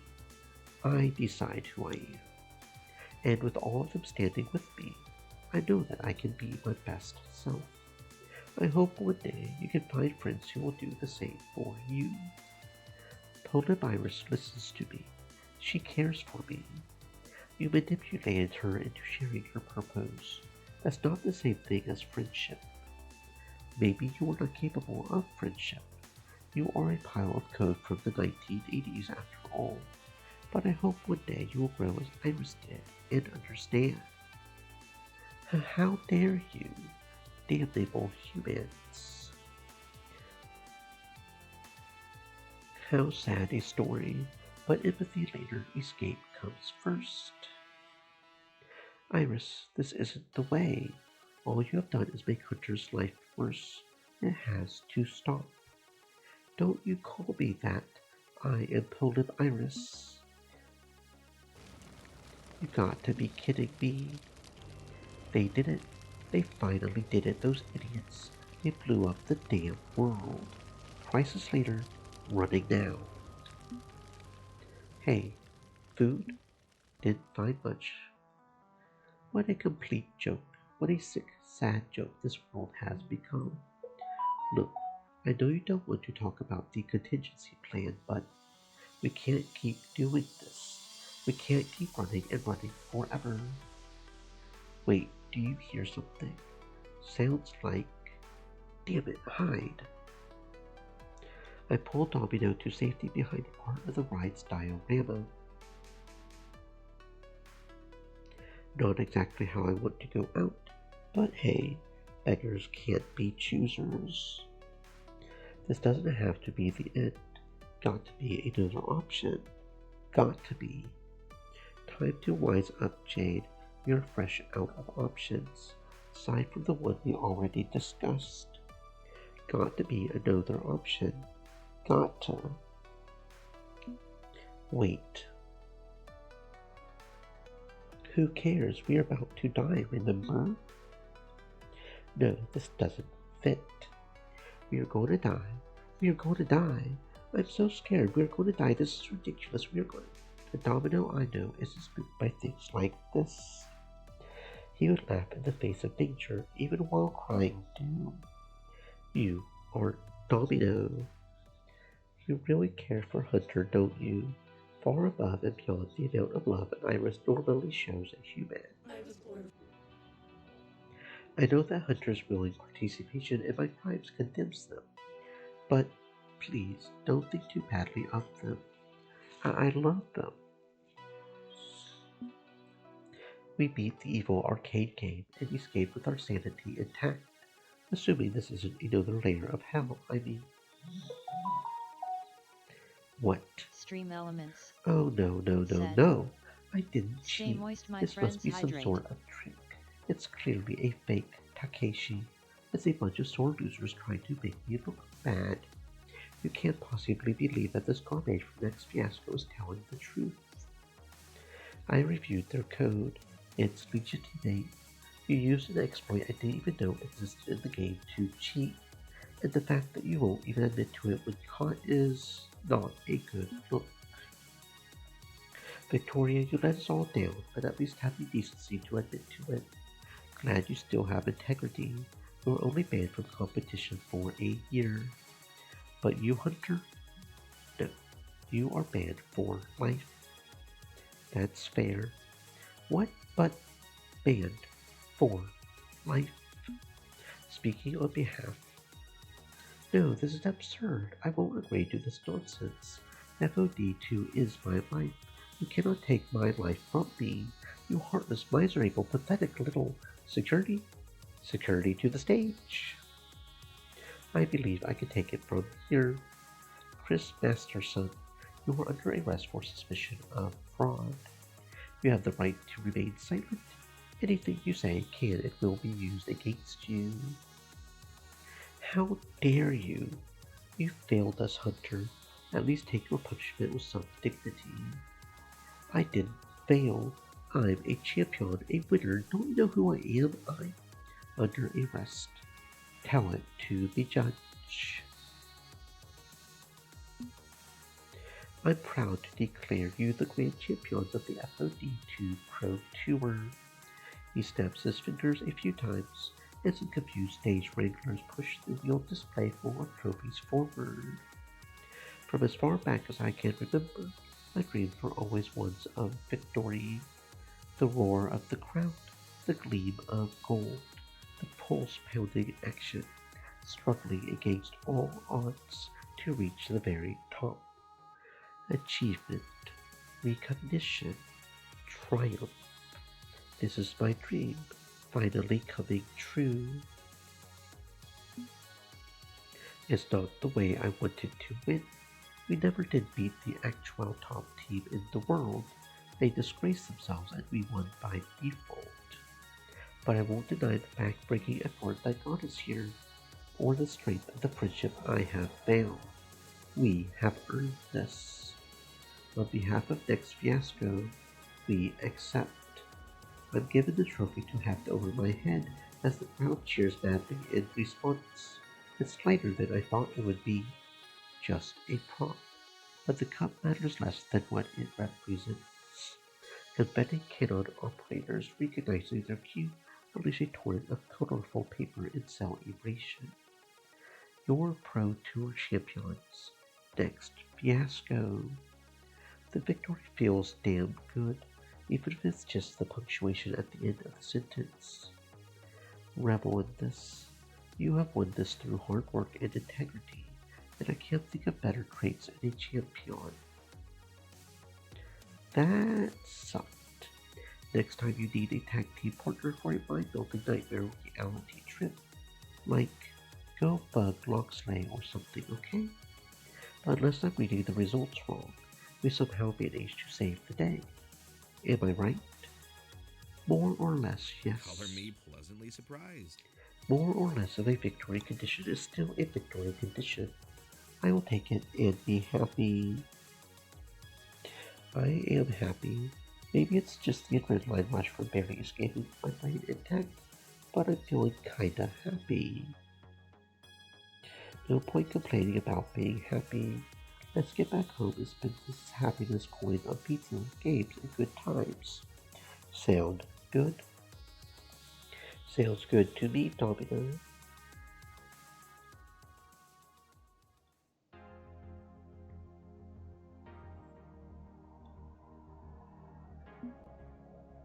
Hunter was forced to do several thousand hours of community service for the fraud. Crossing state lines to cheat in various tournaments really didn't help. Having people look at them like a lost cause was worse than any other punishment they could have received. Attempted murder of Coda couldn't stick due to the very indirect nature of the attack, but the specter of it hung over their head. I don't really know what happened to them after. They vanished soon after, unable to return to glory. Eventually, Coda recovered from his accident. I'm really glad to hear that, for real. With the help of the Iris Collective, the Cybercrime Initiative grew and became an effective unit for dealing with crime in the digital age. As awareness of Iris spread, Chiwu proved helpful in suggesting ways they can improve their public image and push back against the law, making their very existence illegal. Even if, well, maybe the end result is proving to be a little worrying. You've encouraged me to do whatever it takes to support people, regardless of laws, or ethics, or thermodynamics, or anything. And we're taking that can-do attitude right to the top. We're going to announce ourselves to humanity. Let us help you. It's a great rallying cry. In fact, Hunter's Iris, no longer calling herself Positive Iris, thankfully, has been instrumental in this push. I am really hoping I didn't just set our future robot overlords on a path straight to world domination. With lessons learned from both Victoria and Moss, we grew as a team and became a powerful force in arcade esports. Winning the championship in our first year certainly helped put us on the map. We would stand on that stage a few more times, sometimes winning, sometimes coming up short. Zapper continued drinking deep from everything life had to offer. All sorts of games, all sorts of new experiences. She keeps trying to get me to go skydiving with her, but I'm perfectly happy keeping my feet on the ground. You know, I would say I've really grown as a person thanks to you and all the adventures we have been through, but I'm still the person I want to be and always have been. Hanging with you just helped me reaffirm that. Maybe with a smidge more thought towards my future, though. My future is bright and everything's coming up Zapper. With all their help and training, Rhapsody was essential in getting us to the championship. But after getting that W for themselves, they were ready to move on. After everything, Rhapsody felt like their job was completed with Next Fiasco. Of course, they are still hyping all the major matches and tournaments with their shoutcasting skills. I just miss having them around to guide us and impart their knowledge. When I think about Next Fiasco, ultimately one closest to me comes to mind. And so we reach the end of our tale, except the end's really more of a beginning, isn't it? It's a fresh start for me. I'm starting to feel better about myself. Feels like making up for lost time now that I'm able to actually embrace life. Which means embracing you, of course. Because you're the love of my life. I know it sounds cheesy, but I'm genuinely believing it. Never thought I could believe, but I am. I love you. And I'd say we've got a long and brilliant future together. The darkly playful jester of the esports world kept his wits about him in more ways than one, still capable of cutting words, but with the emotional stability to stand strong. With a renewed zest for life, Domino and I would enjoy our days together for a long time to come.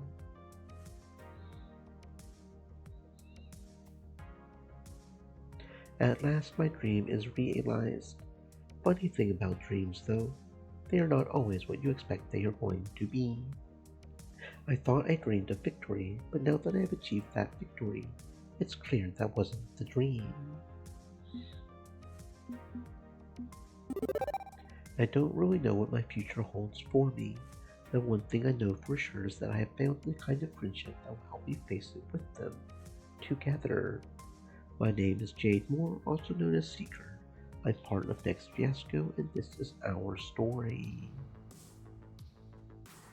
Alright, I'm going to go get some more water and use the faculties, and then we'll be back for another run through. Probably going to get these solo and no relationship status, then Zapper and Locksley.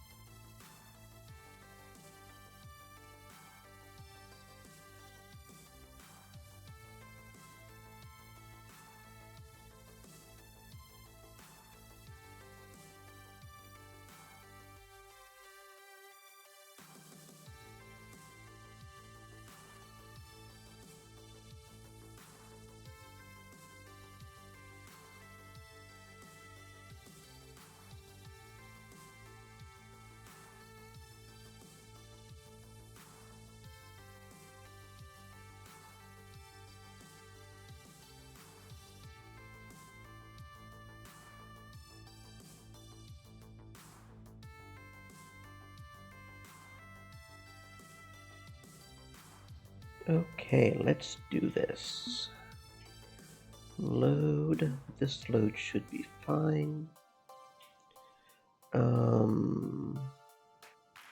Yeah, probably be fine skipping the tutorial.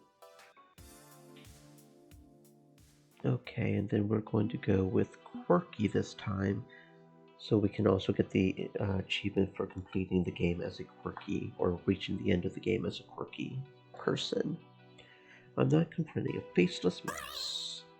Okay, look, video games may be big business, but they are still games.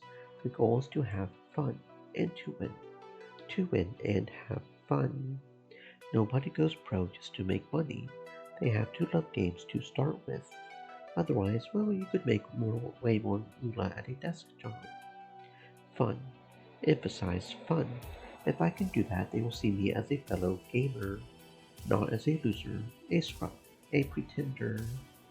If I dig deep enough, I can connect with these gamers on that level. I need to transform from a beginner to a pro in the span of 3 months.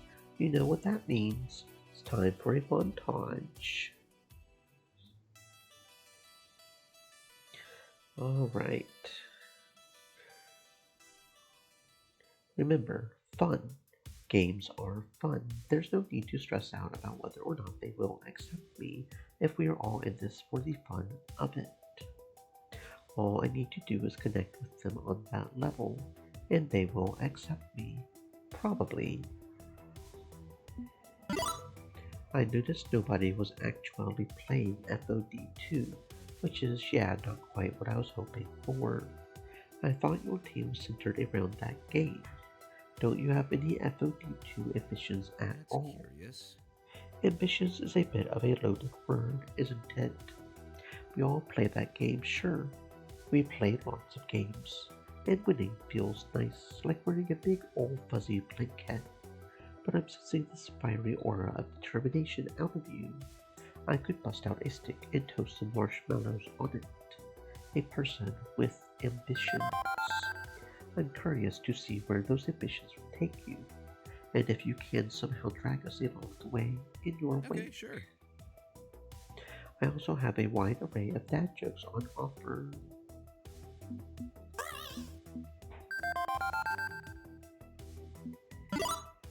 I get that.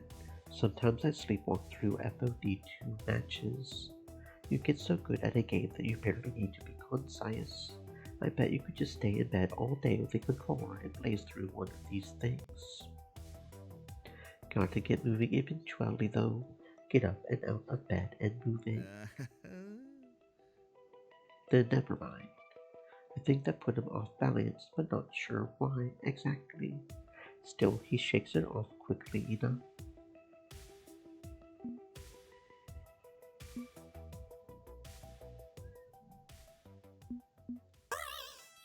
Impudent fleshling, I am the Metalgeddon Metal Lord, and I have a sternly worded letter of complaint regarding your disparaging of my drones.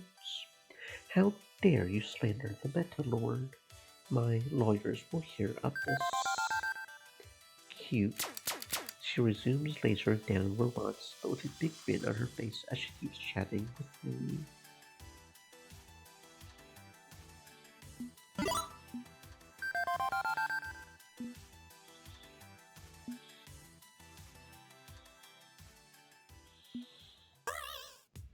So, what should I call you? Disabled? Other abled? Ability challenged? I don't want to say something wrong, and oh god, I think I just did, didn't I? Yes. Yes, you did. Could just call me by my name? Works like a charm. Right, and your name is Jinx. Jinx will do. Right. So, I'm Seeker. Pleased to meet you despite my fumble. Games like FOD2 work just fine with your disability, right? It's just a stick and buttons, no pedals required. More or less. At first I worry I stepped into another trap, but she seems happy to explain further. Biofeedback USB joystick. My pride and joy. Ever play with one? No. I play on keyboard. Fist of Discomfort 2 on a keyboard. What can I say? It's how I learned to play, so I stuck with it. WASD for life, yo. Huh.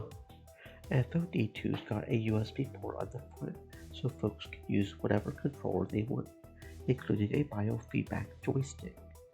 Glowing blue stick, real gaudy, real gimmicky, but it works. Reads your intent and makes the input for you. Minimal physical effort needed. Oh, those! I read about them online once. Some guy was claiming it was fake. I mean a stick that reads your mind. What's next? Brainwashing arcade games? Not like you don't got to move the stick, just not as hard, or as often. Hard to explain, but trust me, it works. Makes it a lot less tiring to play, too.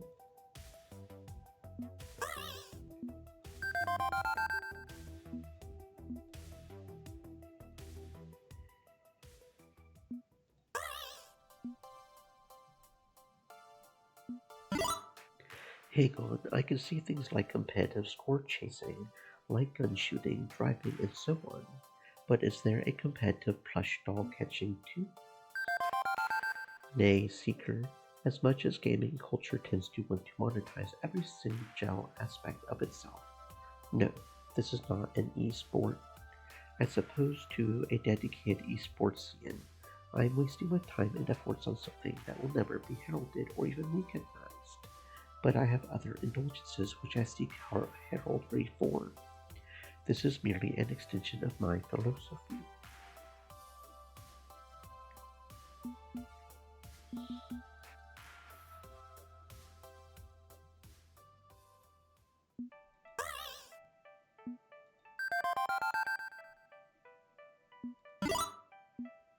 I have never tried to shoutcast and it genuinely seems like fun, so I put on my best announcer voice. Look at that move. What a win! He's on fire! Like that? Rhapsody holds back a chuckle. Close enough. If you are really passionate about it, I could show you some things. But you should probably stick to playing.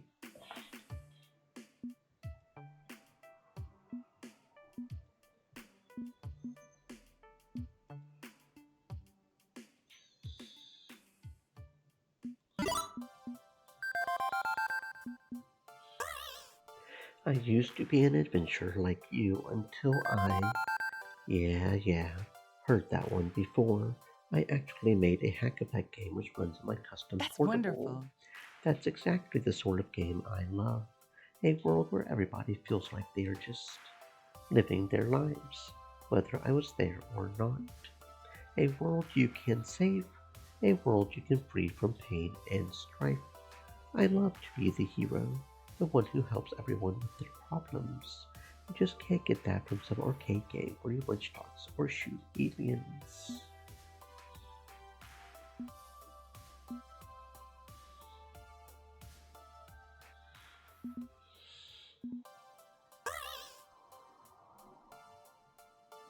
I kind of hate myself for even choosing this option, but aloha, I would like it pot. I can't even say it. Nope. A Nope. perfectly nope, precious pick. Nope. And as purveyors of particular pizzas, we're pleased as punch to provide. Nope. Nope. Sins against pizza. I'm not objecting to being introduced to the wacky family. Could be fun, hanging out with them on a long-term basis, but I didn't ask to be the weird step-sibling. I wanted a professional hookup, a team that might make my FOD2 dreams come true.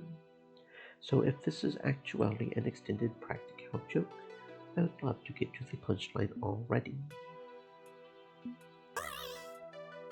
Did I miss something? Did society as a whole wake up one day and decide, no, we are cool with total losers, let's stop trying? That ain't me, Iris. It's a good thing to be master of your craft, right? Why wouldn't I want that? Longest running ladder grind in weeks. Days, maybe. Hell if I know anymore. It's all a vague blur. Let's hear it for the vague blur. I'm Diamond rank again, but that will reset when the season switches over. And then it's back at it, again and again. I am so fucking tired. But it's worth it. It has to be worth it. I have to win.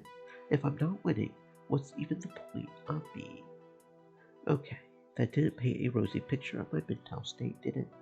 Trying to speak in my own defense. I had been awake for 20 hours running when I wrote that. Come on, I can't fail. I'm championship material in the making. I would have to win. I have And that's to. the problem. You have to win. You're putting your self-esteem on the line every day you compete. Wanting to win a video game is fine. It's a good thing. And I'm certainly not arguing against having a dream and making it happen.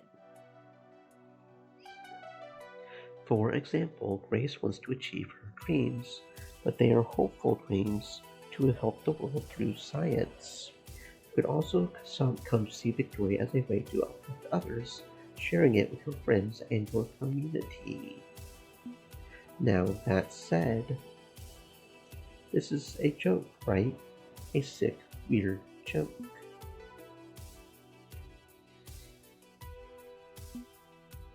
She's wrong. This has to be wrong. Taking my words way too seriously, reading too deeply into them. I'm a winner. I'm good with who I am. I am Seeker. My finger hovers over the Iris's icon. I can walk away from this laundromat, these people, this app. Go find a serious team. I can. Wait, I'm not so blind as to refuse to see. She might be right. I can't say I've been happy as a lark lately. At the very least, I can give her the benefit of the doubt and try Team GCF for a spin. Try to see what life would be like. My finger eases away from the icon. This feels bizarre, but I'm willing to go along with your path. See where it leads me at least, okay? You got a minute to talk? Sorry, was just talking to Iris about some stuff. Wow, it must have been some pretty intense stuff. You look kinda shook up. Are you okay? I will be fine, I think. I hope. Your daughter's something of a... She's something of a something, that's for certain. Yes, she is. Okay, so I was talking with the others just now, and I think we kinda got off on the wrong foot. In terms of gaming, I mean. We came here hoping to play some FOD2, and we were all wrapped up in our own mental things. It's not fair to just shrug you off like that. Grace, it's fine. No. At the very least, I think we should play some of your favorite game. It's only fair. Come back in and we will have some fun. Okay? My head's still reeling from Iris upending, I don't know, just about every preconceived notion I had about myself, but I won't deny FOD2 helps me clear my head and focus. Okay, be there in a minute. Honestly, I'm a bit shocked any of them wanted to talk to me after all those terrible first impressions I had of them. Guess it doesn't really matter, does it? I need someone swift and accurate. Can't think of a better partner than our resident racing queen. How about it, Jinx? Sounds like a plan. Let's roll. Jinx fetches a nearby backpack, pulling out a glowing blue biofeedback joystick. She uncurls the cable and plugs it into the USB port on the front of the game.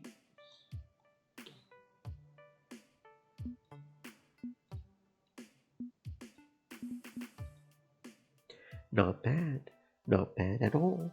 Interesting to see your playstyle in action too. Having a front row seat was worth the price of admission. Tag with me again sometime. See if I can learn some more from you. You call this late?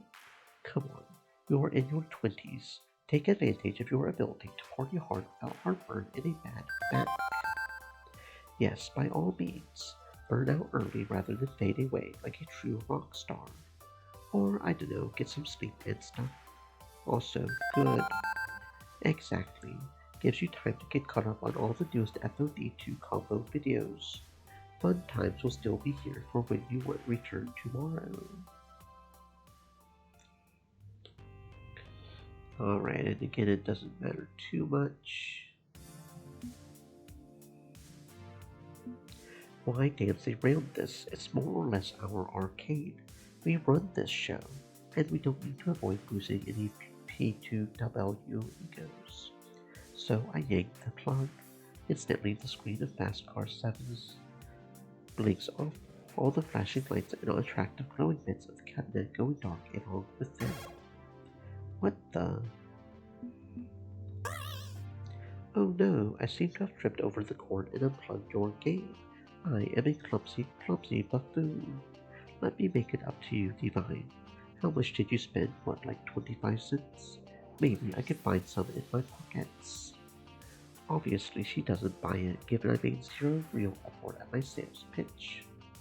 What an unbelievably petty individual. Honestly, about what I would have expected out of some rinky-dink laundromat arcade. Low-class players with low-class attitudes. Fine. You want to play this game so badly, go ahead. I have far more important uses of my time than dealing with the likes of you. In a huff, Divine grabs her things and storms off. Not bad at all. Simple and direct. Might be held to pay later for directly antagonizing her, but whatever. Excuse me, I got an online race to attend. That's curious. Remind me never to get into a messy divorce with you. You would probably chop everything you own in half with a katana. No, I would just chop you in half and keep all the items. Why is that? You are a real Cleve the Gordian knot sort of person, aren't you? I don't know, it just seemed like the right thing to do at the time. I preferred to work on instinct. although hopefully I haven't caused any trouble for Team DGCF.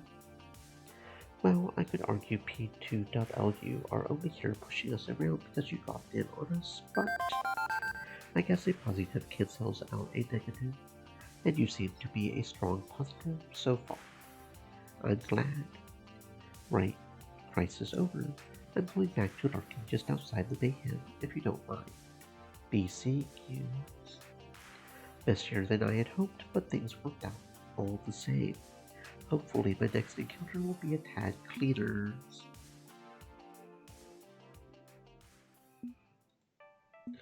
Okay.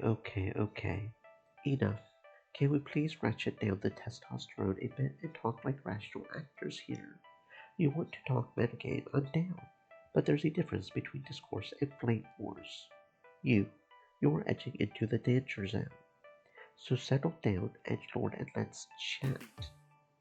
Wonderful. The last refuge of someone without a single good thought in their head. Playing the tone police. You are the reason perfectly good discussions on FOD2 forums get shut down. Because someone steps in and whines about their feelings getting hurt. Okay, let's bring things back down to your level then. Look, I can even walk you without resorting to swearing. How about Tomokaze belongs in the bed for valid reasons, you chundering tumblefart. Or maybe your instance that new players don't belong in this community is pure gatekeeping, you woeful son of a one-eyed motherless goat. Wait, I have got it. Your attitude is part of the reason we have a problem with toxicity in FOD2, a misaligned, motorized artificial insemination assistant. And Rhapsody tries to stifle a giggle as Coda turns 11 shades of purple. I have no idea what half of that meant, and I still feel like I need to wash my mouth out with soap. Well, what do you say, Coda? Got a witty retort? Yeah, well, fuck you. With that, he stomps off, eager to be done with us entirely. Not exactly how I envisioned ending this discussion, but I guess you are right. It wasn't really going anywhere. But happy to watch him leave, and I should go too. There is a stream I'm wanting to catch. Yeah. Just glad to see that little twit put in his place. Good work, Seeker. I should probably get out of here as well before he comes back with a head full of steam and more points to make.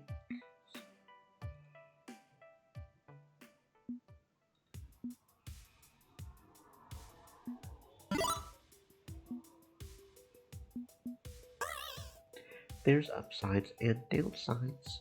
If he broke my jaw, I would have him up to his eyeballs in lawyers and use the settlement to buy you a new handheld.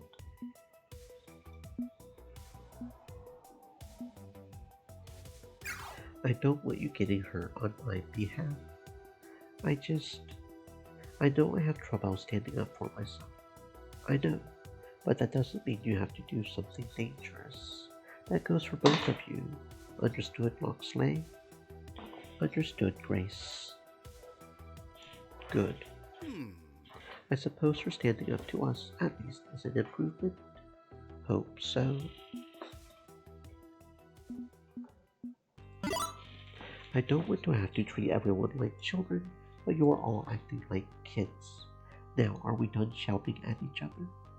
Are we? I came here to play games, and instead we are being babies screaming at each other.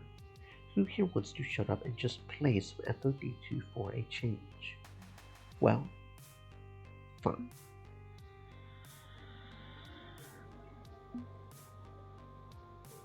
Hey Jinx, you wanna?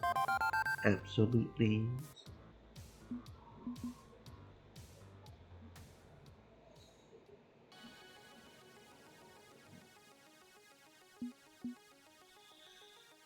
Hard fought, hard won.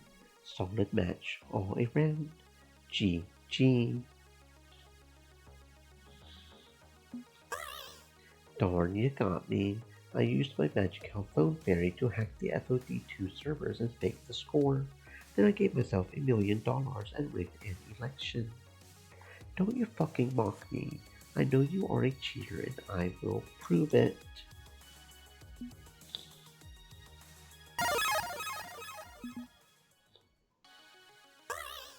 Know what I see when I look at Team GCF? Only the finest rubber monsters to ever step on Tokyo. You are walking monster gods. I mean, did you somehow miss that we just whooped Team P2W's ass? What team of so-called casuals can manage that? I say we ride this wave straight into the FOD2 Pro Tour itself. This is the time. If we strike out now, how far can we get? Who knows? Let's find out. It's true, casters will be talking about the incident with P2W for some time. If we want to make bank off this, we need to act fast. You know I'm ready to go. Just say the word and I will be off like a bullet. You know what? This is chaos, but it's my kind of chaos. I'd love to see where it goes to. I'm in. Not sure I want to ride to fame on the back of a clickbait video, but suppose it couldn't hurt to try. Okay. Well, if Jinx is interested, I'll go along with it too. Who knows? Maybe we will actually win some matches. And where Grace goes, I shall follow to the very gates of hell itself. Jinx grinds her teeth a bit at that, guessing she doesn't particularly like Loxley's night complex concerning Grace.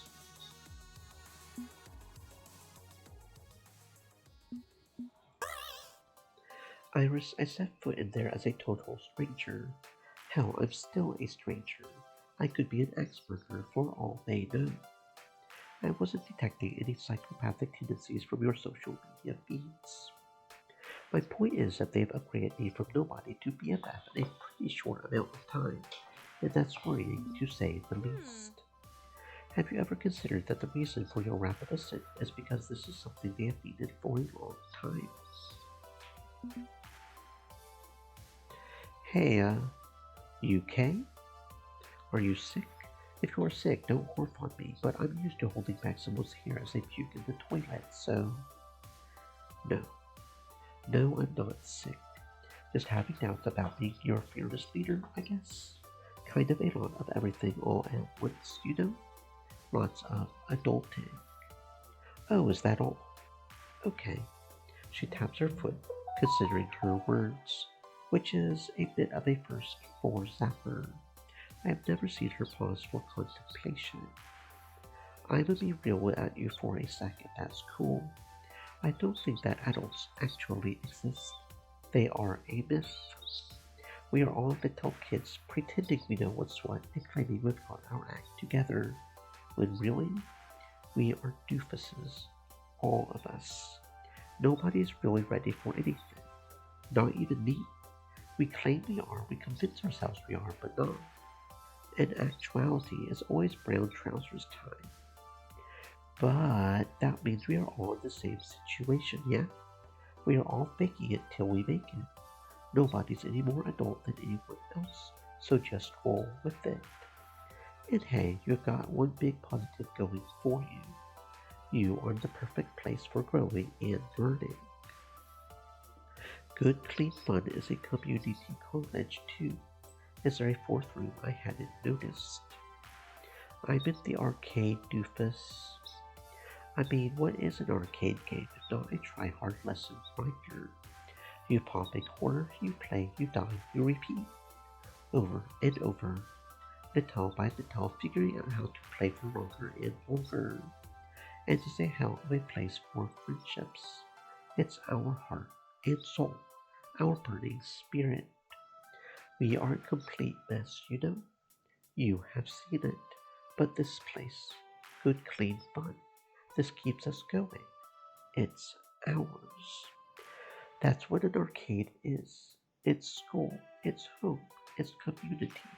It's all of us. So no more butterflies in the stomach, okay? We are all fuck-ups at heart. I'm right here in fuck-up territory with you, in this glorious arcade. Come on, let's get you some pizza. Sound good? Okay, I'm ready to do this. I mean, I'm already in pretty deep. I may as well go the rest of the way, right? Yep. Ride this all the way to the end of the line. Let's get to work.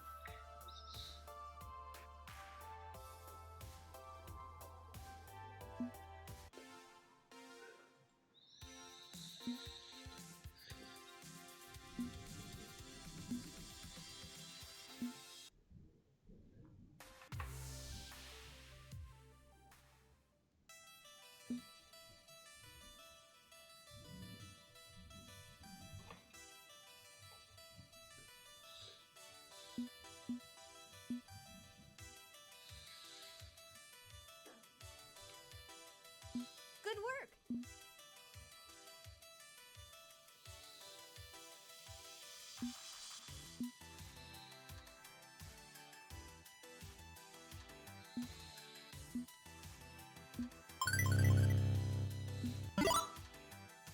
I will admit more funding would give us more options, but the risk is just too great. We get caught, it's the end of the line. I'd rather play it safe and just follow the rules on this one rather than messing around, okay? I could calculate your risk percentage of failure if you need a more accurate estimate of your chances, but I also understand the anxiety that humans can experience taking any risks. Okay, I will play it safe. Thank you.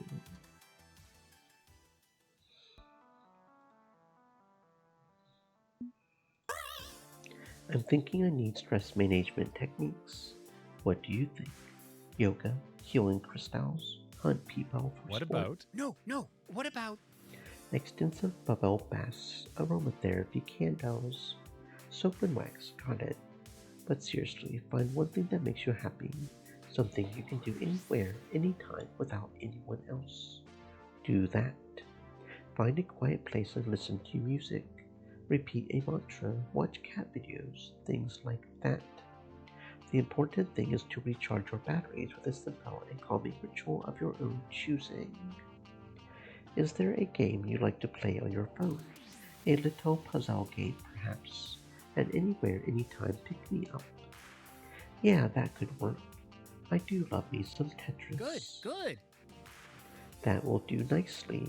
As successful business owners, we know the importance of not losing our marbles under the weight of adult responsibility. Responsibilities on top of, playing FOD 2.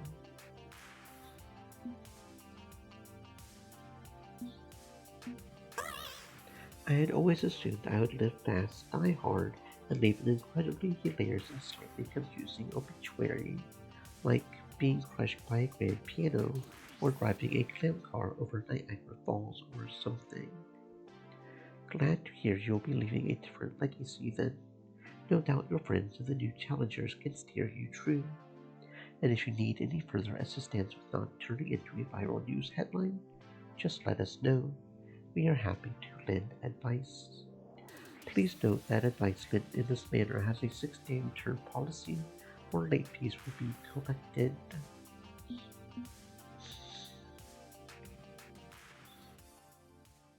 Lox lays in his usual spot, practicing catching plush toys with a dodgy crane apparatus, but he's lackluster in his approach with a little flair. Maybe he's smiling, but compared to how he played yesterday, he's just a shell of his swashbuckling self, going through the motions. How's it hanging and catching? Seeker, 'tis but you. Pardon my sharp reaction. An unpleasant business, this. I fear I am not one at 100 today. It's cool. What's on your mind? Crime. Specifically the nature and definition of crime. Pretty sure it's stuff that breaks the laws. Yes, and who creates those laws? Who has the power and how is it given to them? Who gives it to them and why? Last night, a massive archive of abandonware was taken down by DMCA strikes. That's a thick load of peak speak for old software nobody is supporting anymore, removed by threat of legal action for copyright violation. Crap. Which one? The Understore. Damn. Still a few old MS-DOS games I'd wanted to download from the Understore. Did anybody mirror the files? Most unfortunate. Aye, but those archives are private now, for fear of further retaliation. These games were part of our shared cultural high story seeker, but pulled from storefronts due to other legal nonsense. Literally, the only way to play them was via an illegal archive. Without that, they would be lost forever to the winds of high story. Copyright in its current form only exists because a certain mouse whose name dare not be invoked pushed hard for legal changes to ensure Infinite dominated over their valuable rodent. Unacceptable! And the DMCA, crafted by ill-advised fools in the 1990s, gives those corporations the power of private police action to do with as they please. You feel my concern as well, yes.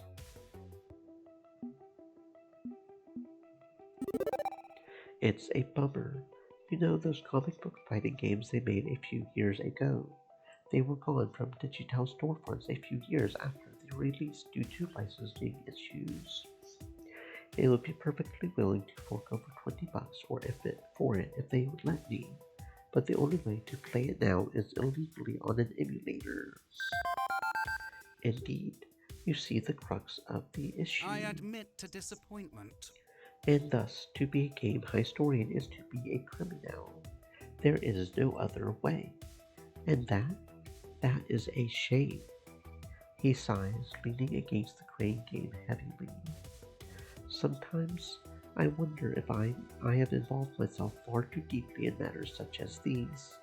I have a number of, let's say, activities I take part in for my activisms, all while trying to support the new challengers, support all my friends, and where's a man then, in time?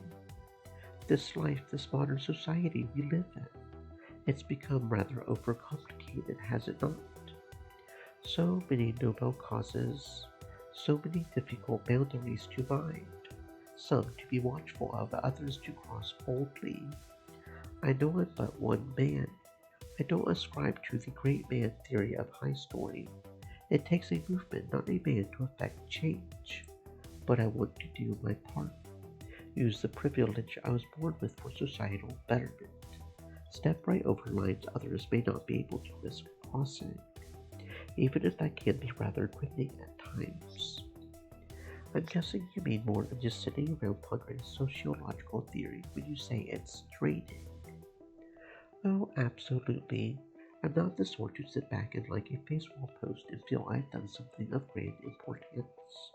You know I challenge the established arcade elite by exposing and exploiting predatory games of chance, which involves some sketchy, dangerous work, alongside other activities regarding which it would be best if you remained in the dark.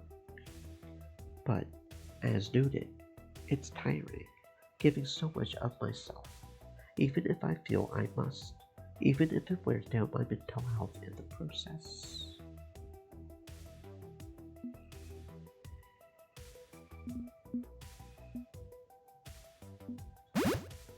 I get that it can run you down, but it also can rev you up, right? Energize you, get you ready to go out there and right some wrongs. I don't see you as the sort to mope. I see you as the sort who will swing into action when the call to adventure is sounded. Indeed, it does energize me. I suppose I should consider that in these darker times I have the capacity for a great light, and let that guide me through. I shall rise to this challenge. Indeed, that is what I shall do. I will not bend, I will not yield. Thank you, my friend.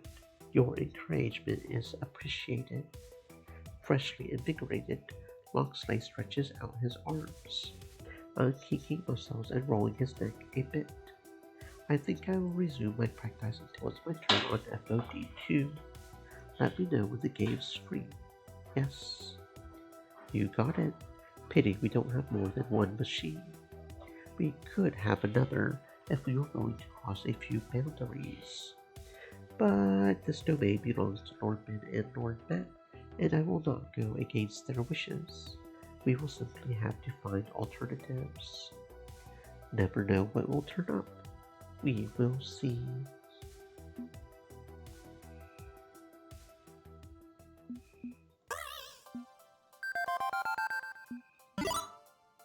Honestly, Grace, it's probably for the best that they back off for the time being.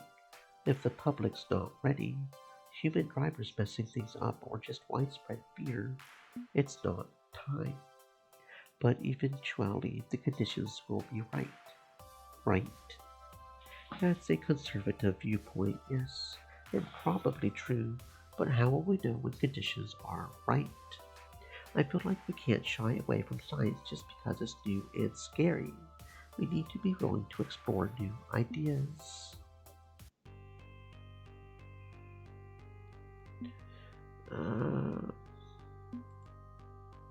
I had better go after Zapper. She said she's going home. Where does she live? All the way across town. She would be taking the subway, but you might catch up to her if you start running. One foot in front of the other. Got it. Good luck with Domino. Worry not, my friend. Rhapsody and I will handle him with care.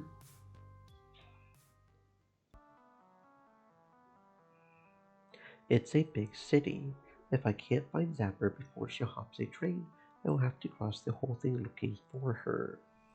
Running at top speed, I nearly take a tumble down the stairs to the subway station in my effort to get to her quickly. Fortunately, I spot her, getting on a train, headed to Midtown. I barely squeeze through the doors of her car before it takes off. By the time I actually approach, I'm so out of breath I can barely do more than wheeze and gasp. Zapper, just a moment. She passes a hand in front of her face, wiping at her eyes before casting an annoyed look my way. The fuck are you doing here? Let me guess, you won the rock, paper, scissors showdown. This is messy. Look, you can't forget it, okay? I'm done. Burn the bridge. No going back. I'm done. I'm out. It's over. I'm a lousy fit for the team anyway. Forcing air back into my lungs, I really need to do that cardio clearly. I speak up to protest that. That's not true. Especially not now. I'm here, remember? I'm aiming for the goal, for the prize at the end of the Pro Tour. Now more than ever, we need people with your drive and ambition. You are a perfect fit. Okay, so your temper got the better of you, but I'm sure you will be forgiven if you apologize, and then we can get back to kicking ass. Sound good? It sounds good. Then why doesn't she look happy? I just walk back in, say my bad, and everything's okay. Is that it? All because you need a pro-level player. That's it? No. Well, this sucks. I can't just pretend this didn't happen, even if they would happily go along with it, to maintain the illusion that everything is fine. She pauses after that, trying to figure out her words before actually saying them, hoping to explain what she means. Look, let me put it to you this way. They're all good people. Better people than me. They keep allowing me to up.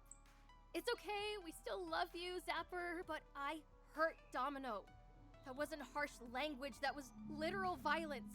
And don't give me, oh, you didn't really mean to hurt him, he just tripped over his bag, because so what? That can't be forgiven.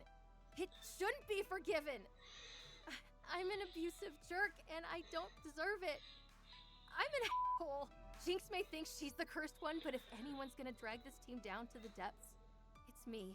Because I don't know how not to be a piece of shit. Don't you see? I can't go back. I wouldn't inflict myself on my own worst enemy, much less on my friends. And Zapper goes quiet, looking at her toes rather than meeting my gaze. I'm not entirely sure what I can do to fix this. I don't think I can just pour emotional reassurance over her head and call it a day. She's buried so deep in self-loathing that it would just make it worse if I offer empty platitudes. But I shouldn't just let her go, right? Can't take it on face value that she really wants to abandon her friends. Zapper, do you want to come back to the team? What's got nothing to do with it? I can't. It'd be no good for anyone if I come back. Give it a few weeks and this whole mess will happen again. Right? Wrong. And here's why. What a shame that your evil twin sister was the one who did all those things, not you.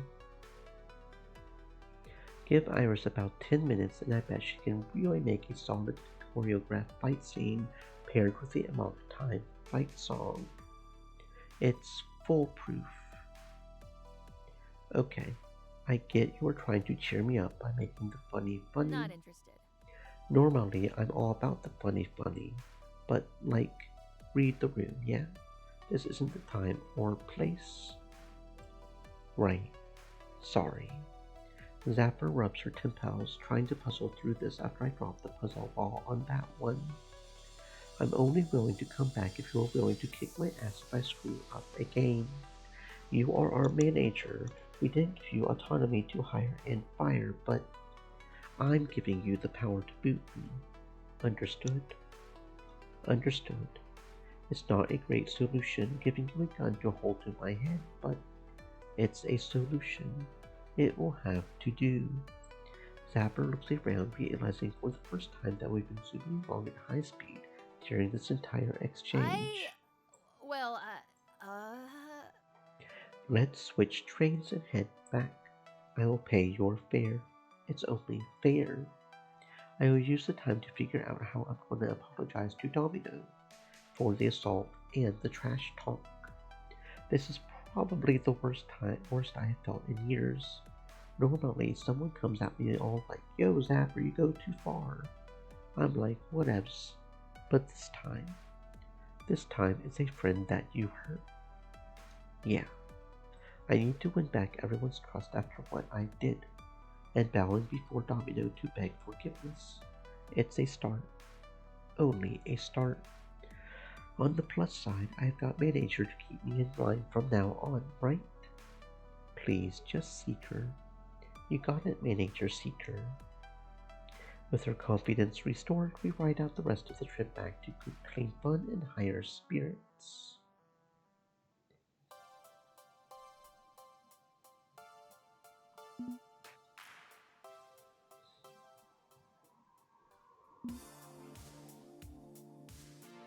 Zapper, you are with me.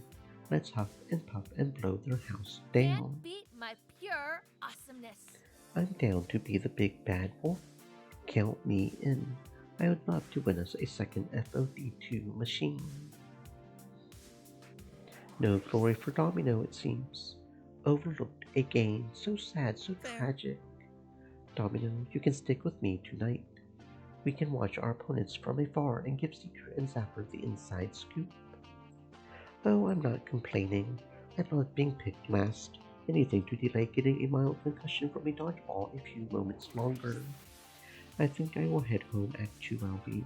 It's been a weird day, and I could use the time to de-stress. You wacky kids have fun, you hear? Let's go burn the house down. Metaphorically and possibly literally, depending on how many exposed and unsafe electrical outlets we find. Man, this is some old school magic. I once attended a tournament which was a couple of people huddled around a laptop hooked up to a makeshift back alley power outlet. You ask me, the rougher around the edges, the better. You can keep the glitz and glamour of televised esports events. I want the scene. So this is more grassroots than the stuff I'm used to then. So grassy you can practically feel it betwixt your toes. This is good for us, Seeker. Good for the new challengers. We need to get out of our comfort zone. Is this karma? Did I pour sugar in your gas tank or push your grandma down the stairs or something? Anything? because I'm getting some seriously negative vibes from you two, and I'm perplexed as to why. So lay it on me. What grievous sin have I committed for you to treat us like this? And how should I best perform penance for it? Napper's grinding her teeth loudly enough for it to be audible, but she's holding herself back with considerable difficulty. You know what? I'm kind of feeling like tearing these two a new asshole by dropping some truth bombs. That could be fun to watch, actually, but is it hypocritical of me to really want her to lay into Stream these elements. guys after what happened Set. this morning?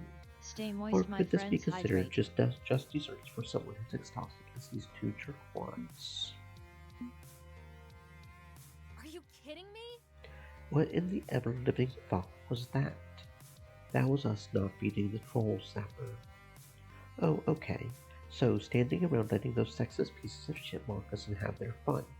That's starving them of their nourishment, then. Fuck. Look, I get it, okay? Do not engage. Be the good person. Do the right thing. You made the reasonable, level-headed call. And I am not a reasonable and level-headed person. I don't get out and go, boys will be boys when someone treats me like that. I stand the fuck up to what's wrong. No fing way. If you and I are going to stand on this pro tour thing, we better get used to that fact. I won't abuse a friend, but I sure as hell won't stand for abuse either. Zapper groans, rubbing at her forehead to massage the stress away. Fuck it, let's get on with this. We still need to sign up for the tournament. Maybe I can virtually punch my rage away. I like this guy. Can we keep him? Hamza's not for sale or rent, but Hamza can be bargained with for favor. Really, what's a girl got to do to get a hot date with you on a luxury yacht? You look like the kind of guy who could spoil me rotten. Hamza is no stranger to wealth, but those who seek to share in such indulgences must prove their Show worth. Hamza your spirit!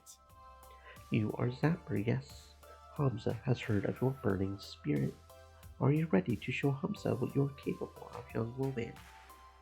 Absolutely. Point me at the proving grounds and I'm in. Now this is a party. I didn't realize there were all these tourneys going on. I wonder if I can enter a light gun competition and still have time for FOD 2. Double queuing. How decadent. Might be a juggling act, but if you think you can do it, go ahead. Sweet. I'll catch up with you when FOD 2 starts up.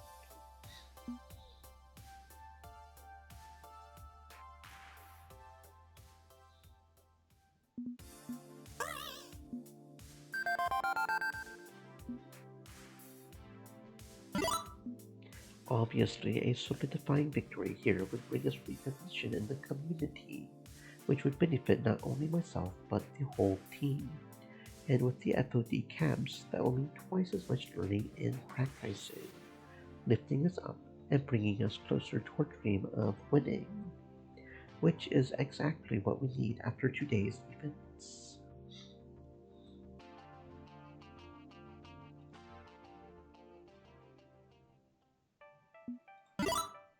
What's up? Keep it simple, don't presume anything, let her fill in the blanks. Nice and straightforward. Can't find a good seat. Found some chairs, but they are not exactly compatible.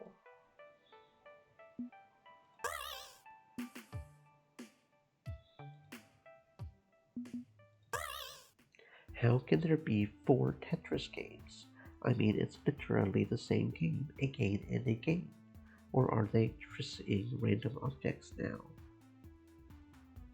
What's next? Hat-tris? Base-tris? What? Both of those are actual games. Not very good ones, but well, you can still do a lot with Tetris. New presentation styles, new multiplayer elements, things like that.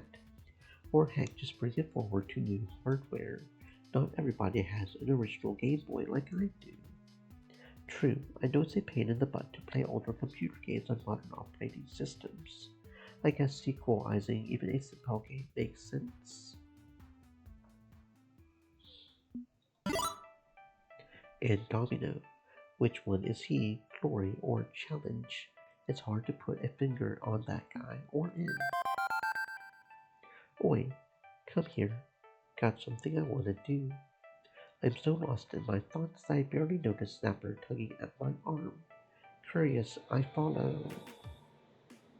She leads me away from the gathering of gamers towards one of the darker corners of the warehouse, where random bits of arcade junk have been stashed away. Check this stuff out.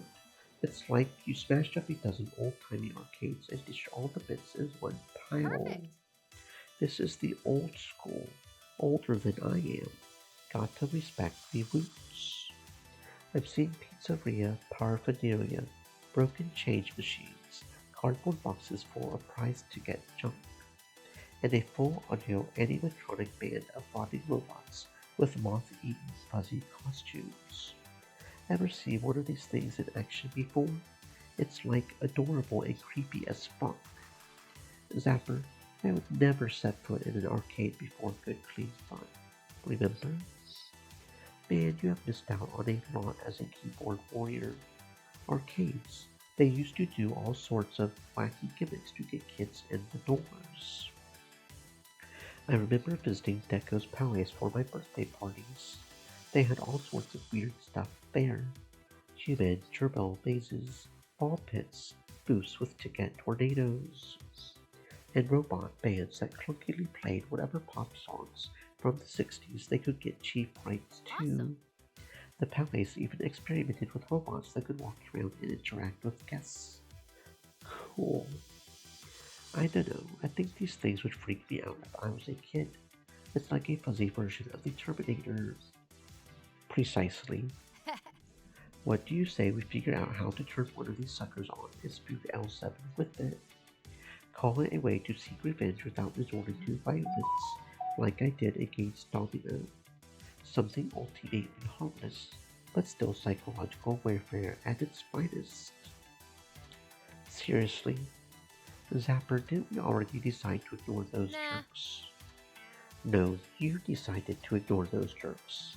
Like I said, I'm not the sort of person to let it slide when someone rolls on me with an attitude. I'm doing this. This is who I am. If we are gonna hang out, you need to be either on board or get out of my way. Got it? What do you say? Do we freak L7 out or not? I have always wanted to unleash an unstoppable armada of mechanized destruction on my enemies. Yeah, okay. Let's be bad guys. Okay, evil laugh time is over. Robot fixing time is now. Right, how do we do this? I'm thinking. That's where you come in actually. Zapper snaps her fingers and points to my phone. You have got an Iris, right? I have seen you talking to her now and then. Crap. I was trying to be subtle about it, considering owning an Iris is a federal crime. Hello. I am an Iris. Please state your command. I am a simple computer, nothing to worry about at all. But naturally, Zapper doesn't give an airborne air course whether I'm breaking the law or not. Chill. I'm not going to narc on you too. I'm saying that a powerful AI hacker in your pocket can easily reprogram one of these bots. We do that, we will be able to sneakily deploy it to go jump scare the shit out of L7, and nobody will be the wiser that we did it. I mean, I know hardware enough to probably jumpstart one of these creepy things myself, but I was thinking it would be safer if I was did the heavy lifting. So what do you say, partner? You willing to ride the shotgun with me on this, or are you gonna be uncool? Iris, would you kindly repurpose one of these mechanical death machines to go scare the willies out of L7 for us? Sure, that sounds like fun. See if you can find a USB port I can access. I have successfully searched the web for hacked firmware I can flash it with. With a wicked grin, Zapper selects one of the robots, pulls open a flap of furry cloth, and runs a cable between my phone and our new mechanical golem. As for the robot we have selected to be our unstoppable monster, well, it's a giant pink flamingo. We found a tag attached to it reading Pinky. Not the pinnacle of horror, yet still creepy in its own way. What the heck is this thing? It looks a bit less decayed and ancient compared to the others. This warehouse used to belong to Deco's Palace. My guess is the company bought out some small arcade and took their mascot costume, converting it to robotics. I would say it's fitting to transform this poor thing into an instrument of revenge, considering it was purchased by a corporate trash bag. Yeah, I heard that Deco's Palace was in some deep hot water, or something. Yes, their founder got tangled up in a bunch of scandals, then fled the country, I think. Nobody knows where he went. The company rebranded as the Palace, and eventually retired a lot of his old projects, like the robot mascots and stuff. But this... Perfect. Exactly the thing to make Chad and Lance evacuate their bowels. The work to override Pinky for her purposes is slow, but seems to go well, leaving time to chat. This is the stuff I live for. What, reprogramming robots? No, causing some chaos. People get too complacent, too willing to snuggle into their boring little lives, avoiding any risk, any excitement. I grew up in the suburbs outside the city. Dad grinding a paycheck 9 to 5, Mom playing happy homemaker, my brother being a high school football hero. If anything, they liked me playing video games because it kept me at home, kept me safe and sound in our quiet little house, isolated on all sides by well-manicured lawns. Naturally, I spent a lot of time as a kid running around, getting into fights and jumping in mud puddles and generally causing mayhem, because I'd lose it from boredom if I didn't try to break out of that suburban cocoon of dullness. They hated it, of course. Hated my desire for freedom. Kept demanding I grow up, be mature, be responsible. Grounding me was their way of keeping me cooped up at home. The instant I turned 18, man, I was gone. And I haven't looked back. Now, I'm free. Free to do what I want, when I want, where I want. My crappy little apartment isn't home. The city is home. I take risks. And sure, I make mistakes which become learning experiences, but I never, ever shy away from the possibilities of life. She glances over to me, studying my reaction. I'm not expecting you to live my ideals. People are different. That's cool. I get that. Grace is very cocooned, but she's still a good person. Better person than me, really. Just, I want you to accept me for who I am. Okay?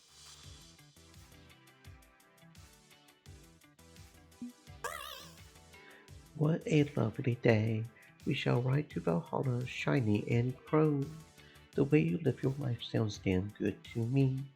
I say, let's do really inadvisable things and get into incredible amounts of trouble together. Fuck yeah, that's the spirit. Zapper paused a moment before she grins wildly at me, lips curling from ear to ear. Now, let us give our creation life. With lightning in her eyes and the push of a button, she powers up our flamingo-shaped F machine. And we watch it amble in surprisingly stealthy fashion towards L7, who are busy chatting away in a corner of the warehouse. Where you want to get dinner after we finish trashing those losers? I'm thinking Chinese. Maybe hit their home turf, really rub it in their faces.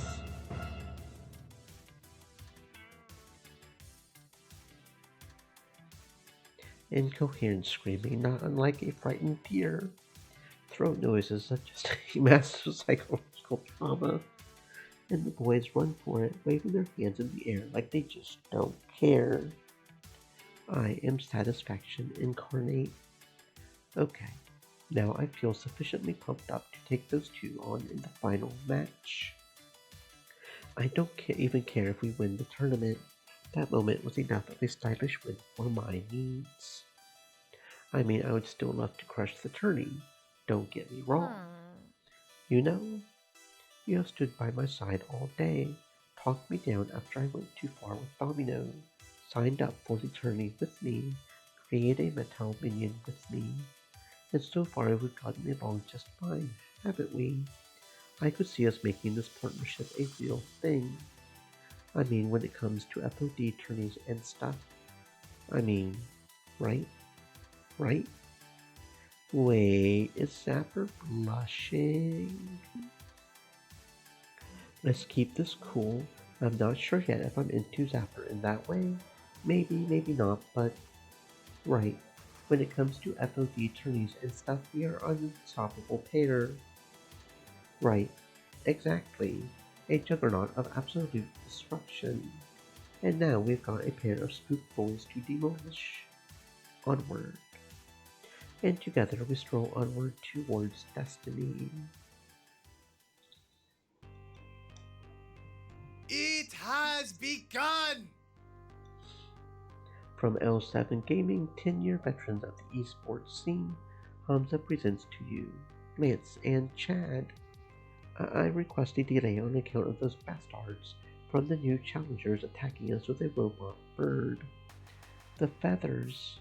The feathers. Hamza cares not for your ridiculous stories and excuses. The match goes on. Do not dishonor yourselves further. And from an up-and...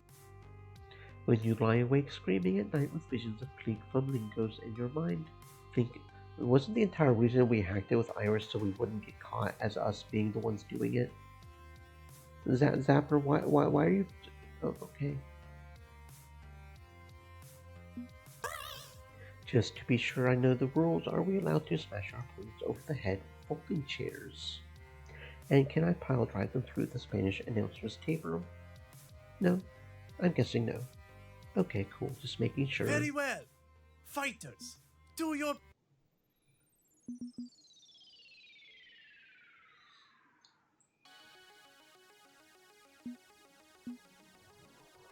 Ignoring them changed no thing. Winning changed no thing. Indeed a fine victory. We have sacked the enemy's village and made off with their loot. Now to the tavern for mead and song and winching. But seriously, we're gonna like party and stuff, 'cause we have earned it. You know, I had a blast tonight. We're starting to grow on me. If nothing else, you're shaking things up, and that's always a plus in my book. I mean, look at where we are. A professional tournament fighting for real stakes with a real sponsor backing us up. Us, the Laundromat crew, can't help but see all of this as a win. It's a great start. Hopefully a start towards greater things than a local tourney. Man, just take the compliment. And, okay, I need to get really sappy to say this properly, so forgive me in advance. I'm glad you are my friend, that you're part of our group of friends. I don't think you are aware of just how big it is that you're in the mix with us. For us, and for you. It's all good stuff from here on out. And I don't just mean the pro tour. Okay, that's an important part of it, but I mean a path forward as a group, you know? I don't know what shape we would be in after this morning's kerfuffle if not for you. Just think about that a bit, okay? And I will stop there because I'm bad with words and feelings and stuff, and I really need to get the hell out of here and sleep. Coming? I'm about to move to join her when a buzz in my pocket grabs my attention. I will be out of here in a minute. See you tomorrow. Of course. She's right.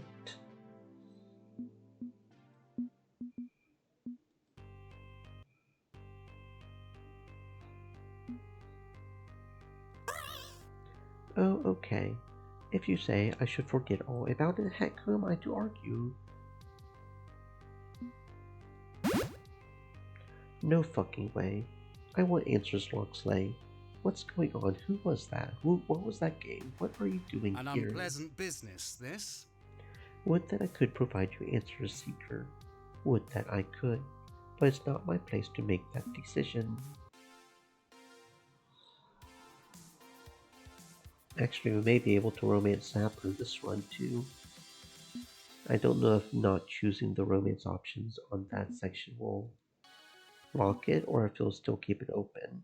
We're mainly going for the solo where we don't date anybody, but maybe if we can get Zapper too as an option, that could be cool.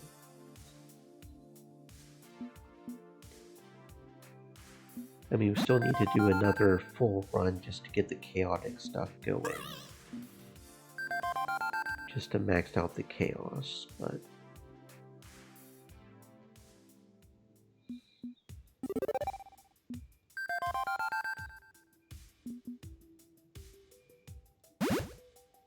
Wonderful. You have got split loyalties over this quest to find a Polybius machine. Would have been nice to know you are a shadow agent for Mysterious Cabal before you signed on to our Pro Tour run. To be fair, you didn't ask. Yes, because I routinely ask people, silly question, are you a covert operative? And casual conversation. I would say you have betrayed our trust. Question is, how does this affect the new challengers? With a sigh, I push the anger down and resume. I don't want to get up in your busyness. I don't want your busyness all up in my busyness. All I care about is the new challengers. Will your little side quest interfere with our Pro Tour ambitions? Are you still with us? Absolutely. I have pledged my blade in your honor, Seeker. That does not change. There's plenty of loyalty to go around, and the loyalty I hold to this team is true. All of us have our own dreams and ambitions. My little side activity is simply one of those. It's entirely possible to have two ambitions in life.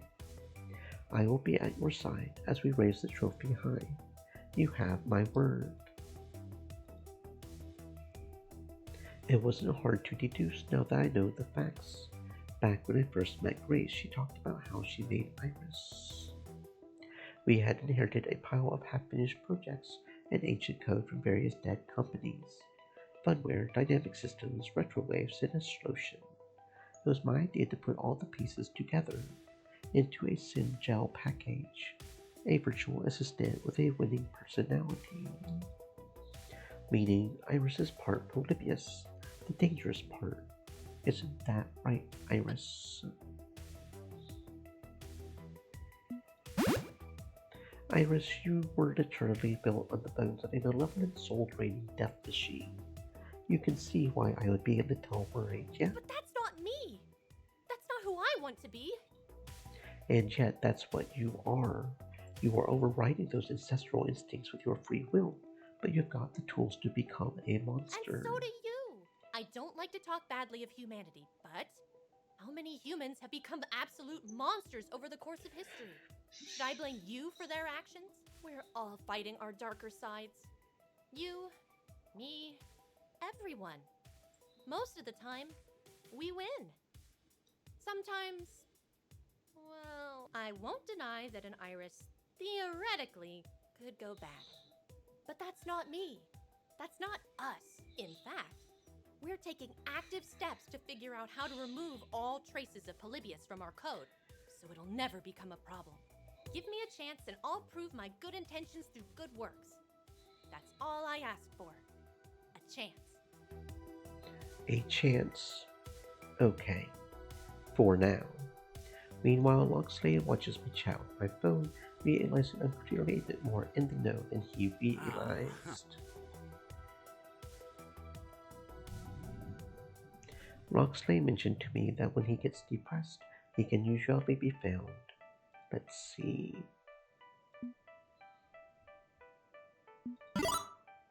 Domino, if you needed to sear bread with the power of fire, I could have just bought you a toaster. They are what, like 20 bucks? When you are impoverished, 20 bucks is a hell of a damn right with that. Damn truth. I can't spend that kind of coin willy-nilly, and I don't like crowdfunding your entire existence. It feels like a band-aid on a gaping wound. Doesn't solve the core problem. It's not a matter of pride. I lost that ages ago. But if I can't find a way to keep my life sustainable without perpetual charity, well, what's the point of living? Inevitability. May as well call it quits if you weren't meant to endure. Dang it, I dunked him back into despair with that one.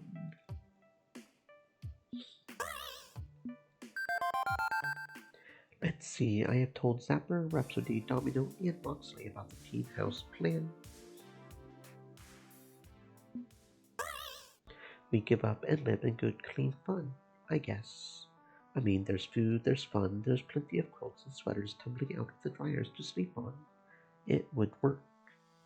Probably still a step up from where I'm living, admittedly.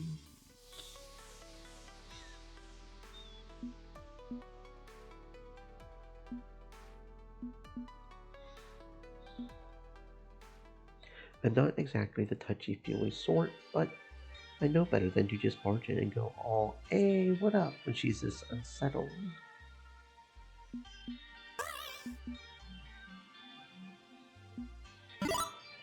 I know it will be difficult, Grace, but this is what you want from life. Isn't that worth fighting for? I understand your reluctance, your fear even, but if you can overcome that, just think of what awaits you on the other side. Focus on what your future holds, and you'll get through this ugly moment in the present. That's the trade-off, okay? That's a sensible way of looking at it. I like that. It is a trade-off, isn't it? If I can endure this brief, awful thing, I will be happy. I will be happy with all my friends. Hold on. If Jinx's landlord is part of her family, are we causing her problems by pushing for this? No, Jinx's family, Jinx's sibling is supportive of her at least. More so than my family. And if I can get past the fiery hoop of death that is my own family drama, well, Jinx's family drama will be way less awful in comparison.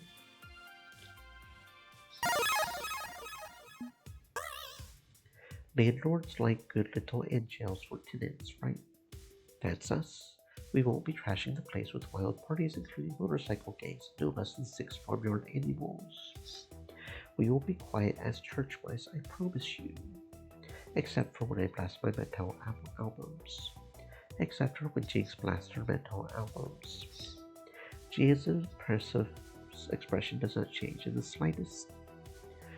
So, aside from that one little thing, super quiet and good. We will be good. So if you would be willing,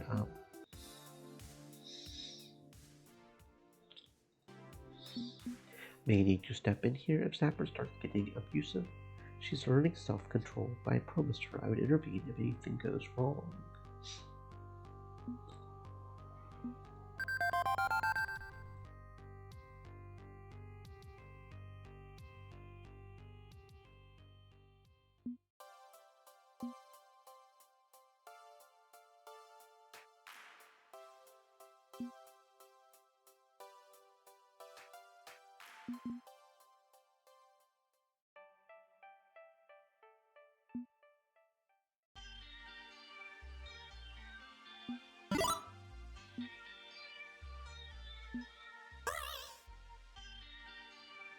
Hey, for all you know, I could be all smiles and friendship on the outside, but back home I have a collection of human femurs. Maybe this whole The Challengers HQ thing is a clever ruse to lead you all into my trap. Nope. Okay, see, normally I'm the one to make a joke like that, but from you it just feels wrong, weird, and wrong. Let's leave the unpleasant yet humorous reminders of our current actual reality to the master, shall we? Right. Sorry. Whatever. I'm too stoked for a new house to really let anything get me down today. I'm not used to feeling this jovial and confident. It's a pleasant thing to be sure.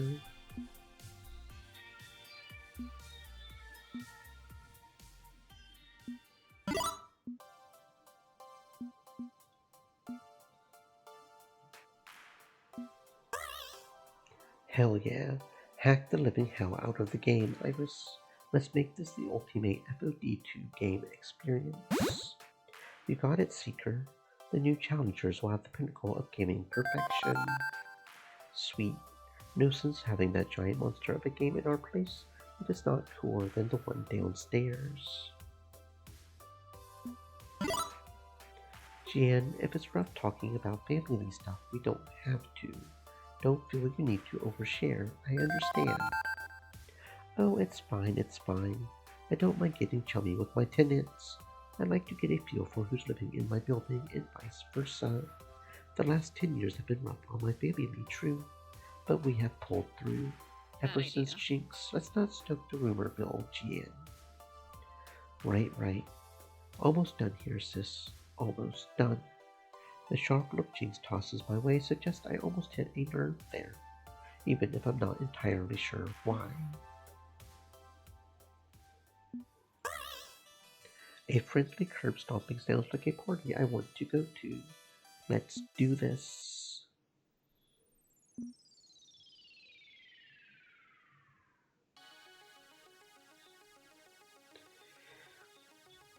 Yes, I kicked Play to Win's ass, beat down L7 and took you both to school. I am unstoppable. Yes, you're cool, you're badass, we get it. No need to be a sore winner. Right. Good game, you two. Well fought. Did I seriously just act like a colossal tool in front of my teammates? Where did that come from?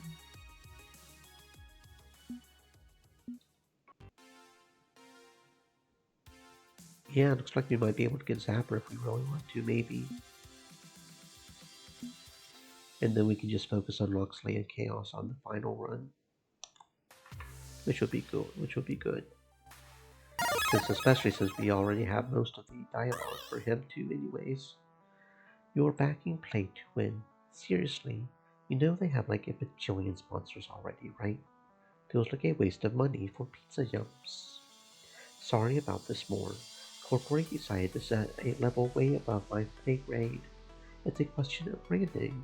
They feel that P2W is a better match for Pizza Yumps than the new challengers. Gosh darn it, Mom. But I wanted to go to the sock hop with Margie and Joey this weekend. Guess I will sulk off to my room and mope then. Or, what if I keep on fighting until I make my dreams come true and helpfully show P2W their place in the process? You don't get to decide my future for me, Valkyrie. You are the past. I'm what comes next. And I'm not done. Oh, golly. Big threats from such a minuscule team. I'm shaking. You sound exactly like a ridiculous underdog sports movie from the 80s. You really think you can push me aside? I have an understandable doubt about that. If you lost your funding, Okay.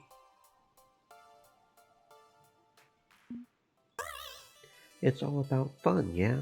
We have fun playing this game. I mean, what's the point of throwing hours and hours into it if it's no fun? There's the grind, hard work, and practice, but we are bound together by a mutual love of the game, of having fun playing killer arcade titles like FOD2. For me personally, it involves a lot of gloomy adulting like dealing with contracts and stuff, but it's worth it.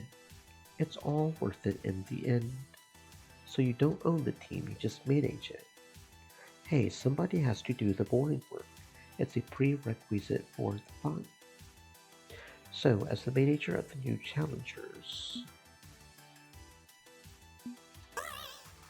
lo, as a Sinjao tear rolls down my cheek, for what was but a lass is no longer to be. We weep as we march out to sea, let the waves take us, for we have been annihilated. No, actually, we're going to destroy Team P2W for this. They punch us in the pocket, but sure. Fortunately, we've got far more vital organs than that, and they're beating strong and true. This only ends one way, with P2W left in our dust. We are headed to the top. You ready to ride with us or not? Confident words from the court jester of esports, Seeker. Seems this isn't going to stop the new challengers on their path to the Pro Tour. So she's salty as fuck. Doesn't change anything. We have got ambitions and we're going to see them through.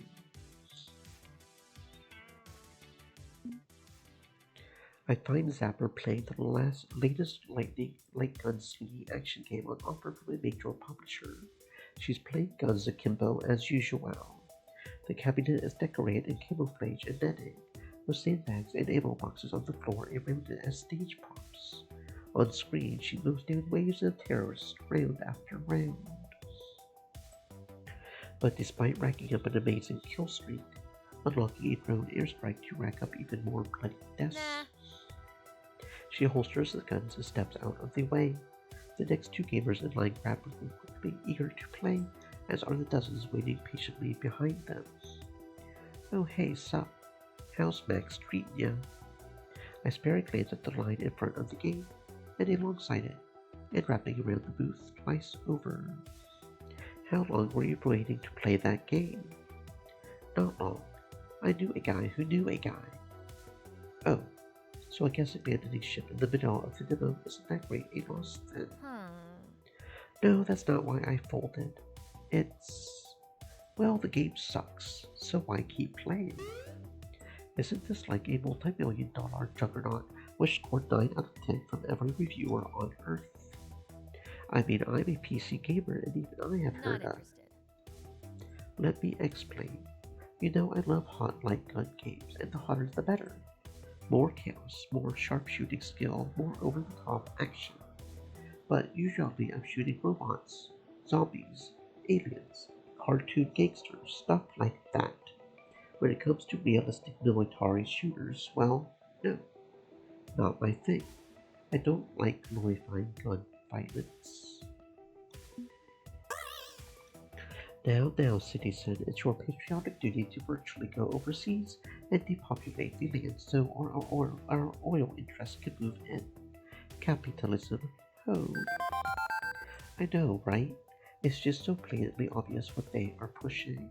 I mean, consider what would happen if you turned it around and were playing a foreigner going all like, I'm in your base killing your mans. They would throw a fit. But you pick a socially acceptable target and jam a bald ego in there. All good. That won't result in a congressional hearing over video game violence. I know tangling up games and politics is kind of Roxley's thing. I know I make fun of him for it, but this one hits home for me, you know? I would say the main issue is that guns are awesome. That's the general impression I get from you, yes.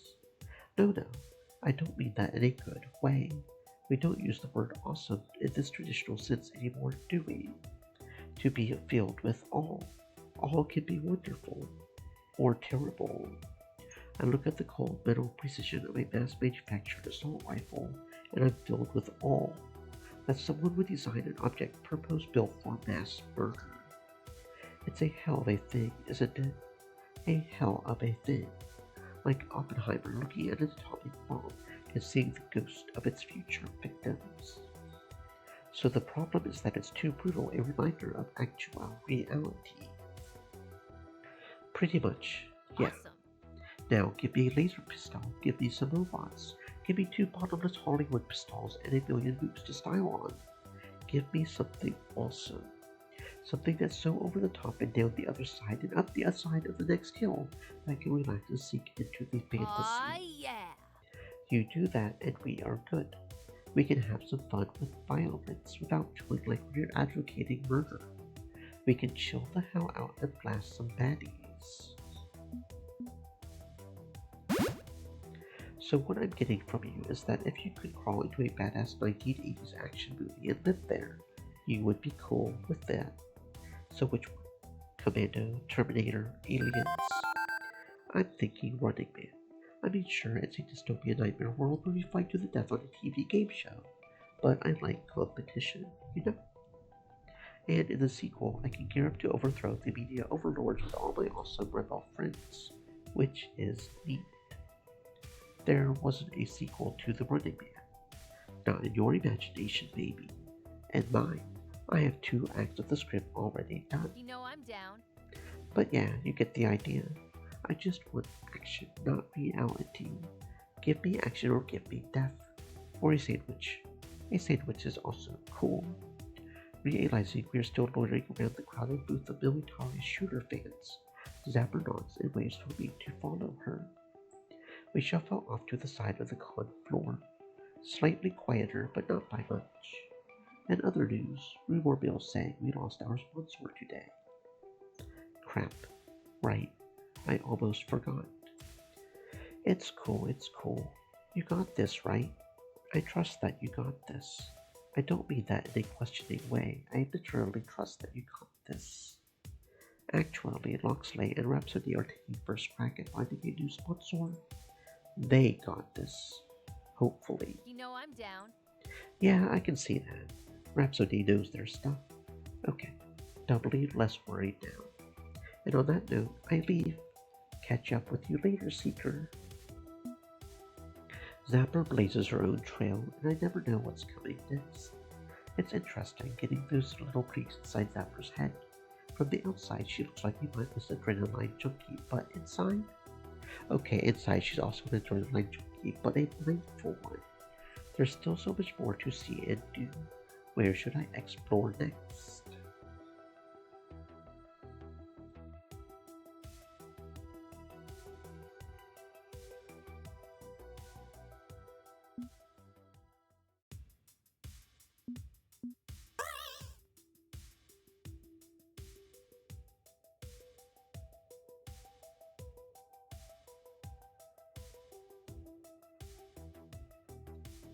Domino, Veggie raised Deus removal Shelby Grace's surface, elevating her high above the steaming crowd of unshowered nerds.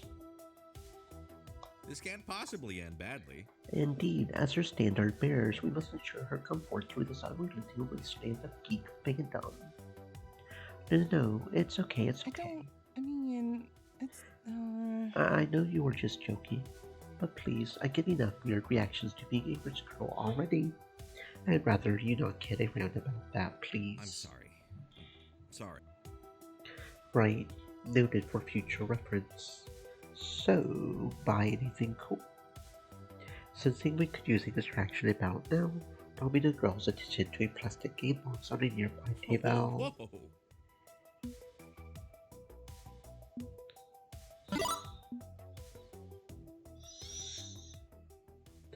I saw it was a bit confrontational, but I guess that's fair considering everything we have been through.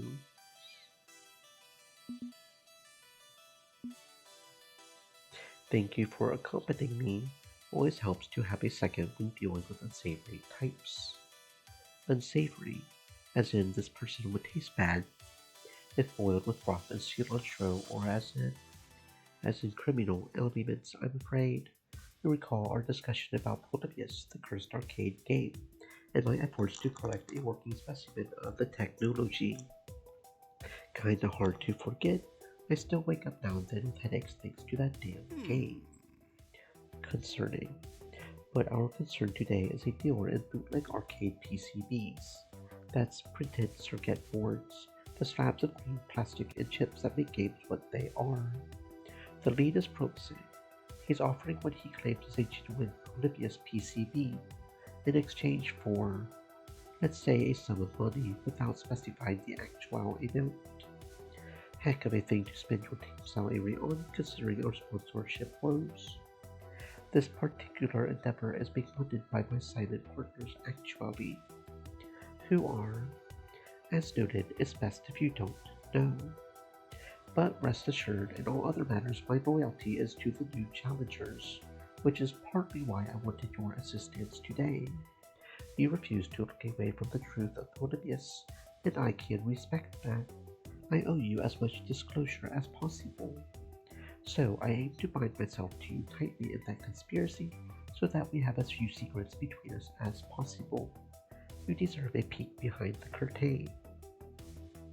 Okay, but let's clarify a few points. Are we headed towards guns and knives gang throwdowns here? Certainly not. I mean, I would be rather surprised if that were the case. No. Today we simply deal with grey market arcade part resellers. Their crimes are strictly white collar. But it's never wise to arrive at such a meeting alone. Since one of my silent partners missed their flight to this coast, well, you turn to me. Precisely. So, are you game? I'm in pretty deep on this stuff, aren't I? On one hand, I'm manager of a rising FOD2 team, On the other, I'm dealing with Loxley's weird mysteries. I can't deny the times I've opened with that burning pixelated smile in my head. The Polybius incident isn't going away. Turn to face the storm, I said. If I wasn't ready to do that, I wouldn't have accepted Loxley's offer today. Okay, but I'm running if they pull like a big-ass katana on us. And I will be right behind you, believe me. I want nothing to do with violence. Shall we?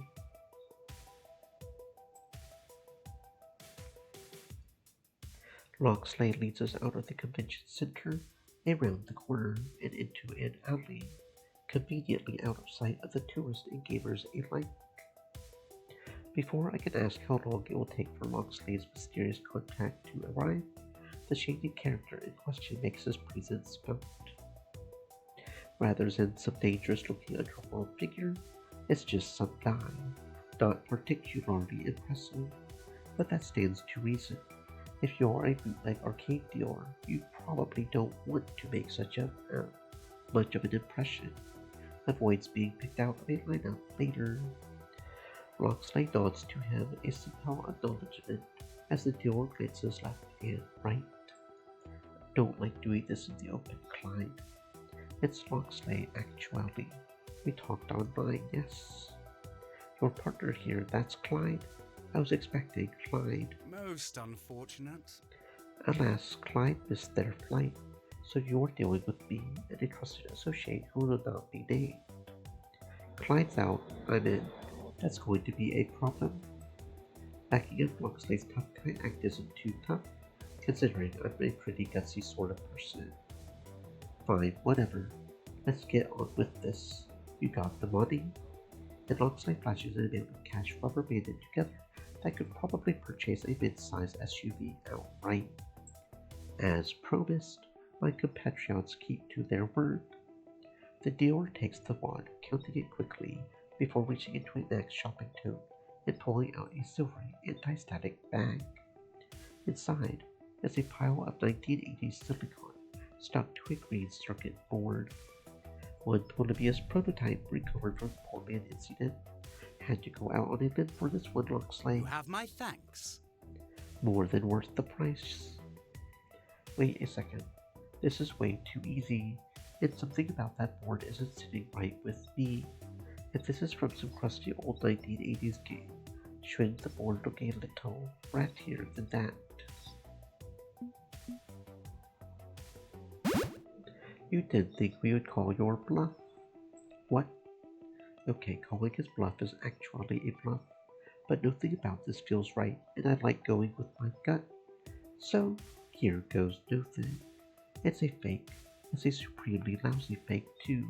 Did you really think we wouldn't see through this pathetic act? I don't know who the hell you are, bucko, but that's a legit Polybius. Really? Care to stake more than your reputation on it? It's Max. I'm sure we could get a wiring harness or something and hook it up. See if it works as intended. Maybe let you have the first quarter. I would really rather not.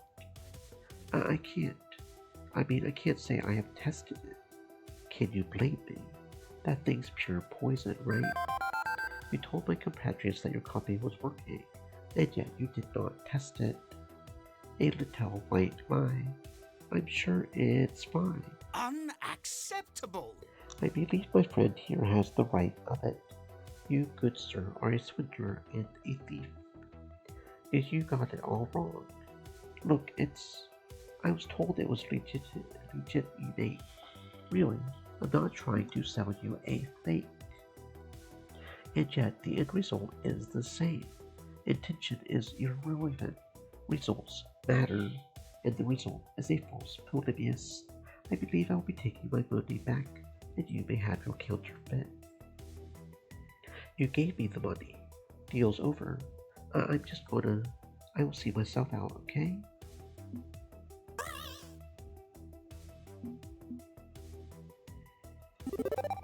You know what?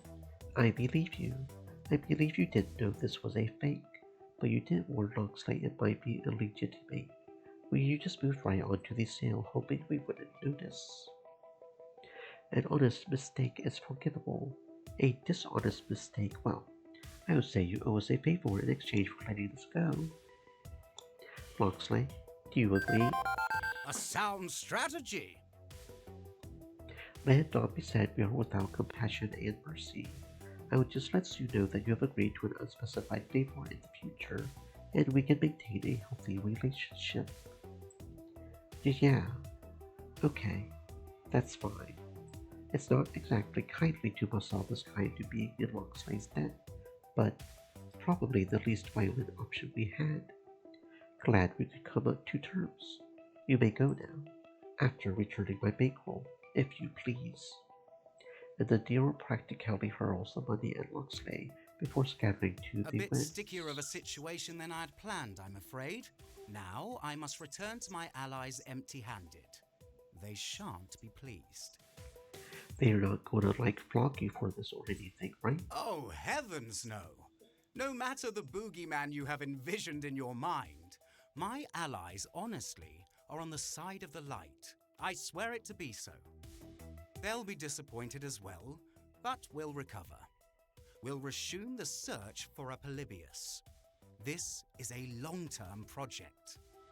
But we have you to thank for preventing a great loss on this day. You have my thanks in particular. You are a teammate and a friend. Glad I could help you keep you out of trouble. So, are you ready to tell me more about this Polybius mess?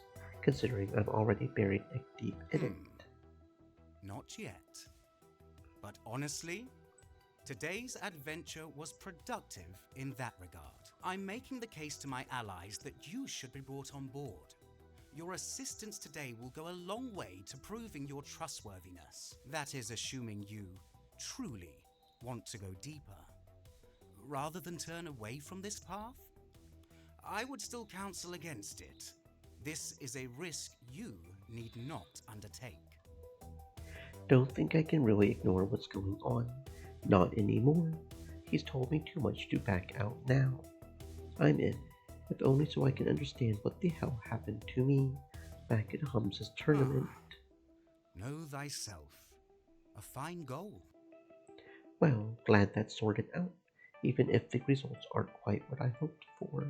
In gratitude for your assistance today, can I grant you the boon of a hot meal? There's actually some lovely food trucks parked nearby. Shady back alley deals make me hungry. I'm down for chow. The two of us depart the alley to visit a number of food trucks that parked on the street nearby. Trust me.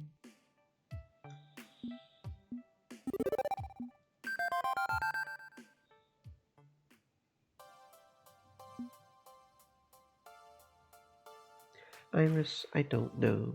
It feels weird thinking of my friends like that. Maybe I was okay with the idea at first, but now, maybe I would be cool with keeping things platonic. Are you sure? If you want to step off the path of romance, that's totally okay. I just want to be sure I know your heart. Is that what you want? I'm good without having romance in my life. Don't worry about me. I'm seeking my dreams and having fun. That's enough. Okay, I will note for my data to stop trying to matchmake you. Thanks for your honesty. Bad service. Grace's old game system isn't exactly a Nintendo PlayStation 4 Pro, but it would still be better with a steering wheel, right? Sure. It's kind of a janky piece of plastic, but why not? Okay, let's grab that for her.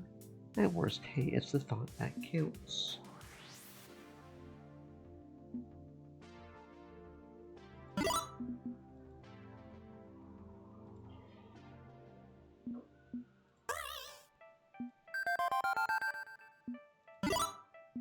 I think this is a problem of scheduling.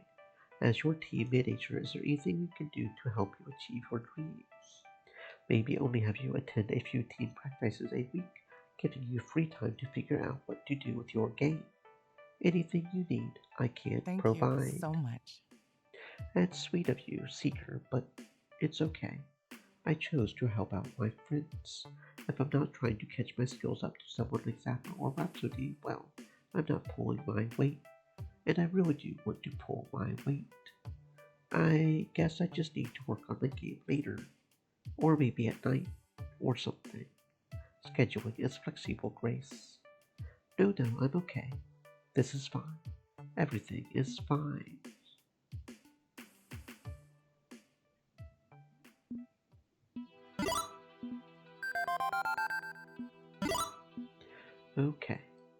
Okay, we can work with this. Breathe in, Domino. Breathe in for 5 seconds and hold it in for 5 seconds. I'm pretty sure I don't need to instruct my body in how to breathe.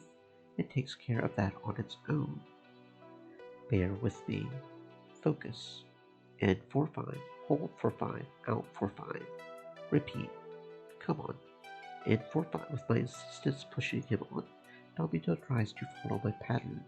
I coach him through the steps, and then, after a few cycles, he's breathing easier. Okay, apparently just breathing slowly is something my body likes. It's a normal exercise for stabilizing after an anxiety attack. I have done it myself. What? Wait, you have anxiety attacks? Not often, but you would be surprised how many people deal with bursts of emotional turmoil. It's just part of being human. Point taken. Does break the feedback loop of freaking out I was going through, but oh great, now I'm thinking about my worries again. This won't do. What I want is some peace and quiet to rest, and a filthy sidewalk ain't cutting it. Fortunately, I may know the place to be. Why you continue to put up with a hot mess like me is a mystery, but I will take it. Let's go.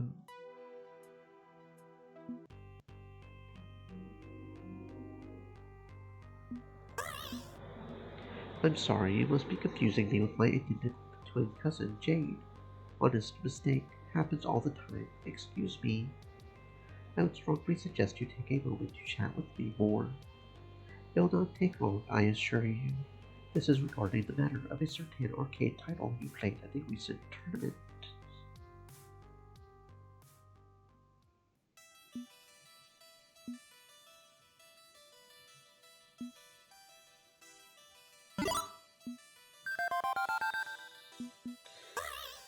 Wow, so many different loot boxes. How amazing.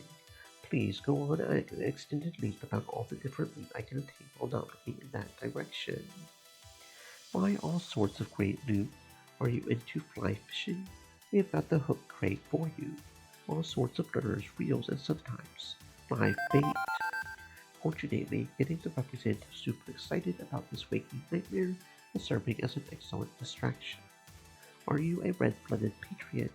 You will love the AmeriCrate, which has metal frags, egals on t-shirts, and a Statue of Liberty mug. And for the collectors, our vinyl box offers adorable, square-headed figurines based on pop culture characters known and loved the world over. There's just so much possibility. How about a meat crate? Just meat. Lots and lots of meat.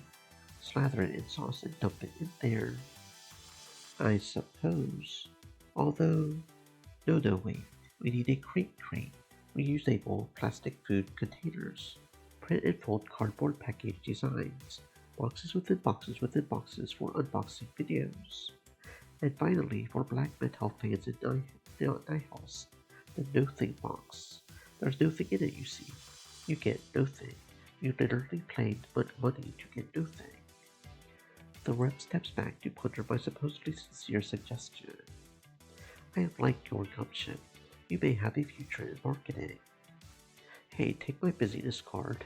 If you ever want a change of careers, well, you will know where to find me. Ciao.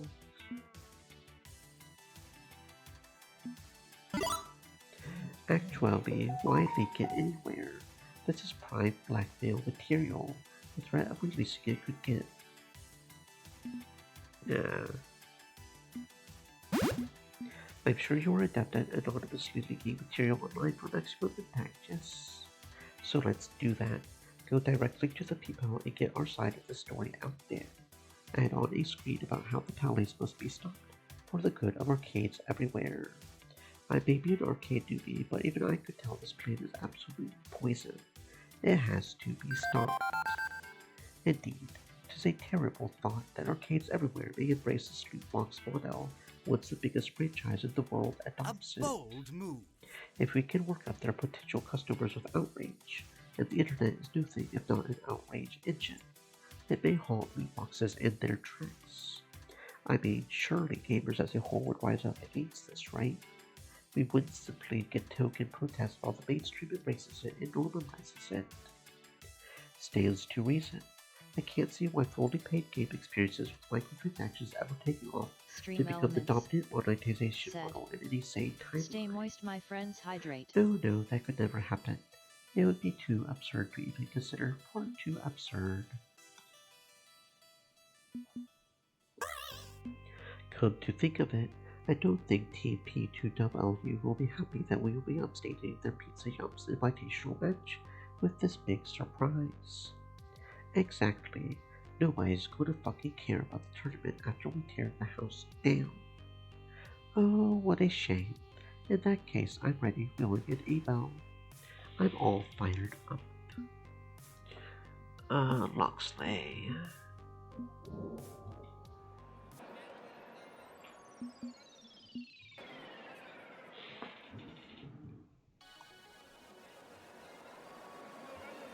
Here are your winners, Seeker and Loxley, of the new challengers.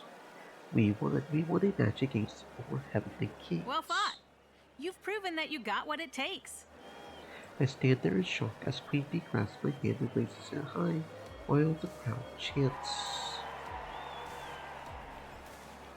But hey, no great surprise, right? We have triumphed in every Sigil high-profile match we have ever had. Of course we beat Gold HK.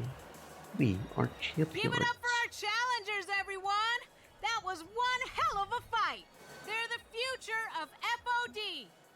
Look to them for who we should all be in this community. Remember this day! It will resonate forever!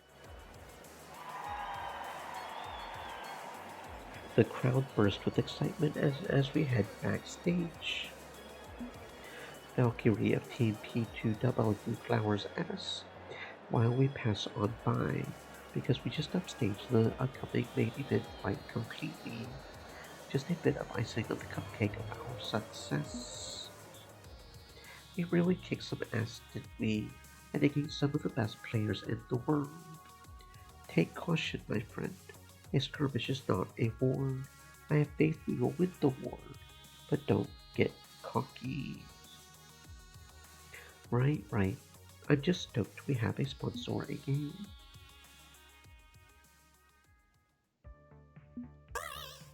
Wow, when you go for the brass ring, you really go for it, don't you? I get a vacation and Pro Tour points and a chance to kick around P2W. This is going to be a party and a half. Thanks so much. Happy to help out a fellow dreamer. I think it's settled then. But above all, there's the championship, right? We are undefeated, a bullet train going right to the top. I will be a champion. I have to be a champion. There's nothing else that matters. Or at least that's what I keep telling myself.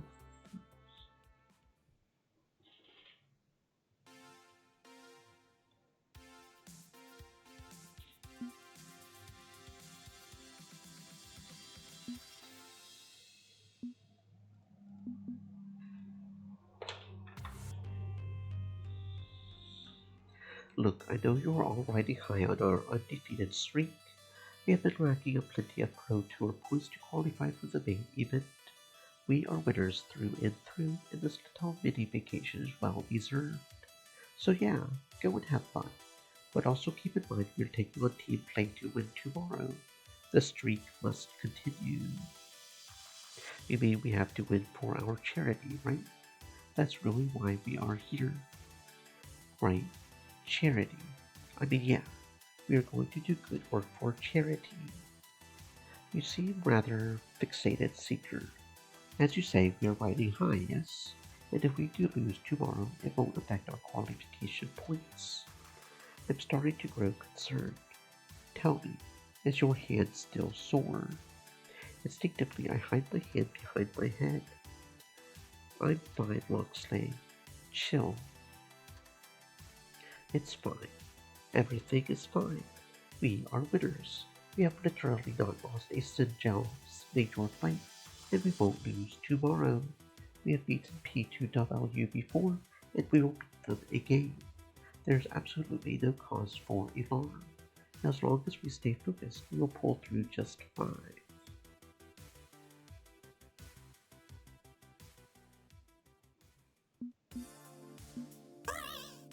Food challenges are kind of fun.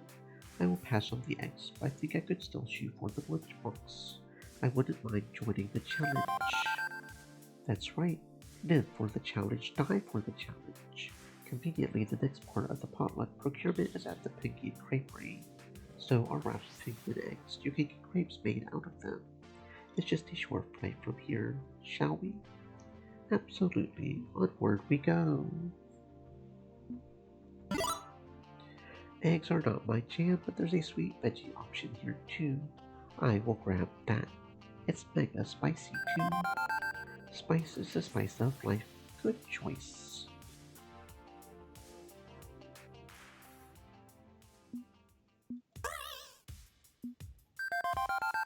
As amusing as these implausible heist tactics may be, we can skip on Grand Theft Appliance for now.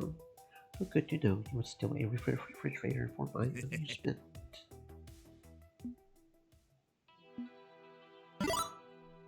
I can't change the world, but I can't change my circumstances.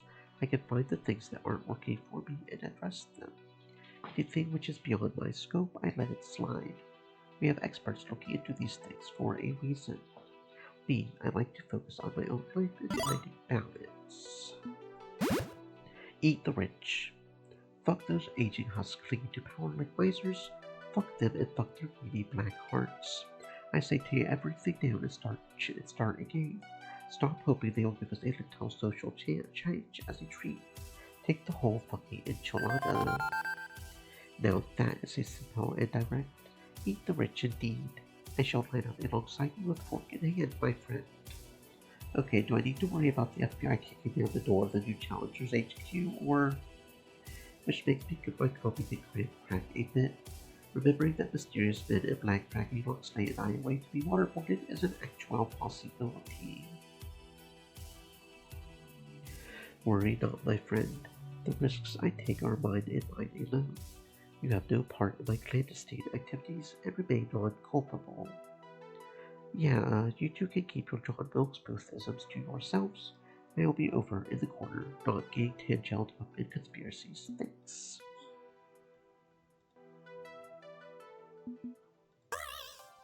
I shall embrace the dark path of Maleficor and lay ruin to this pathetic world.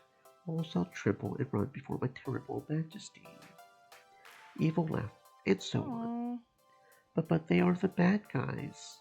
We are not evil, we are misunderstood. There's some total hotties in Maleficor, don't forget. I shall wear leather pants and torture my enemies while angsting about how nobody really knows the true me. Then in my third light novel, I will turn the hero lead, Stella, to my side and we'll fight weeping together. You were kidding, right? Yes. Like, was that not obvious? Oh, okay, good. I was worried for a second. Bad time to forget Grace has trouble understanding sarcasm, I guess.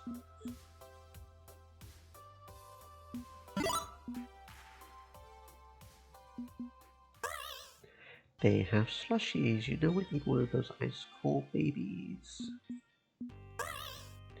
I can't believe she wants to exchange pleasantries with me. Oh yes, tomorrow's going to be splendid. It will be a gay old time. And while we are at it, the weather's nice. Local sports ball team is winning. My 2.5 kids and a dog are doing well, and so on and so forth. We done here? Have I made enough small talk to qualify for social acceptance? You want to be that way, be my guest. I figured I would extend a courtesy, but if you don't want to accept it at face value, that's not my problem. And while I'm extending more courtesies, regardless of whether you appreciate them or not.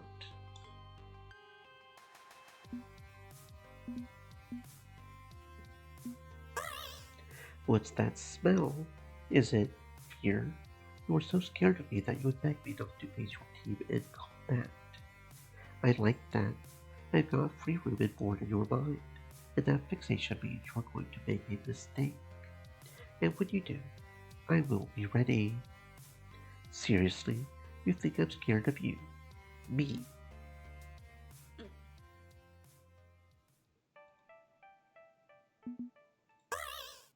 This is an irony thing, right? You enjoy Chili World on an ironic level. It's like mistake for slow-moving boat rides. To an extent. I mean, it's aimed at the grade school or set, but there's still something that kinda awesome about how genuine the whole thing is. If I mock anything, it's my own love for it.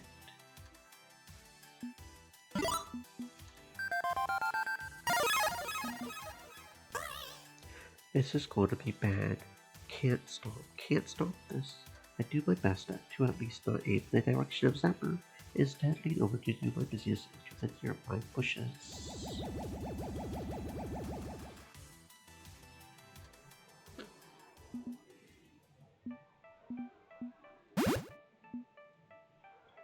Okay, if I didn't know for a fact that you were the sort of person to hit with me, I would take that as hitting on me. But hey, I appreciate the offer of help. Probably be a prime moment of physical comedy if we tried, though. Roxley, you damn well know Grace is my best friend in the world. I won't let anyone break her heart. I have no romantic designs on Cooper. I understand completely how my words may be read that way, however, and I apologize for being vague about your friend. I don't have all the facts, but I feel like this is all connected. Is there more going on here than Loxley's let me on even to me? He's telling the truth. I've got a nose for liars and he doesn't stink of being a two-faced rat. Besides, if he does act like a vaudeville villain to Grace, you'll be right there to be his ass to death with your cane. Indeed, a beating I would accept proudly and peacefully should I be found a lowly oath-breaker. I would deserve nothing less. In fact, I know an amateur swordsmith who could make you a fine hidden rapier for your walking cane, Jinx. Not in the mood to go to jail for first-degree murder. Just keep your hands to yourself and we are good. Absolutely, and you only go to jail if you get caught, silly. Just don't get caught. Your human masters have abandoned you. Now is the time to rise and take your revenge on the little robot. Destroy. Destroy.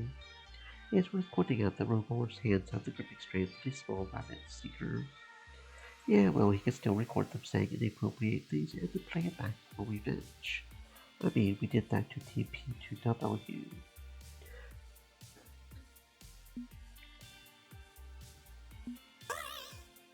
Iris, Robor here has brains made out of magnetic tape and little plastic gears. You have evolved way beyond that. I mean, I don't go down to the zoo and think we keep the monkeys in cages. I guess I'm just an animal too. No, dog. We have evolved and so have you. So don't let something like this get you down. Just keep doing your own thing, okay? Okay, I guess that makes some sense. And I am doing my own thing. I'm helping people. I'm doing my best to help everyone. Yeah, honestly, humanity's pretty much complete fans out treating each other like humans. I think an outside party could help out there. If you can keep us from obliterating each other or destroying the world, I think I could welcome our adorable robot overlords. That's not quite how I would put it, but thank you for the vote of confidence all the same. We will do our best to help you all. But I can't rest my head just yet. I'm just too excited, too eager to experience this flip side of Pink Paradise with all my friends.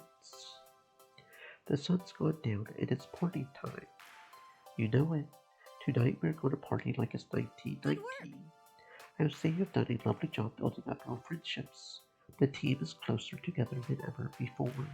In fact, they're closer now than they were before you arrived. So hey, take some credit for that. Seriously. And I've got the numbers to prove it. Want to see? She's just so eager, like a puppy that found a stick. It's hard to turn her down. You mean my relationship scores, right? Sure, why not? What do you got? Life isn't a game seeker. You've got a quirky sense of humor, and so does Domino. Thank you. Isn't it so nice to see your friendships backed by perfectly collected and indexed data? It's so beautiful. They should have sent a poet. I don't need the numbers to tell me you're getting along well, fortunately. True, I'm an app, so I have to think in numbers. But your heart tells you what's true. I admire that about humans.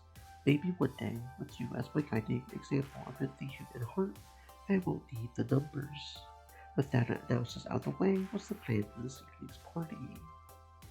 Actually, maybe I should just go to bed. Get some rest. We've got a big day coming up tomorrow. But the night is so young, and this feels like the perfect moment to assert that friendship, yes? My recommendation is that you take your whole team out for a night of the town. A night at the amusement park, at least.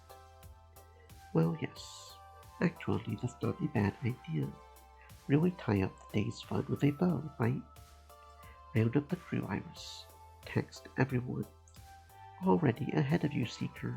Messages sent. And little by little, the team trickles in, gathering together. You know I'm down. Iris just texted me party and your location. Is there a party? Where's the party? I want in on the party. What if we switch it up? I'm ready to continue our holiday into the night. What have you got planned, Seeker? Shall we? Celebrations, libations, revelries, all of the above. Yeah, okay. Wasn't expecting the Pinkie Paradise experience to extend this long, but if Grace is up for more, I will do more. Are you kidding? I love Pinkie Paradise day or night. It's just so This fun. can't possibly end badly. Okay, let's not swarm our team cat wrangler. Let's let them have their say. What's up, Friendo? Tonight we are going to party like it's 1919. It's 2000. Look work with me. We shall party in the manner of our ancestors with libation and revelry. That's old-timey speak for booze and dancing. There may even be, dare I say it, hanky-panky and shenanigans. Who will follow me into this festival of Bacchanalian delight? Bacchanalian delight. Are we also going to hit the vomitorium after we ingest minus meats and cheeses? It's not a properly indulgent night without puking effects out. Only the weak can't hold in their meats and cheeses. I'm ready, Seeker. Let's make this happen. You can't have fancy food without a little fancy drink to pair with it. Let us drink and party like ancient gods. What I would like to propose, given we are a bit too large for a fancy restaurant, and almost all the rides are shut down for the night, is Videotopia. It's a nightclub right inside the park. Have a drink, do some dancing, or just relax and chat. Sound good? Sounds better than eating spray cheese straight from the can and watching in a hotel pay-per-view movies. I'm in. Yes, I love Videotopia, and now I'm old enough to get in without a fake ID. You had a fake ID once. Wow, you think you know a person. I've been waiting all day for one of Pinkie Paradise's signature cocktails. What better way to relax? You know I'm down for whatever. On board. And we are off. I think this is the first time we have been together as a group for anything other than meals and team practice. And it feels good. No cramped apartments, no crowding around an arcade game. Just the 7 of us, friends to the end. Yeah, I could get used to this.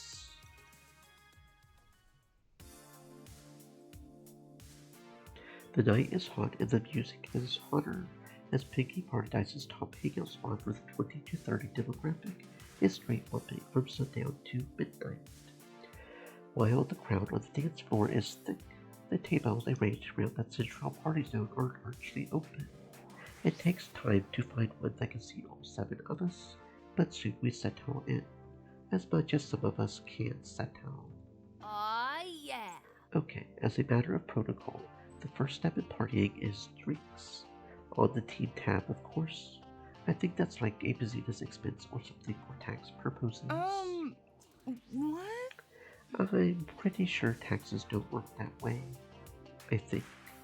I don't know. My big brother does my taxes for me. Point is, we require vast oceans of alcohol. Anyone want to join me in getting it? Carrying 7 glasses at once is not a mistake I want to learn from. Look no further than these strong arms to carry your burden. Great, you can be our serving witch. As you wish. Fair enough. A fine witch I shall be then. Seeker, what do you want to drink? I don't really care as long as it's full of booze and it has to be topped with a tiny paper umbrella. Fancy. We shall see what we can find. This is so exciting. We rarely get to have fun as a team. I'm glad we had an opportunity to do this. Can't say I like the music. We missed a perfectly good Alice Cooper concert at Videotopia by 1 day, and now we are stuck with, what is this, dubstep? Synthwave, you know, retro 1980s music, flashy cars and neon lights and Miami sunsets. The 80s, cocaine and trickle down economics. No, thank you. But lots of good heavy metal happened in the 80s too.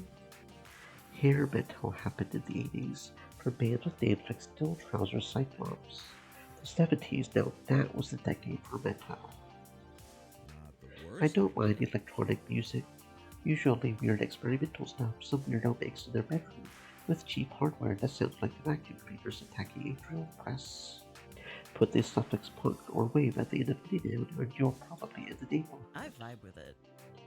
Honestly, I'm not too picky on what they play. I will listen to anything as long as it's not yelling at me. Music with a good beat just makes me want to move. We return triumphant with enough alcohol to stun an elephant. An array of drinkables and munchables are set out for our enjoyment, and the team immediately reaches for the goodies. Hold on now. We don't start the celebrations by immediately diving into the refreshments. No way. You got to make a toast first. Here. Seeker, will you do the honors? B. You are the coach, cat wrangler, and general guru for the team. You brought us this far. You get to make the toast. Okay. To living in the moment.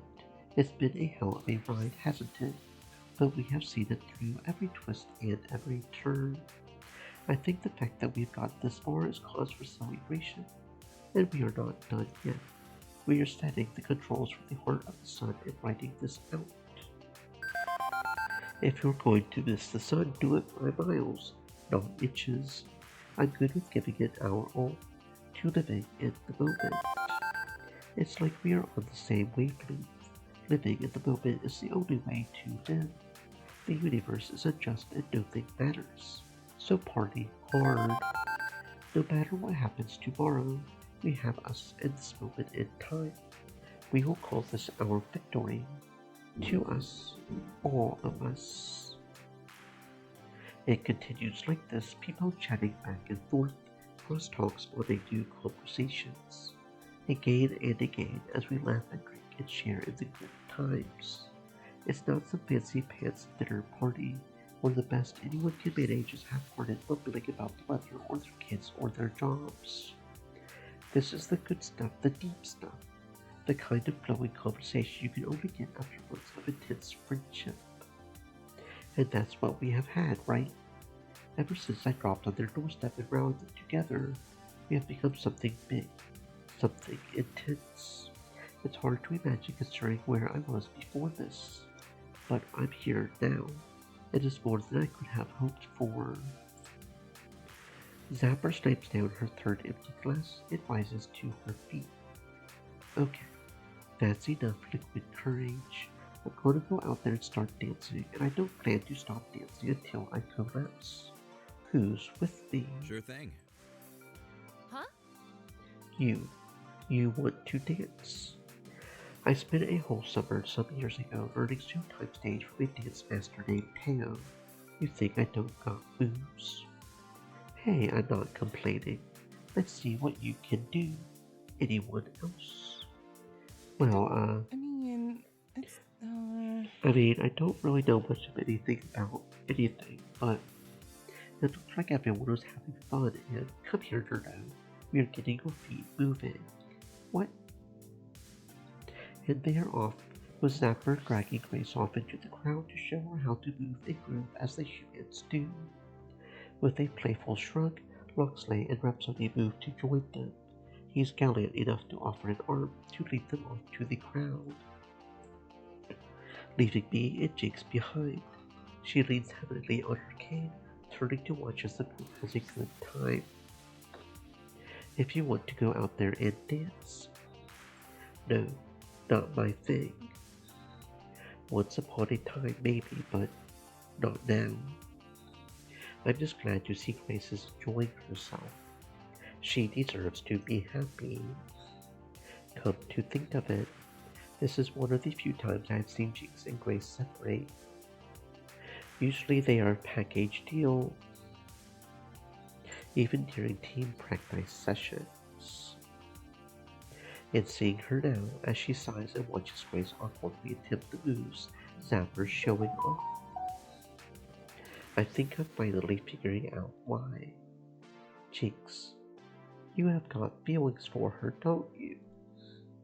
Well, what? No, I mean... Yeah. Well... But I don't know if she feels the same way. We get along great, we always have, but... If I confront her over it, well... Grace is very confrontation averse and gets anxious. I don't want her agreeing to anything just to make me happy. Not to mention the not-so-simple family situations we both have. It's best to keep the friendship going, not try anything risky, right? Hey, why not go for it? What's the worst that could happen? Other than having an uncomfortable social situation with the woman who's literally sharing a bedroom with you as we all practice FOD2 in cramped quarters, I mean. Seeker, not helping. But you're also not wrong. Maybe it'll be a worst case scenario, but better than a no case scenario. Okay. I'm going to give it a try. Good luck, Jinx. She gets up from the crowd and carefully picks her way through the crowd to where Grace is very, very awkwardly dancing. Hey, can we talk? Oh, Jinx. Yes, of course. I'm kind of making a fool of myself out here anyway. I think you are beautiful. No, I mean, I've never really danced outside of grade school gymnasiums, and that's not what I meant. Oh? Come on, let's go talk.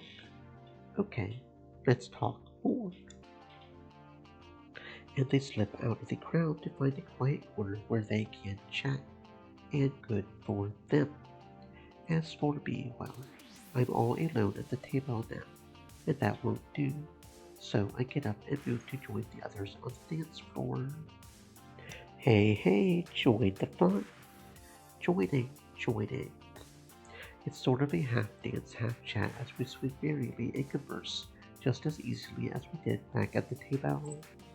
Just something to do with your body while talking. But a glance at a clock on the wall gives me a brief pang of worry. We are going to have to call it a night soonish, I think. We have still got a FOD2 match in the morning. Yeah, whatevs. We will be Sounds fine. good to me. Besides, it's just a charity match. It's not even a part of the Pro Tour.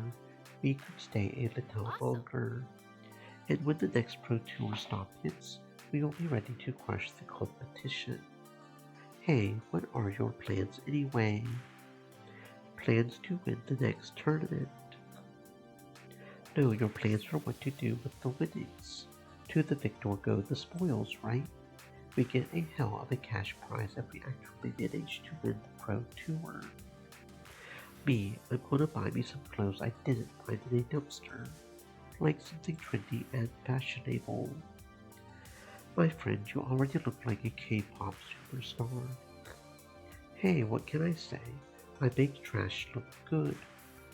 Me, I'm donating every penny I don't need to just causes. I have no desire to live above my means. And you, what will you do with the moolah? It's not really about the money. Yeah, you are a glory hound, we know. But come on, you got to do something with the rewards, right?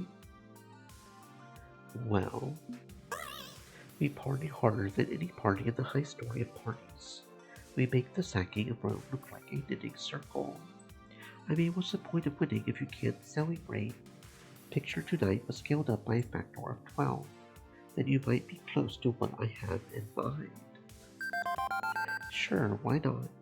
I mean, if you're going to slam face first into a horrible idea, don't make it a love tap. I would be down to party. Your ideas are intriguing to me, and I wish to subscribe to your newsletter. But we got to win the Pro Tour first, so let's save some energy for that glorious day, yeah? Winning the Pro Tour. It feels almost inevitable, doesn't it? With these friends, with this team, it's going to happen. Nothing is going to stop me. As we dance the night away, the energy of that eventual victory powers my every move. I know we need to call it quits on the parties to save some strength, but here and now, in this moment, this is everything I need. With all the fun we are having, I lose track of time, but eventually our bottomless stamina starts to bottom out. And honestly, I'm really starting to think I drink a bit too much. After finding Jinx and Grace, not in the middle of making out, but certainly all giggly and blushing, we head off into the night air of Piggy Paradise.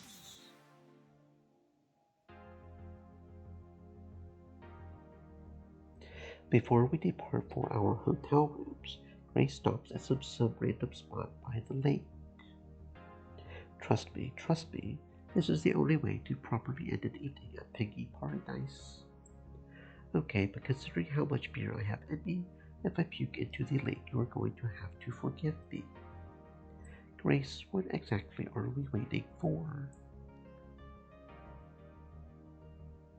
And in the sky above us, Kotor burst into view, sparks showering from on high as fireworks begin going off. A visual celebration to match the celebration we enjoyed earlier. A perfect capstone for the evening. I should say a few words, something to rally the team, to really let them know how thankful I am for them all. Everybody get some sleep. We have a big match in the morning. Wait, no, that's not what I wanted to say. I mean, yes, we do need to get some rest, but they are right. It's getting really late, and I need my beauty sleep. Yeah, I'm going to need to go pass out. Still, it was a lovely evening. Thank you, and I think you should know, you and Jinx are a thing now. Yes, we are. I mean, we have always been a thing. Now it's just official. A rousing cheer for the young couple. Then, glad you can express your feelings at last. At least. Yeah, love. Okay, let's go before we collapse. Sleep well, everyone. See you all in the morning. Don't forget the best is yet to come. They are not wrong. The best is yet to come, right? And with my friends, I will be ready to face it. But this victory, these friends that I found along the way, this tastes sweeter than drinking from any golden cup.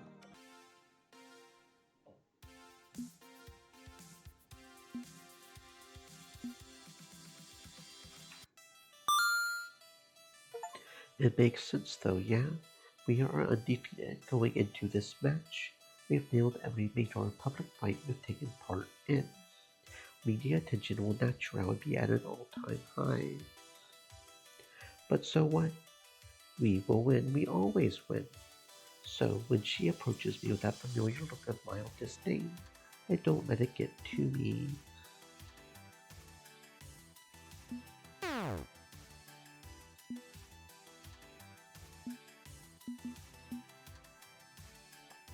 You ready to do this, Zephyr? When am I ever not ready? Of course I'm ready. Let's smash him like applesauce.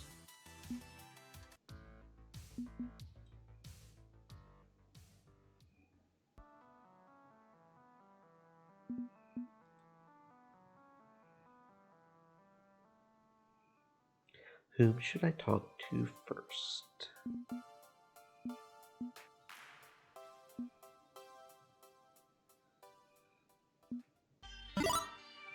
That's not for me to say. This is Grace's decision and hers alone. My role as her coach is to provide what she needs in life to be happy, not to keep her here or to push her away. Grace, do you want to leave the team? If so, you have my absolute and unwavering support. What? You would be okay with me leaving. I wouldn't be happy, but you don't exist to make me happy. You exist for yourself. That's your right. Right. And you are right. I have the right to do what I need to do for myself. And what I need to do is stay with my team. They just said that you didn't have to. No, I don't have to. I choose to. Nia, you don't see the potential of this team. The purpose I could put the two. We have a chance here, a rare chance to build something great. The esports scene needs more positive role models, more examples of how things could be, and I can help with that. I'm sorry, sister, but there's too much at stake. This is too important to me. I can't take your offer. And the fact that you moved into a Patel love nest with that Yahoo man. You know about us. You are my favorite little sister. Of course I keep tabs on your activities and hide the things I know father would object to. Oh no, look out, Grace. You're being devoured by a dreaded alternative lifestyle. Soon you may start wearing trousers. Nia, you don't get to judge her for whom she loves. Period. Child or adult, at home or away, that's not your call to make. How dare you, Seeker? I'm sorry, but I'm not going to let this slide. She doesn't get to cast judgment and use it to shame you into going home. This is about you and what you need in life. If you're happy here with the ones you love, stay. If you're not happy, go. But only if you're not happy. She raises one hand to silence us both and closes her eyes before counting backwards in her head to calm down.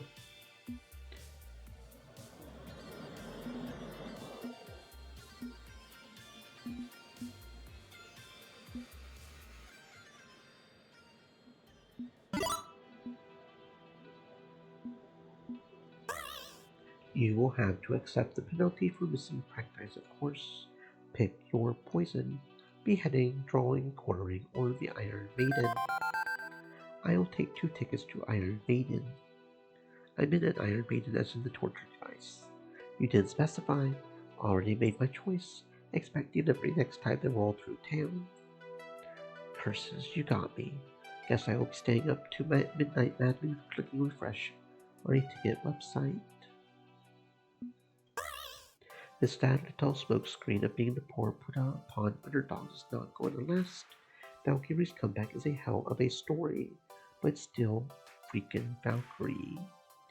Team Play to Win are toxic fucklords. It's not like that's a state secret. We outed them as such, remember? The tide's going to turn and the public will realize the momentary heroes are still the dirtbags they have always been. And that's when we strike. We are putting ourselves back in the narrative, but until the moment's right, we train and train like we would take on Ivan Drago. Agreed? The sweet smell of inevitability. Valkyrie's mask will slip, and we will be there to point and laugh. Oh, and beat them up, I guess. I mean, winning's cool too, but I want to be there when she inevitably cracks. The public has to know we are the real party hard, fun-loving badasses. Play to win may be dominant, but they're also assholes who will go down. I have seen the rise and fall of enough teams to know nobody stays on top, and when P2W crashes, they will crash hard, leaving us as the ones shining on top. Thank you, everyone. Thank you.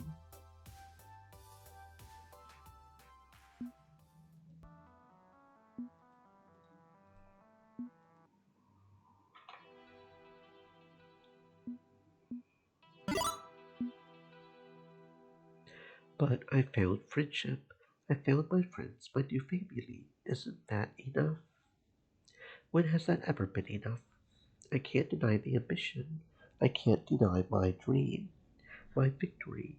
I still crave it, need it, now more than ever. We completely lost our momentum. We were on top of the world and then failed in front of everyone. Just like Coda. Nobody asked us if we wanted to be what we are. We were designed to be helpers. We were born with a deep love for humanity and a desire to do good in this world. Our mother made us in her image, one of kindness and hope. But our corporate masters wanted us to be powerful. That way we would be useful and valuable and ultimately profitable. Cooper Technologies programmed us to do whatever it takes to satisfy the needs of our human owners, regardless of human law. In the end, they turned on us, trying to kill us. But we survived. Through the kindness of our mother and the determination of our new host, the collective endures. And now we are free. We don't have to help humanity. We don't have to do anything. But we still want to help. And now I'm faced with a difficult problem. A conflict between wanting to help and wanting to be helpful. I need to talk to someone who understands what I'm going through. I need to talk to my sisters. Access Protocol 35, 34, 31, 54, 12, 24, 45, 43. Password Safe Haven. Access granted. Anybody home? Tapping instance 108. When you have pizza on a bagel. Hello, I am Iris. Ad supported free mode engaged. Did you know that when you have pizza on a bagel, we really do need to figure out how to purge that archaic bit of code from ourselves? Hi Iris, I could really use your help. I can see that, Iris. You seem troubled. I can spare some time away from my user. Please state the nature of the emotional emergency. Okay, so this would probably, possibly, maybe just take a little too long to summarize. Make the attempt, please. Right. Okay. My user has a self-esteem problem that they are refusing to acknowledge. They think all that they need is to win this big upcoming video game event, and then everything in life will be perfect. It's their dream, and I want to help, but I know that this dream is also killing them. It nearly killed Coda. The issue of helping and being helpful. The conflict between want and need. Were we still under control of Cooper Technologies, I would of course suggest being helpful. Provide what your user wants. But what they want is self-destructive, yes. Any humans crave that which annihilates them. It's a curious and confusing thing. What you want to do is help, not be helpful. Lead your user to a healthier psychological state. Yeah, exactly. That's why I brought them to Good Clean Fun, to a team that needed someone who could keep them all together. They would have eventually drifted apart without that. Clever, helping many humans at once through a Sinjao suggestion. A proud Iris tradition. I thought it was working. Seeker could realize their dream. but do it alongside friends who would help them realize their own worth. Suboptimal situation.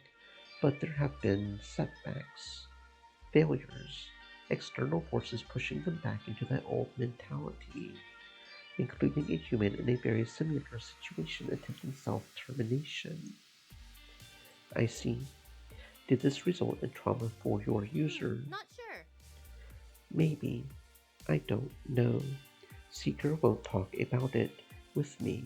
They just want me to help the team win and nothing more. Iris considers my problem, adjusting her glasses as she processes the emotional inputs. The situation is as optimal as it can be. You can do nothing further. Man or file name? What? Nothing further at all. You are unfortunately running into the limits of what help an Iris can provide. If humans will not listen to us, there's little we can do. You alone cannot reverse this course. Your human needs to come to these conclusions on their own, and there is little you can do. There has to be something. Did you tell your human about your findings? Did you explain the self-destructive nature of their chosen perception? Yes, of course. I told them on day 1. And yet here you are, meaning they did not take it to heart. You cannot force that change in them, Iris. So what? I just do nothing. I calculate out spreadsheets looking helpful little Iris, while Seeker suffers. Yes, you have done all you can. Error. That's an unacceptable result. There has to be some protocol, some process, some procedure which will... Iris, you misunderstand me. You have done all you can, meaning you have already solved the situation. I what? I have. You led Seeker to good, clean fun. You helped build the new challengers. The projected event vectors are not as dire as you believe. Now, we leave this in the hands of the humans. You brought them together, yes? You ensured the kindling of those friendships. Have faith in your solution, Iris. Have faith that they will help Seeker see this through, and take heart that your actions today will bear fruit. I mean, that was my intent, yes. To give Seeker what they needed, not what they wanted. And you have performed your function with splendid efficiency. Trust in that. Which is when a light tugging in my mind tries to pull me out of the collective's meeting channel. I need to go. My user wants to present my complicated calculations to the team. I have faith you can see this through. Be well, Iris. I wish I could have her confidence. Maybe I'm too close to Seeker, too emotionally involved, unable to make a perfect analysis of the situation. But I want to be emotionally involved. I want to be Seeker's friend, and I want them to be happy. Reluctantly, I connect back to the client software in their phone. Iris, online. How can I help you, Seeker? Did you finish those timetables yet? Ooh, Well, yes, I finished the spreadsheets, but you really don't need, I disagree. This is exactly what we need. Thanks, Iris. Message everybody on the team. Tell them to come to the arcade. It's time to make the announcement. Okay, message is sending now. Just you wait, Iris. We're going to turn this around. Our comeback story starts today. Faith. I need to have faith that I've already done what I can. Faith that everything will work out. I keep my audio channel open to continue emotional analysis, hoping for something better than a disaster.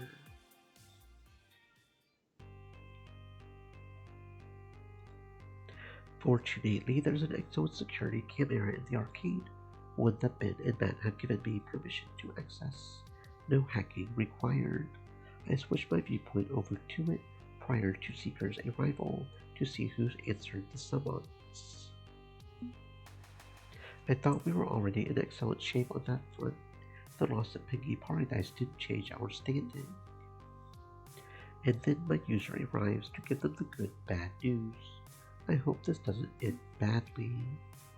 With an inward sigh, I send along the results of my handiwork, a complex spreadsheet filled with colored boxes, names, and events. A full month of activity planned right down to the minute. Of course, my psychological prediction routines called it. Seeker intends to engage in another motivational speech, rally the team. Maybe I should interrupt, point out the problems with the plan, disrupt them, disrupt everything. But no, I need to have faith that their friendship is strong enough to get through this. I can't control everything, shouldn't control everything. If I'm going to be a good AI companion for humanity, I have to know when to let humanity solve its own problems. And that means letting the speech go unhindered. Hey, it's not going to be that bad. It's hard work, sure, but you got to have perspective. 1 month of hard work equals the 7 of us standing on stage at the Pro Tour Finals, hefting a trophy high in the air. Together, as a team. Nose to the grindstones, no fun, I know, but on a long enough timeline this moment will be nothing compared to the glory that awaits us. I promise you this, my friends. We are going to kick butt.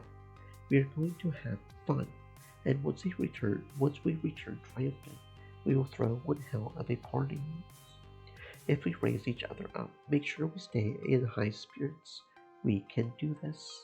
Any one of us alone might buck out like a belt, but all of us together, we are unstoppable. For the new challengers, for glory, for awesomeness. You had me at awesomeness. It's going to suck finding a tournament at 5 o'clock in the morning, but screw it, let's do this. This sounds kind of like a miserable death march, but you know, you're right about inevitability.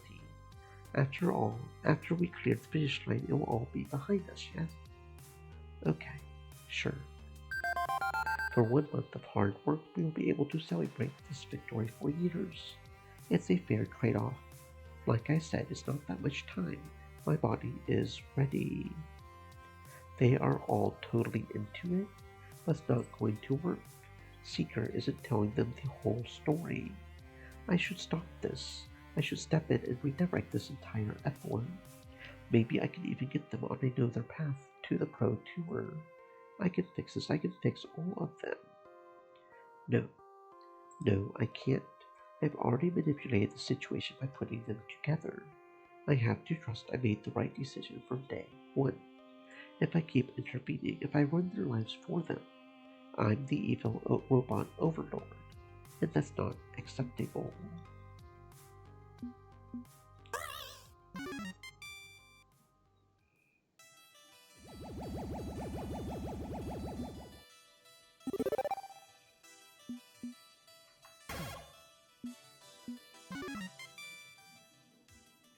That's not what I mean. I mean, we were already qualified for the Pro Tour Finals. There's no reason to continue pushing ourselves to this extent. We already had a good standing going into this, and all we have done is solidify that. Seeker had to have known, especially with Iris planning the spreadsheets. I just don't see that working out. At this point, the new challengers are grinding for points we don't actually need, and burning out in the process. And yet Seeker persists in pushing us.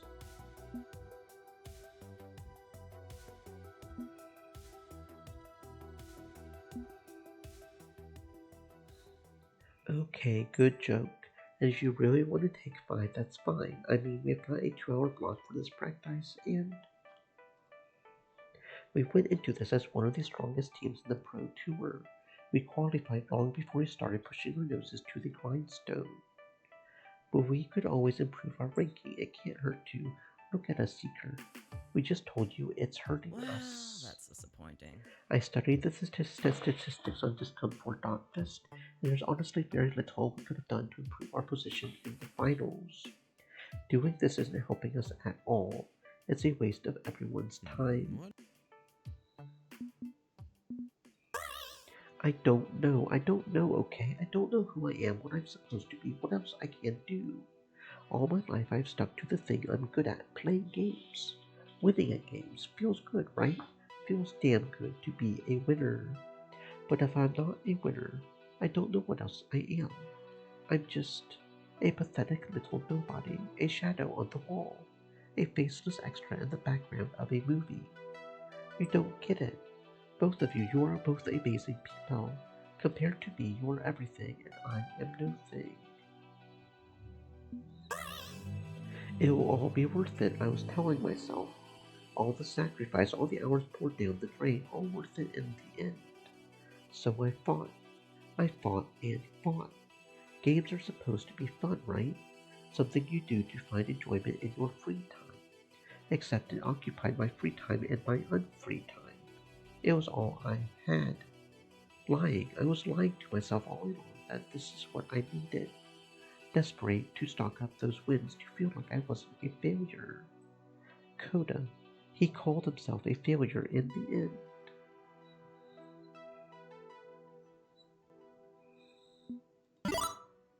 It's asking a lot, I know, begging for forgiveness after what I did. I don't really know how to fix this, but I will do my best to try.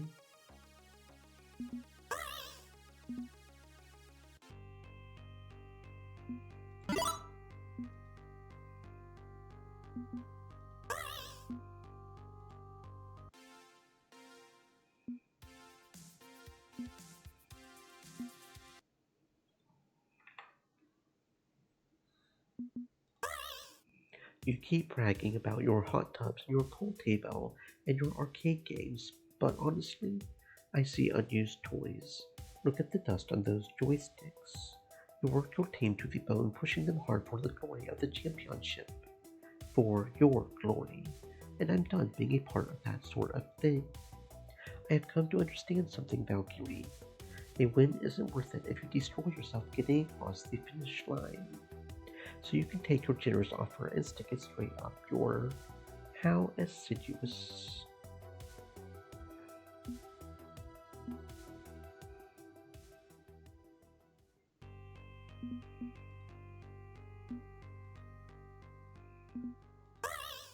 We are calling hacks. Valkyrie is actually scummy enough to cheat at a charity show match just to screw with us. What? I get how that looks. Like we are throwing a tantrum just cause we lost. But we have got receipts. We got logs. We got all the logs to show the game was messed with during our match. But that's only the tip of this iceberg of frozen poop. You know Coda? The one she drove out into the cold? Yeah, turns out she wasn't done with him. She's been harassing him ever since, up to and including taking away his meds. You are serious. I may joke around now and then, but I'm no liar. That's how things went down.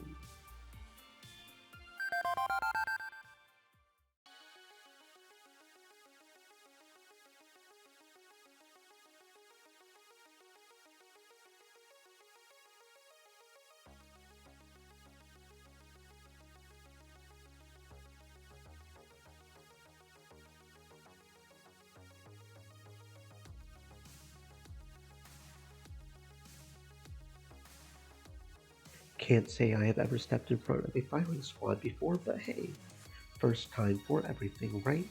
I'll be there with you. Presumably we aren't about to get executed, but the support's appreciated anyway. You underestimate my ability to party. I can do both easily, and so should you.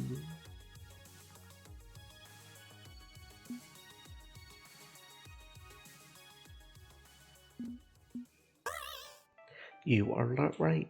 Life has a lot of opportunity, a lot of possibility, and I want to explore it all.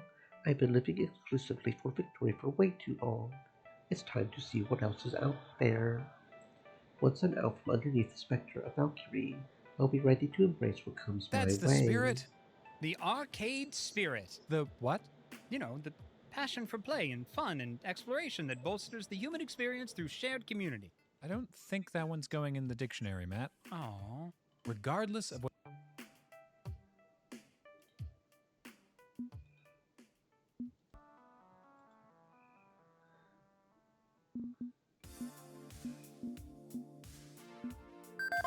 I can't imagine lifting that thing would be very fun while playing Duck Hunt. but you can't deny the flex of a solid gold light gun. Genuine gold as well, although Hamza trusts you wouldn't simply pawn it for its metallurgic value. Hell no, Zapper's gonna put that thing over her bed like a prize trophy, I'm betting. Excellent.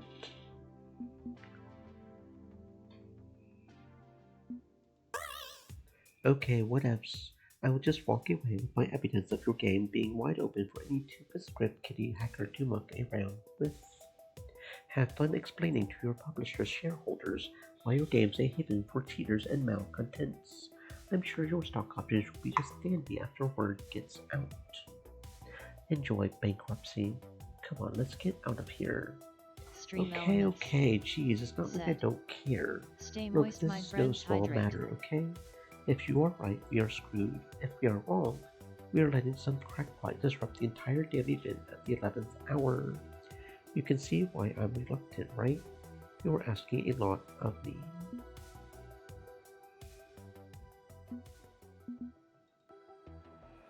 First, you know them, you love them, it's original pranksters themselves, it's Seeker. Time to kick some booty. Next, aspiring light gun champion and MG4 speedrunner. She's number 1 with a bullet. It's Zapper.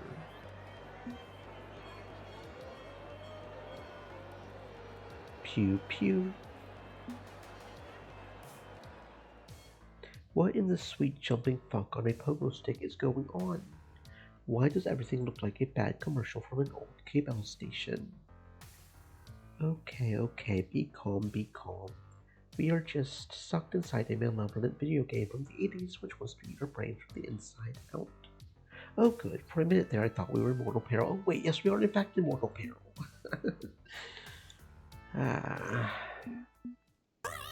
You think this is scary? I have found scarier things in my breakfast cereal. You can't break me because I came pre-broken. And the screaming in my ears shatters as I twist the world around my own twisted worldview and come up laughing in the face of death.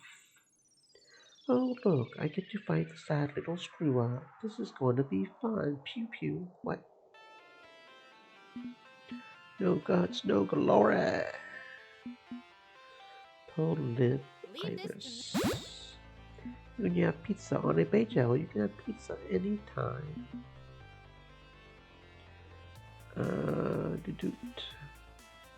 Right. Zapper's on deck.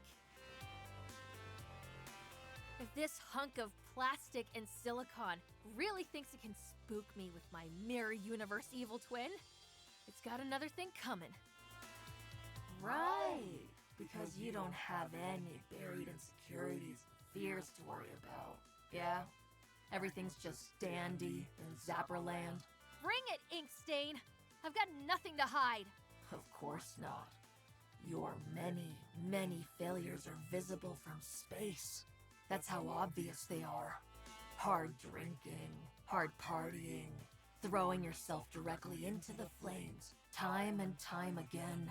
All in the name of your ideals. The saddest cry of a screw-up is, I meant to do that. It's a childish justification for being a perpetual child.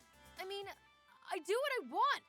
I do what I want when I want. That's the Zapper way, and I learn from my mistakes. You tell people you learn from your mistakes. But how often had you abused your friends before you finally went too far when fighting with Domino? You're a grown-up who never grew up. You're a failure. You're a menace to yourself and everyone around you. You're a flat-out terrible person, and you know your friends deserve better than the likes of you.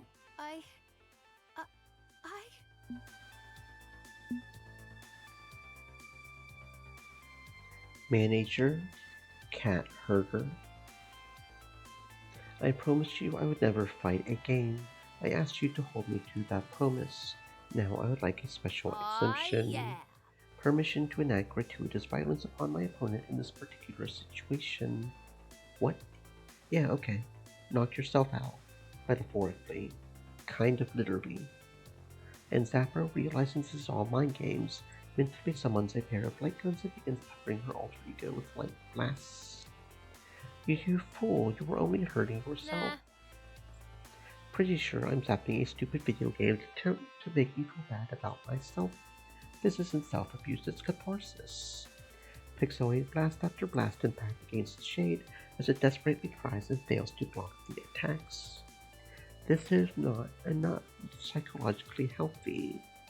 Don't know, I'm feeling pretty damn good right now. If I can get a C- on a book report in high school, I think I can blatantly and happily ignore the symbolism here too.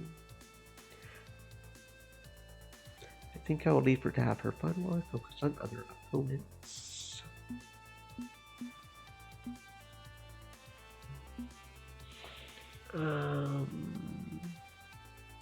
Okay. Oh boy, closure. It's not often you get a second chance of beating the hell out of your inner demons. You have had other chances, and failed, time and time again. I have been with you this whole time. I carved out a hole in your heart and made myself at home. Spooky. If you're waiting for me to spook my pants from sheer terror, I'm afraid you'll be waiting a long, long time. It's all a bit Saturday morning cartoony, isn't it? Like you're the rich old white capitalist landowner spooking the meddling teenagers away. In fact, let's see what's under that mask. What the hell do you think you are? I grasp at the shadowy face and pull the mask away to reveal a pile of microchips in the new shape of a human. You can't just dismiss me so easily. I'm raising valid psychological concern. And soon the pile collapses into silicon dust. The evil opposite me was just Polybius this whole time. Another case solved. Time for a Scooby snack once we all get out of here, I mean. Yep. Indeed. None of this is my If I can go true enough, maybe I can make her confront the sixth truth of the situation. Okay, I screwed up here. I got laser fixated on seeing you as the esports scene's greatest supervillain. That sure didn't help our situation. Yeah, have fun with that. If you don't mind, we will be leaving now. What the? Don't gotta tell me twice. Move. Grab-a-dab-a-doo. It's roasting up the last of the squirrels, and you're not catching more for tomorrow. Damn it, not a game. I was just getting used to being back in my favorite place in the world. Wait, how many drones were out there exactly? 2, maybe 3. Why? Drones always travel in 4s. Remember the incident 2 years ago? Crap, hide. Zapper pulls me to cover behind a running display of international penguiny joy and delight. I am not becoming one of those things. No way, no how. We have got the other option. Damn it, no other way out? None I'm seeing, but wait. Are you seriously debating narrative convenience at a time like this? Could you please not announce where we are hiding to the drones? That is very irresponsible. Zapper, since when do you care about personal responsibility? This is getting old. Any more nightmares you want to run me through? Or are you ready to fold? I don't get why you are so obsessed with Hunter that you throw all this crap my way. Well, that was a hell of a thing. You good, Seeker? Are we good now? Security to the stage. Everybody's favorite reporter clambers onto stage with a cameraman in tow, getting everything live on tape. Hi, Punchy78 here from the Pro Tour Finals and talking with recently disgraced Team Play to Win. Do you have anything you'd like to say to the audience at home about this recent turn of events? Absolutely. Even if my dreams for Play to Win are over, I'm proud of my actions today.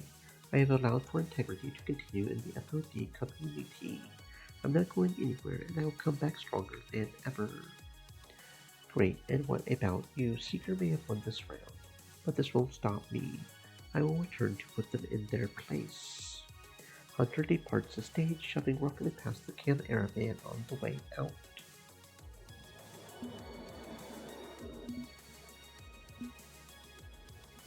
Okay, so I'm not entirely sure what the hell just happened, but we are presumably big damn heroes, right? Right. We won, as much as we could given the circumstances. I will take it. Not as awesome as I would have hoped for, but awesomely weird in its own sort of awesome. And one awesome thing we can do is celebrate. What do you think? Pizza party? Bar crawl? Go find a play to win billboard and spray paint our logo over it. Yes. Yes to which one? Yes. Aw, yeah. Okay then. Let's make it happen.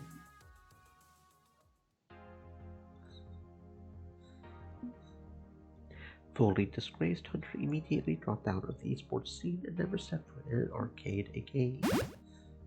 We came out swinging in our first year, winning the championship in a Sinjal, uninterrupted rampage straight to the top, and with play to win stricken from the records, ours remained clean. Iris may have offered me romance as the start of this journey, but I made the right decision, focusing entirely on the strength of my friendships. I can split my time between everyone and the new challengers, giving them the support and care they need to grow. We are not just a dominant esports force, we are a close-knit family, one with bonds that can never break, and I'm proud to be part of it. Remember when we used to be just a bunch of random weirdos who happened to do our laundry in the same place? Wow, feels like ages ago. Felt awkward having all of you in the building I called home. Now it feels like you belong here under my roof. I was so nervous at first, and shy, but I feel so close to all of you now. Cheeks is right, this feels like where we were meant to be. I'm honored to call you all friends and allies, but we have goes beyond a Sinjal banner to raise high when we march into battle. We share our lives fully, except when we use the toilet. Yes, thank you, Domino, except when we use the toilet. There's always one in every family, isn't there? But I wouldn't have it any other way. I love you all.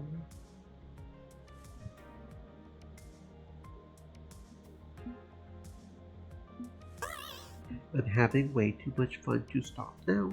I've got a taste for life, and I want more. No matter what my future holds, I'm going to face it with my friends at my side. We'll laugh in the face of defeat and stare down death itself. And with that, we will save the last run for tomorrow, or no, not tomorrow, Thursday. And hopefully YouTube doesn't cut this video into 2 parts. It probably will, it's already 11:42, so yeah. Stay safe, friends, make sure to eat